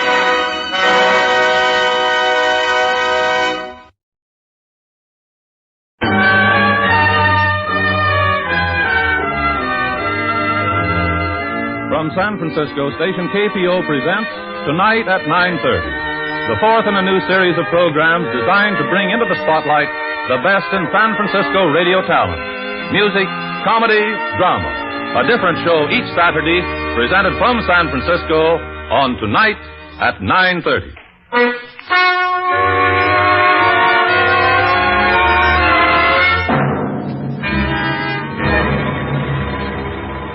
Tonight at 9:30, we present an original radio drama, a story of suspense and fear, of crime and remorse, titled The Devil is a Woman, written and directed by KPO producer George Snell. Our drama features in the stellar roles two of San Francisco's outstanding radio personalities, KPO announcer John Grover and the versatile young actress Yvonne Patey, heard on many local programs. Later we shall talk to them about their work. But now, the lights dim. The curtain rises, and the spotlight's on The Devil is a Woman.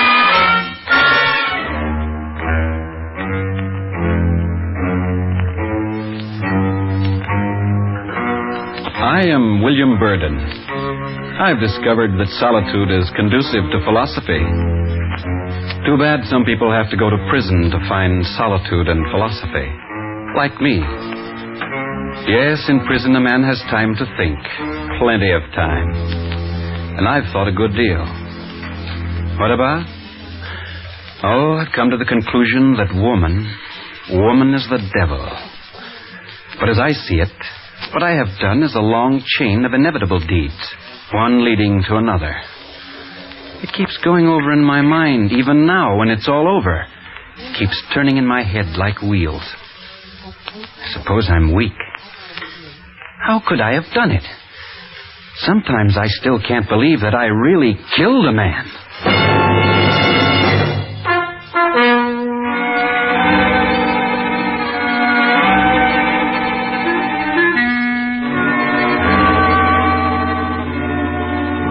Yes, it all began as twilight entered the bookshop.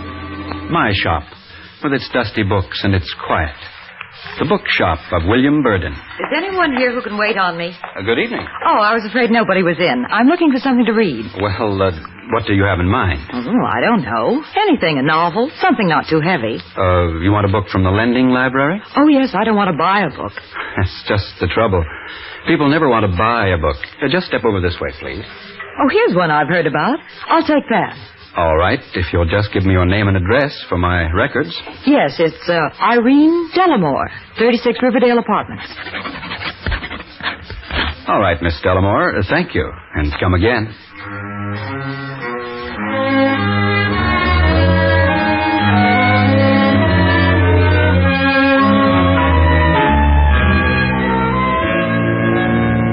Come again? Yes, she returned many times. And as time went on, I took to noticing her. The quick, intelligent way she responded to any suggestion about books. Her interest in many subjects. And, of course, her great physical charm. I'd been trying to study. I planned to write a book. But it became impossible. I thought of her. It was wrong, but I thought of her. Then one day she called me on the telephone. Hello, Will? Yes? Who is this? Irene. Oh. I'm so sorry to trouble you. I haven't been feeling well. Oh, I'm sorry. I have 2 or 3 books that are terribly overdue, and I hate to keep them. Well, that's all right. You don't have to worry about a little thing like that. I know, but it's against my principles. Would it be too much to ask? Could you drop over for them? Why... After all, it would be nice to see you. Well, all right. Yes, I'll come.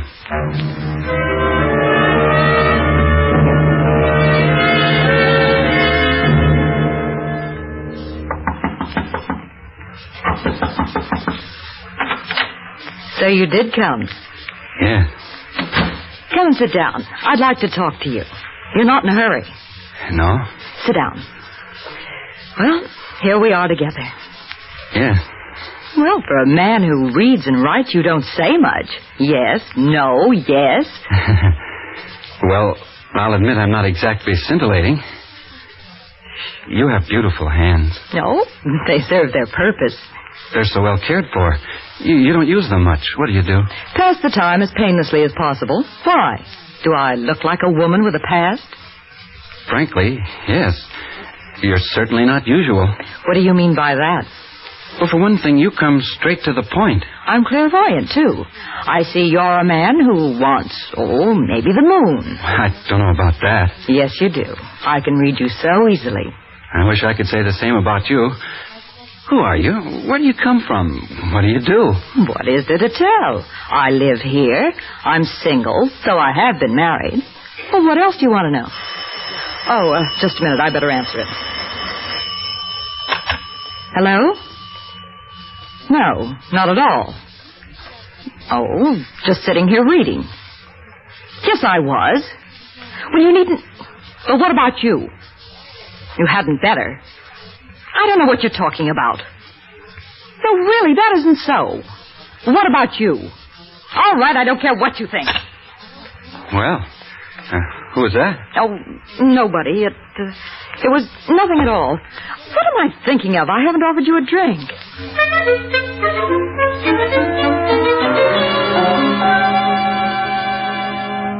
Well, it's been very pleasant here with you, but I'd better be going. Have you the books? Oh, yes, the books. See, where did I put them?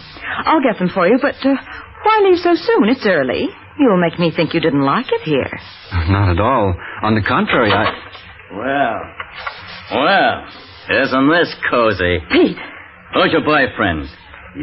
What kind of a game is this? Let go of my arm. Who do you think you are? You know. And if you don't, I'm going to teach you fast. Why, you keep your hands off her. So I got to keep my hands off her, huh? The little man tells me I gotta. That's a laugh. I'd advise you to leave her alone. He advised me to leave her alone. Who is this fellow, Irene? Ask her, little man. Now I'm going to take you apart.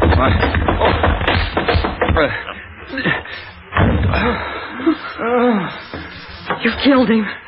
You killed him. What happened? You killed him. You smashed his head with the ashstand. What? Why did you do it? Well, he attacked me. Who is he? My husband. You did it. You did it on purpose.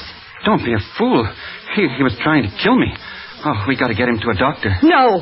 Well, why not? He may not be dead. You don't know who he is, who I am, or anything. Why did you do it? Yeah. He's dead. No heartbeat. You and I are in serious trouble. We got to think fast. Well, why did I come here tonight? Yes, why? I believe you invited me. And you wouldn't want anybody to know you were here, would you? No, I wouldn't. Now tell me about him. Who is he? I hated him. Oh, it's so awful. Stop it. Now control yourself. There's no time for hysterics. You got to tell me about him now. I swore to get even. We couldn't get along.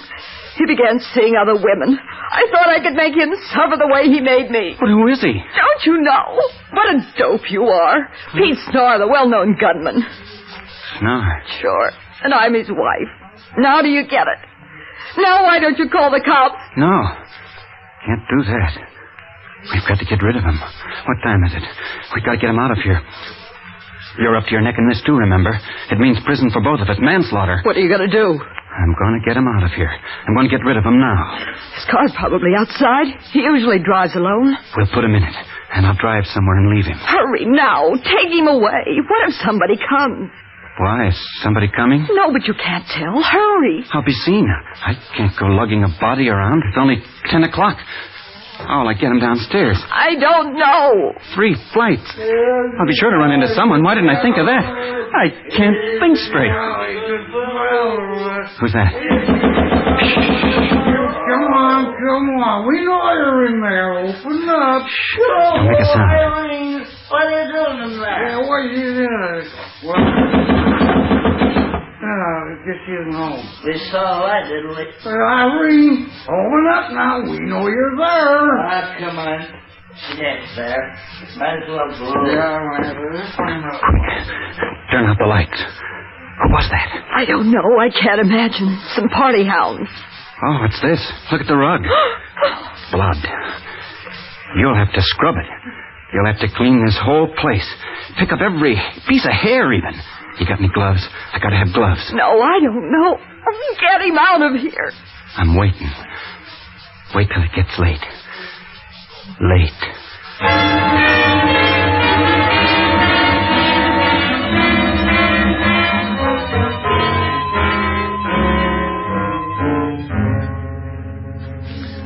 I smashed Snarr with the ashstand. I can't understand how I did it. He was choking me. But I couldn't be involved in this anyway. What had become of my life? I summoned strength from a reserve I didn't know I had. Snarr had driven up in his car. About 1 o'clock, Irene and I carried the body down. I put it in the back of his car and instructed Irene to keep away from me. Under no circumstances was she to get in touch with me.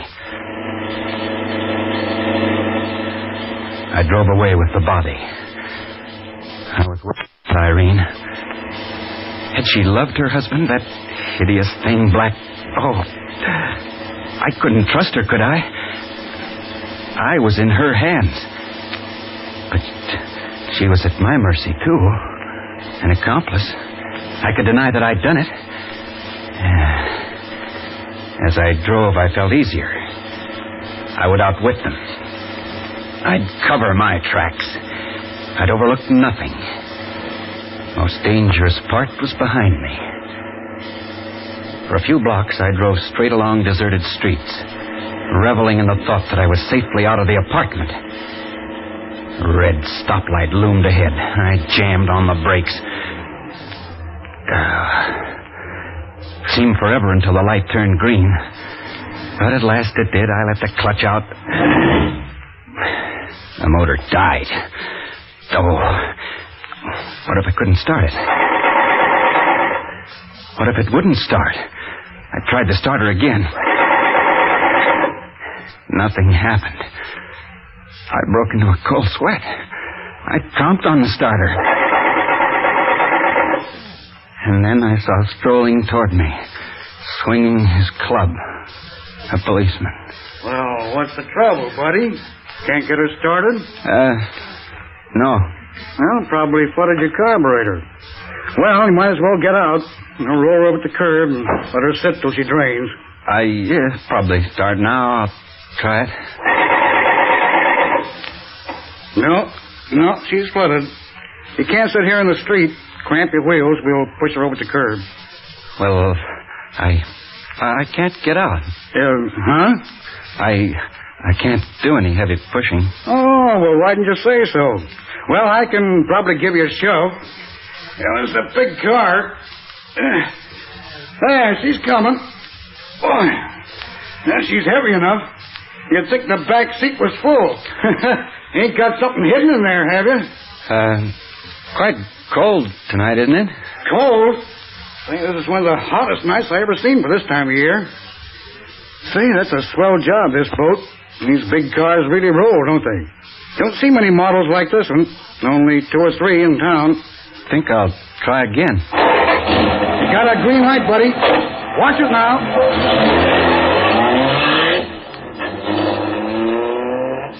I was trembling so I could hardly hold the wheel. Where should I go? I remembered Pinewood Road up in the hills. Swung the car into Hillcrest Boulevard and began to climb.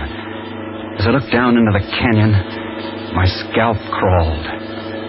One swerve, and I could imagine how the car would catapult end over end, mangling its quick and its dead in a heap at the bottom. But what if it rolled? Rolled without me? That was it. I slowed down, looking for a likely place. Soon in the path of the headlights, an observation point loomed, a place where sightseers stopped to look down the valley. Drove the car to the edge of that precipice and got out. I know what I'll do. I'll get it done. Then I won't be afraid anymore. Got no time to lose. What's that? Oh, there was a car coming. Gotta hurry. I'll look and see if the car will hit anything as it goes down. No, there's nothing but a shed or two. Now the body. Oh, getting stiff. I'll put my hands under the arms like this and pry the body out. Oh, the feet, they're tangled.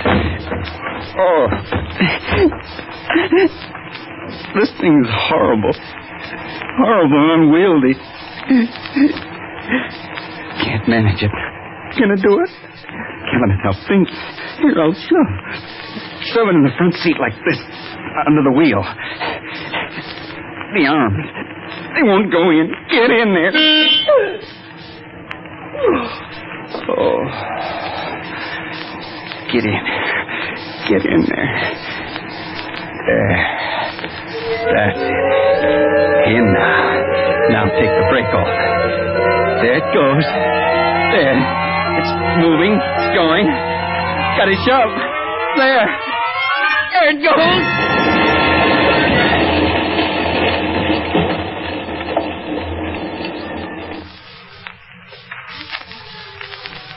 In the days that followed, I was haunted by what I'd done. What had I done? I killed a man. Had I left a clue? Had Irene kept faith with me? I lived through every moment of that horrible evening 1,000 times. Feverishly, I read the newspapers. They reported that a car had been found smashed up in the canyon. The driver had been killed in the accident. I breathed with relief, but only momentarily. Fear came back. What about Irene? I never wanted to see her again. I hoped she'd disappear forever. Then I remembered the library card. I'd destroy it. Where was it? Searched frantically. I'd lost it. I must have dropped it in her apartment. I turned the shop upside down. The card was not to be found. It was, I can't remember, 2 days, I think, after the thing happened, that she appeared in the shop. Well, you don't seem very glad to see me. What are you doing here? Don't talk so loud. Didn't I tell you not to come? I must say you're not very polite. Come in here. It's just as well you came after all. I must have dropped a card with your name on it at your place. Did you find it? Do you mind if I smoke? Have a cigarette? Did you find the card? Take it easy. Guess who came to see me last night? Oh, this is no time for guessing games. All right. With Sonny Prandtl. But you wouldn't know him. Go on. I don't like snoopers, do you? What do you mean? Oh, people who go poking their noses into other people's business. Irene, for heaven's sake, take this seriously. Talk straight. I can do that, too. Only you may not like it. I don't like any of this. I didn't ask for any of it. All right, big boy. Sonny Prandtl broke in on me and found your precious card. That's not all. He found a pencil with WB on it. Only I don't suppose it was yours. Who is Prandtl? A guy you wouldn't appreciate. One of Pete Snar's pals. Did you give him the things? Give him? Oh, sure. He coaxed me out of them. Oh, you've got to get them back. Does he know anything? No, not yet. I've got to have them, Irene. Well, I thought you ought to know. Forewarned is forearmed, they say. So long, big boy.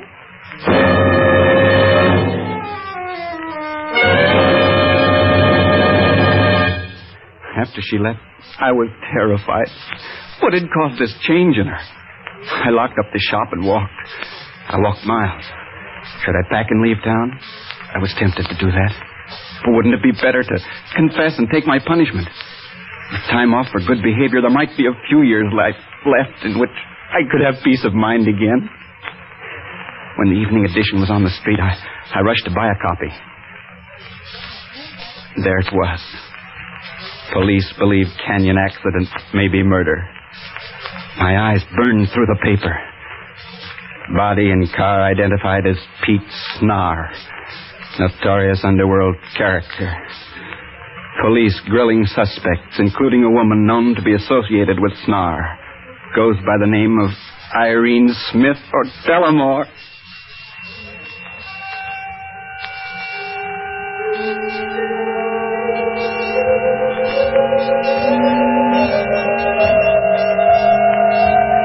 I had to get away. I walked in a daze through crowded streets back to the shop. Should I run? Should I? I couldn't tell. I couldn't think. Yet I had to appear natural to anyone who might be watching me. And perhaps Irene would be stronger than I had thought. She would realize it was her neck as well as mine. I might win through yet. First, I had to find out what happened to Irene. I went to the phone and dialed her number. I waited. Then the operator said the phone had been disconnected. Strange thought crossed my mind. Prison might be good for me. I was cold, clammy with exhaustion.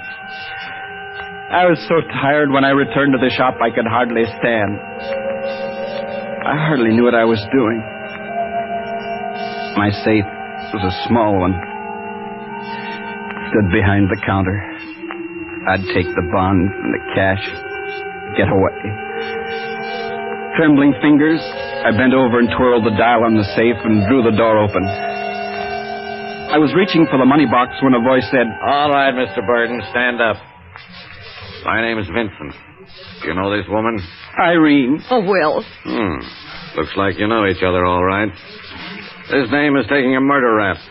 There seems to have been some connection between you two. No, I tell you there isn't. You promised if I confessed you'd make it easier for me. Well, I'm a man of my word. Then why do you want to bring me here for? Just want to clear up a little matter. I'm curious about that library card and the pencil. A pencil? Yes, with the initials WB on it. But our friend Miss Dellamore here can't explain how she got the pencil or the card, which I think came from your files. I'm all confused. It doesn't mean anything, though. This woman has confessed to the murder. Irene, you didn't do it. What's that? Irene, I won't let you do this. I'll tell you. Yes, I'll tell you. I murdered Pete Snar. Phew. Well, he said it. You see, Cowper, I told you he was the kind of screwball who wouldn't let a woman down. You're as hard-boiled as they come, sister. All right, let's go, Burton. You have an appointment with the law.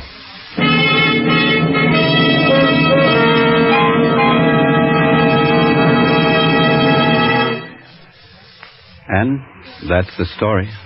Or almost all of the story. Later on, when I could think straight again, I found out what had happened.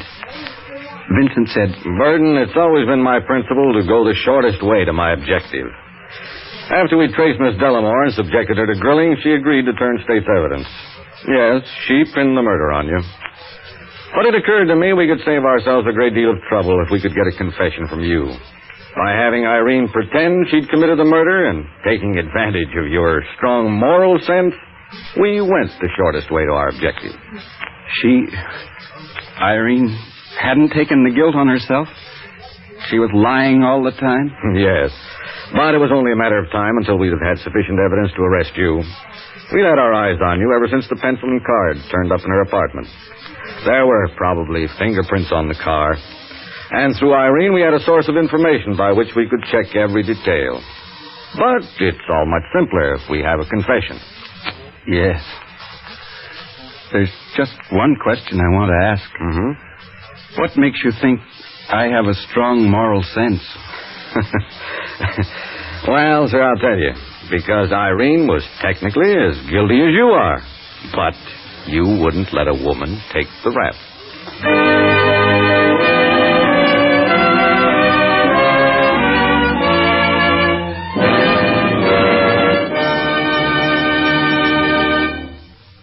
And now the lights are on again, and we have just a few moments in which to talk with our stars this evening, Yvonne Patey and John Grover.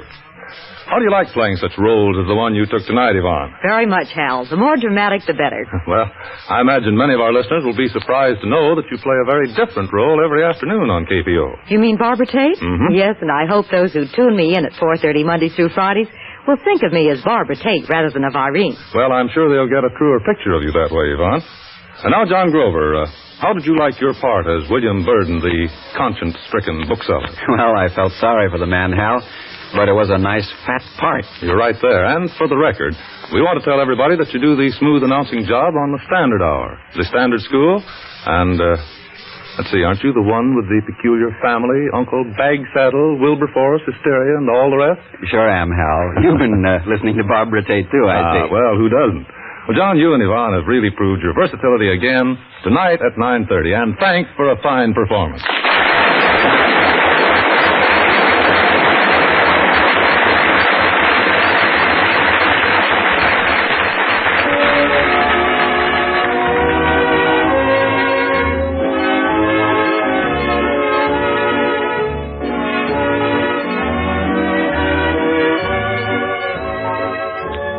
Tonight at 9:30 has featured an original radio drama, The Devil is a Woman, written and produced by George Snell, with Yvonne Patey and John Grover in the starring roles.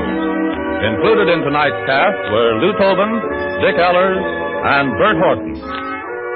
Next Saturday night, we will present a special dramatic program celebrating the 99th anniversary of the birth of Thomas A. Edison. A feature will be a demonstration of Edison's earliest phonograph records. Be sure to listen. Friends, the war years have taught us that human life is expendable with tragic ease. With the return of peace, we are apt to think that no longer will life be wasted so cheaply. Yet the fact is, more lives are lost through accidents on our streets and our highways than are or have been lost in war. A little care, a little forethought can reduce this appalling toll of life. When you drive your car, drive carefully. Observe traffic regulations. Make sure that the safety factors of your car have been checked. Then drive safely. We can defeat the specter that haunts our highways if we will join with determination in an all-out effort to drive safely.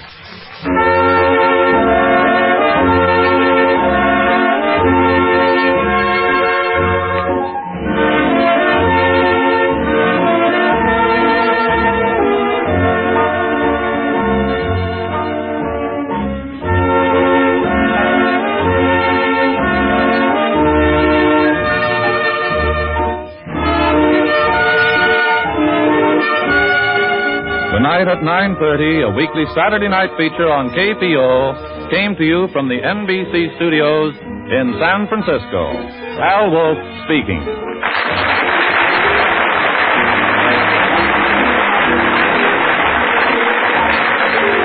This is is NBC, the national broadcasting company.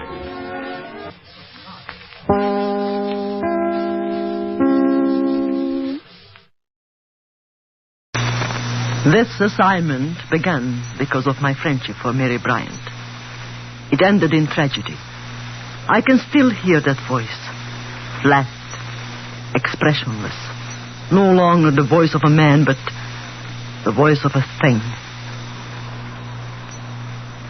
Religion is the opiate of the masses. There is no God. Religion is the opiate of the masses. There is no God.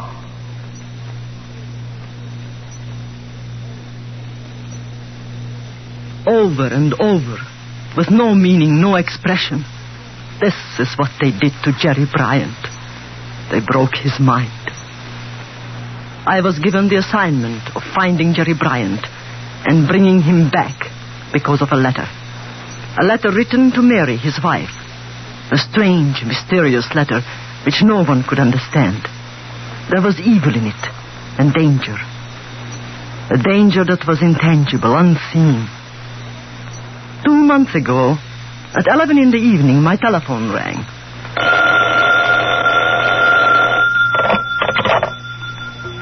Hello?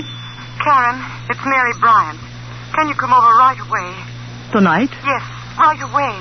I've been trying to get you all day. Mary, is something wrong? I got a letter from Jerry. A letter? Yes. From where? Bulgaria. Karen, please come quickly. I'll be there in 20 minutes.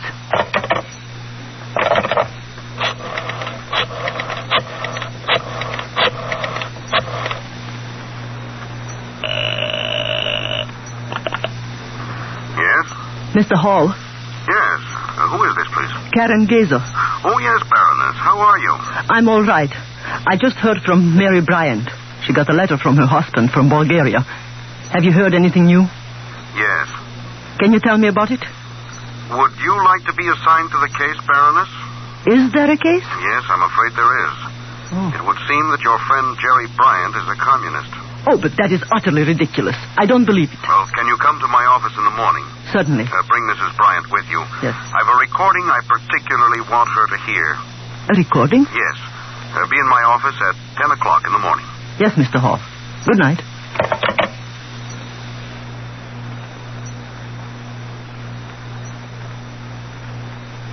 I had known Mary Bryant for 10 years. Before the Nazis murdered my husband in Vienna. She had visited us in our home there. They were good Americans, both she and her husband. Jerry had inherited one of the largest fortunes in the country. He was president and owner of Bryant Industrial Chemicals Incorporated. It was unthinkable that he could be a communist. When I arrived at the apartment on Park Avenue, I needed only one look at Mary Bryant's stricken face to know that something was very wrong. Very wrong indeed. Oh, it's fantastic. It's fantastic that Jerry could have written such a letter. Mary, tell me the story quietly from the beginning. You know most of it. Sailed on the Queen Mary 2 months ago for a 3-week trip to Europe. On business? Yes. Bryant Chemicals has plants all over the world. Jerry went over to inspect some of the European factories. Where? Berlin, Hamburg, Paris, and I think Rome, Prague, and Sofia. And you haven't heard from him for how long? 6 weeks. When was he due home? It's a month late. Oh. I got a postcard from him written at Le Bourget Field in Paris. It was dated June the 18th. He said he was flying to Sofia that night and that he'd be home in 2 weeks. And nobody has heard from him since? Nobody. I telephoned the office in Paris. Talked to the man who saw him off for Sofia that night. Nobody here has heard from him. Nobody in Paris knows where he is. The American legation in Sofia haven't heard from him either. He's vanished, literally dropped off the earth. I'm so worried I'm almost sick. Oh. Let me read the letter again, please. I know something's happened to him, Karen. This letter just doesn't make sense. He's never written me a letter like that in his life. Is it his handwriting? Yes. You're sure? Yes, Karen, I'm sure. May I look at it again? She handed me a letter, a single sheet of plain white paper, in an envelope postmarked Sofia. The sentences were short and stilted. They did not sound like Jerry Bryant. Dear Mary, I am staying in Sofia for good. Do not worry. I am fine. I am happy. I cannot live any longer in America. I am giving up everything to work for the cause. Communism is the only hope. Don't try to communicate with me, Jerry. It's insane. It's absolutely crazy. Mary, intelligence assigned me to find Jerry. Oh, Karen, I'm so glad. My chief, Mr. Hall, wants to see you. We are to go to his office tomorrow morning at 10 o'clock.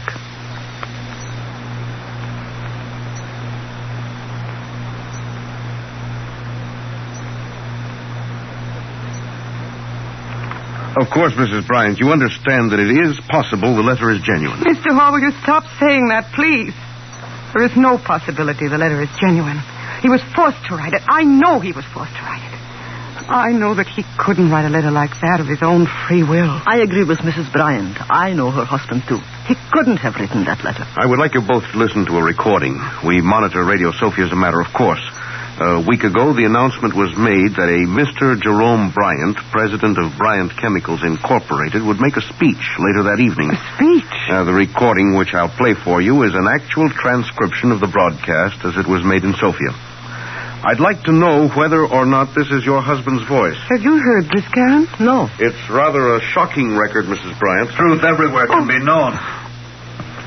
This is Jerome Bryant of New York City. Yes, it's him. I'm speaking from Sofia. Speaking to the world so that the truth everywhere can be known.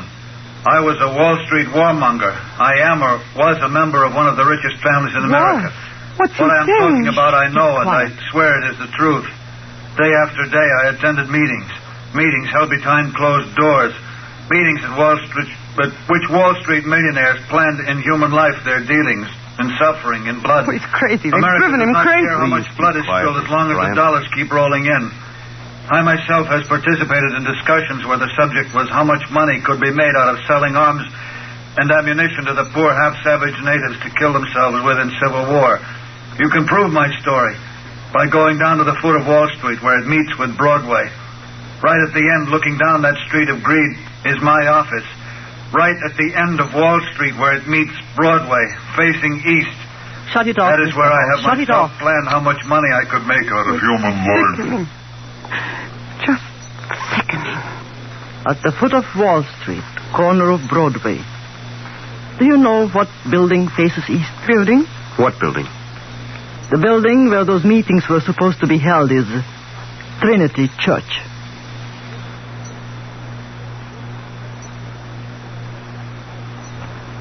That day, I began my preparations to go to Sofia and get Jerry Bryant. Intelligence took care of the details. Passports, visas, papers, Communist Party card, a letter of introduction from an American communist, whose name I cannot tell, but who is in reality one of our most trusted agents. I had one last interview with my chief, Grenville Hall. Well, Baroness, I guess we've thought of everything. Yes, except my contact in Sofia. He has a dozen names, a dozen professions. At the moment, he is a porter in the Royal Hotel. His name is Daudet, Franz Daudet. He was born in France, now is a naturalized American and one of our best operators. You will contact him by a number. A number? He has in his possession a U.S. $1 bill. The number is A12132068F. A12132068F. Right. Remember it. Don't write it down. If we can get Jerome Bryant back here, we can prove that every so-called communist confession in the past has been extorted. I'll do everything I can. I know you will. But remember, this is completely unofficial. Completely. In espionage, there is no protection in danger. No recognition, even in death. I know that, Mr. Hall. And I know, too, that my first mistake will be my last.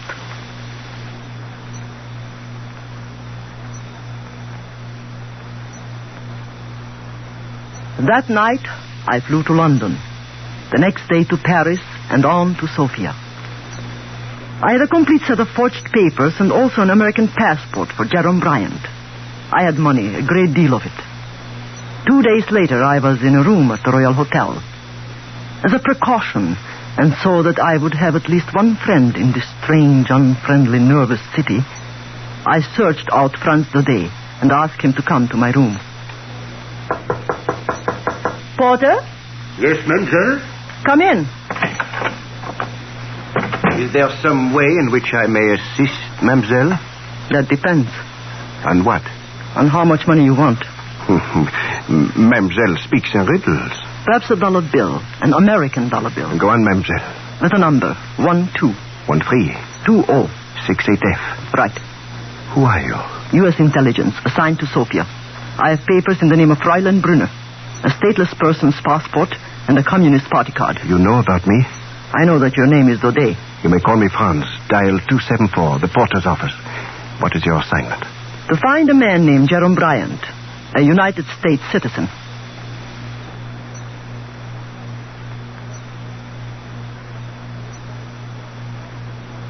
Then followed the months of total inaction. The long, slow struggle that only a spy can understand. Every move had to be considered. I began to make contacts with important communists. I began to collect information about the Ministry of Political Integrity. The commissar was a man named Maniloff. How I made friends with him does not matter. In espionage, as in love and war, all is fair. It took bribe money and a lot of it to find out that Jerome Bryant was being held a prisoner in the experimental wing on the ministry building in downtown Sofia. At the end of 2 months, Comrade Maniloff was in love with me. I encouraged him in every way I knew, and I know many, many ways. At last, after some rather strong drinks, he himself brought up the subject I had been wanting so long to discuss. You know, I've been wondering if you might be able to help me. Oh, Yuri, you have only to ask me. You know that. We're having some difficulty with an American prisoner, a man named Jerome Bryant. Yuri, do not talk about your business. Have some more wine. This is important. Dr. Musiewski has been experimenting with him. Hypnotism done electrically. Hypnotism? He has been making broadcasts for us. Excellent broadcasts. But lately, something seems to have happened to him. He keeps calling for his wife. I thought perhaps that... That what? That you might be able to comfort him a little. In these experiments, the subject's every whim must be gratified. We want the surrender to seem self-induced.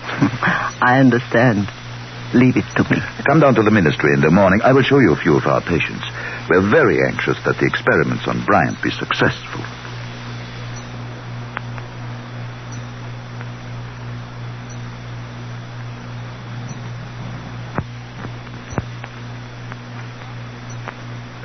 I could hardly conceal my excitement.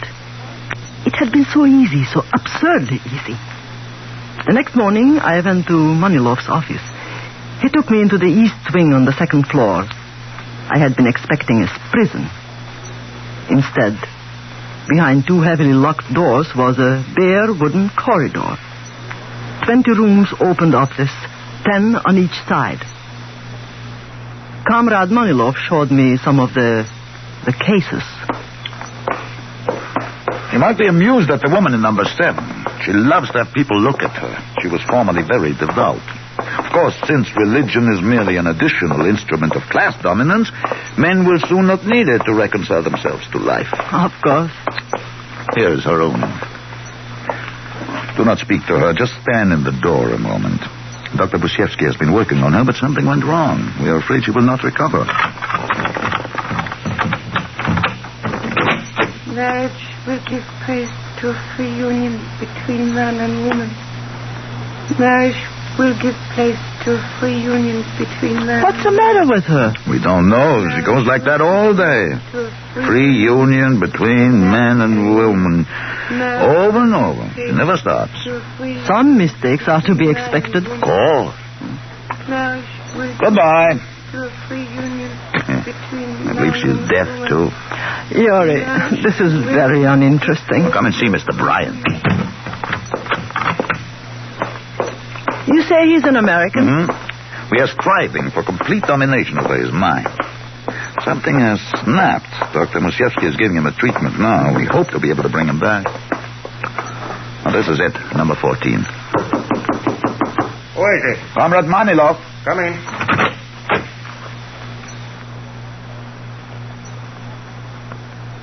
I could hardly believe my eyes. A man was strapped to what looked like an operating table. From metal bands around his head, wrists, and ankles, wires led to a square machine on a desk. I bit my lips to keep from saying his name. It was Jerome Bryant. His hair was matted and uncut. His face was pasty white. His eyes were closed. It took a tremendous effort to remain casual, disinterested. The machine made a low humming sound that seemed to fill the room. Comrade Brunner will be glad to help you, Doctor, if there's anything she can do. Yes, of course. I'm nearly finished with him. Just half an hour today. He keeps calling for his child. His child? I believe he may mean his wife when he uses the word baby. Oh. Perhaps when he regains consciousness, you might try to soothe him a little. Talk to him gently. The sound of a woman's voice might prove beneficial. This machine is still experimental. We wish to dominate the mind without causing insanity. And sometimes the smallest details help. Are you finished the treatment? In a few moments. I'll be in my office. We can have lunch when you're through, huh? Yes, Yuri. I'll see you later. I wish to give him a little more. America is bad. America is bad. True honesty is found only in the proletariat. True honesty is found only in the proletariat. Religion is the opiate of the masses. Religion is the opiate of the masses. Speak to him. What shall I say to him? Something from the party line. Speak quietly. Go ahead. Democracy is intolerant and decadent. Democracy is intolerant and decadent. Good. Sometimes they will not react to any voice but mine. We wish the ideas to become a part of the personality, not a hypnotic state. Is he kept like that for long? No, he's had enough for today. How often do you do this? Every day for an hour. Is he in pain? No. We send a very light oscillating current through his temples and wrists. It is the gland injections that cause the delirium. Talk to him yourself. Tell him you are taking the place of his wife, that she does not love him anymore. You can leave the details to me, Doctor. Yes, I'm sure we can. You see, we wish him to make a special broadcast. Oh? When? The day after tomorrow at night, 8 o'clock in the old opera house. We would like him to sound perfectly natural, as though the speech was his idea, not ours. Baby. There it is again, baby. I'm sure it is his wife. Say something. Jerry, darling, I'm your baby now. Smell my perfume. Baby. I'm your baby. Come on, smile for me. Well, smile. I will leave you with him. You are doing splendidly. Your face is so hot, Jerry. Oh, poor baby, smile at me. If you want me, I will be across the hall. All right. Jerry, darling, smile at me. Jerry. Baby, I'm sick. I'm so sick. Jerry, look at me. It's Karen. Karen, open your eyes and look at me. Marriage will give place to a free union between man and woman. Marriage will... Jerry, what have they done to you? Jerry, listen, it's Karen. America is bad. America... No, Jerry, that's not true. I'm your friend. I'm Karen, Mary's friend. Mary? Mary's safe in New York. Jerry, listen. Can you understand me? Yes. They want you to make a broadcast. Not tomorrow night, the next night. Do you understand that? Yes. Do exactly what they ask. I'll try to come with you. Tell them you want to see me tomorrow, and that you want me to come to the broadcast. Do you understand? True honesty is found only in the proletariat. True honesty... No! Jerry, no! Jerry, open your eyes. Yes, that's it. Now look at me. Look at me. I'm Karen. Yes. If I can get you out of this building, I can get you home. Do you understand that? Yes. Well, who am I? America is bad. Jerry, please, please. America is trying to buy the world's respect with money. Stop it, Jerry, listen to me. Trying to buy the world's respect with Jerry, money. no. America's Jerry, trying to no. buy the world's Jerry, respect I'm with Karen. money. Stop it. Stop it.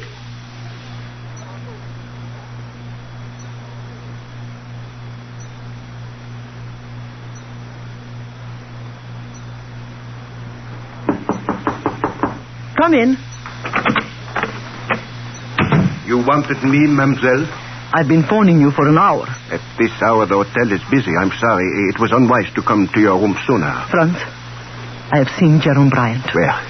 They are holding him a prisoner in the Ministry of Political Integrity. Prisoner? Yes, and he's sick, very sick. Listen, I haven't much time. Maniloff is taking me to dinner. He'll be here any minute. The day after tomorrow, Wednesday, they want Jerry Bryant to speak at a political meeting in the old Opera House. The old Opera House? A car will leave the ministry about 10 to 8. 10? They'll have to drive down Slavianska Street. Yes. Right at the park, at the corner of Shipka Street, there must be an accident. Can you get a car? I think so. I have many friends. If you have to, buy one. I can give you any amount of money. Oh, I will need it. Even gasoline is $2 a gallon. Manilov's car is a black Mercedes. Bulgarian license. 807CH8. 807CH8. Yes. There is a stoplight at the park corner. Have someone watching. Then you drive out of Shipka Street on their signal. Fast. Hit us hard.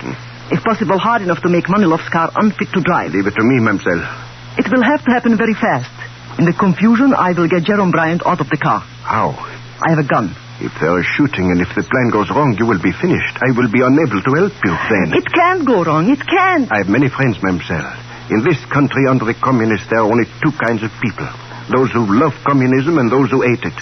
Believe me, I have many friends, and I will have a taxi waiting at the corner. Wednesday night. At 7:45.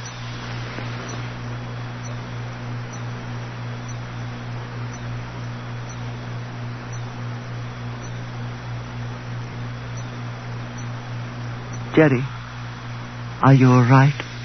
All right. The doctor is coming. We are going for a drive in a car. Do you understand that? A drive? Yes, and there will be an accident. Accident? I told you, we have planned it. The minute it happens, you've got to get out of the car quickly. Do you understand? Understand. The very instant it happens, quickly. I'll be right beside you. Who are you? Karen. I'm Karen. I'm your friend. My friend. Shh. Here he comes. Well, Mr. Bryant, how are you feeling tonight? Hello, Doctor. Tonight? Oh, you look very nice, Mr. Bryant. Shaved, dressed, very nice. She's my friend. Of course she is. And I am your doctor, remember? Comrade Maniloff is downstairs with his car. We're going to take you to the Opera House, and you are going to make a speech, aren't you? Yes. Good. Take us all around. Yes. And remember, Mr. Bryant, we are all your friends. We are all very fond of you.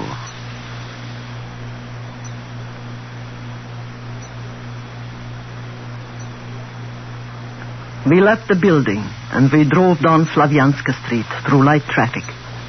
As I had planned, Jerome Bryant and I were in the back seat. Maniloff was driving. The doctor sat beside him in the front. When we got to the corner by the park, I saw a man on a bicycle wave his handkerchief. A blue Ford shot out of Shipka Street and crashed into us.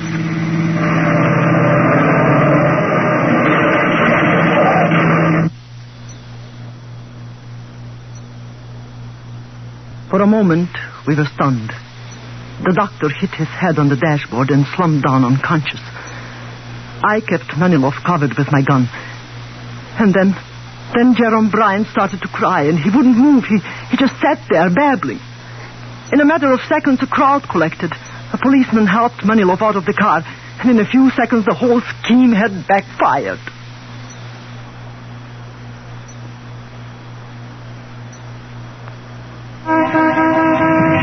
Quiet, you. Yes, sir. Lock them both in a cell for tonight. In the morning, they're to be brought to my office in the Ministry of Political Integrity. Yes, sir. And guard the woman well. She is not what I thought. Yes, sir. I will not forget this, Fräulein Brunner.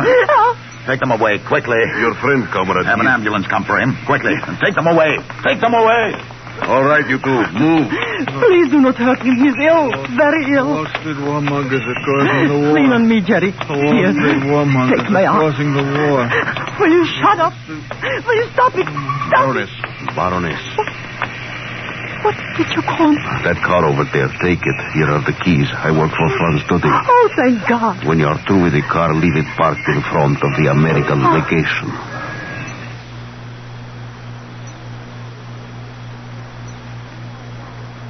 3 hours later, Jerome Bryant and I were on a plane to Paris. The next day at noon, we took off from Paris for New York. And late that night, Jerome Bryant was at home in his bed. But that is not the end of the story. His mind wouldn't clear. I visited him yesterday. Mary took me up to his bedroom. Karen, wait before you go in. What is it, Mary? He's no better. None at all.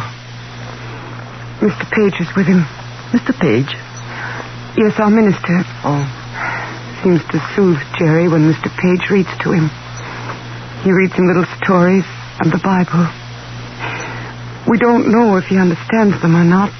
But we've got to get his story from his own lips. We've got to prove that all these confessions are phony. Shipkoff, Mincenti, Vogler. The fact that the man in there on that bed was once president of Bryant Industrial Chemicals will prove what he's been through. Yes, but don't you... Mr. Page is reading to him. Anoint my head with oil, my cup runneth over. Surely goodness and mercy shall follow me all the days of my life, and I will dwell in the house of the Lord forever. Jerry, Karen's come to see you. Hello, Jerry. Say hello to Karen, darling. Say hello.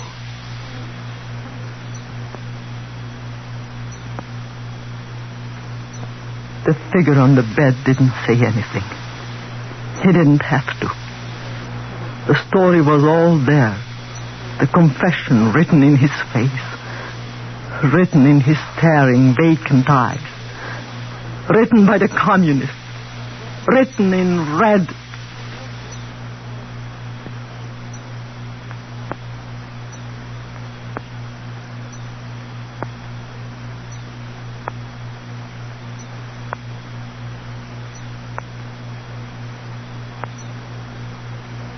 You have just heard Top Secret, starring Ilona Massey.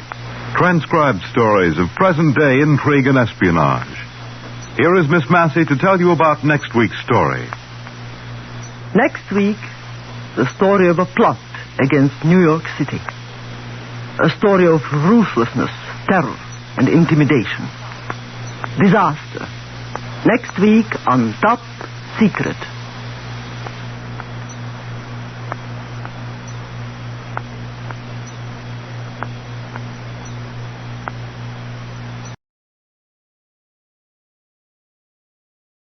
Suspense, which is heard on Thursday nights at this hour, is taking its customary summer holiday.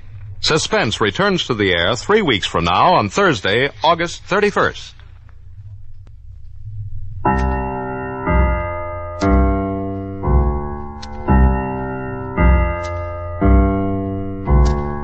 Ladies and gentlemen, a $5,000 reward will be offered each week on the program immediately following this announcement.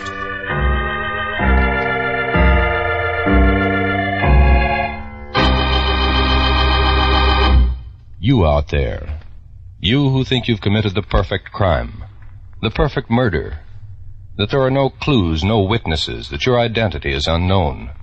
Listen. Somebody knows. Yes, you, wherever you may be, no matter where you're hiding.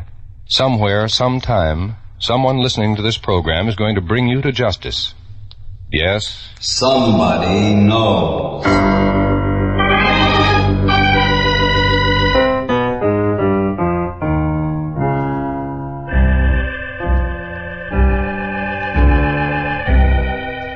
The the Columbia Broadcasting System presents Somebody Knows, a program conceived in the public interest, dedicated to aiding the forces of law and order in the solution of this nation's unsolved crimes.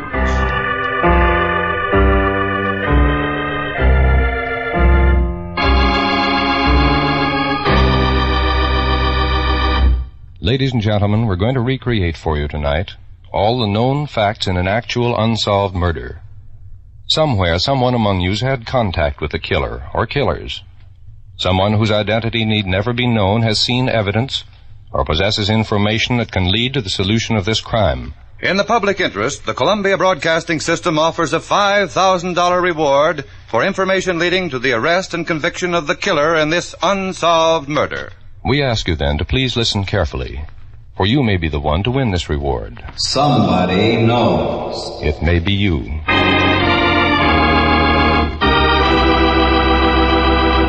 And now we open the files on one of this nation's unsolved murders. It's homicide file number HF12342 of the Boston, Massachusetts Police Department. The unsolved murder of Samuel I. Paris.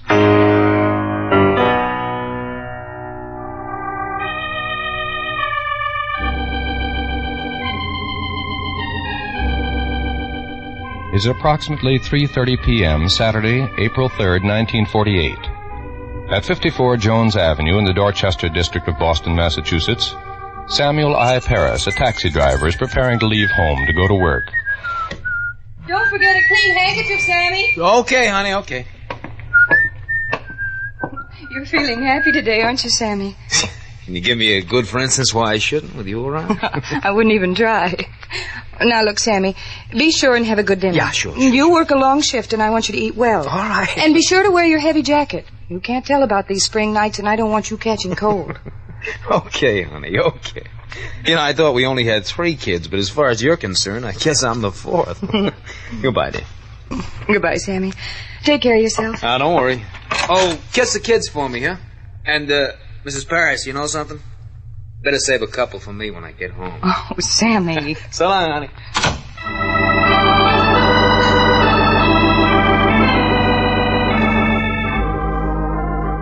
The time is approximately 10:45 p.m. Saturday, April 3rd, 1948. Cab number 702 of the Independent Taxi Cab Operators Association is speeding along quiet residential Norfolk Avenue in the Roxbury district of Boston, Massachusetts.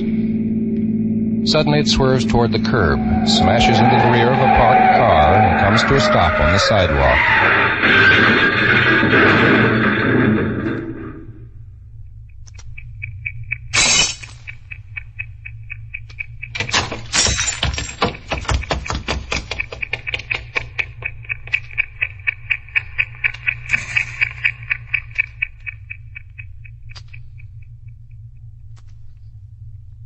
At the same moment, in the home of Fred Lutfi, 177 Norfolk Avenue in Roxbury, a game of whist is in progress. The players are Mr. Lufty, his wife, Jean, his mother, and his sister, Mrs. Barbara Darien of 12 Rutland Street, South End, who is visiting him. Oh, Fred, now you should have known better than that. Oh, well, I always say this game is more luck than skill, Barbara. Oh, now, Fred. He's only jealous, Jean. Maybe someday he... Hey. Now, what was that? Oh, sounds like a couple of women drivers tangling bumpers somewhere. Whose deal is it? Oh, mine, I guess. Oh. Though I don't mind telling you, young man, that I consider your remarks about women drivers as being highly... Now, I wonder...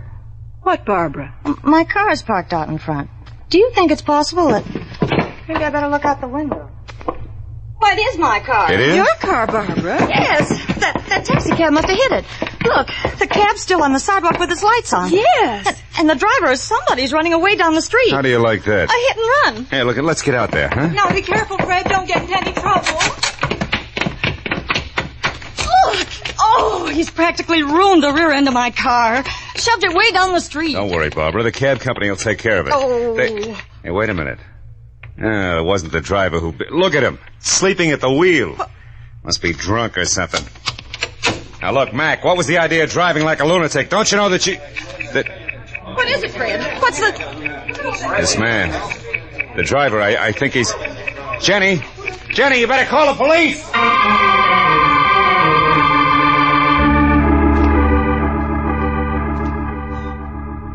It is approximately 10:50 p.m., Saturday, April 3rd, 1948. At the dispatcher's desk on the 7th floor of police headquarters in Boston, Massachusetts. Dispatcher. I want to report some trouble. What kind of trouble, ma'am? A cab. It ran into my sister's car and then onto the sidewalk in the front of our place. It's there now. Something's wrong with the driver. What's the address, please? It's 177 Norfolk Avenue in Roxbury. 177 Norfolk. Yes. And your name? Mrs. Lutby. Mrs. Fred Lutby. All right, Mrs. Lufty. Thanks for your notifying us. We'll have some men right over there. The dispatcher takes a quick look at the lighted control board in front of him, notes the disposition of cars in the Roxbury district, and picks up his hand microphone set. WRAS. Calling car 90. Calling car 90. 90. Taxi cab has jumped curb on Norfolk Avenue near Shirley Street. Investigate. 90. On our way. WRAS 1055. Within a minute or two, car 90 arrives at the scene of the crash. The police officers make a quick check of the driver, who is still slumped over the wheel. Then they put in a call for an ambulance. While waiting for it to arrive, they talk with Mr. Lufty and Mrs. Darien. You didn't touch the driver. He was like that when you first saw him, huh? Yeah, that's right, officer. He slumped over the wheel just like that. You know, at first we thought he might be drunk or something, and then... Well, my wife called you. There's a tab of $1.60 on the meter. It's still running. Must have had a fare. Was anyone else in that cab? No, there wasn't anyone else. Oh, wait a minute. I did see someone running down the street. Yeah? It was just as I looked out the window. I saw him turn down Shirley Street. Could you identify him? Oh, no. No, I don't think so. Yeah. All I could tell was that he seemed young, had dark clothes on. No, I'm sure I couldn't.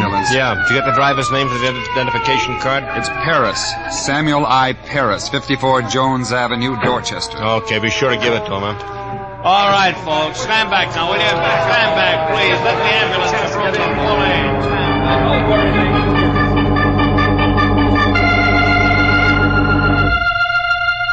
The ambulance rushes the cab driver to the Boston City Hospital, where he is examined immediately upon arrival. Dead. Probably cardiac failure. Natural causes. Better remove him to the morgue.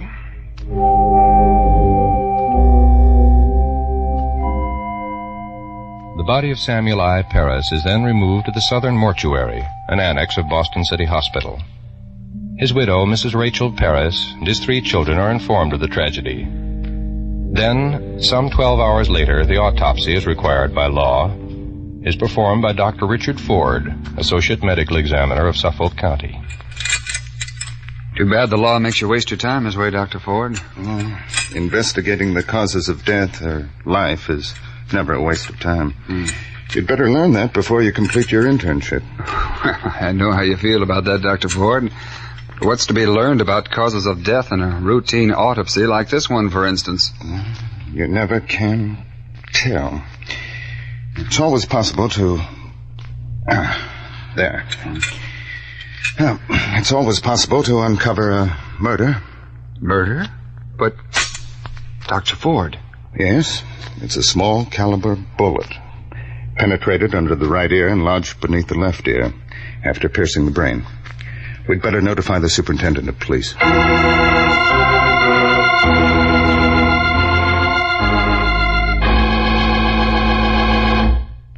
In just a moment, we'll continue with homicide file number HF12342 of the Boston, Massachusetts Police Department.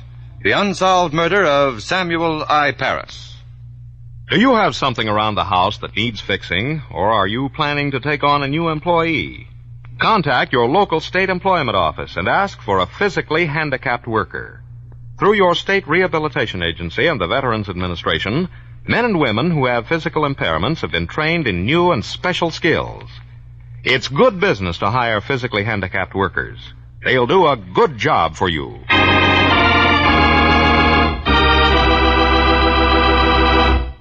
Now back to Somebody Knows and a true case history of an actual murder. Now, ladies and gentlemen, we'll continue with the rest of the factual information concerning file number HF12342 from the records of the Boston, Massachusetts Police Department. The unsolved murder of Samuel I. Paris. Remember, $5,000 will be paid for information leading to the arrest and conviction of his killer.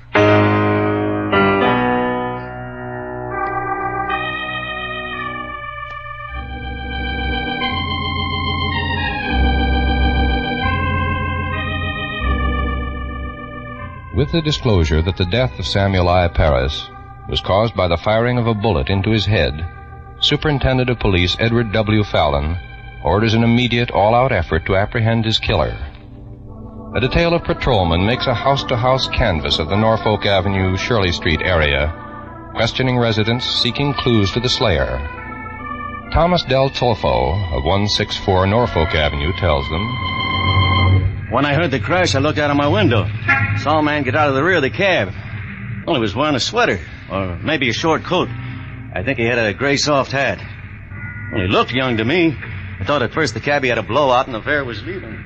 Bus driver James Spillane of 22 Bigson Street, Dorchester, tells the police. It was about 10 to 11 Saturday night. That was April 3rd. And I pick up this passenger at Shirley Street in Massachusetts Avenue. I remember him pretty clear. He's about 19 years old. He's maybe 5'8". He's got blonde hair and he was built kind of thin. He was wearing a gabardine coat, no hat.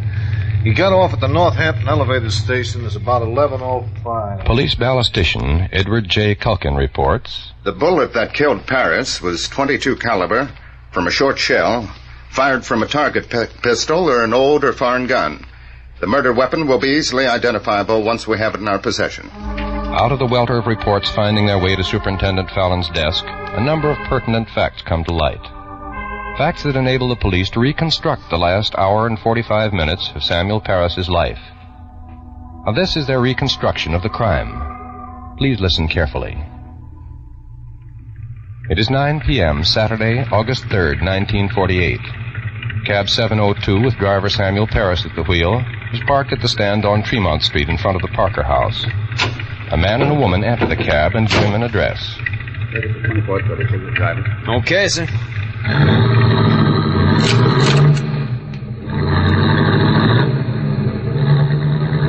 Somewhere in the vicinity of North Station, his two passengers leave the cab, and Samuel Paris heads back in a southwesterly direction. Then at approximately 10 o'clock, he parks at the cab stand at Washington and Neeland Streets, and almost immediately picks up a sailor and a girl as passengers and drives them downtown.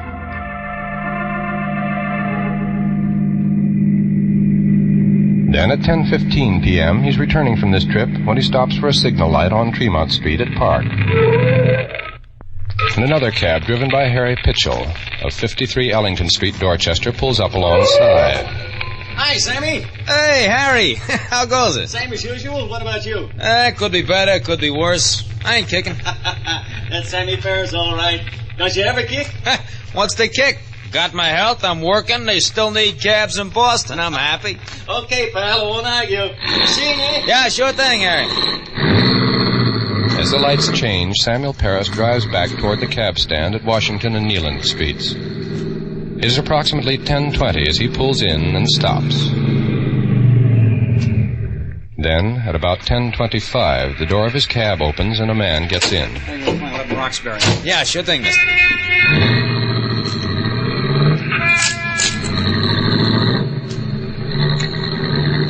Samuel Paris drives south on Neeland to Albany Street, then turns west in the direction of Roxbury. When he finally reaches Hampton Street, he turns again, and then onto Norfolk Avenue. Somewhere along the way, he suddenly feels the cold muzzle of a gun pressing against his neck below his right ear. All right, Hacky, that's a gun you feel. What? What is this, Mac, a stick-up? What else? Look, I got no dough on me. You should have better sense than picking a hacky who's out. But I'm telling you, I got... Okay, Mac, okay. What am I supposed to do now? Just keep driving, I'll tell you what. Just keep driving. Okay, you're the boss. Samuel Paris keeps driving down Norfolk Avenue. He's calm, alert. He slips his wristwatch far up his left sleeve, hoping it might go unnoticed. He tries to figure some way out. Then an idea comes to him. Hey, what do you think you're doing? Well, maybe I'm in a hurry to get this over with. Slow down. Slow down, you hear? I'll blow your lousy brains out. Now, slow down. Okay, Mac. Okay. Dave, what are you doing, you white shot?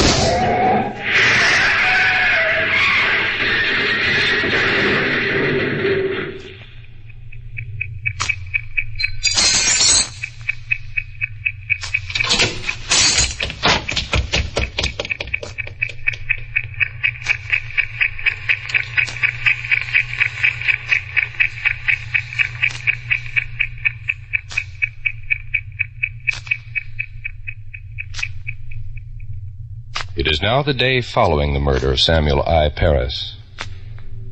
A car is speeding down a highway in Dedham near the Westwood town line. 4 youths are inside. The driver is weaving recklessly in and out of traffic.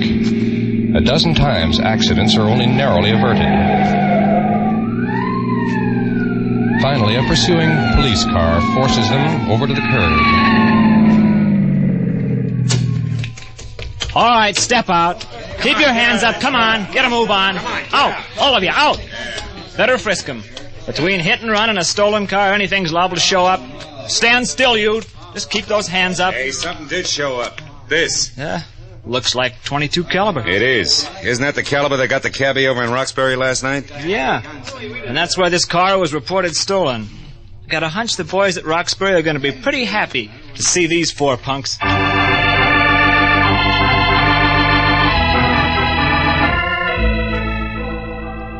The 4 youths are turned over to the police at the Roxbury Division. They're questioned thoroughly.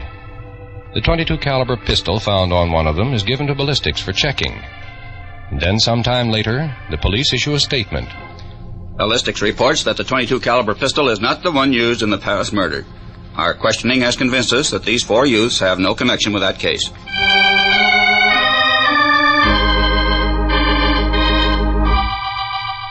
The investigation into the murder of Samuel Paris continues unabated as the entire city of Boston is aroused. Voices of anger and protest are raised in the city council, in veterans organizations. The cab drivers of Boston have their own way of showing their feelings about this case.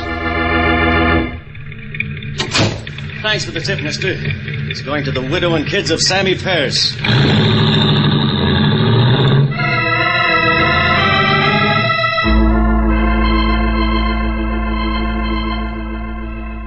The search for the slim, blonde youth seen boarding the bus at Massachusetts and Shirley goes on unrelentingly.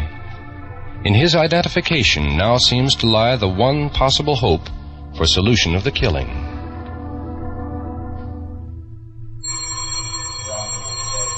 It is now April 7th, 1948. In Police Station 9 in Roxbury, the desk sergeant is checking reports from several patrolmen out in the field when the door opens. Then steps approach the desk and halt. I'd like to talk to someone, please. Sure. What's it... Standing before the desk is a young man about 19 years of age.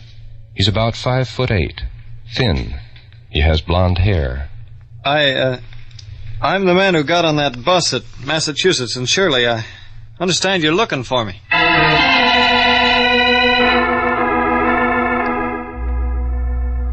The man is interviewed, questioned thoroughly, his statements checked and rechecked. And the result? We are satisfied that this man has no connection with the death of Samuel Paris. Then, 5 months later, what seems to be the first major break in the case suddenly occurs. It's 2 a.m. on the morning of September 12th, 1948. A cab driven by Joseph Murad of 29 Upton Street, South End, is driving through Andrews Square. Hey, cab! Taxi! Hey, taxi! See you in 6th Street, South Boston.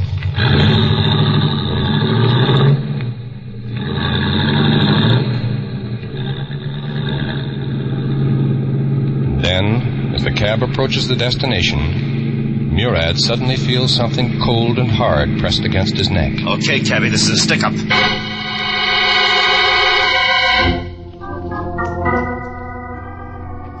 The man orders Murad to throw his money on the floor, and the driver does so. Then he's ordered to stop the cab. He's forced out, and the man drives the cab away.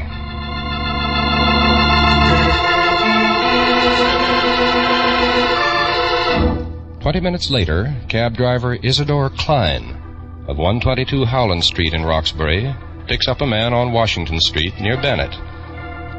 The same procedure is followed as with Joseph Murad. Klein is forced to throw his money on the floor. He's ordered out of his cab, and the man drives off in it.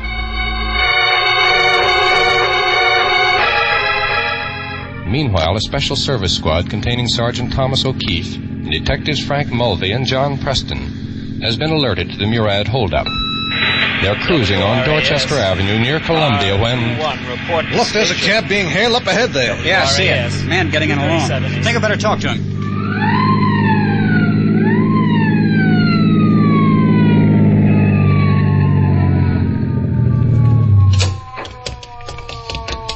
All right, mister, you better get out and keep your hands up. I think they want to talk to you at headquarters.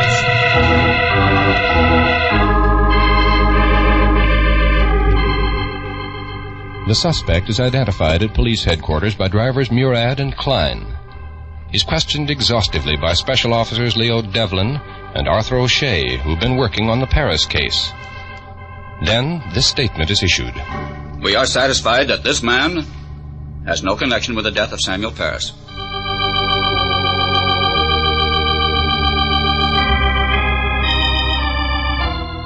It is now September 20th, 1948.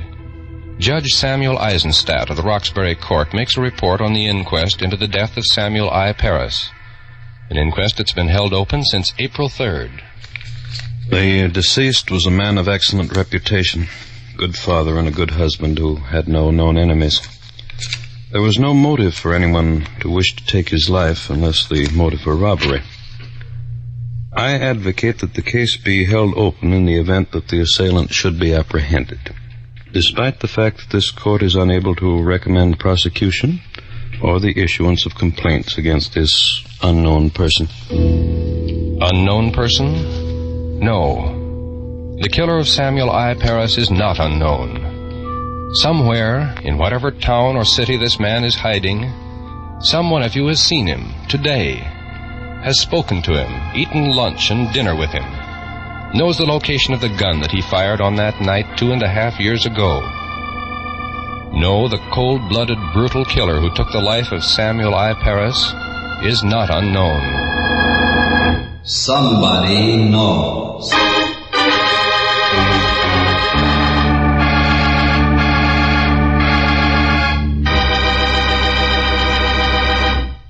Now listen carefully, please. Listen, all of you, wherever you may be. We're going to give you a recapitulation of pertinent facts in the unsolved murder of Samuel I. Paris. Better make a note of them. And remember, by following the instructions we shall give you in a moment, you may be the one to earn a $5,000 reward. Now here are the actual facts in the case.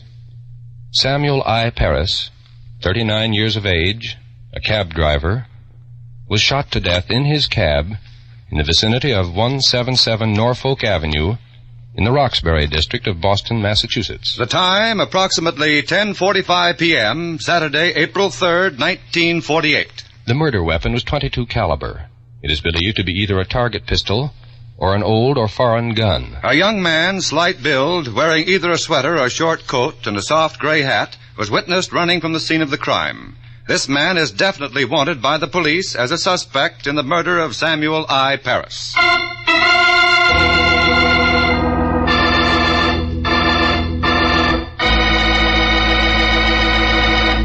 Ladies and gentlemen, if any of you possesses information that may have a bearing on the unsolved murder of Samuel I. Paris, and please don't send guesses or hunches, but only actual, authentic information, follow these instructions so that your name and identity need never be made known unless you wish. Now listen carefully. Write your information on a plain sheet of paper. Do not sign your name. Instead, sign it with 6 numbers. Any arrangement of any 6 numbers. And then tear off a blank corner of that paper with a ragged edge. Write the same 6 numbers on that corner and keep it. Mail the rest of the paper with the information to Somebody Knows, Hollywood, California. You need tell no one what you've done. Mail your letter to Somebody Knows, Hollywood, California. And if the information you've supplied leads to the arrest and conviction of the killer of Samuel I. Paris, we'll announce your signature number on this program.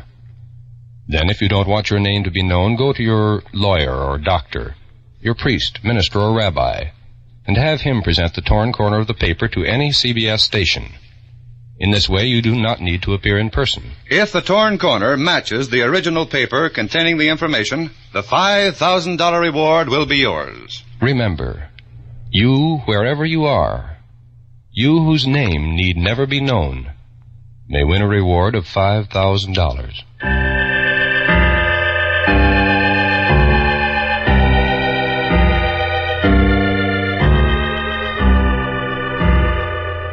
Next week at the same time, we'll present another true case history of unsolved murder.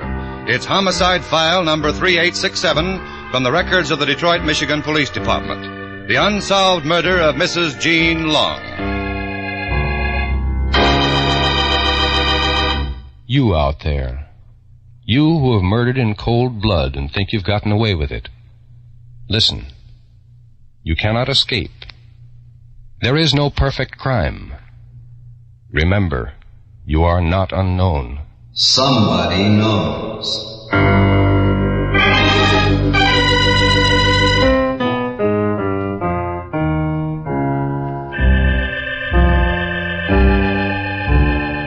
Tonight's case was written by Sidney Marshall from information in the files of the Boston, Massachusetts Police Department. Research was by Maurice Zim. Music was composed and played by Milton Charles. Somebody Knows is a James L. Safier production in association with CBS by arrangement with the Chicago Sun-Times and is based on a copyright owned by W.L. Finstad. It was narrated and directed by Jack Johnstone. In order to be eligible for the reward, letters containing actual, authentic information leading to the arrest and conviction of the killer or killers of Samuel I. Paris must be addressed to Somebody Knows, Hollywood, California, and must be postmarked not later than midnight, August 30th, 1950. Arrest of the guilty person or persons must occur within 90 days of that date, and conviction must be within 1 year of tonight's broadcast. If more than one person gives the information leading to conviction, our judges will divide the $5,000 reward among them in proportion to the importance the judges attach to the facts implied. And in this, the decision of our judges will be final. Until next Thursday at the same time, this is Don Baker saying good night. And remember, somebody knows. When Casey, CBS crime photographer, goes on the trail of a Wagnerian theme in The Love Death tonight, you're invited to listen in. In fact, stay tuned for it right now, for Casey, crime photographer, follows immediately on most of these same CBS stations.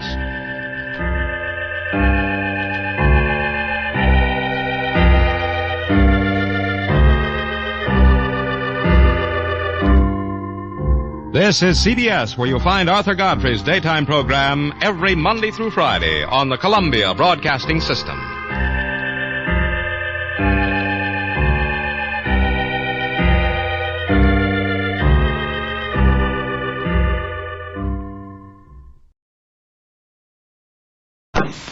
Whitehall 1212.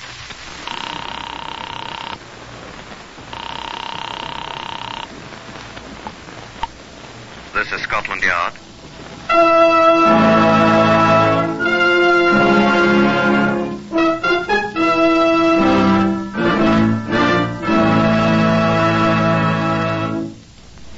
For the first time in its history, Scotland Yard opens its official files to bring you the true stories of some of its most baffling cases. These are the true stories, the plain, unvarnished facts, just as they occurred, reenacted for you by an all-British cast.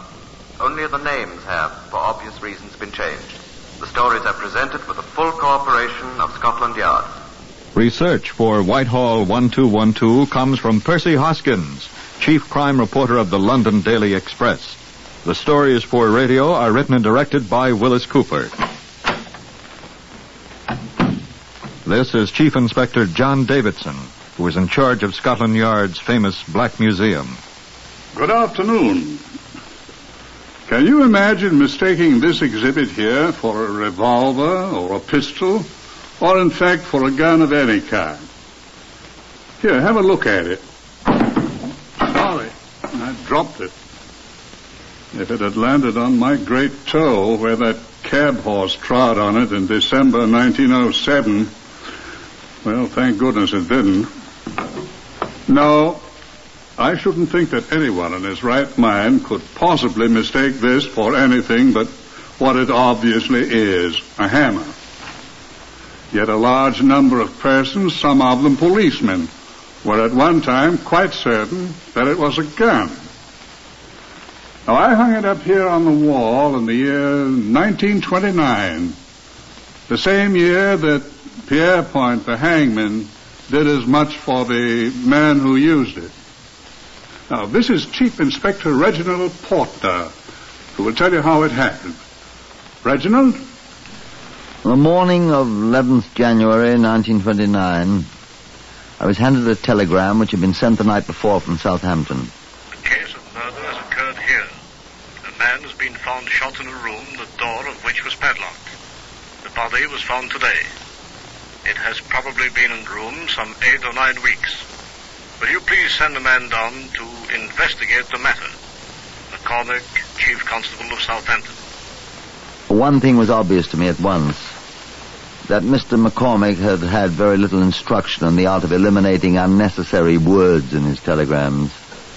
A good CID detective sergeant could have told the story in 20 fewer words, although I agree not so elegantly.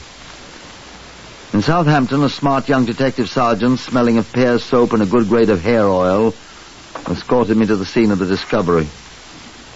The place here was formerly a garage, sir, as I'm sure you can see. Yes, I can see, Sergeant. Yes, sir.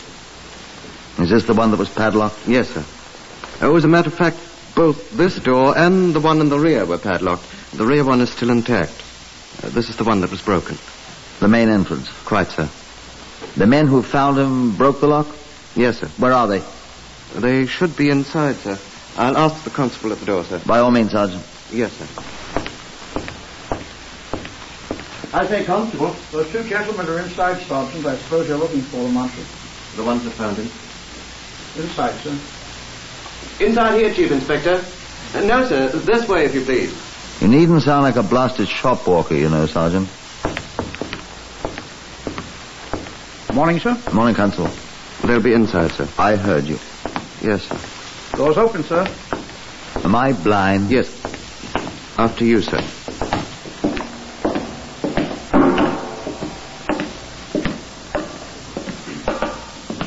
Where are they? Mr. Remington? Mr. Finn? Where do they go? Mr. Finn, are you here? Over here, Sergeant. Over here. Over there, sir. What are they doing in heaven's name? I don't know, sir. Here, Sergeant. Where? I don't... Behind the oil drum, Sergeant. I see them. Good morning, gentlemen. Good morning, sir. Good morning, sir. You got here, Sergeant. Gentlemen, this is Chief Inspector Portner of the Yard. Scotland Yard. Where'd you find him?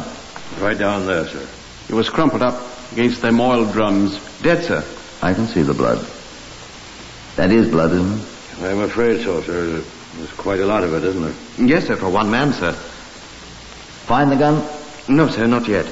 We're starting to look again this morning. You did find the body, though, didn't you? Oh, yes, sir. Rather, these gentlemen did. How'd you happen to find them? You the ones that broke the lock? How'd you get in here? I haven't been briefed in this thing yet. Don't even know the murdered man's name yet. Oh, his name... His name was Rafe Street, sir. He was our agent.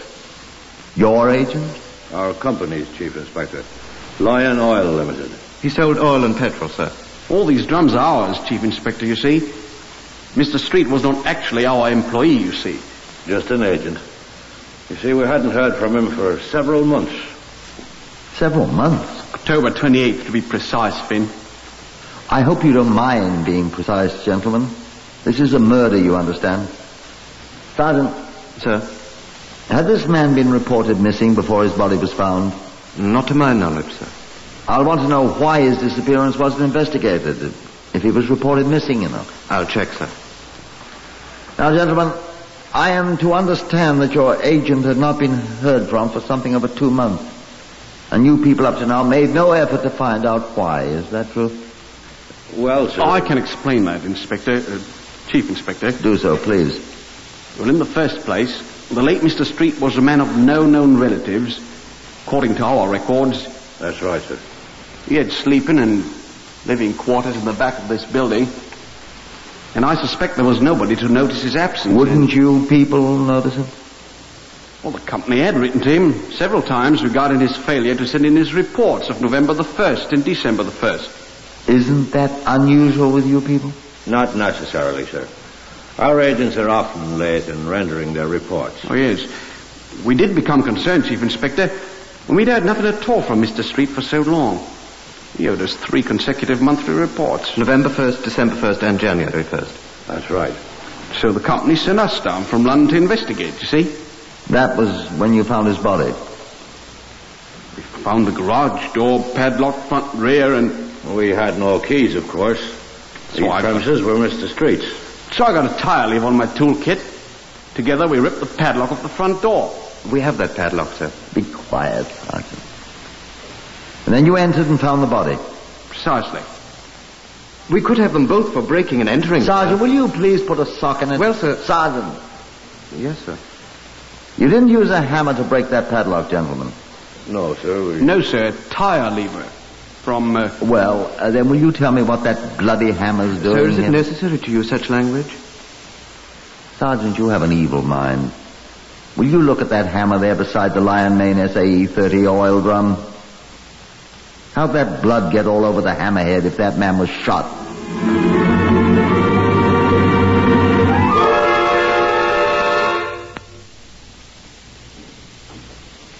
I left the fragrant sergeant to arrange for and supervise a draft of detectives from the Southampton police to organize and conduct an all-out search of the garage warehouse for the gun with which the victim had allegedly been killed, and proceeded in good order to the mortuary where the body lay. It was not in very good shape, but a careful examination on my part convinced me that the cause of death was not a bullet, but a series of wounds caused by repeated blows from a heavy object. Now, please don't at once begin to find fault with the Southampton police. The wounds resembled a great deal more than superficially those often caused by bullets.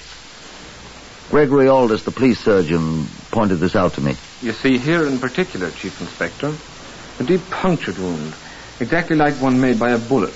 And here... Yes, I see. And here again.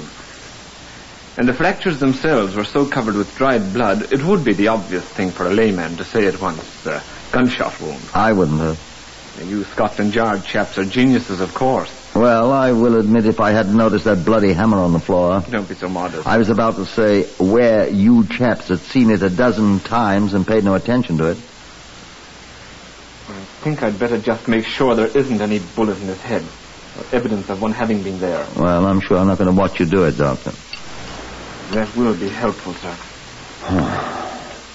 Mind you're careful now. I shall want to try that hammer to see if it fits those marks on the skull. So shall I, sir.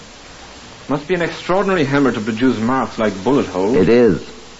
The end of the hammerhead opposite the striking part, the peen it's called, Doctor, is quite thin and long and about the diameter of a .38 caliber bullet. The kind of hammer often used by motorcar mechanics, as Mr. Remington of Lion Oil Limited was good enough to point out to me. How's he know? He was once a motorcar mechanic himself, my dear Doctor. And when are you going to arrest him, Chief Inspector?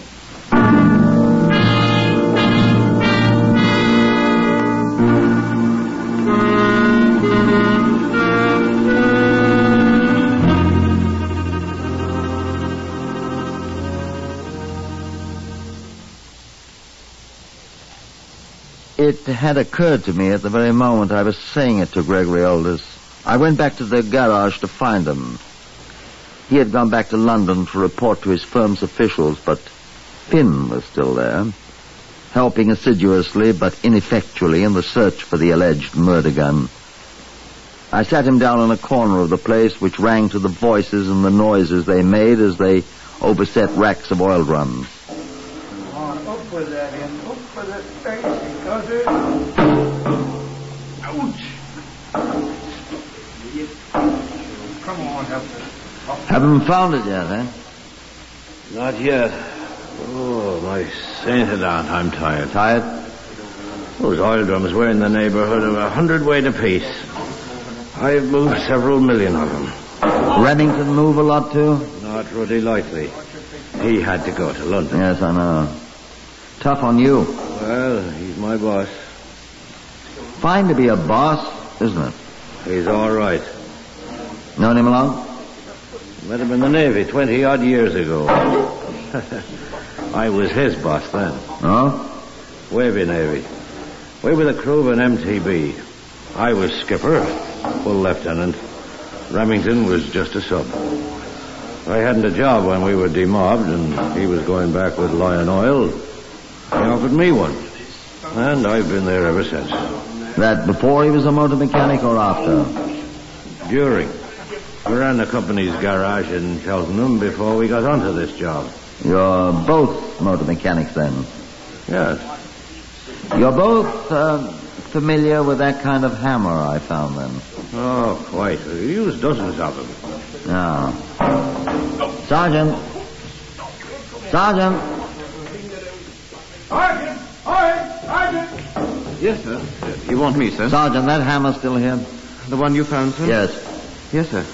Take it, please, and deliver it to Dr. Gregory Aldous of the mortuary where the body is. Dr. Gregory Aldous of the police surgeon? Yes, sir, I know him. Right, but be very careful with it. Oh, I will, sir.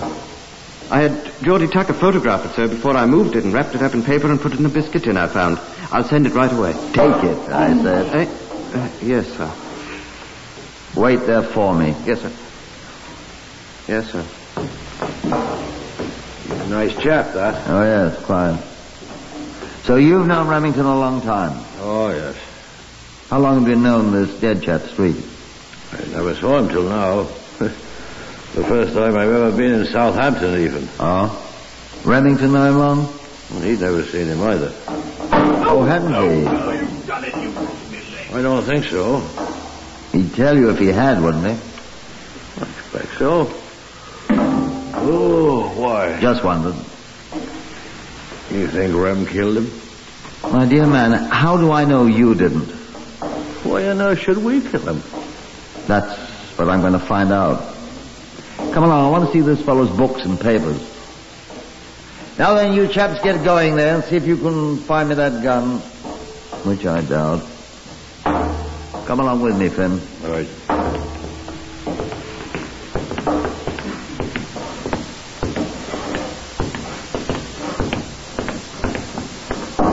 This his office, I suppose? That must be. The only door in the place.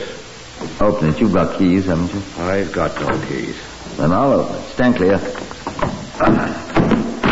Some use for regulation police boots, after all. This must be where he slept. Oh, fair frosty in here. It's a pity there isn't a window. Had he any desk? Doesn't seem to have had. Oh, the man do business. He did all right. He was a good customer, even if he did live in a pigsty like this. Wonder where he kept his money. Here, what's this? What is it?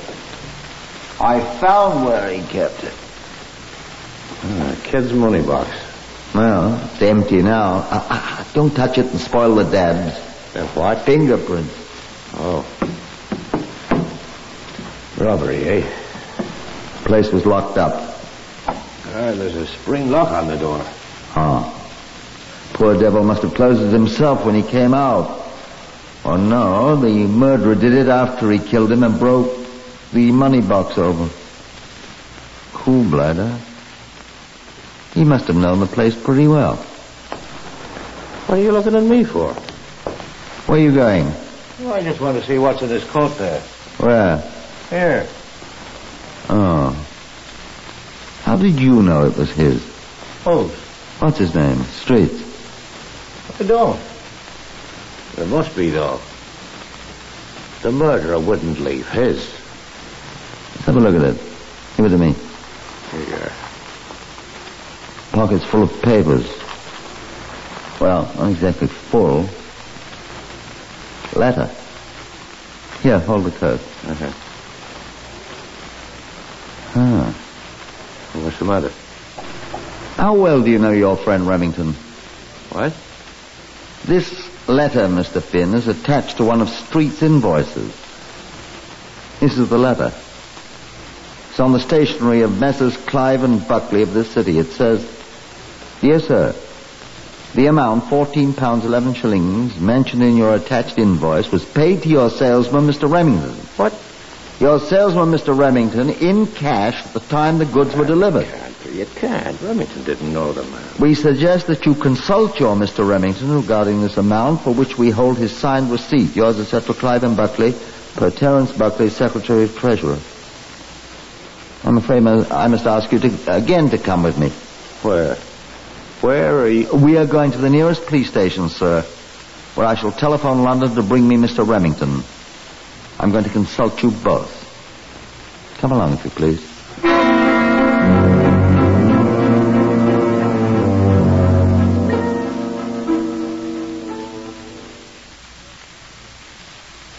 It was no trouble at all to reach Scotland Yard in London and to arrange to have Mr. Remington contacted at Lion Oil and then accompany an officer back to Southampton.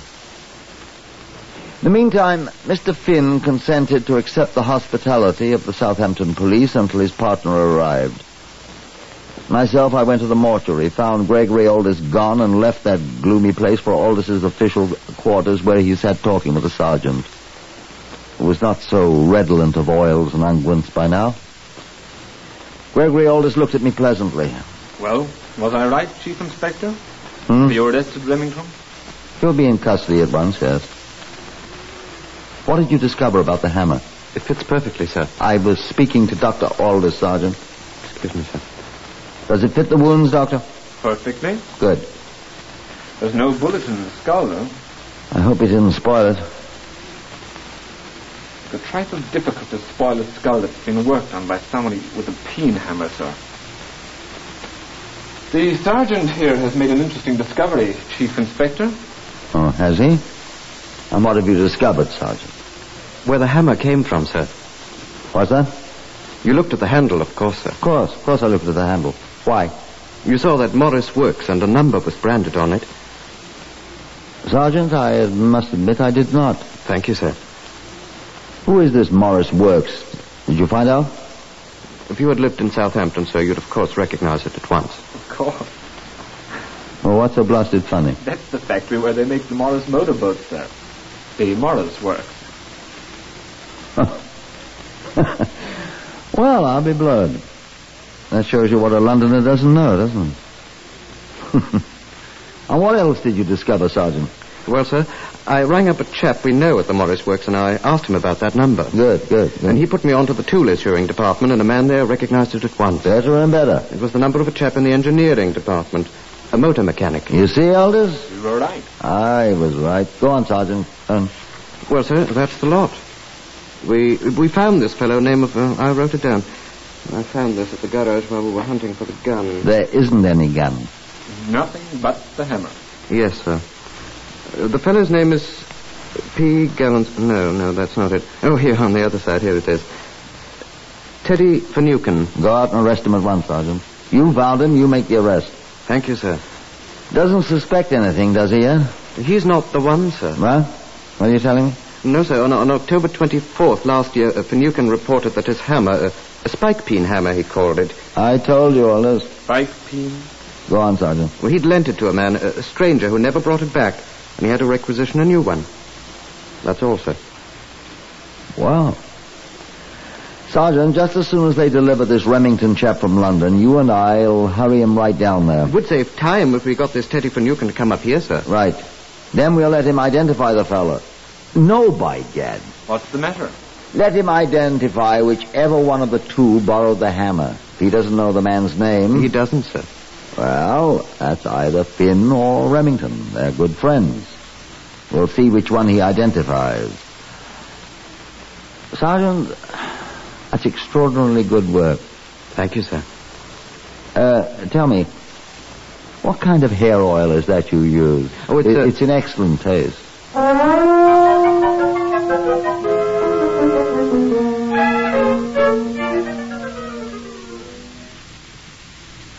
The identification parade, to which both Remington and his friend Finn readily consented, was scheduled for 10 in the morning in a vacant room at the Southampton police station, to which the sergeant was attached.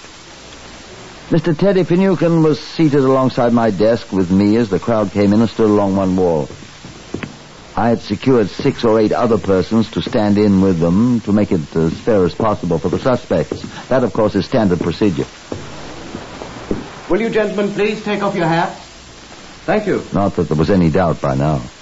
We're all ready, sir. If you please, then, Mr. Finucane.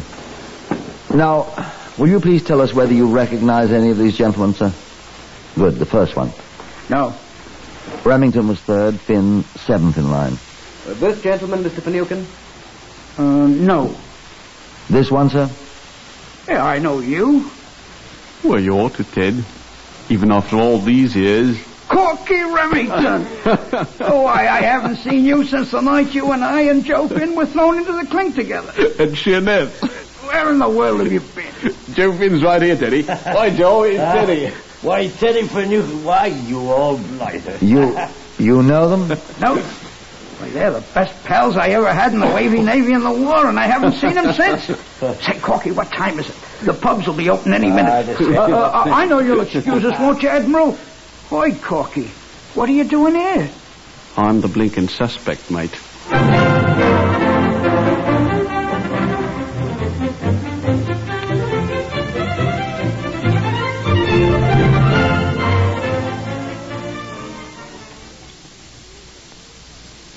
By 9 that night, they were all 3 in jail.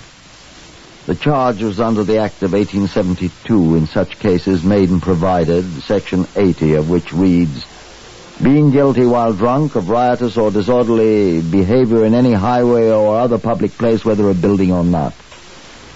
It had been both, and the Royal Navy Volunteer Reserve had done themselves proud. Mr. Teddy Finucane, former artificer petty officer attached to motor torpedo boat squadron Ump, was able at last to master his hangover and speak to me. No, sir. They ain't the man I lent my hammer to. No, sir. Positive. I'm very sorry to put you to all this trouble, Mr. Finucane. Pleasure, sir. But it couldn't be them. Neither one of them has a slide in his left eye. Port, starboard, right eye. Cross-eyed, you mean, Swivel. Should have told you before. And a cut on his same right cheek. Big one. That's all I know. There's Corky. We'll be able to join you for breakfast, Mr. Finucane, I'm sure. He and Mr. Finn both. Breakfast? I shall probably join you then. Breakfast. Goodbye. Come along, Sergeant.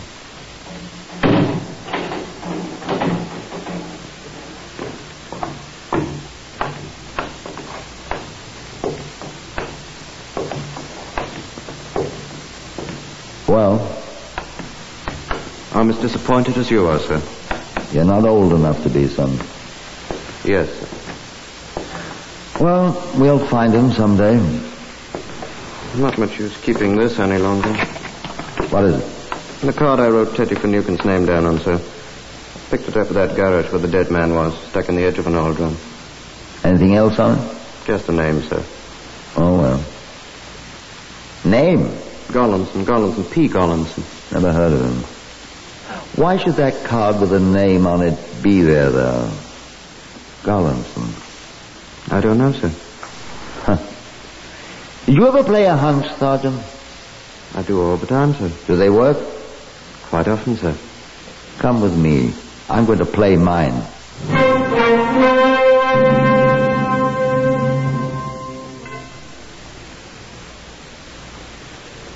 I borrowed a telephone in Dr. Gregory Aldous' office at the police station. Trunk call, sir? I'll get it for you.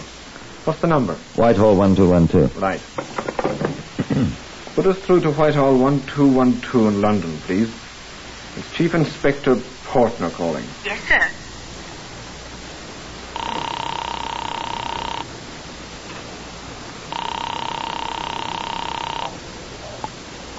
Yes, Chief Inspector. Put me through to the CRO. Criminal Records Office, yes, sir. Criminal Records Office. Look here, this is Chief Inspector Portner. Yes, sir. Here we go, Sergeant. Do you have anything on a man named... Wait a second, let me see the card, Sergeant. Gollinson. Gollinson. Gollanson. P. Gollinson. I'll see, sir. The eye, sir. What did you say, son? Oh, yes. He has a slide in his right eye. What, sir? A slide, a cast. Yes, sir. And a large scar on his right cheek. Can you check him at once, please? I'll try, sir. Will you wait, please? I'll wait. He's looking, Sergeant. Oh.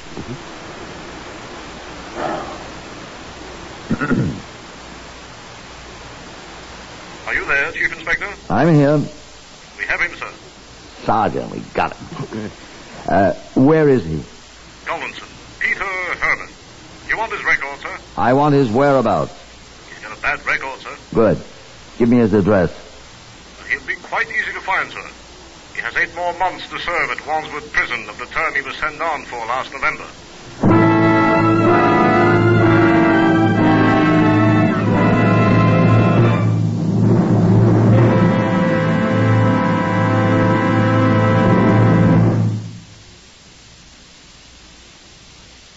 That's all.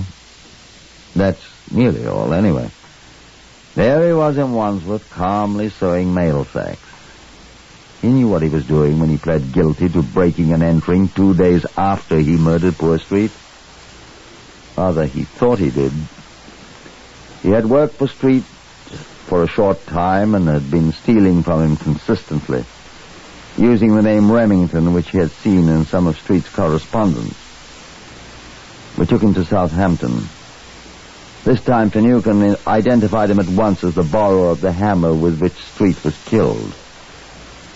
Street, Gollinson said quite calmly, had accused him of stealing, and he had hit the poor man several times with a borrowed tool.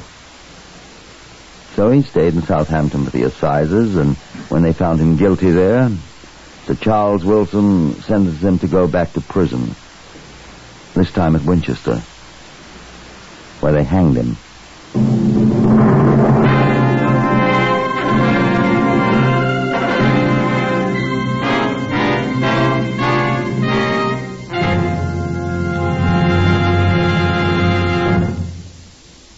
Heard today on Whitehall 1212, Horace Braham as Inspector Portner.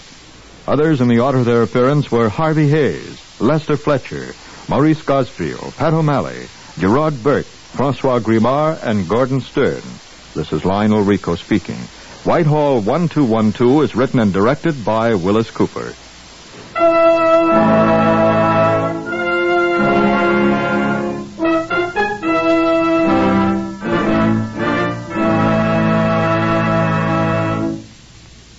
When you're driving your car, remember that speed has its price.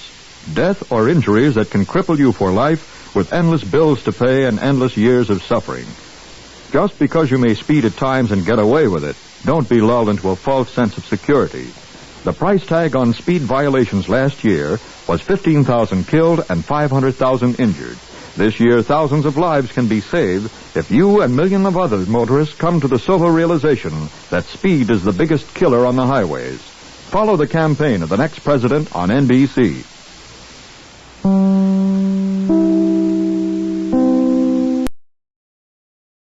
From Hollywood, it's time now for... Johnny Dollar. Pat Cummings, Inter-Allied Life. Hi, Pat. What's new with you? Johnny, ever hear of Everett Benton? No, I'm afraid not. Investment firm down in New York. Real estate, oil, mining, this and that. What about him? We're carrying a $100,000 life policy on him. So? So last night he fell out of a 14-story window. Oh, that's too bad. Accident, Pat, or was it suicide? Maybe neither. I think he got pushed. I'll be right over.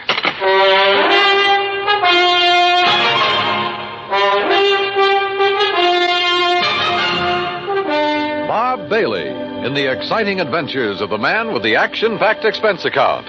America's fabulous freelance insurance investigator. Yours truly, Johnny Dollar.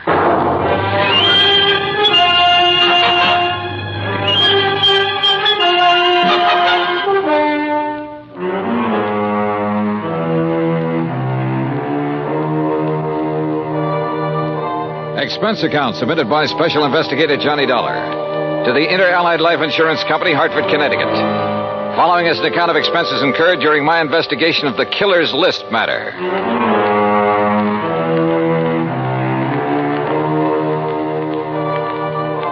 Expense account item 1, $1.20 for a taxi from my apartment to the offices of Inter-Allied. Pat Cummings looked worried and got straight to the point. I don't know, Johnny. Maybe Benton wasn't pushed out that window.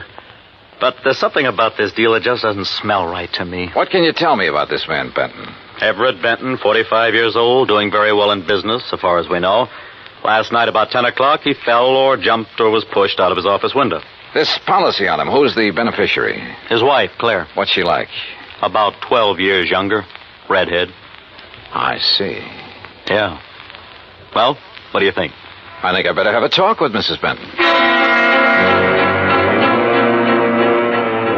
Item 2, $14.40, transportation and incidentals to New York City. The Benton's apartment was on East 67th, very fashionable, very expensive. And Claire Benton looked right at home in her surroundings. Do you mind if I fix us a drink, Mr. Dollar? Not at all, Mrs. Benton. It's been a pretty wearing day. I imagine it has. Police, questions, reporters.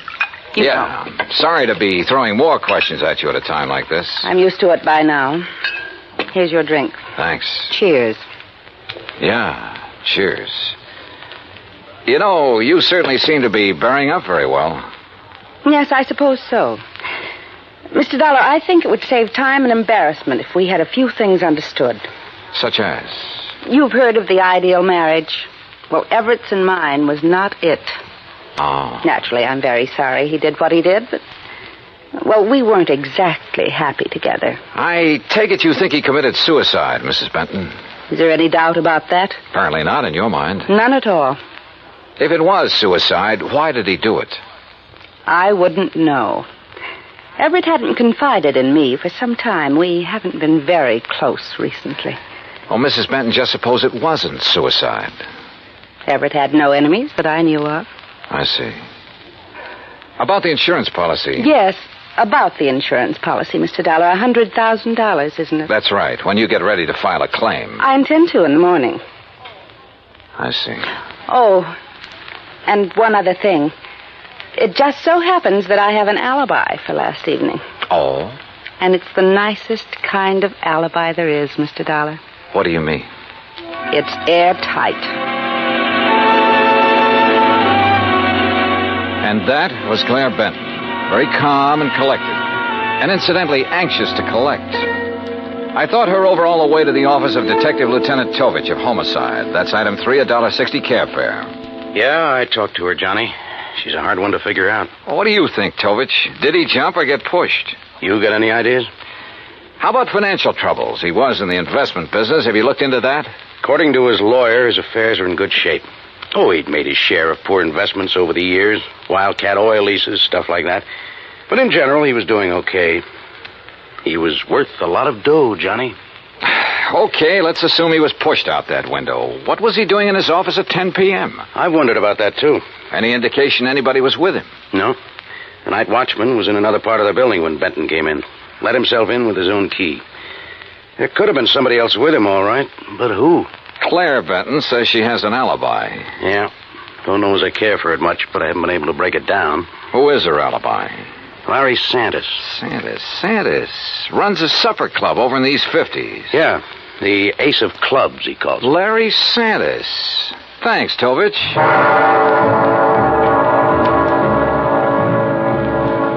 So I went calling again, but this time it was different from my visit to Claire Benton. In the first place, Santis didn't offer me a drink, and in the second place, he wasn't very friendly. Look, Dal, I already told the cops that Claire was here in the club last evening. All evening? Until midnight. Out in the bar? Most of the time. What difference does it make? How about the rest of the time? We were talking here in my office. Just the two of you? Just the two of us. Now, look, Dal, What it boils down to is you've each got alibis for one another, huh? That's right. Now, look, nosy boy, Claire didn't kill Benton. At the moment, I wasn't thinking so much about her. Well, wait a minute. If you're trying to pin this on me... You and Claire have been pretty friendly, Santis. She benefits to the tune of $100,000 by Benton's death. Look, Dollar, you're blowing smoke in the wrong direction. I like the arrangement the way it was. Why should I try to change it? Well, that's a good question. So just let it drop. You get me? You got nothing to worry about, Sanders. If you've got nothing to hide. I don't want this kind of publicity. It's bad for my business. You know what's wrong with you, Dolly? You got nose trouble. Yeah, occupational disease. You better just get over it. Sometimes it turns out to be fatal. Act 2 of yours truly, Johnny Dollar, in a moment. And now, Act 2 of yours truly, Johnny Dollar, and the Killer's List Matter.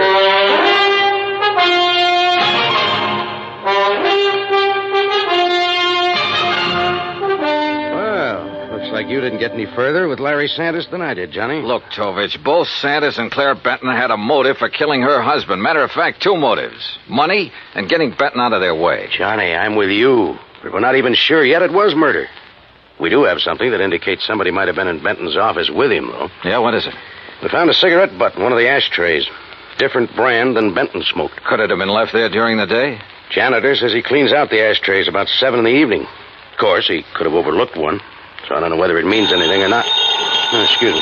Yeah. Homicide, Tovich. Well, where? Okay, I'll be right over. And Johnny, looks like we've got ourselves a little epidemic. What do you mean? Ever hear of a guy named Arthur Mayfield, promoter? No, what about him? They just found him in an alley, dead. Wait a minute. Don't tell me. Yeah. Fell out of a 10th floor hotel room.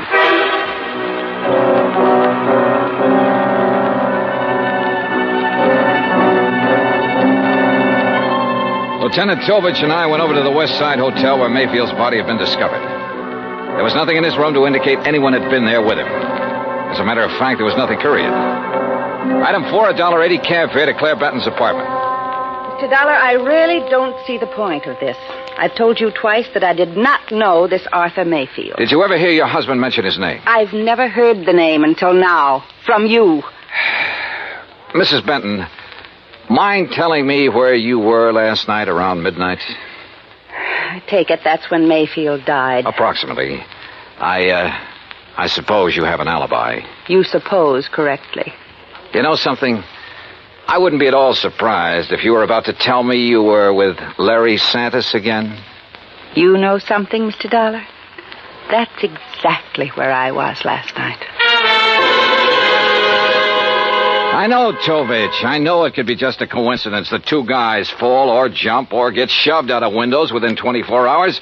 But I got a hunch there's some kind of connection between them. Could be, Johnny. But so far, we haven't been able to find it. Well, how about their past? The armed forces, maybe? I've already checked that out. The answer's no. Could they have been involved in any sort of business deal? I asked Benton's attorney about that. He's checking through all of his papers. He's promised to call me. And you haven't been able to find any organization they both belong to, any situation in which they could have been thrown together? Not so far. Unless they served on a jury together, something like that. Well, don't laugh. That could be it. And they might have convicted somebody who took this way of getting revenge. Yeah, I'll check it out and call you if we find a connection. But don't count on it, Johnny. Don't count on anything.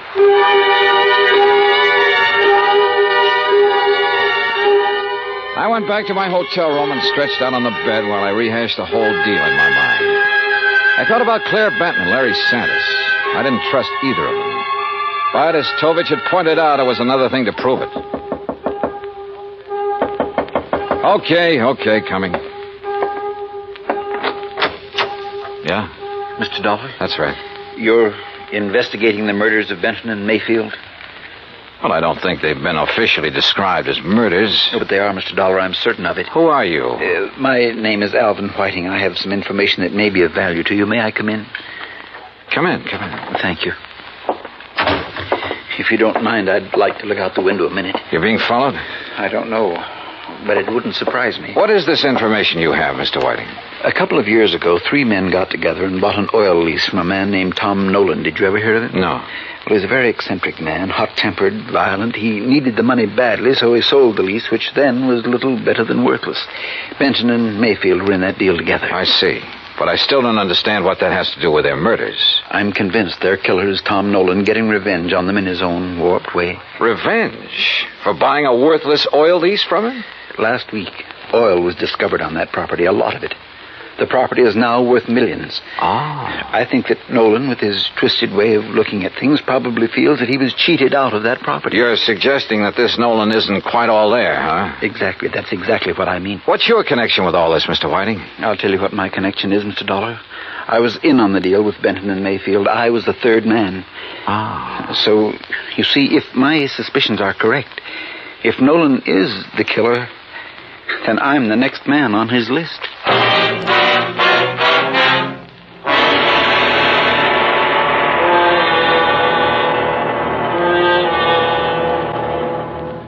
Act 3 of yours truly, Johnny Dollar, in a moment. And now Act 3 of yours truly, Johnny Dollar, and the Killer's List matter. I took Alvin Whiting down to Lieutenant Tovich's office, and he told his story again. I could see that Tovich felt the same way I did, that at last we were getting someplace. Matter of fact, Johnny, I was about to call you. Benton's lawyer just turned up the lease agreement linking Benton, Mayfield, and Mr. Whiting here. Question is, where's Tom Nolan? I don't think I'll draw an easy breath until he's been found and arrested. And we have a bulletin out on him, Mr. Whiting. One thing we found out, about a year ago, he served time for assault and battery. Oh? Mr. Whiting, I'd suggest you take every precaution until we pick up Nolan. Don't worry, Lieutenant. I propose to remain in my apartment until you apprehend him. I'll post a man in the building to look after you. Thank you, sir. Homicide, Tovich. Oh, what's the address? Right. Thank you. We've located the little hotel where Nolan's been staying. Come on, Johnny.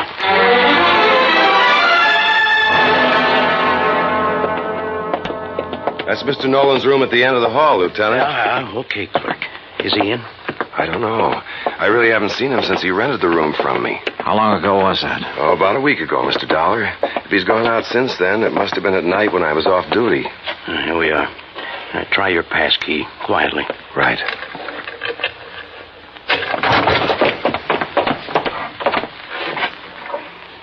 Well, gone. Bag and baggage. Yeah. Room's been used recently, though. Hey, in this ashtray, cigarette butt. Same brand we found in Benton's office.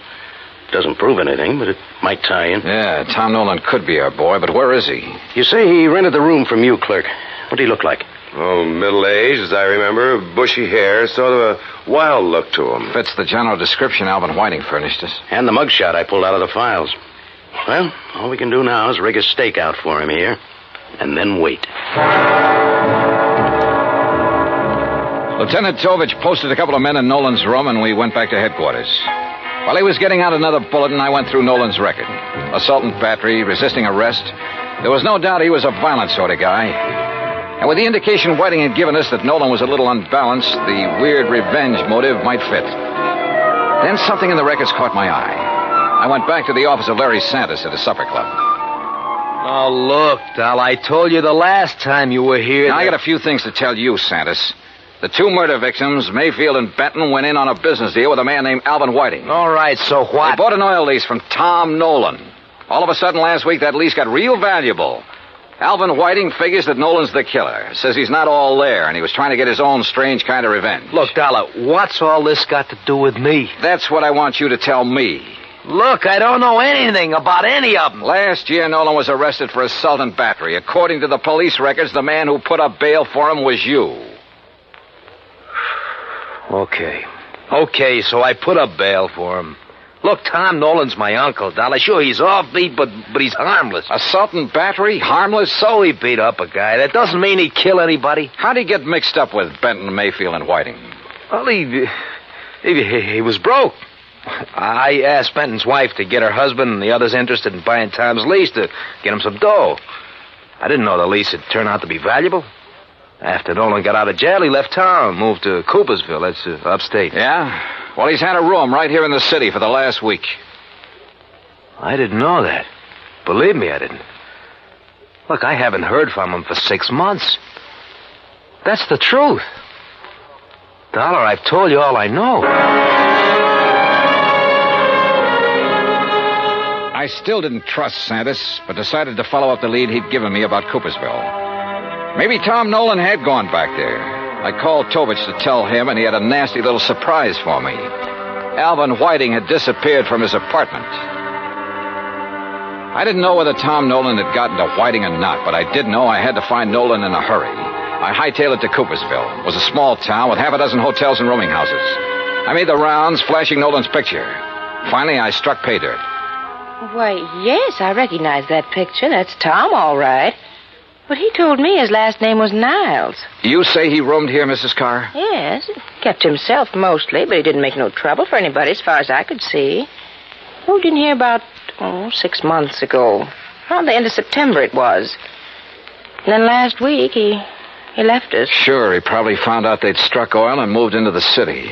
You don't understand, Mr. Dollar. When I say he left us, I mean that last week Tom Niles died. And there I was. But all of a sudden, the deal started adding up in my mind. It was after dark when I got to the graveyard, and my flashlight picked out the simple headstone. Tom Niles. Yeah, Tom Nolan. Resting in peace, right where he'd been, all through the murders he was supposed to have committed. The shot knocked the flashlight out of my hand. I hit the dirt, but the flash had pegged the gun for me.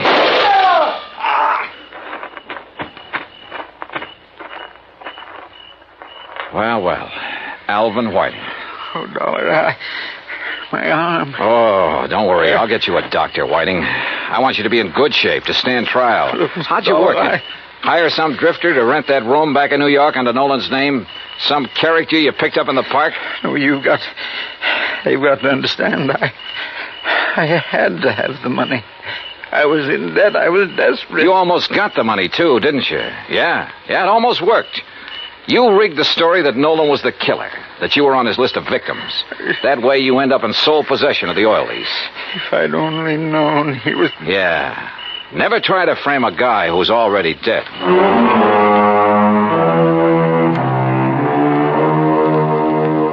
Expense account total $146.50. Remarks? I turned Whiting over to the police and he made a full statement. Yeah, his motive was money. He was in the hole, gambling debts and bills, high cost of living, you might say. But I guess he knows now it's still a real bargain compared to the high cost of dying. Yours truly, Johnny Dollar.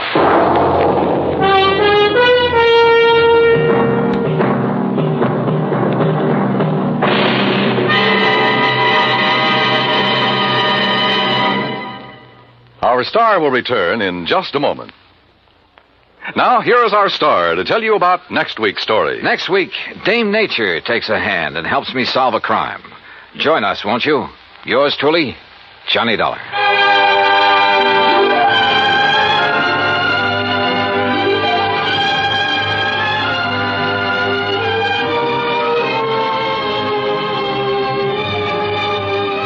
Yours truly, Johnny Dollar, starring Bob Bailey, originates in Hollywood and is produced and directed by Jack Johnstone.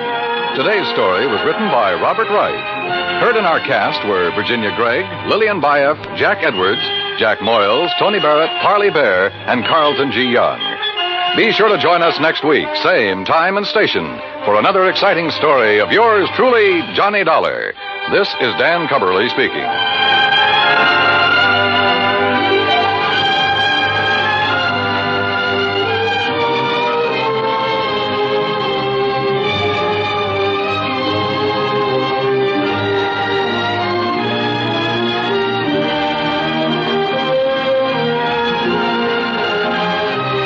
This is the United States Armed Forces Radio and Television Service.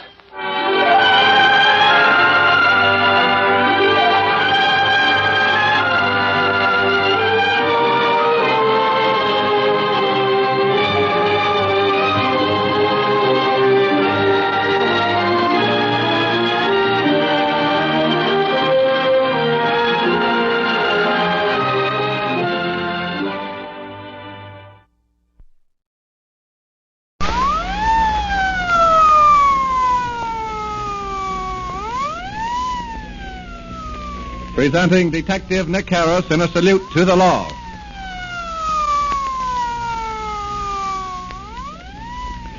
Ladies and gentlemen, we again take pleasure in bringing to you the eminent Los Angeles criminologist and president of the International Secret Service Association, Detective Nick Harris, in another true life story proving to the youth of today the folly of committing crime.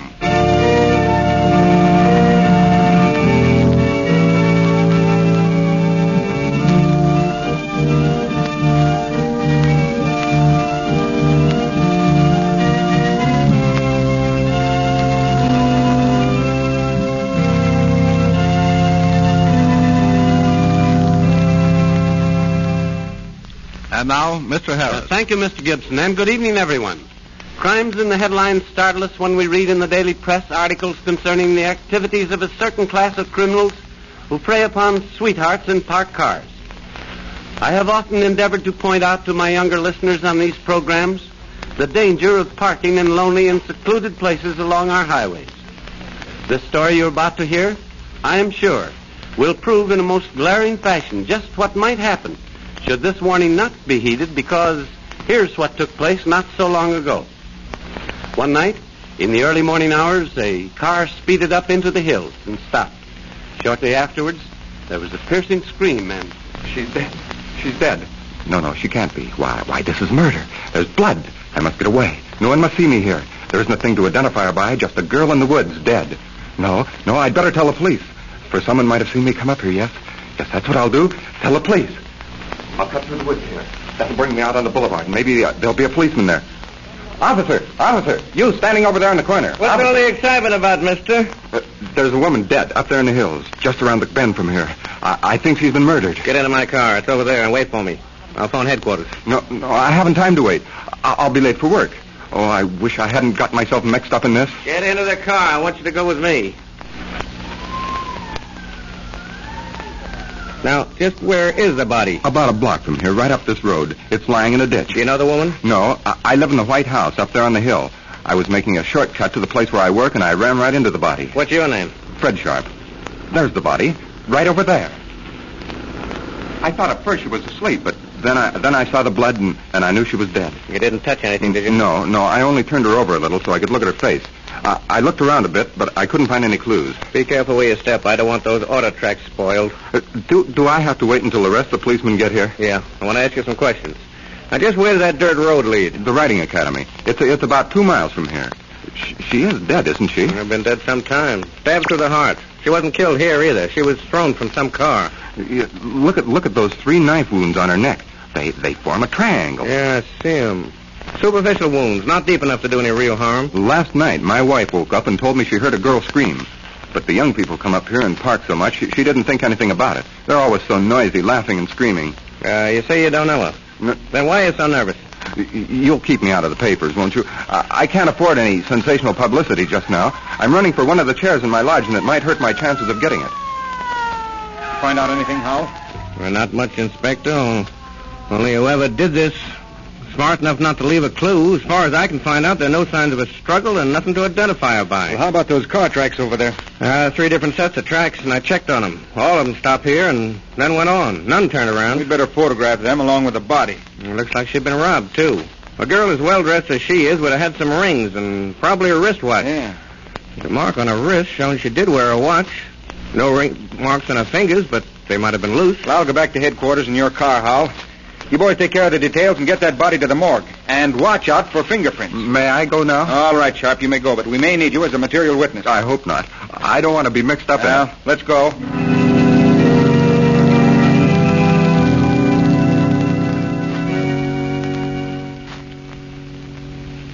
Now, if you'll just come this way with me, Mrs. Bain. Oh, and Laura didn't come home last night. Oh, I was so frightened. But she never stays out all night. Oh, she's such a good girl and always so happy. Well, I know this is hard for you, Mrs. Bain, and I wish there was some other way. But we must have someone to identify the body. Now, try to be calm. It'll be easier for you. Oh, Lola. Oh, Lola, my baby. My pretty little baby. Oh, who could do this terrible thing to you? Then you do recognize her? Oh, yes. This is my little girl, Lola. Oh, I'll never hear you laugh again. Oh, she was always so happy, laughing and singing about the house. Oh, she worked so hard. She was so ambitious. Oh, just see how beautiful her hair is. It always shines like gold. Lola. Lola, speak to your mother just once more. Come away, Mrs. Bain. I want you to tell me just a few things. Some things that might lead us to the one who did this. Oh, but I don't know. I can't think. I can't believe it. Well, now, please sit down in this chair. We won't keep you long. We want to know who her friends were. Oh, she had lots of friends. Both girls and boys. She was popular. Oh, and it isn't true that she'd been drinking. She never drank. Oh, I'm sure it isn't anyone she knew, for they all loved her too much to hurt her. Oh, why should this happen to my little girl?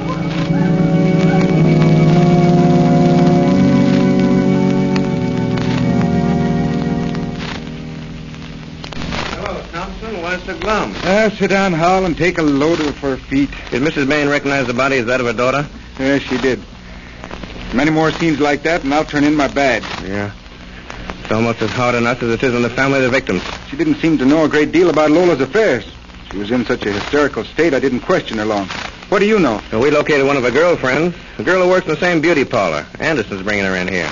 She seems to know more about Lola than anyone else we've questioned so far. Find that boy she's been running around with so much? Yeah. They quarreled about a month ago, and he hasn't seen her since. I checked his alibi. Nothing doing there. He's out. Sit down, please. You are... I'm Miss Betty Sparks.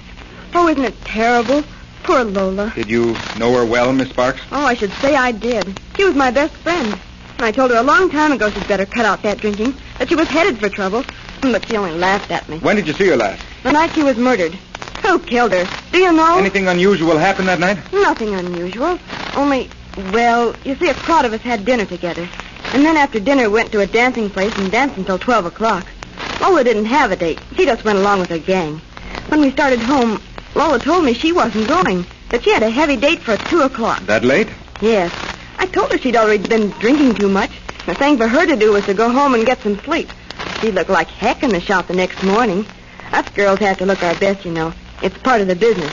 You can't very well sell beauty creams to a woman if you don't look nice yourself. Did she tell you with whom she had the date? Not at first, for she knew I wouldn't approve. But later she did. Then you know who she had the date with? What was his name? I don't know his last name, but his first name's Carl. Oh? She didn't know him very well, but she was kind of crazy about him. She said he was a very tall, dark, and awfully good-looking.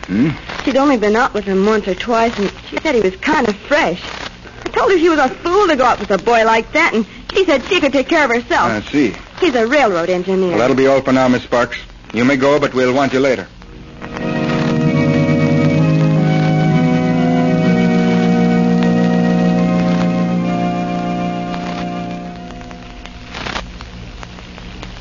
This looks like the place, Thompson. Yeah. You boys go around the house and cover all the exits. Hal and I will go on in. Bell don't ring. I'll knock. That's a woman coming to the door. Good morning. Does Carl White live here? Yes, he does, but he isn't up yet. I'm his mother. He was out late last night, and I thought I'd let him sleep. He has to go on his run later on. Well, we'll wake him up. Well, you can't come inside. Oh, no? Oh, you're policeman. Is there something the I matter? just want to speak with him about his car. Where's his room? Down the hall here. Come on, Hal, and watch out. There may be trouble. This is his room right here. Carl, wake up. There are some men out here who want to speak to you. I'll have to go in. He sleeps so soundly. I'll wake him. Carl, wake up. It's Mother. Oh. What time is it, Mom? Carl, wake up. Oh, let me alone. I want to sleep. Come on, pull yourself together with the police. I want to ask you some questions. For the police? Yes, get your clothes on and no funny business. Okay. Where's your driver's license? What's over there on the dresser? Get it, Hal. Are you sure you're not in trouble again, Carl? Oh, of course not, Mom. Go on out so I can dress. Oh, I hope so. Ever know a girl by the name of Lola? Sure, Lola Bain. She's a fine girl. Pretty as a picture. She has lots of red gold hair and blue eyes. Sure, I know her. What about her? Take a look at the morning paper. Lola Bain murdered? Well, what do you know about that? I told that girl she'd better watch her step. You seem surprised. Didn't you see yesterday morning's paper? Oh, no, I didn't see a paper all day yesterday. Why do you ask Isn't that yesterday's paper there under the edge of the bed? Oh, well, somebody must have thrown it there. Ever see this knife before? Yeah, that's a good-looking hunting knife. Looks sharp, too. Where'd you find it? It was thrust down between the cushions in your car. Oh, you never found it in my car. I never saw it before. Well, that's your car standing under the palm tree in front of the house, isn't it? Yes, but I always park it there. Well, I found this knife in your car, and the tracks that go up into the hills where the body of Lola Bain was found were made by your car. You killed her with this knife. You might as well come through and tell us about it. You had a date with her at 2 o'clock the night she was killed. You met her in front of the Mason Hotel. She got in your car and drove away with you. It's quick work, boys. And I thought I didn't leave a clue. What did you do with her jewelry? Her rings and watch are over there in the top dresser drawer. I kept them to remember her by. She was a swell kid. Where's her hat, her handbag, and her gloves? Well, I dumped them in the ash can in the alley back of the house here. Are these the rings and watch? Yeah. Gee, you fellas think of everything. Why did you cut that triangle on her neck? You made those 3 cuts. Well, I cut them to see she'd bleed. She didn't, so I knew she was dead. Well, after I'd killed her, I stood around and smoked for a while. Then I took her out of the car and dumped her into the ditch. And then I went home and went to bed. Why did you kill her? Had you been quarreling? Well, after I picked her up, we drove up into the hills. Same old thing day after day, year in and year out. I get up in the morning, go to work all day, home at night, and to bed. I guess not home. You're out with your gang every night making rubies. Oh, well, I have to do something or I'd go crazy. Sometimes I wish I were dead. I wish I was dead right now. No, you don't. Think of the fun you'd miss. And remember, when you talk like that, you'll be dead a long time. You better hang on as long as you can. Do you want to go home? No. Still, would I care if I died this very night? Oh, I would. I know you wouldn't. You'd forget all about me in less than a week. I don't think my family'd care very much. You are low tonight. Well, of course, you would miss me for a little while, but they'd soon get over it. I'm fed up. I wish I had some poison. I'd take it right now. Why poison? There are lots of quicker ways than that to kick off. Well, what would you suggest? This. Huh, a knife.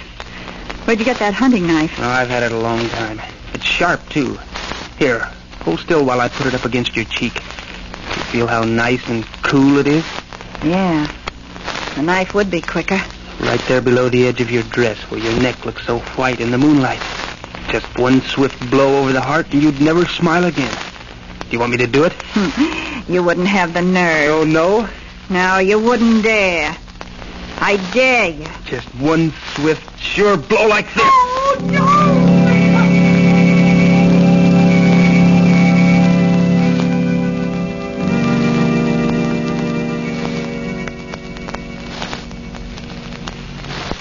That's how it happened. Gee, I don't know why I did it. Maybe if she hadn't have dared me to do it. What makes a man do things like that? I didn't have any reason at all. I just did it. I just had to do it. Something made me. Carl White had been in trouble all his life, had been in reform school and arrested for theft. He claimed he had purchased the knife several months before, but the police later discovered that he had bought the knife the day of the murder. Whether he killed the girl on the impulse of the moment as he claimed he or had planned it will never be known. So again I repeat, be careful of the company you keep. Thank you, Mr. Harris. Ladies and gentlemen, you have just heard Detective Nicholas B. Harris, chief of the internationally known Los Angeles Detective Agency bearing his name, in another true-life drama entitled Murder on Impulse. Fictitious names and places have been used throughout this narrative, and any similarity to persons living or dead is purely coincidental. This story was dramatized for radio presentation by Adila Comer and is a Carol and Carol production. Mr. Harris wishes me to thank the following cast of characters. Louise Bradford as Lola Bain, Betty Lee as Betty Sparks, Bob Schopfer as Fred Sharp, Mary Ryan as Mrs. White, Lenore Thompson as Mrs. Bain, Bob Fulton as Carol White, Charles E. Bender as Detective Thompson, and George Thomas as Officer Howell. Wesley Turtelot was at the console of the electric organ. Mr. Harris will again be heard next Sunday afternoon at 12:30 over this same station. This program originated in our main studios. You are tuned to station KECA Los Angeles.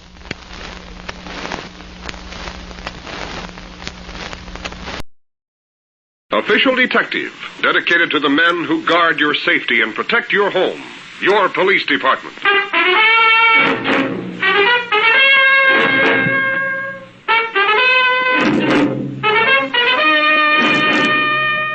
Lieutenant Dan Britt, headquarters. Most witnesses to crimes are naturally excited, so their identifications of suspects are often open to question. A case in point is a crime that took place in a butcher's shop owned by a man named Otto Kraus. One afternoon, a customer came in to buy some meat, but found the place empty. In a moment, she began to lose patience. Mr. Kraus? Where are you? Mr. Kraus, this is Mrs. Leslie. I'd like to be waited on, please. I haven't got...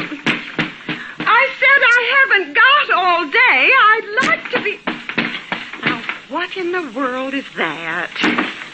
Oh, the refrigerator. Oh, dear me. Just a moment, I'm coming. Mr. Krause. Police? Call the police. You're positively blue. You must be half frozen. Worse than that. Telephone the police. Police? Why? Look on the floor of the icebox. On the floor. Merciful heavens. Who is this man? A customer. My shop was held up and he got shot. Oh, dear. Is he badly hurt? Worse than that.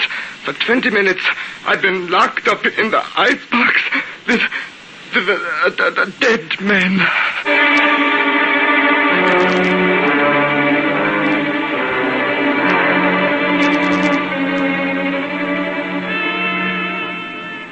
Here, Mr. Krause. This coffee's nice and hot. You better drink it down. Yeah. Thank you, Sergeant.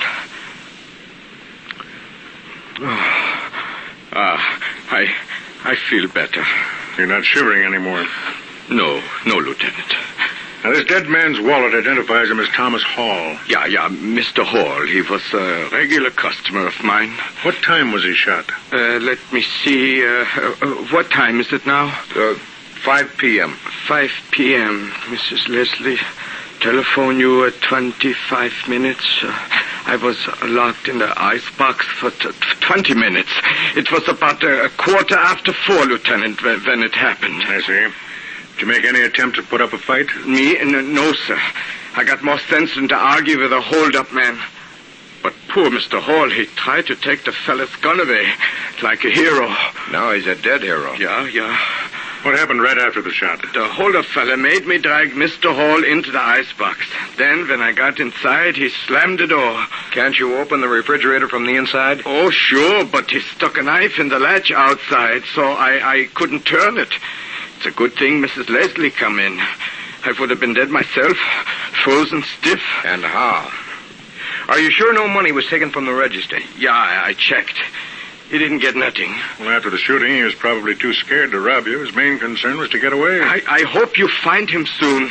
He's a murderer. Well, you can help us, Mr. Krause. So please concentrate now. Give us a full description of the man. All right. He how do I start? How old was he? I would say about 50 years old. How tall? Just as tall as me. I'm 5'9" and 3/4. Mm-hmm. What do you look like? Well, he had on big, thick glasses with, how do you say it, the horn rims. How was he dressed? Oh, this I remember very good. He had on a short blue sailor's coat. A pea jacket? Yeah, and a sailor's blue knitted cap. A watch cap? Yeah, and I don't remember what kind of pants and shoes. Sure sounds like an ex-Navy man, Lieutenant. Yeah. Mr. Krause, did this man look familiar? Had you ever seen him before? Yeah, the way he was dressed. I seem to remember seeing a man dressed like that around this neighborhood, but I don't know who he is. The wagon boy just pulled up outside. Oh, good. Yeah, thanks for your help, Mr. Krause. I wish I could do more. I hope you find this killer. Well, I'm afraid we're going to have to start the hard way. Ringing doorbells and asking questions.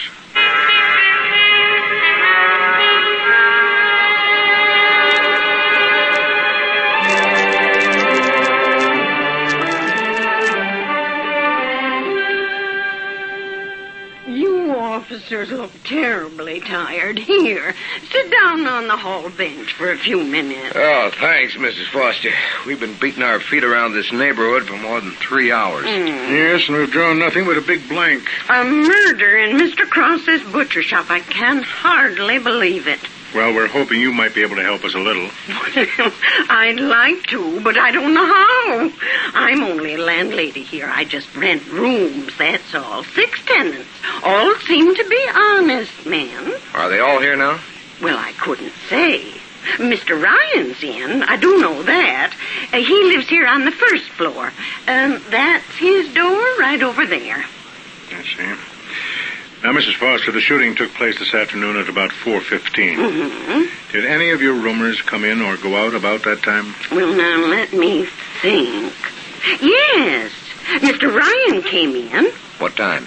Oh, about 4:30. I remember because I was just going out to get some milk. was a very funny thing, too. Mr. Ryan was running. Running into the house? Yes. He almost knocked me down. He was in such a hurry. I asked him why he was running, but he didn't answer me.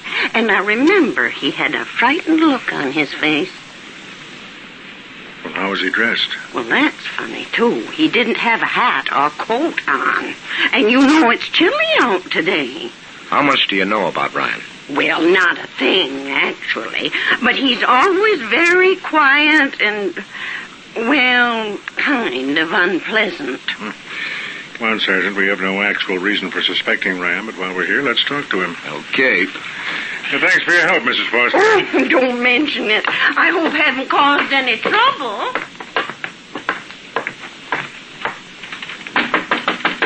Who is it? We'd like to talk to you, Mr. Ryan. What is it? We're police officers. What? Close the door, Sergeant. What's your full name, please? Earl Ryan. What's it all about? We're investigating a shooting at Krause's butcher shop. Yeah?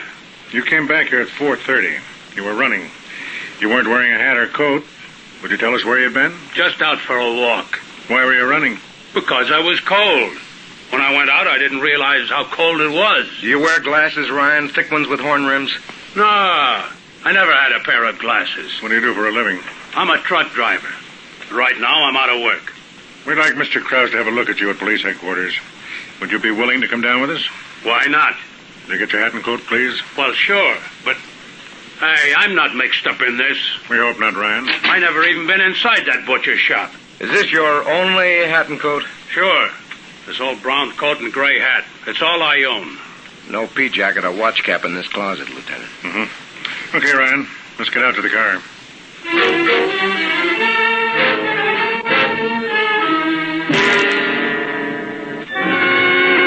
Otto Krause, the butcher, was brought to police headquarters to look at the suspect, Earl Ryan. Take a good look at this man, Mr. Krause. Yeah, Sergeant, I'm doing that. No, this is not the hold-up man. You see? I told you. I'm getting out of here. Hold it, Ryan, hold it. You're absolutely sure, Mr. Krause? Oh, positively. Like I told you, the killer was just as tall as me, but this fella... Well, just look at him yourself. He's 2 inches shorter anyway. Yeah, and I never had any trouble with cops. I'm an honest man. I'm no criminal. I haven't got a record. Look me up in your file. I did, Ryan. You're right. No police record. Okay, then. What are you holding me for? We're not. Sorry we troubled you, Ryan. Sergeant Allen will see that you're driven back home. Well, that's something. Arrange for Mr. Krause to be driven home, too, Allen. Okay. And maybe down to the file room. I want to dig out known stick-up men and see if any live in Krause's neighborhood.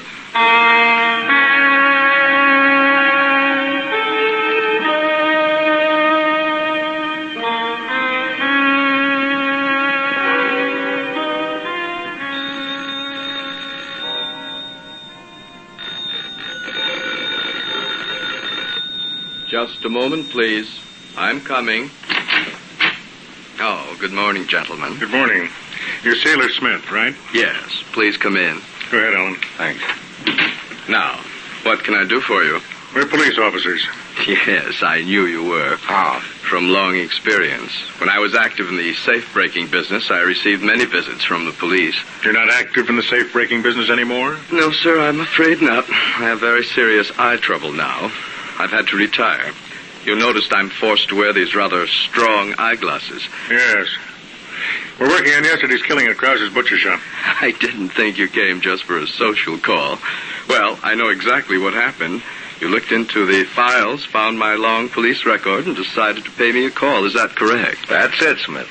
And you said, Sailor Smith. He lives in Krause's neighborhood. He's a suspect. Let's go talk to him. You've got it straight, Sailor, so let's talk. Now that you can't crack safes anymore, you're sticking up butcher shops? No, sir.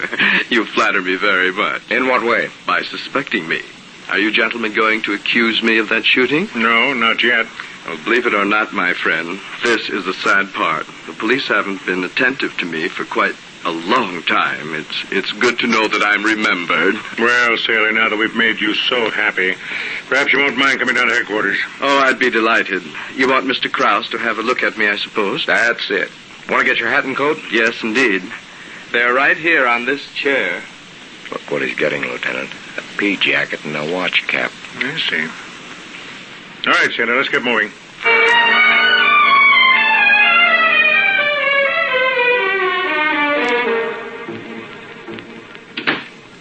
Oh, Lieutenant Britt and Sergeant Allen. While you men were out of the office, I've been reading the police magazine here on your desk. Very interesting. Have you brought back some news for me? We sure have, Sailor. I'll be most anxious to hear what it is. What's the verdict? What do you mean? Well, sir, unless things have changed a great deal here at police headquarters, you were observing me through that one-way glass. You guessed it. And was Mr. Krause observing me, too? He was. Well, what did he say? He made positive identification. He says you're the man who held him up and shot his customer. Oh, dear. Mr. Krause is so wrong. There's no doubt in his mind, Sailor. Same height, same pea jacket and watch cap, same glasses. He says you're the guy. Well, this is like old times, but I'm sure it will be all straightened out when you catch the actual culprit. You still deny the crime? Of course, Lieutenant, but naturally you'll have to do your duty and hold me on suspicion. That's right. Alan, take him downstairs and book him in. Oh, dear.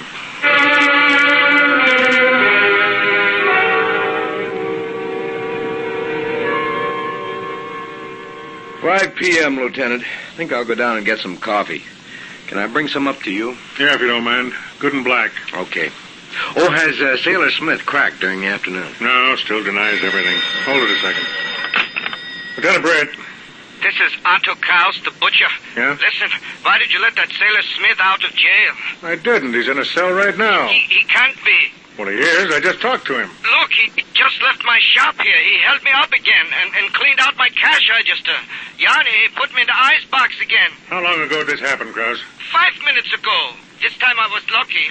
I didn't have time to freeze. A customer came in and let me out.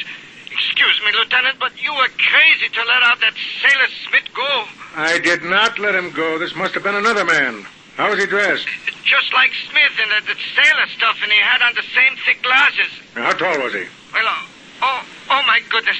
Wait a minute. Well? I must be crazy. He was 2 inches shorter than he was yesterday.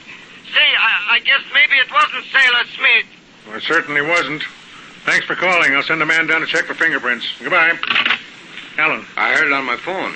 Something real screwy here. Not so very. I think somebody's masquerading as Sailor Smith.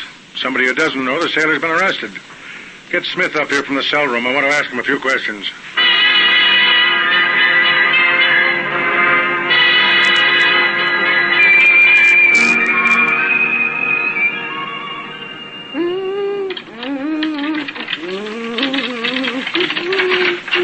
Oh, Mr. Ryan. What are you doing in my room, Mrs. Foster? Giving you some clean linen. At 5 in the afternoon? How come? Oh, the laundry came late this week. I don't like you snooping around in my room. Snooping? Mr. Ryan, I'm only giving you the service you pay for. And look at you. You've been out again without your hat and coat. You want to catch your death? Look, Mrs. Foster. You've been running again. A man of your age running like a boy. You'll kill yourself. Look, get out of here and leave me alone, will you? I will. Just let me straighten up a little.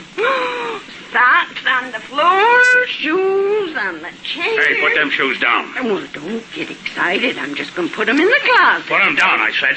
Mr. Ryan. Nobody touches those shoes but me, understand? If anybody puts them in the closet, it's me. Well, they must be real special shoes. You have them made? What do you mean, special? Why, they're so heavy, and the soles and heels are so thick. So they're thick. So forget about them shoes and beat it. Mr. Ryan, I'm not used to having my tenants talk to me this way. Ah, that's tough. Now, look, are you going to get out of here or not? Please, my arm. Go on. Blow, you. I'm going to ask you to vacate this room. Yeah, get out of here.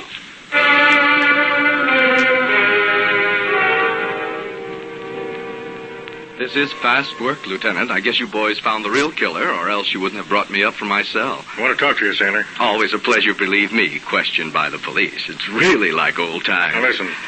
Do you know a man named Earl Ryan? Earl Ryan. Now, let me think. Oh, yes, sure. Where is that old son of a gun? When did you see Ryan last? Oh, not for 3 or 4 months, I guess. I know. Last time was Halloween. How much do you know about him? Not much. We just met in a bar last fall. We got real chummy over some beers, you know, a little stiff, too. I've only seen him a couple of times. Don't even know where he lives. What's this about seeing him on Halloween? Oh, there was a little party some of the boys in the bar cooked up, and Ryan and I got a little high and decided to go in costume. What kind of a costume? Well, not exactly a costume, but we dressed like twins. I loaned him an extra pea jacket and a watch cap like the ones I always wear. We fooled everybody at the party. They all thought sure Ryan and I were twin brothers. Did you lend him an extra pair of your glasses? No, sir, I don't have an extra pair, but Ryan got hold of a pair somewhere. Look just like these I got on.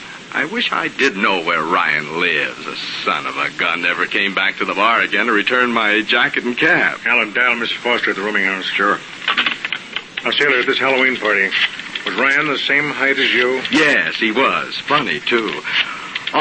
Always before that, he was a couple of inches shorter. He must have had a pair of those elevator shoes. Okay, Sailor, you're sprung. Sorry we troubled you. Oh, that's okay, Lieutenant. I rather enjoyed it. Mrs. Foster? Well, hold on, please. Lieutenant Brett wants to talk to you. Here you are. Thanks. Miss Foster. Yes, Lieutenant? Are you talking on the phone in your apartment? No, sir. The number I gave you was the phone in the hall. I see. Well, can you tell me if Earl Ryan's in his room now? He certainly is. And if you ask me, he's out of his mind. What do you mean? Well, I've got to talk low because this phone's right next to his door. A little while ago, he grabbed me by the arm and frightened me half to death. Why did he do that? Because I touched a pair of his shoes while I was fixing his room. What kind of shoes? A funny kind, Lieutenant. The soles and heels were over 2 inches thick. Oh, dear. Here comes Mr. Ryan. Mrs. Mr. Foster. Ryan, don't. Don't! Mrs. Foster. Come on, Alan. Hurry.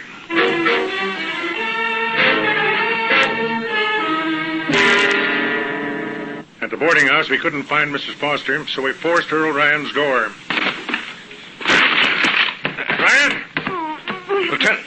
Hey, look. Good Lord. Oh, help me, please. Let's lift her up to the bed, Alan. Sure. Oh, dear. Oh. Well, be careful. Easy, Alan. You'll be okay now, Mrs. Foster. There. Phone for an ambulance. Right away. Can you tell me what happened, Mrs. Foster? It was Mr. Ryan. He heard what I said to you over the phone about his shoes. What did he do to you? Oh, he dragged me in here and beat me. Beat me and cursed me because I talked to the police. Then what? Then he packed a suitcase, cursing me the whole time. Then, just before he went out, he kicked me. I remember that. I told you he must be out of his mind. You're lucky he didn't kill you. He's a murderer. A murderer? Oh, dear. Lie still. The doctor's coming. Have you any idea where Ryan might have gone? No, but I saw him looking at something. What was that? Oh, that little folder there on the dresser. This one? Yes, that's it. Uh-huh. Evans will be here in a few minutes, Lieutenant. What have you got there? It's a bus schedule for St. Louis. He's got a departure marked here, the 622. Bus station's about 4 blocks away. We've just got time to make it. I'll make it. You stay here and look after Mrs. Foster.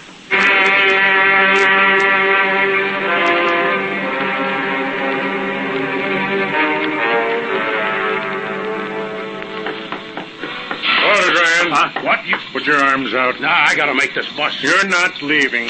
Hey, what are you doing? Stand still. What are you searching me for? This the gun you used at Krause's? Look, I never used a gun before. That guy rushed me. I was scared. Yes, but he's dead. I didn't mean to shoot him. All I wanted was the money. You went back in disguise and got that this afternoon. What's this key? Well, it's for that locker over there. We'll see what's in it. Come on. And don't get any brave ideas. You got your built-up shoes in this suitcase? Yeah. Now stand still while I open this locker. Pea jacket, watch cap, spectacles. Sailor Smith's twin brother, huh? What do you know about him? Plenty. Your impersonation almost worked. I thought sure I'd hang it on that guy. You came close. How'd you get the idea in the first place? One night, Sailor got crocked and said he was an old safecracker with a police record.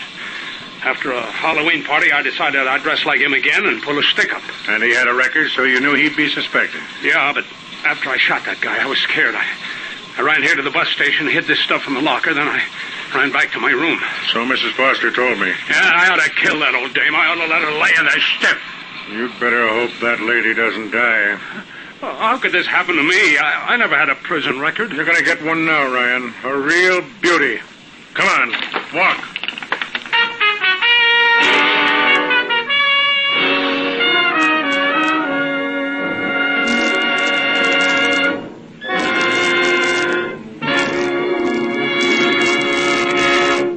In our cast, Sergeant Allen was played by Lawson Zerby, Ryan by Don Douglas, Krause by Louis Nye, and Mrs. Leslie by Betty Kane.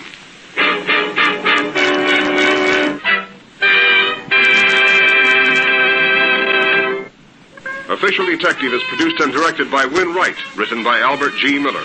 All names of persons and places used in this program are fictitious. Any resemblance to names of actual persons living or dead is coincidental. Jack Irish speaking. This program came from New York.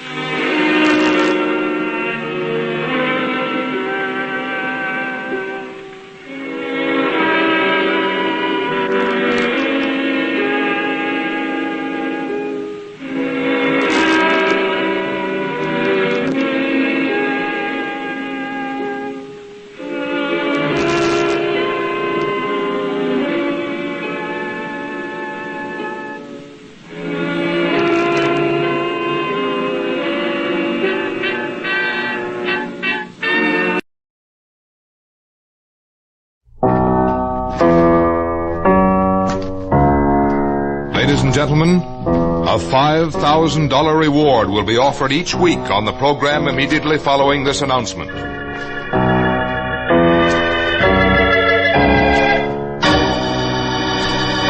You out there, you who think you've committed the perfect crime, the perfect murder, and that there are no clues, no witnesses, that your identity is unknown, listen. Somebody knows. Yes, you, wherever you may be, no matter where you're hiding. Somewhere, sometime, someone listening to this program is going to bring you to justice. Yes? Somebody knows.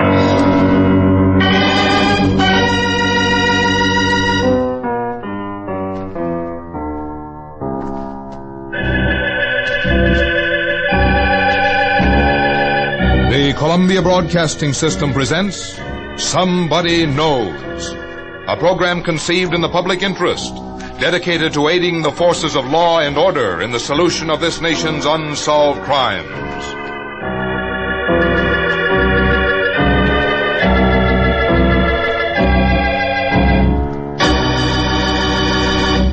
Ladies and gentlemen, we're going to recreate for you tonight all the known facts in an actual unsolved murder.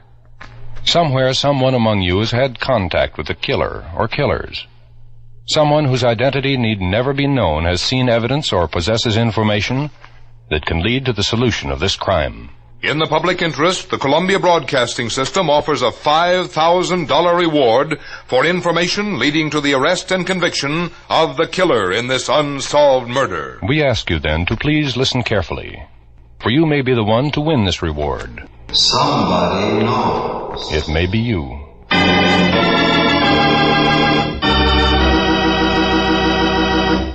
And now we open the files on one of this nation's unsolved murders.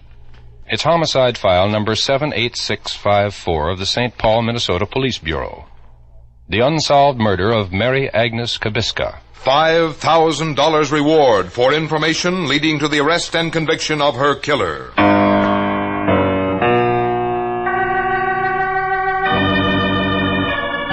The month is December, the year 1949. In a classroom on the campus of the University of Minnesota at Minneapolis, Dr. Stark R. Hathaway, professor of clinical psychology in the Department of Psychiatry and Neurology, is conducting a seminar with a graduate class.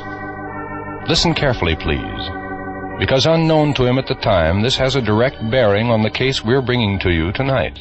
Well, it seems to me, Dr. Hathaway, that you've led us into an even more interesting field. The discussion has covered a number of mental abnormalities and now turns to the subject of one specific type of insane or psychotic personality, one that presents an ever-present and terrifying threat to our society. What do you have in mind? Well, on the basis of the theories that we've analyzed so far, Dr. Hathaway, I'd say that psychotic personalities of this type tend to repeat their actions. It's more than a tendency. It's almost a certainty. Well, if that's true, then what of the so-called homicidal maniac, the psychopathic killer? Wouldn't he follow the same repetitive cycle, too? In certain cases, unquestionably. The same pattern will be followed time and time again. All right. Would it be possible, then, from a study of the circumstances surrounding a psychopathic murder to determine the type of personality of the killer? And then to determine whether such a crime would be repeated at a future date? It would be definitely possible. As a matter of fact, we have a case in point that occurred in St. Paul a little over a year ago. It involves the murder of a young girl by the name of Geraldine Mingo. I consider it a classic example of the type of criminal personality now under discussion. Let's examine the details and see if they can be helpful. The crime that Dr. Hathaway chose as an example took place on the stormy night of August 9th in the year 1948. As he described it to them, Geraldine Mingo, a small, slight girl of 17, was returning home late at night. Her destination was the residence at 1875 Pinehurst Avenue in St. Paul, where she was employed. It was around the hour of midnight that the Cleveland Avenue streetcar on which she was riding stopped at Pinehurst Avenue, and Geraldine Mingo got off. The dark, rain-swept street was deserted as she hurried along the 2 short blocks toward her home. Then, somewhere along the way, the street was no longer deserted. Other steps beside Geraldine sounded on the wet pavement of Pinehurst Avenue. And then... What do you want? I don't know what you're talking about. You must be crazy. Let go of me. No, stop that. Get away from me. Get away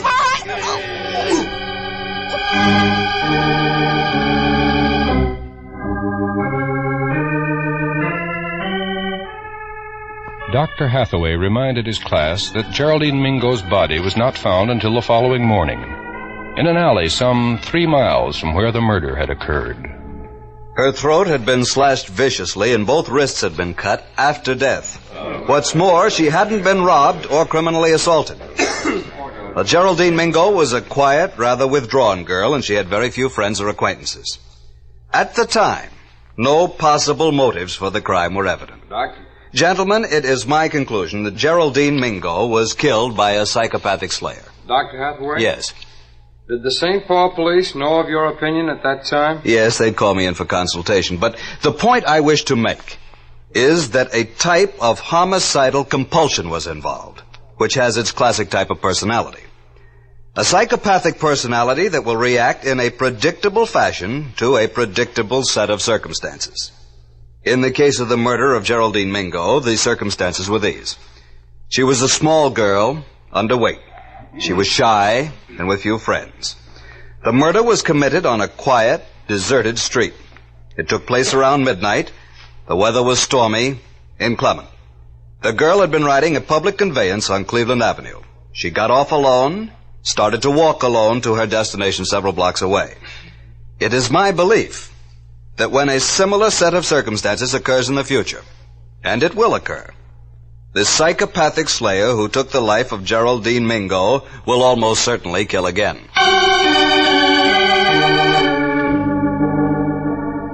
Dr. Hathaway's prediction to his class was made in December of 1949. On the evening of January 14th, 1950, a certain set of circumstances begins to form.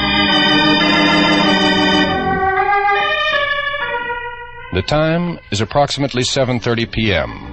The place, the residence of Orlando Teshian, music teacher and composer at 1899 Princeton Avenue, St. Paul, Minnesota. Mary Agnes Kabiska, adopted daughter of Mr. Teshian, is preparing to leave the house.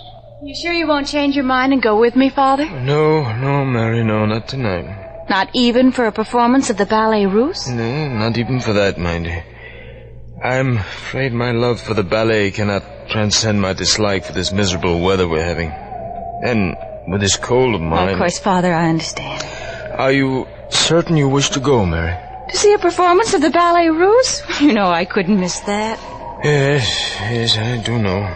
But on such a night as this, and to go alone. Sometimes I wish I hadn't catered so to your love of music. Young, pretty girl like you should have more interest in friends, young men. Oh, Father. No, I'm sorry. By all means, go, my dear. Go and enjoy yourself very much. Don't worry, Father. I will. Don't wait up for me. I may be late. Be sure to call me if you're going to be very late, Mary. Of course, I always do. Good night, Father. Good night, my dear.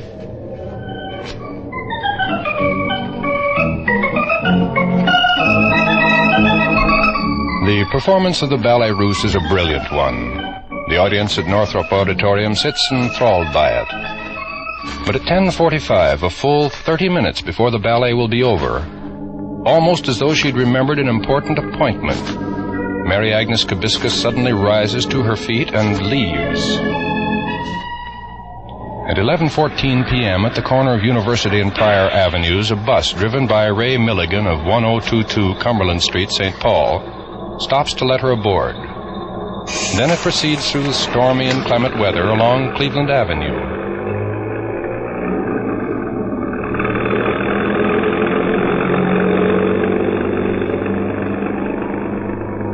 It is now 11:30 p.m., a half hour before midnight, and the bus stops at the intersection of Cleveland and Princeton Avenues. And Mary Agnes Kabiska gets off at the same corner where she'd first taken a bus 4 hours before. And then her small, frail figure starts along the dark, deserted sidewalk toward her home, 2.5 blocks away.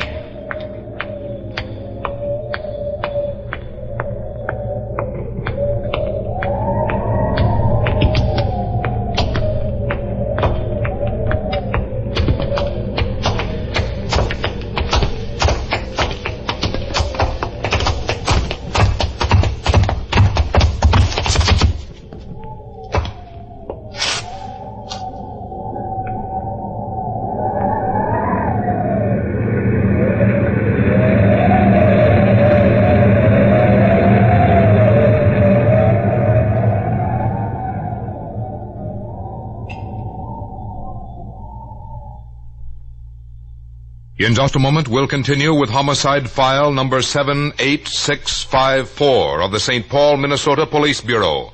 The unsolved murder of Mary Agnes Kabiska.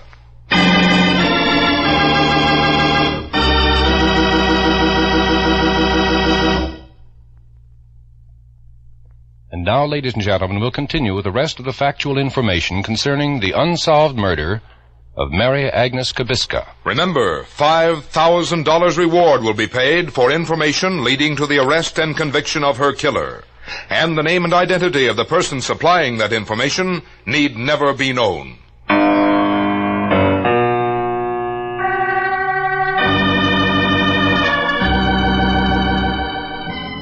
A few minutes after midnight on the morning of Sunday, January 15th, 1950, a call comes into the alarm room of the Police Bureau at 10th and Minnesota Streets in St. Paul. Police Bureau. Hello, Police Bureau. Yes? I want to report my daughter's missing. She left home early this evening. Should have been back some time ago. She could... Just a minute, please. I'll connect you with the dispatcher. The operator at the Police Bureau switchboard plugs in another line. A phone rings in the dispatcher's office in the next room. Dispatcher. I would like to report my daughter's missing. I'm very worried about her. I would like to... What is your name, sir? Teshin, Orlando Teshin. How do you spell that, please? T-E-S-C-H-I-O-N, Teshin. T-E-S-C-H-I-O-N. Yes, and your daughter's name? Mary Agnes Kabiska. She's my adopted daughter. She left home early this evening. How do you spell Kabiska, Mr. Teshin? Kabiska, K-A-B-I-S-K-A. She left home early this evening. Should have been back at least half hour ago. I'm very worried about it. Kabiska, and your address? 1899 Princeton Avenue. 1899 She went to the performance of the Ballet Russe at Northrop Auditorium at the university. Should have returned home at least half hour ago. Something has happened to her. I'm sure of that. Well, if your daughter's only a half hour late, I wouldn't be too worried about it, Mr. Teshin. In weather like this, traffic's pretty slow. She'll probably be showing up any minute. No. You don't know Mary. She's going to be late. She would have telephoned me. She always does. Something has happened to her. I know it. Something has happened. We have no report on anything here, Mr. Teshin. Why don't you call the Minneapolis police? If your daughter was over at the Northrop Auditorium and there was an accident or something, they'd have a record of it. You try Minneapolis. If your daughter hasn't come home in a couple of hours or so, you'd better call us again. We'll see what At 2:30 a.m., Orlando Teschen calls the police bureau again. This is Orlando Teschen. My daughter Mary is still missing. The Minneapolis police don't know anything. I'm positive that Mary has fainted and is lying somewhere. She hasn't been well lately, and you must do something about it. You must. The dispatcher obtains a description of the missing girl and immediately checks all hospitals as well as the Minneapolis police. The calls reveal nothing. Then this Missing Persons Bureau report is broadcast to all cars.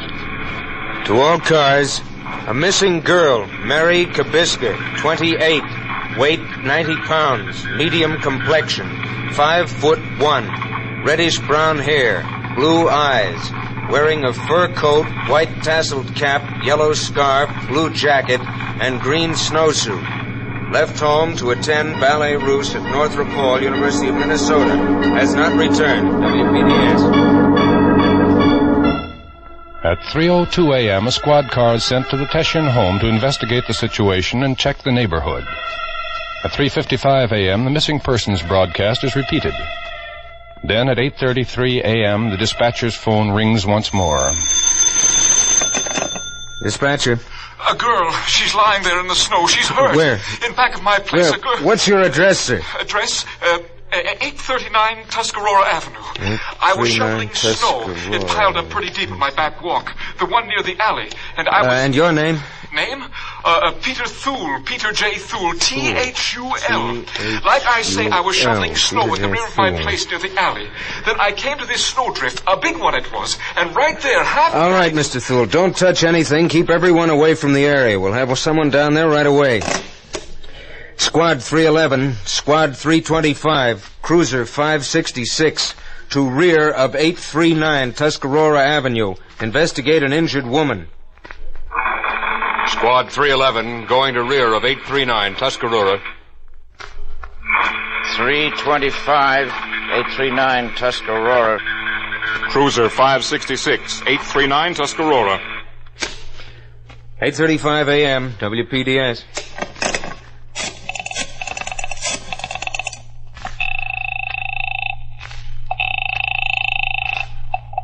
McAuliffe. Dispatcher, Lieutenant. I'm sorry to bother you at home, but we just got a report.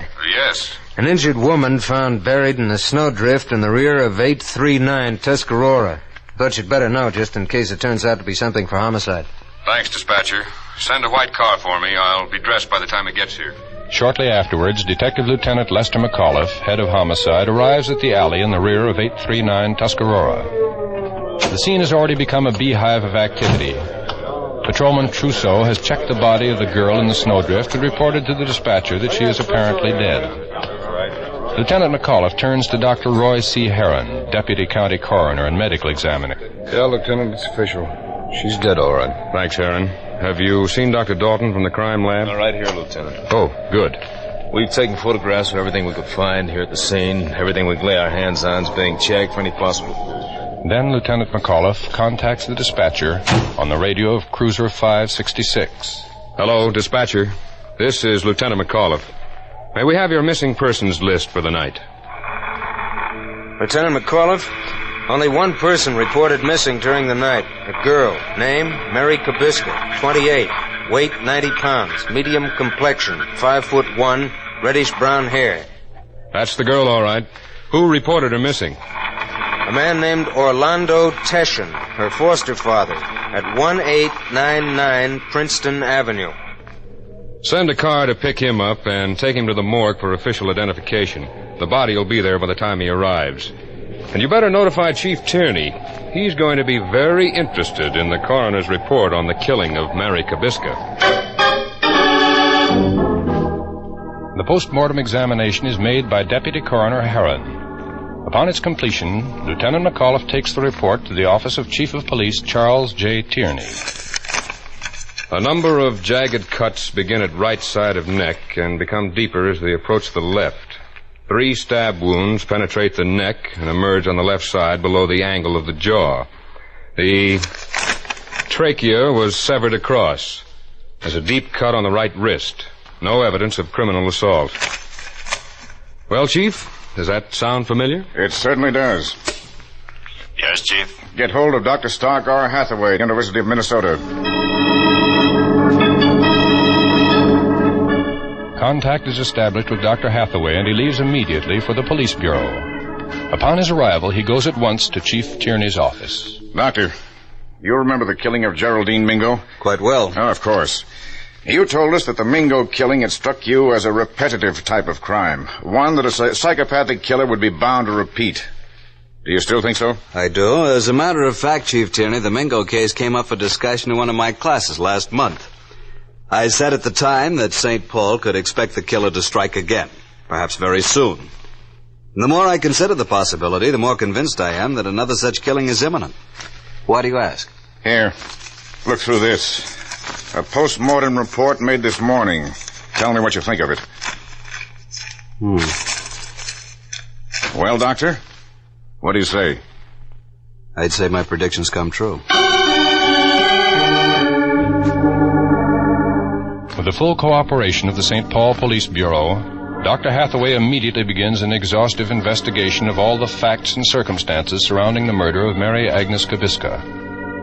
Meanwhile, Detective Lieutenant McAuliffe pursues a relentless examination and inquiry into every possible motive, every possible suspect or clue that might have even the remotest connection with her death. Relatives are questioned, neighborhood gossip investigated, telephone tips followed up. With a thoroughness typical of the St. Paul police, over 500 persons are interrogated. The results? Negative.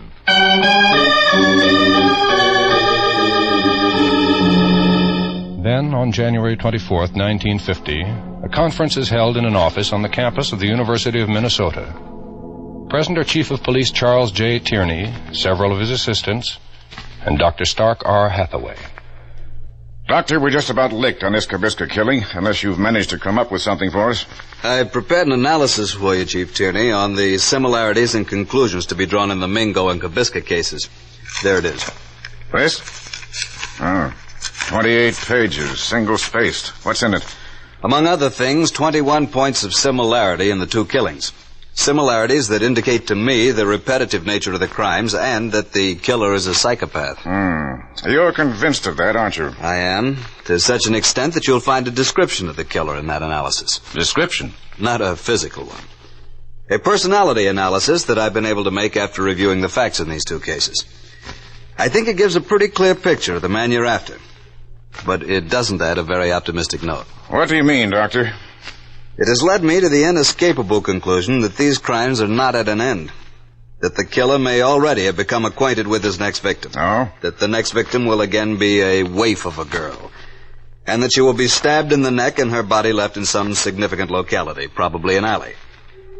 It is impossible to predict what the time interval may be between the killing of Mary Agnes Kabiska and the next victim. But one thing is certain. If he is not caught, this killer may repeat his crimes again and again and again.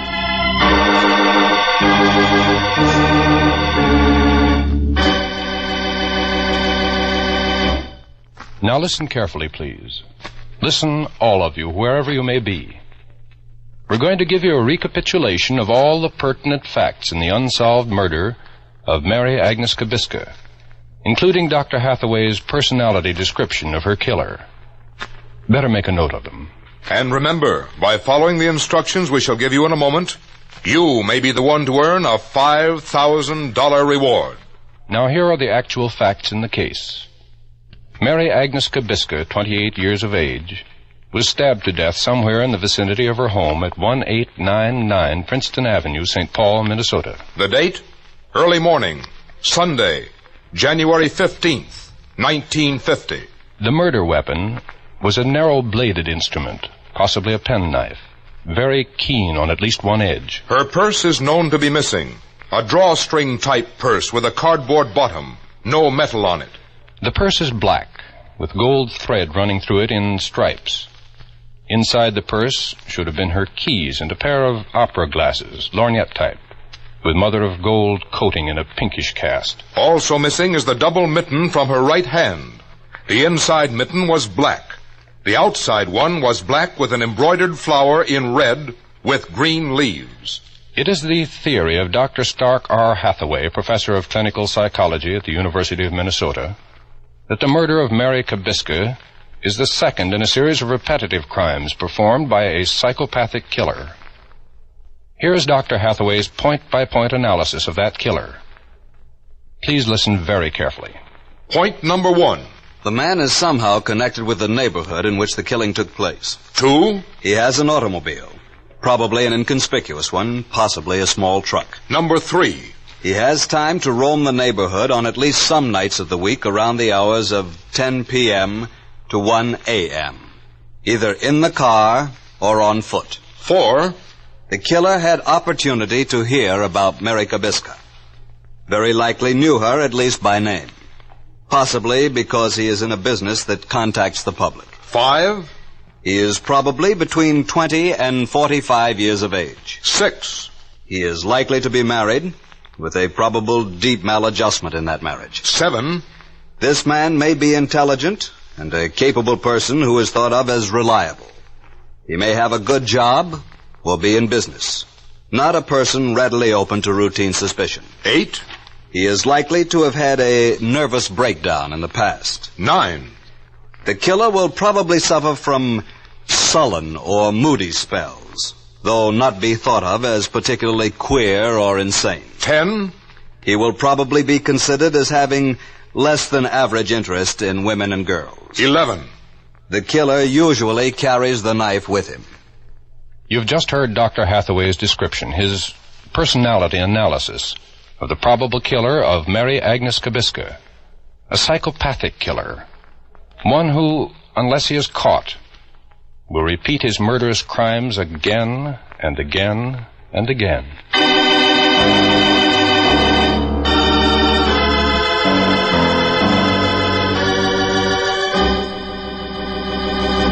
Ladies and gentlemen, if any of you possesses information that may have bearing on the unsolved murder of Mary Agnes Kabiska, follow these instructions so that your name and identity need never be made known unless you wish.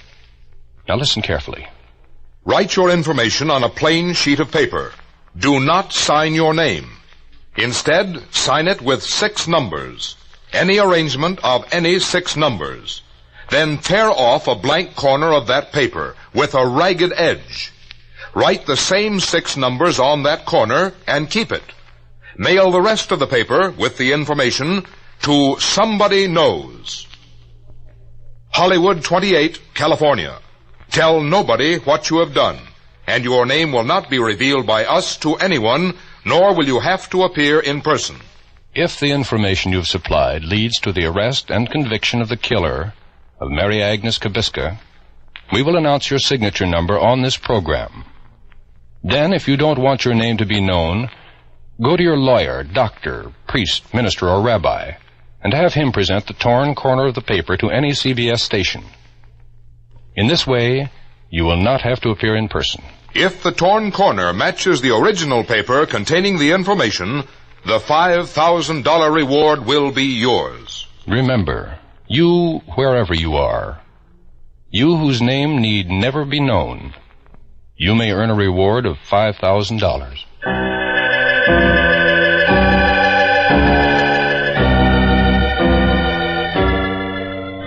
Next week at the same time, we'll present another true case history of unsolved murder. Number 235-1950 in the homicide files of the Philadelphia, Pennsylvania Police Department. The murder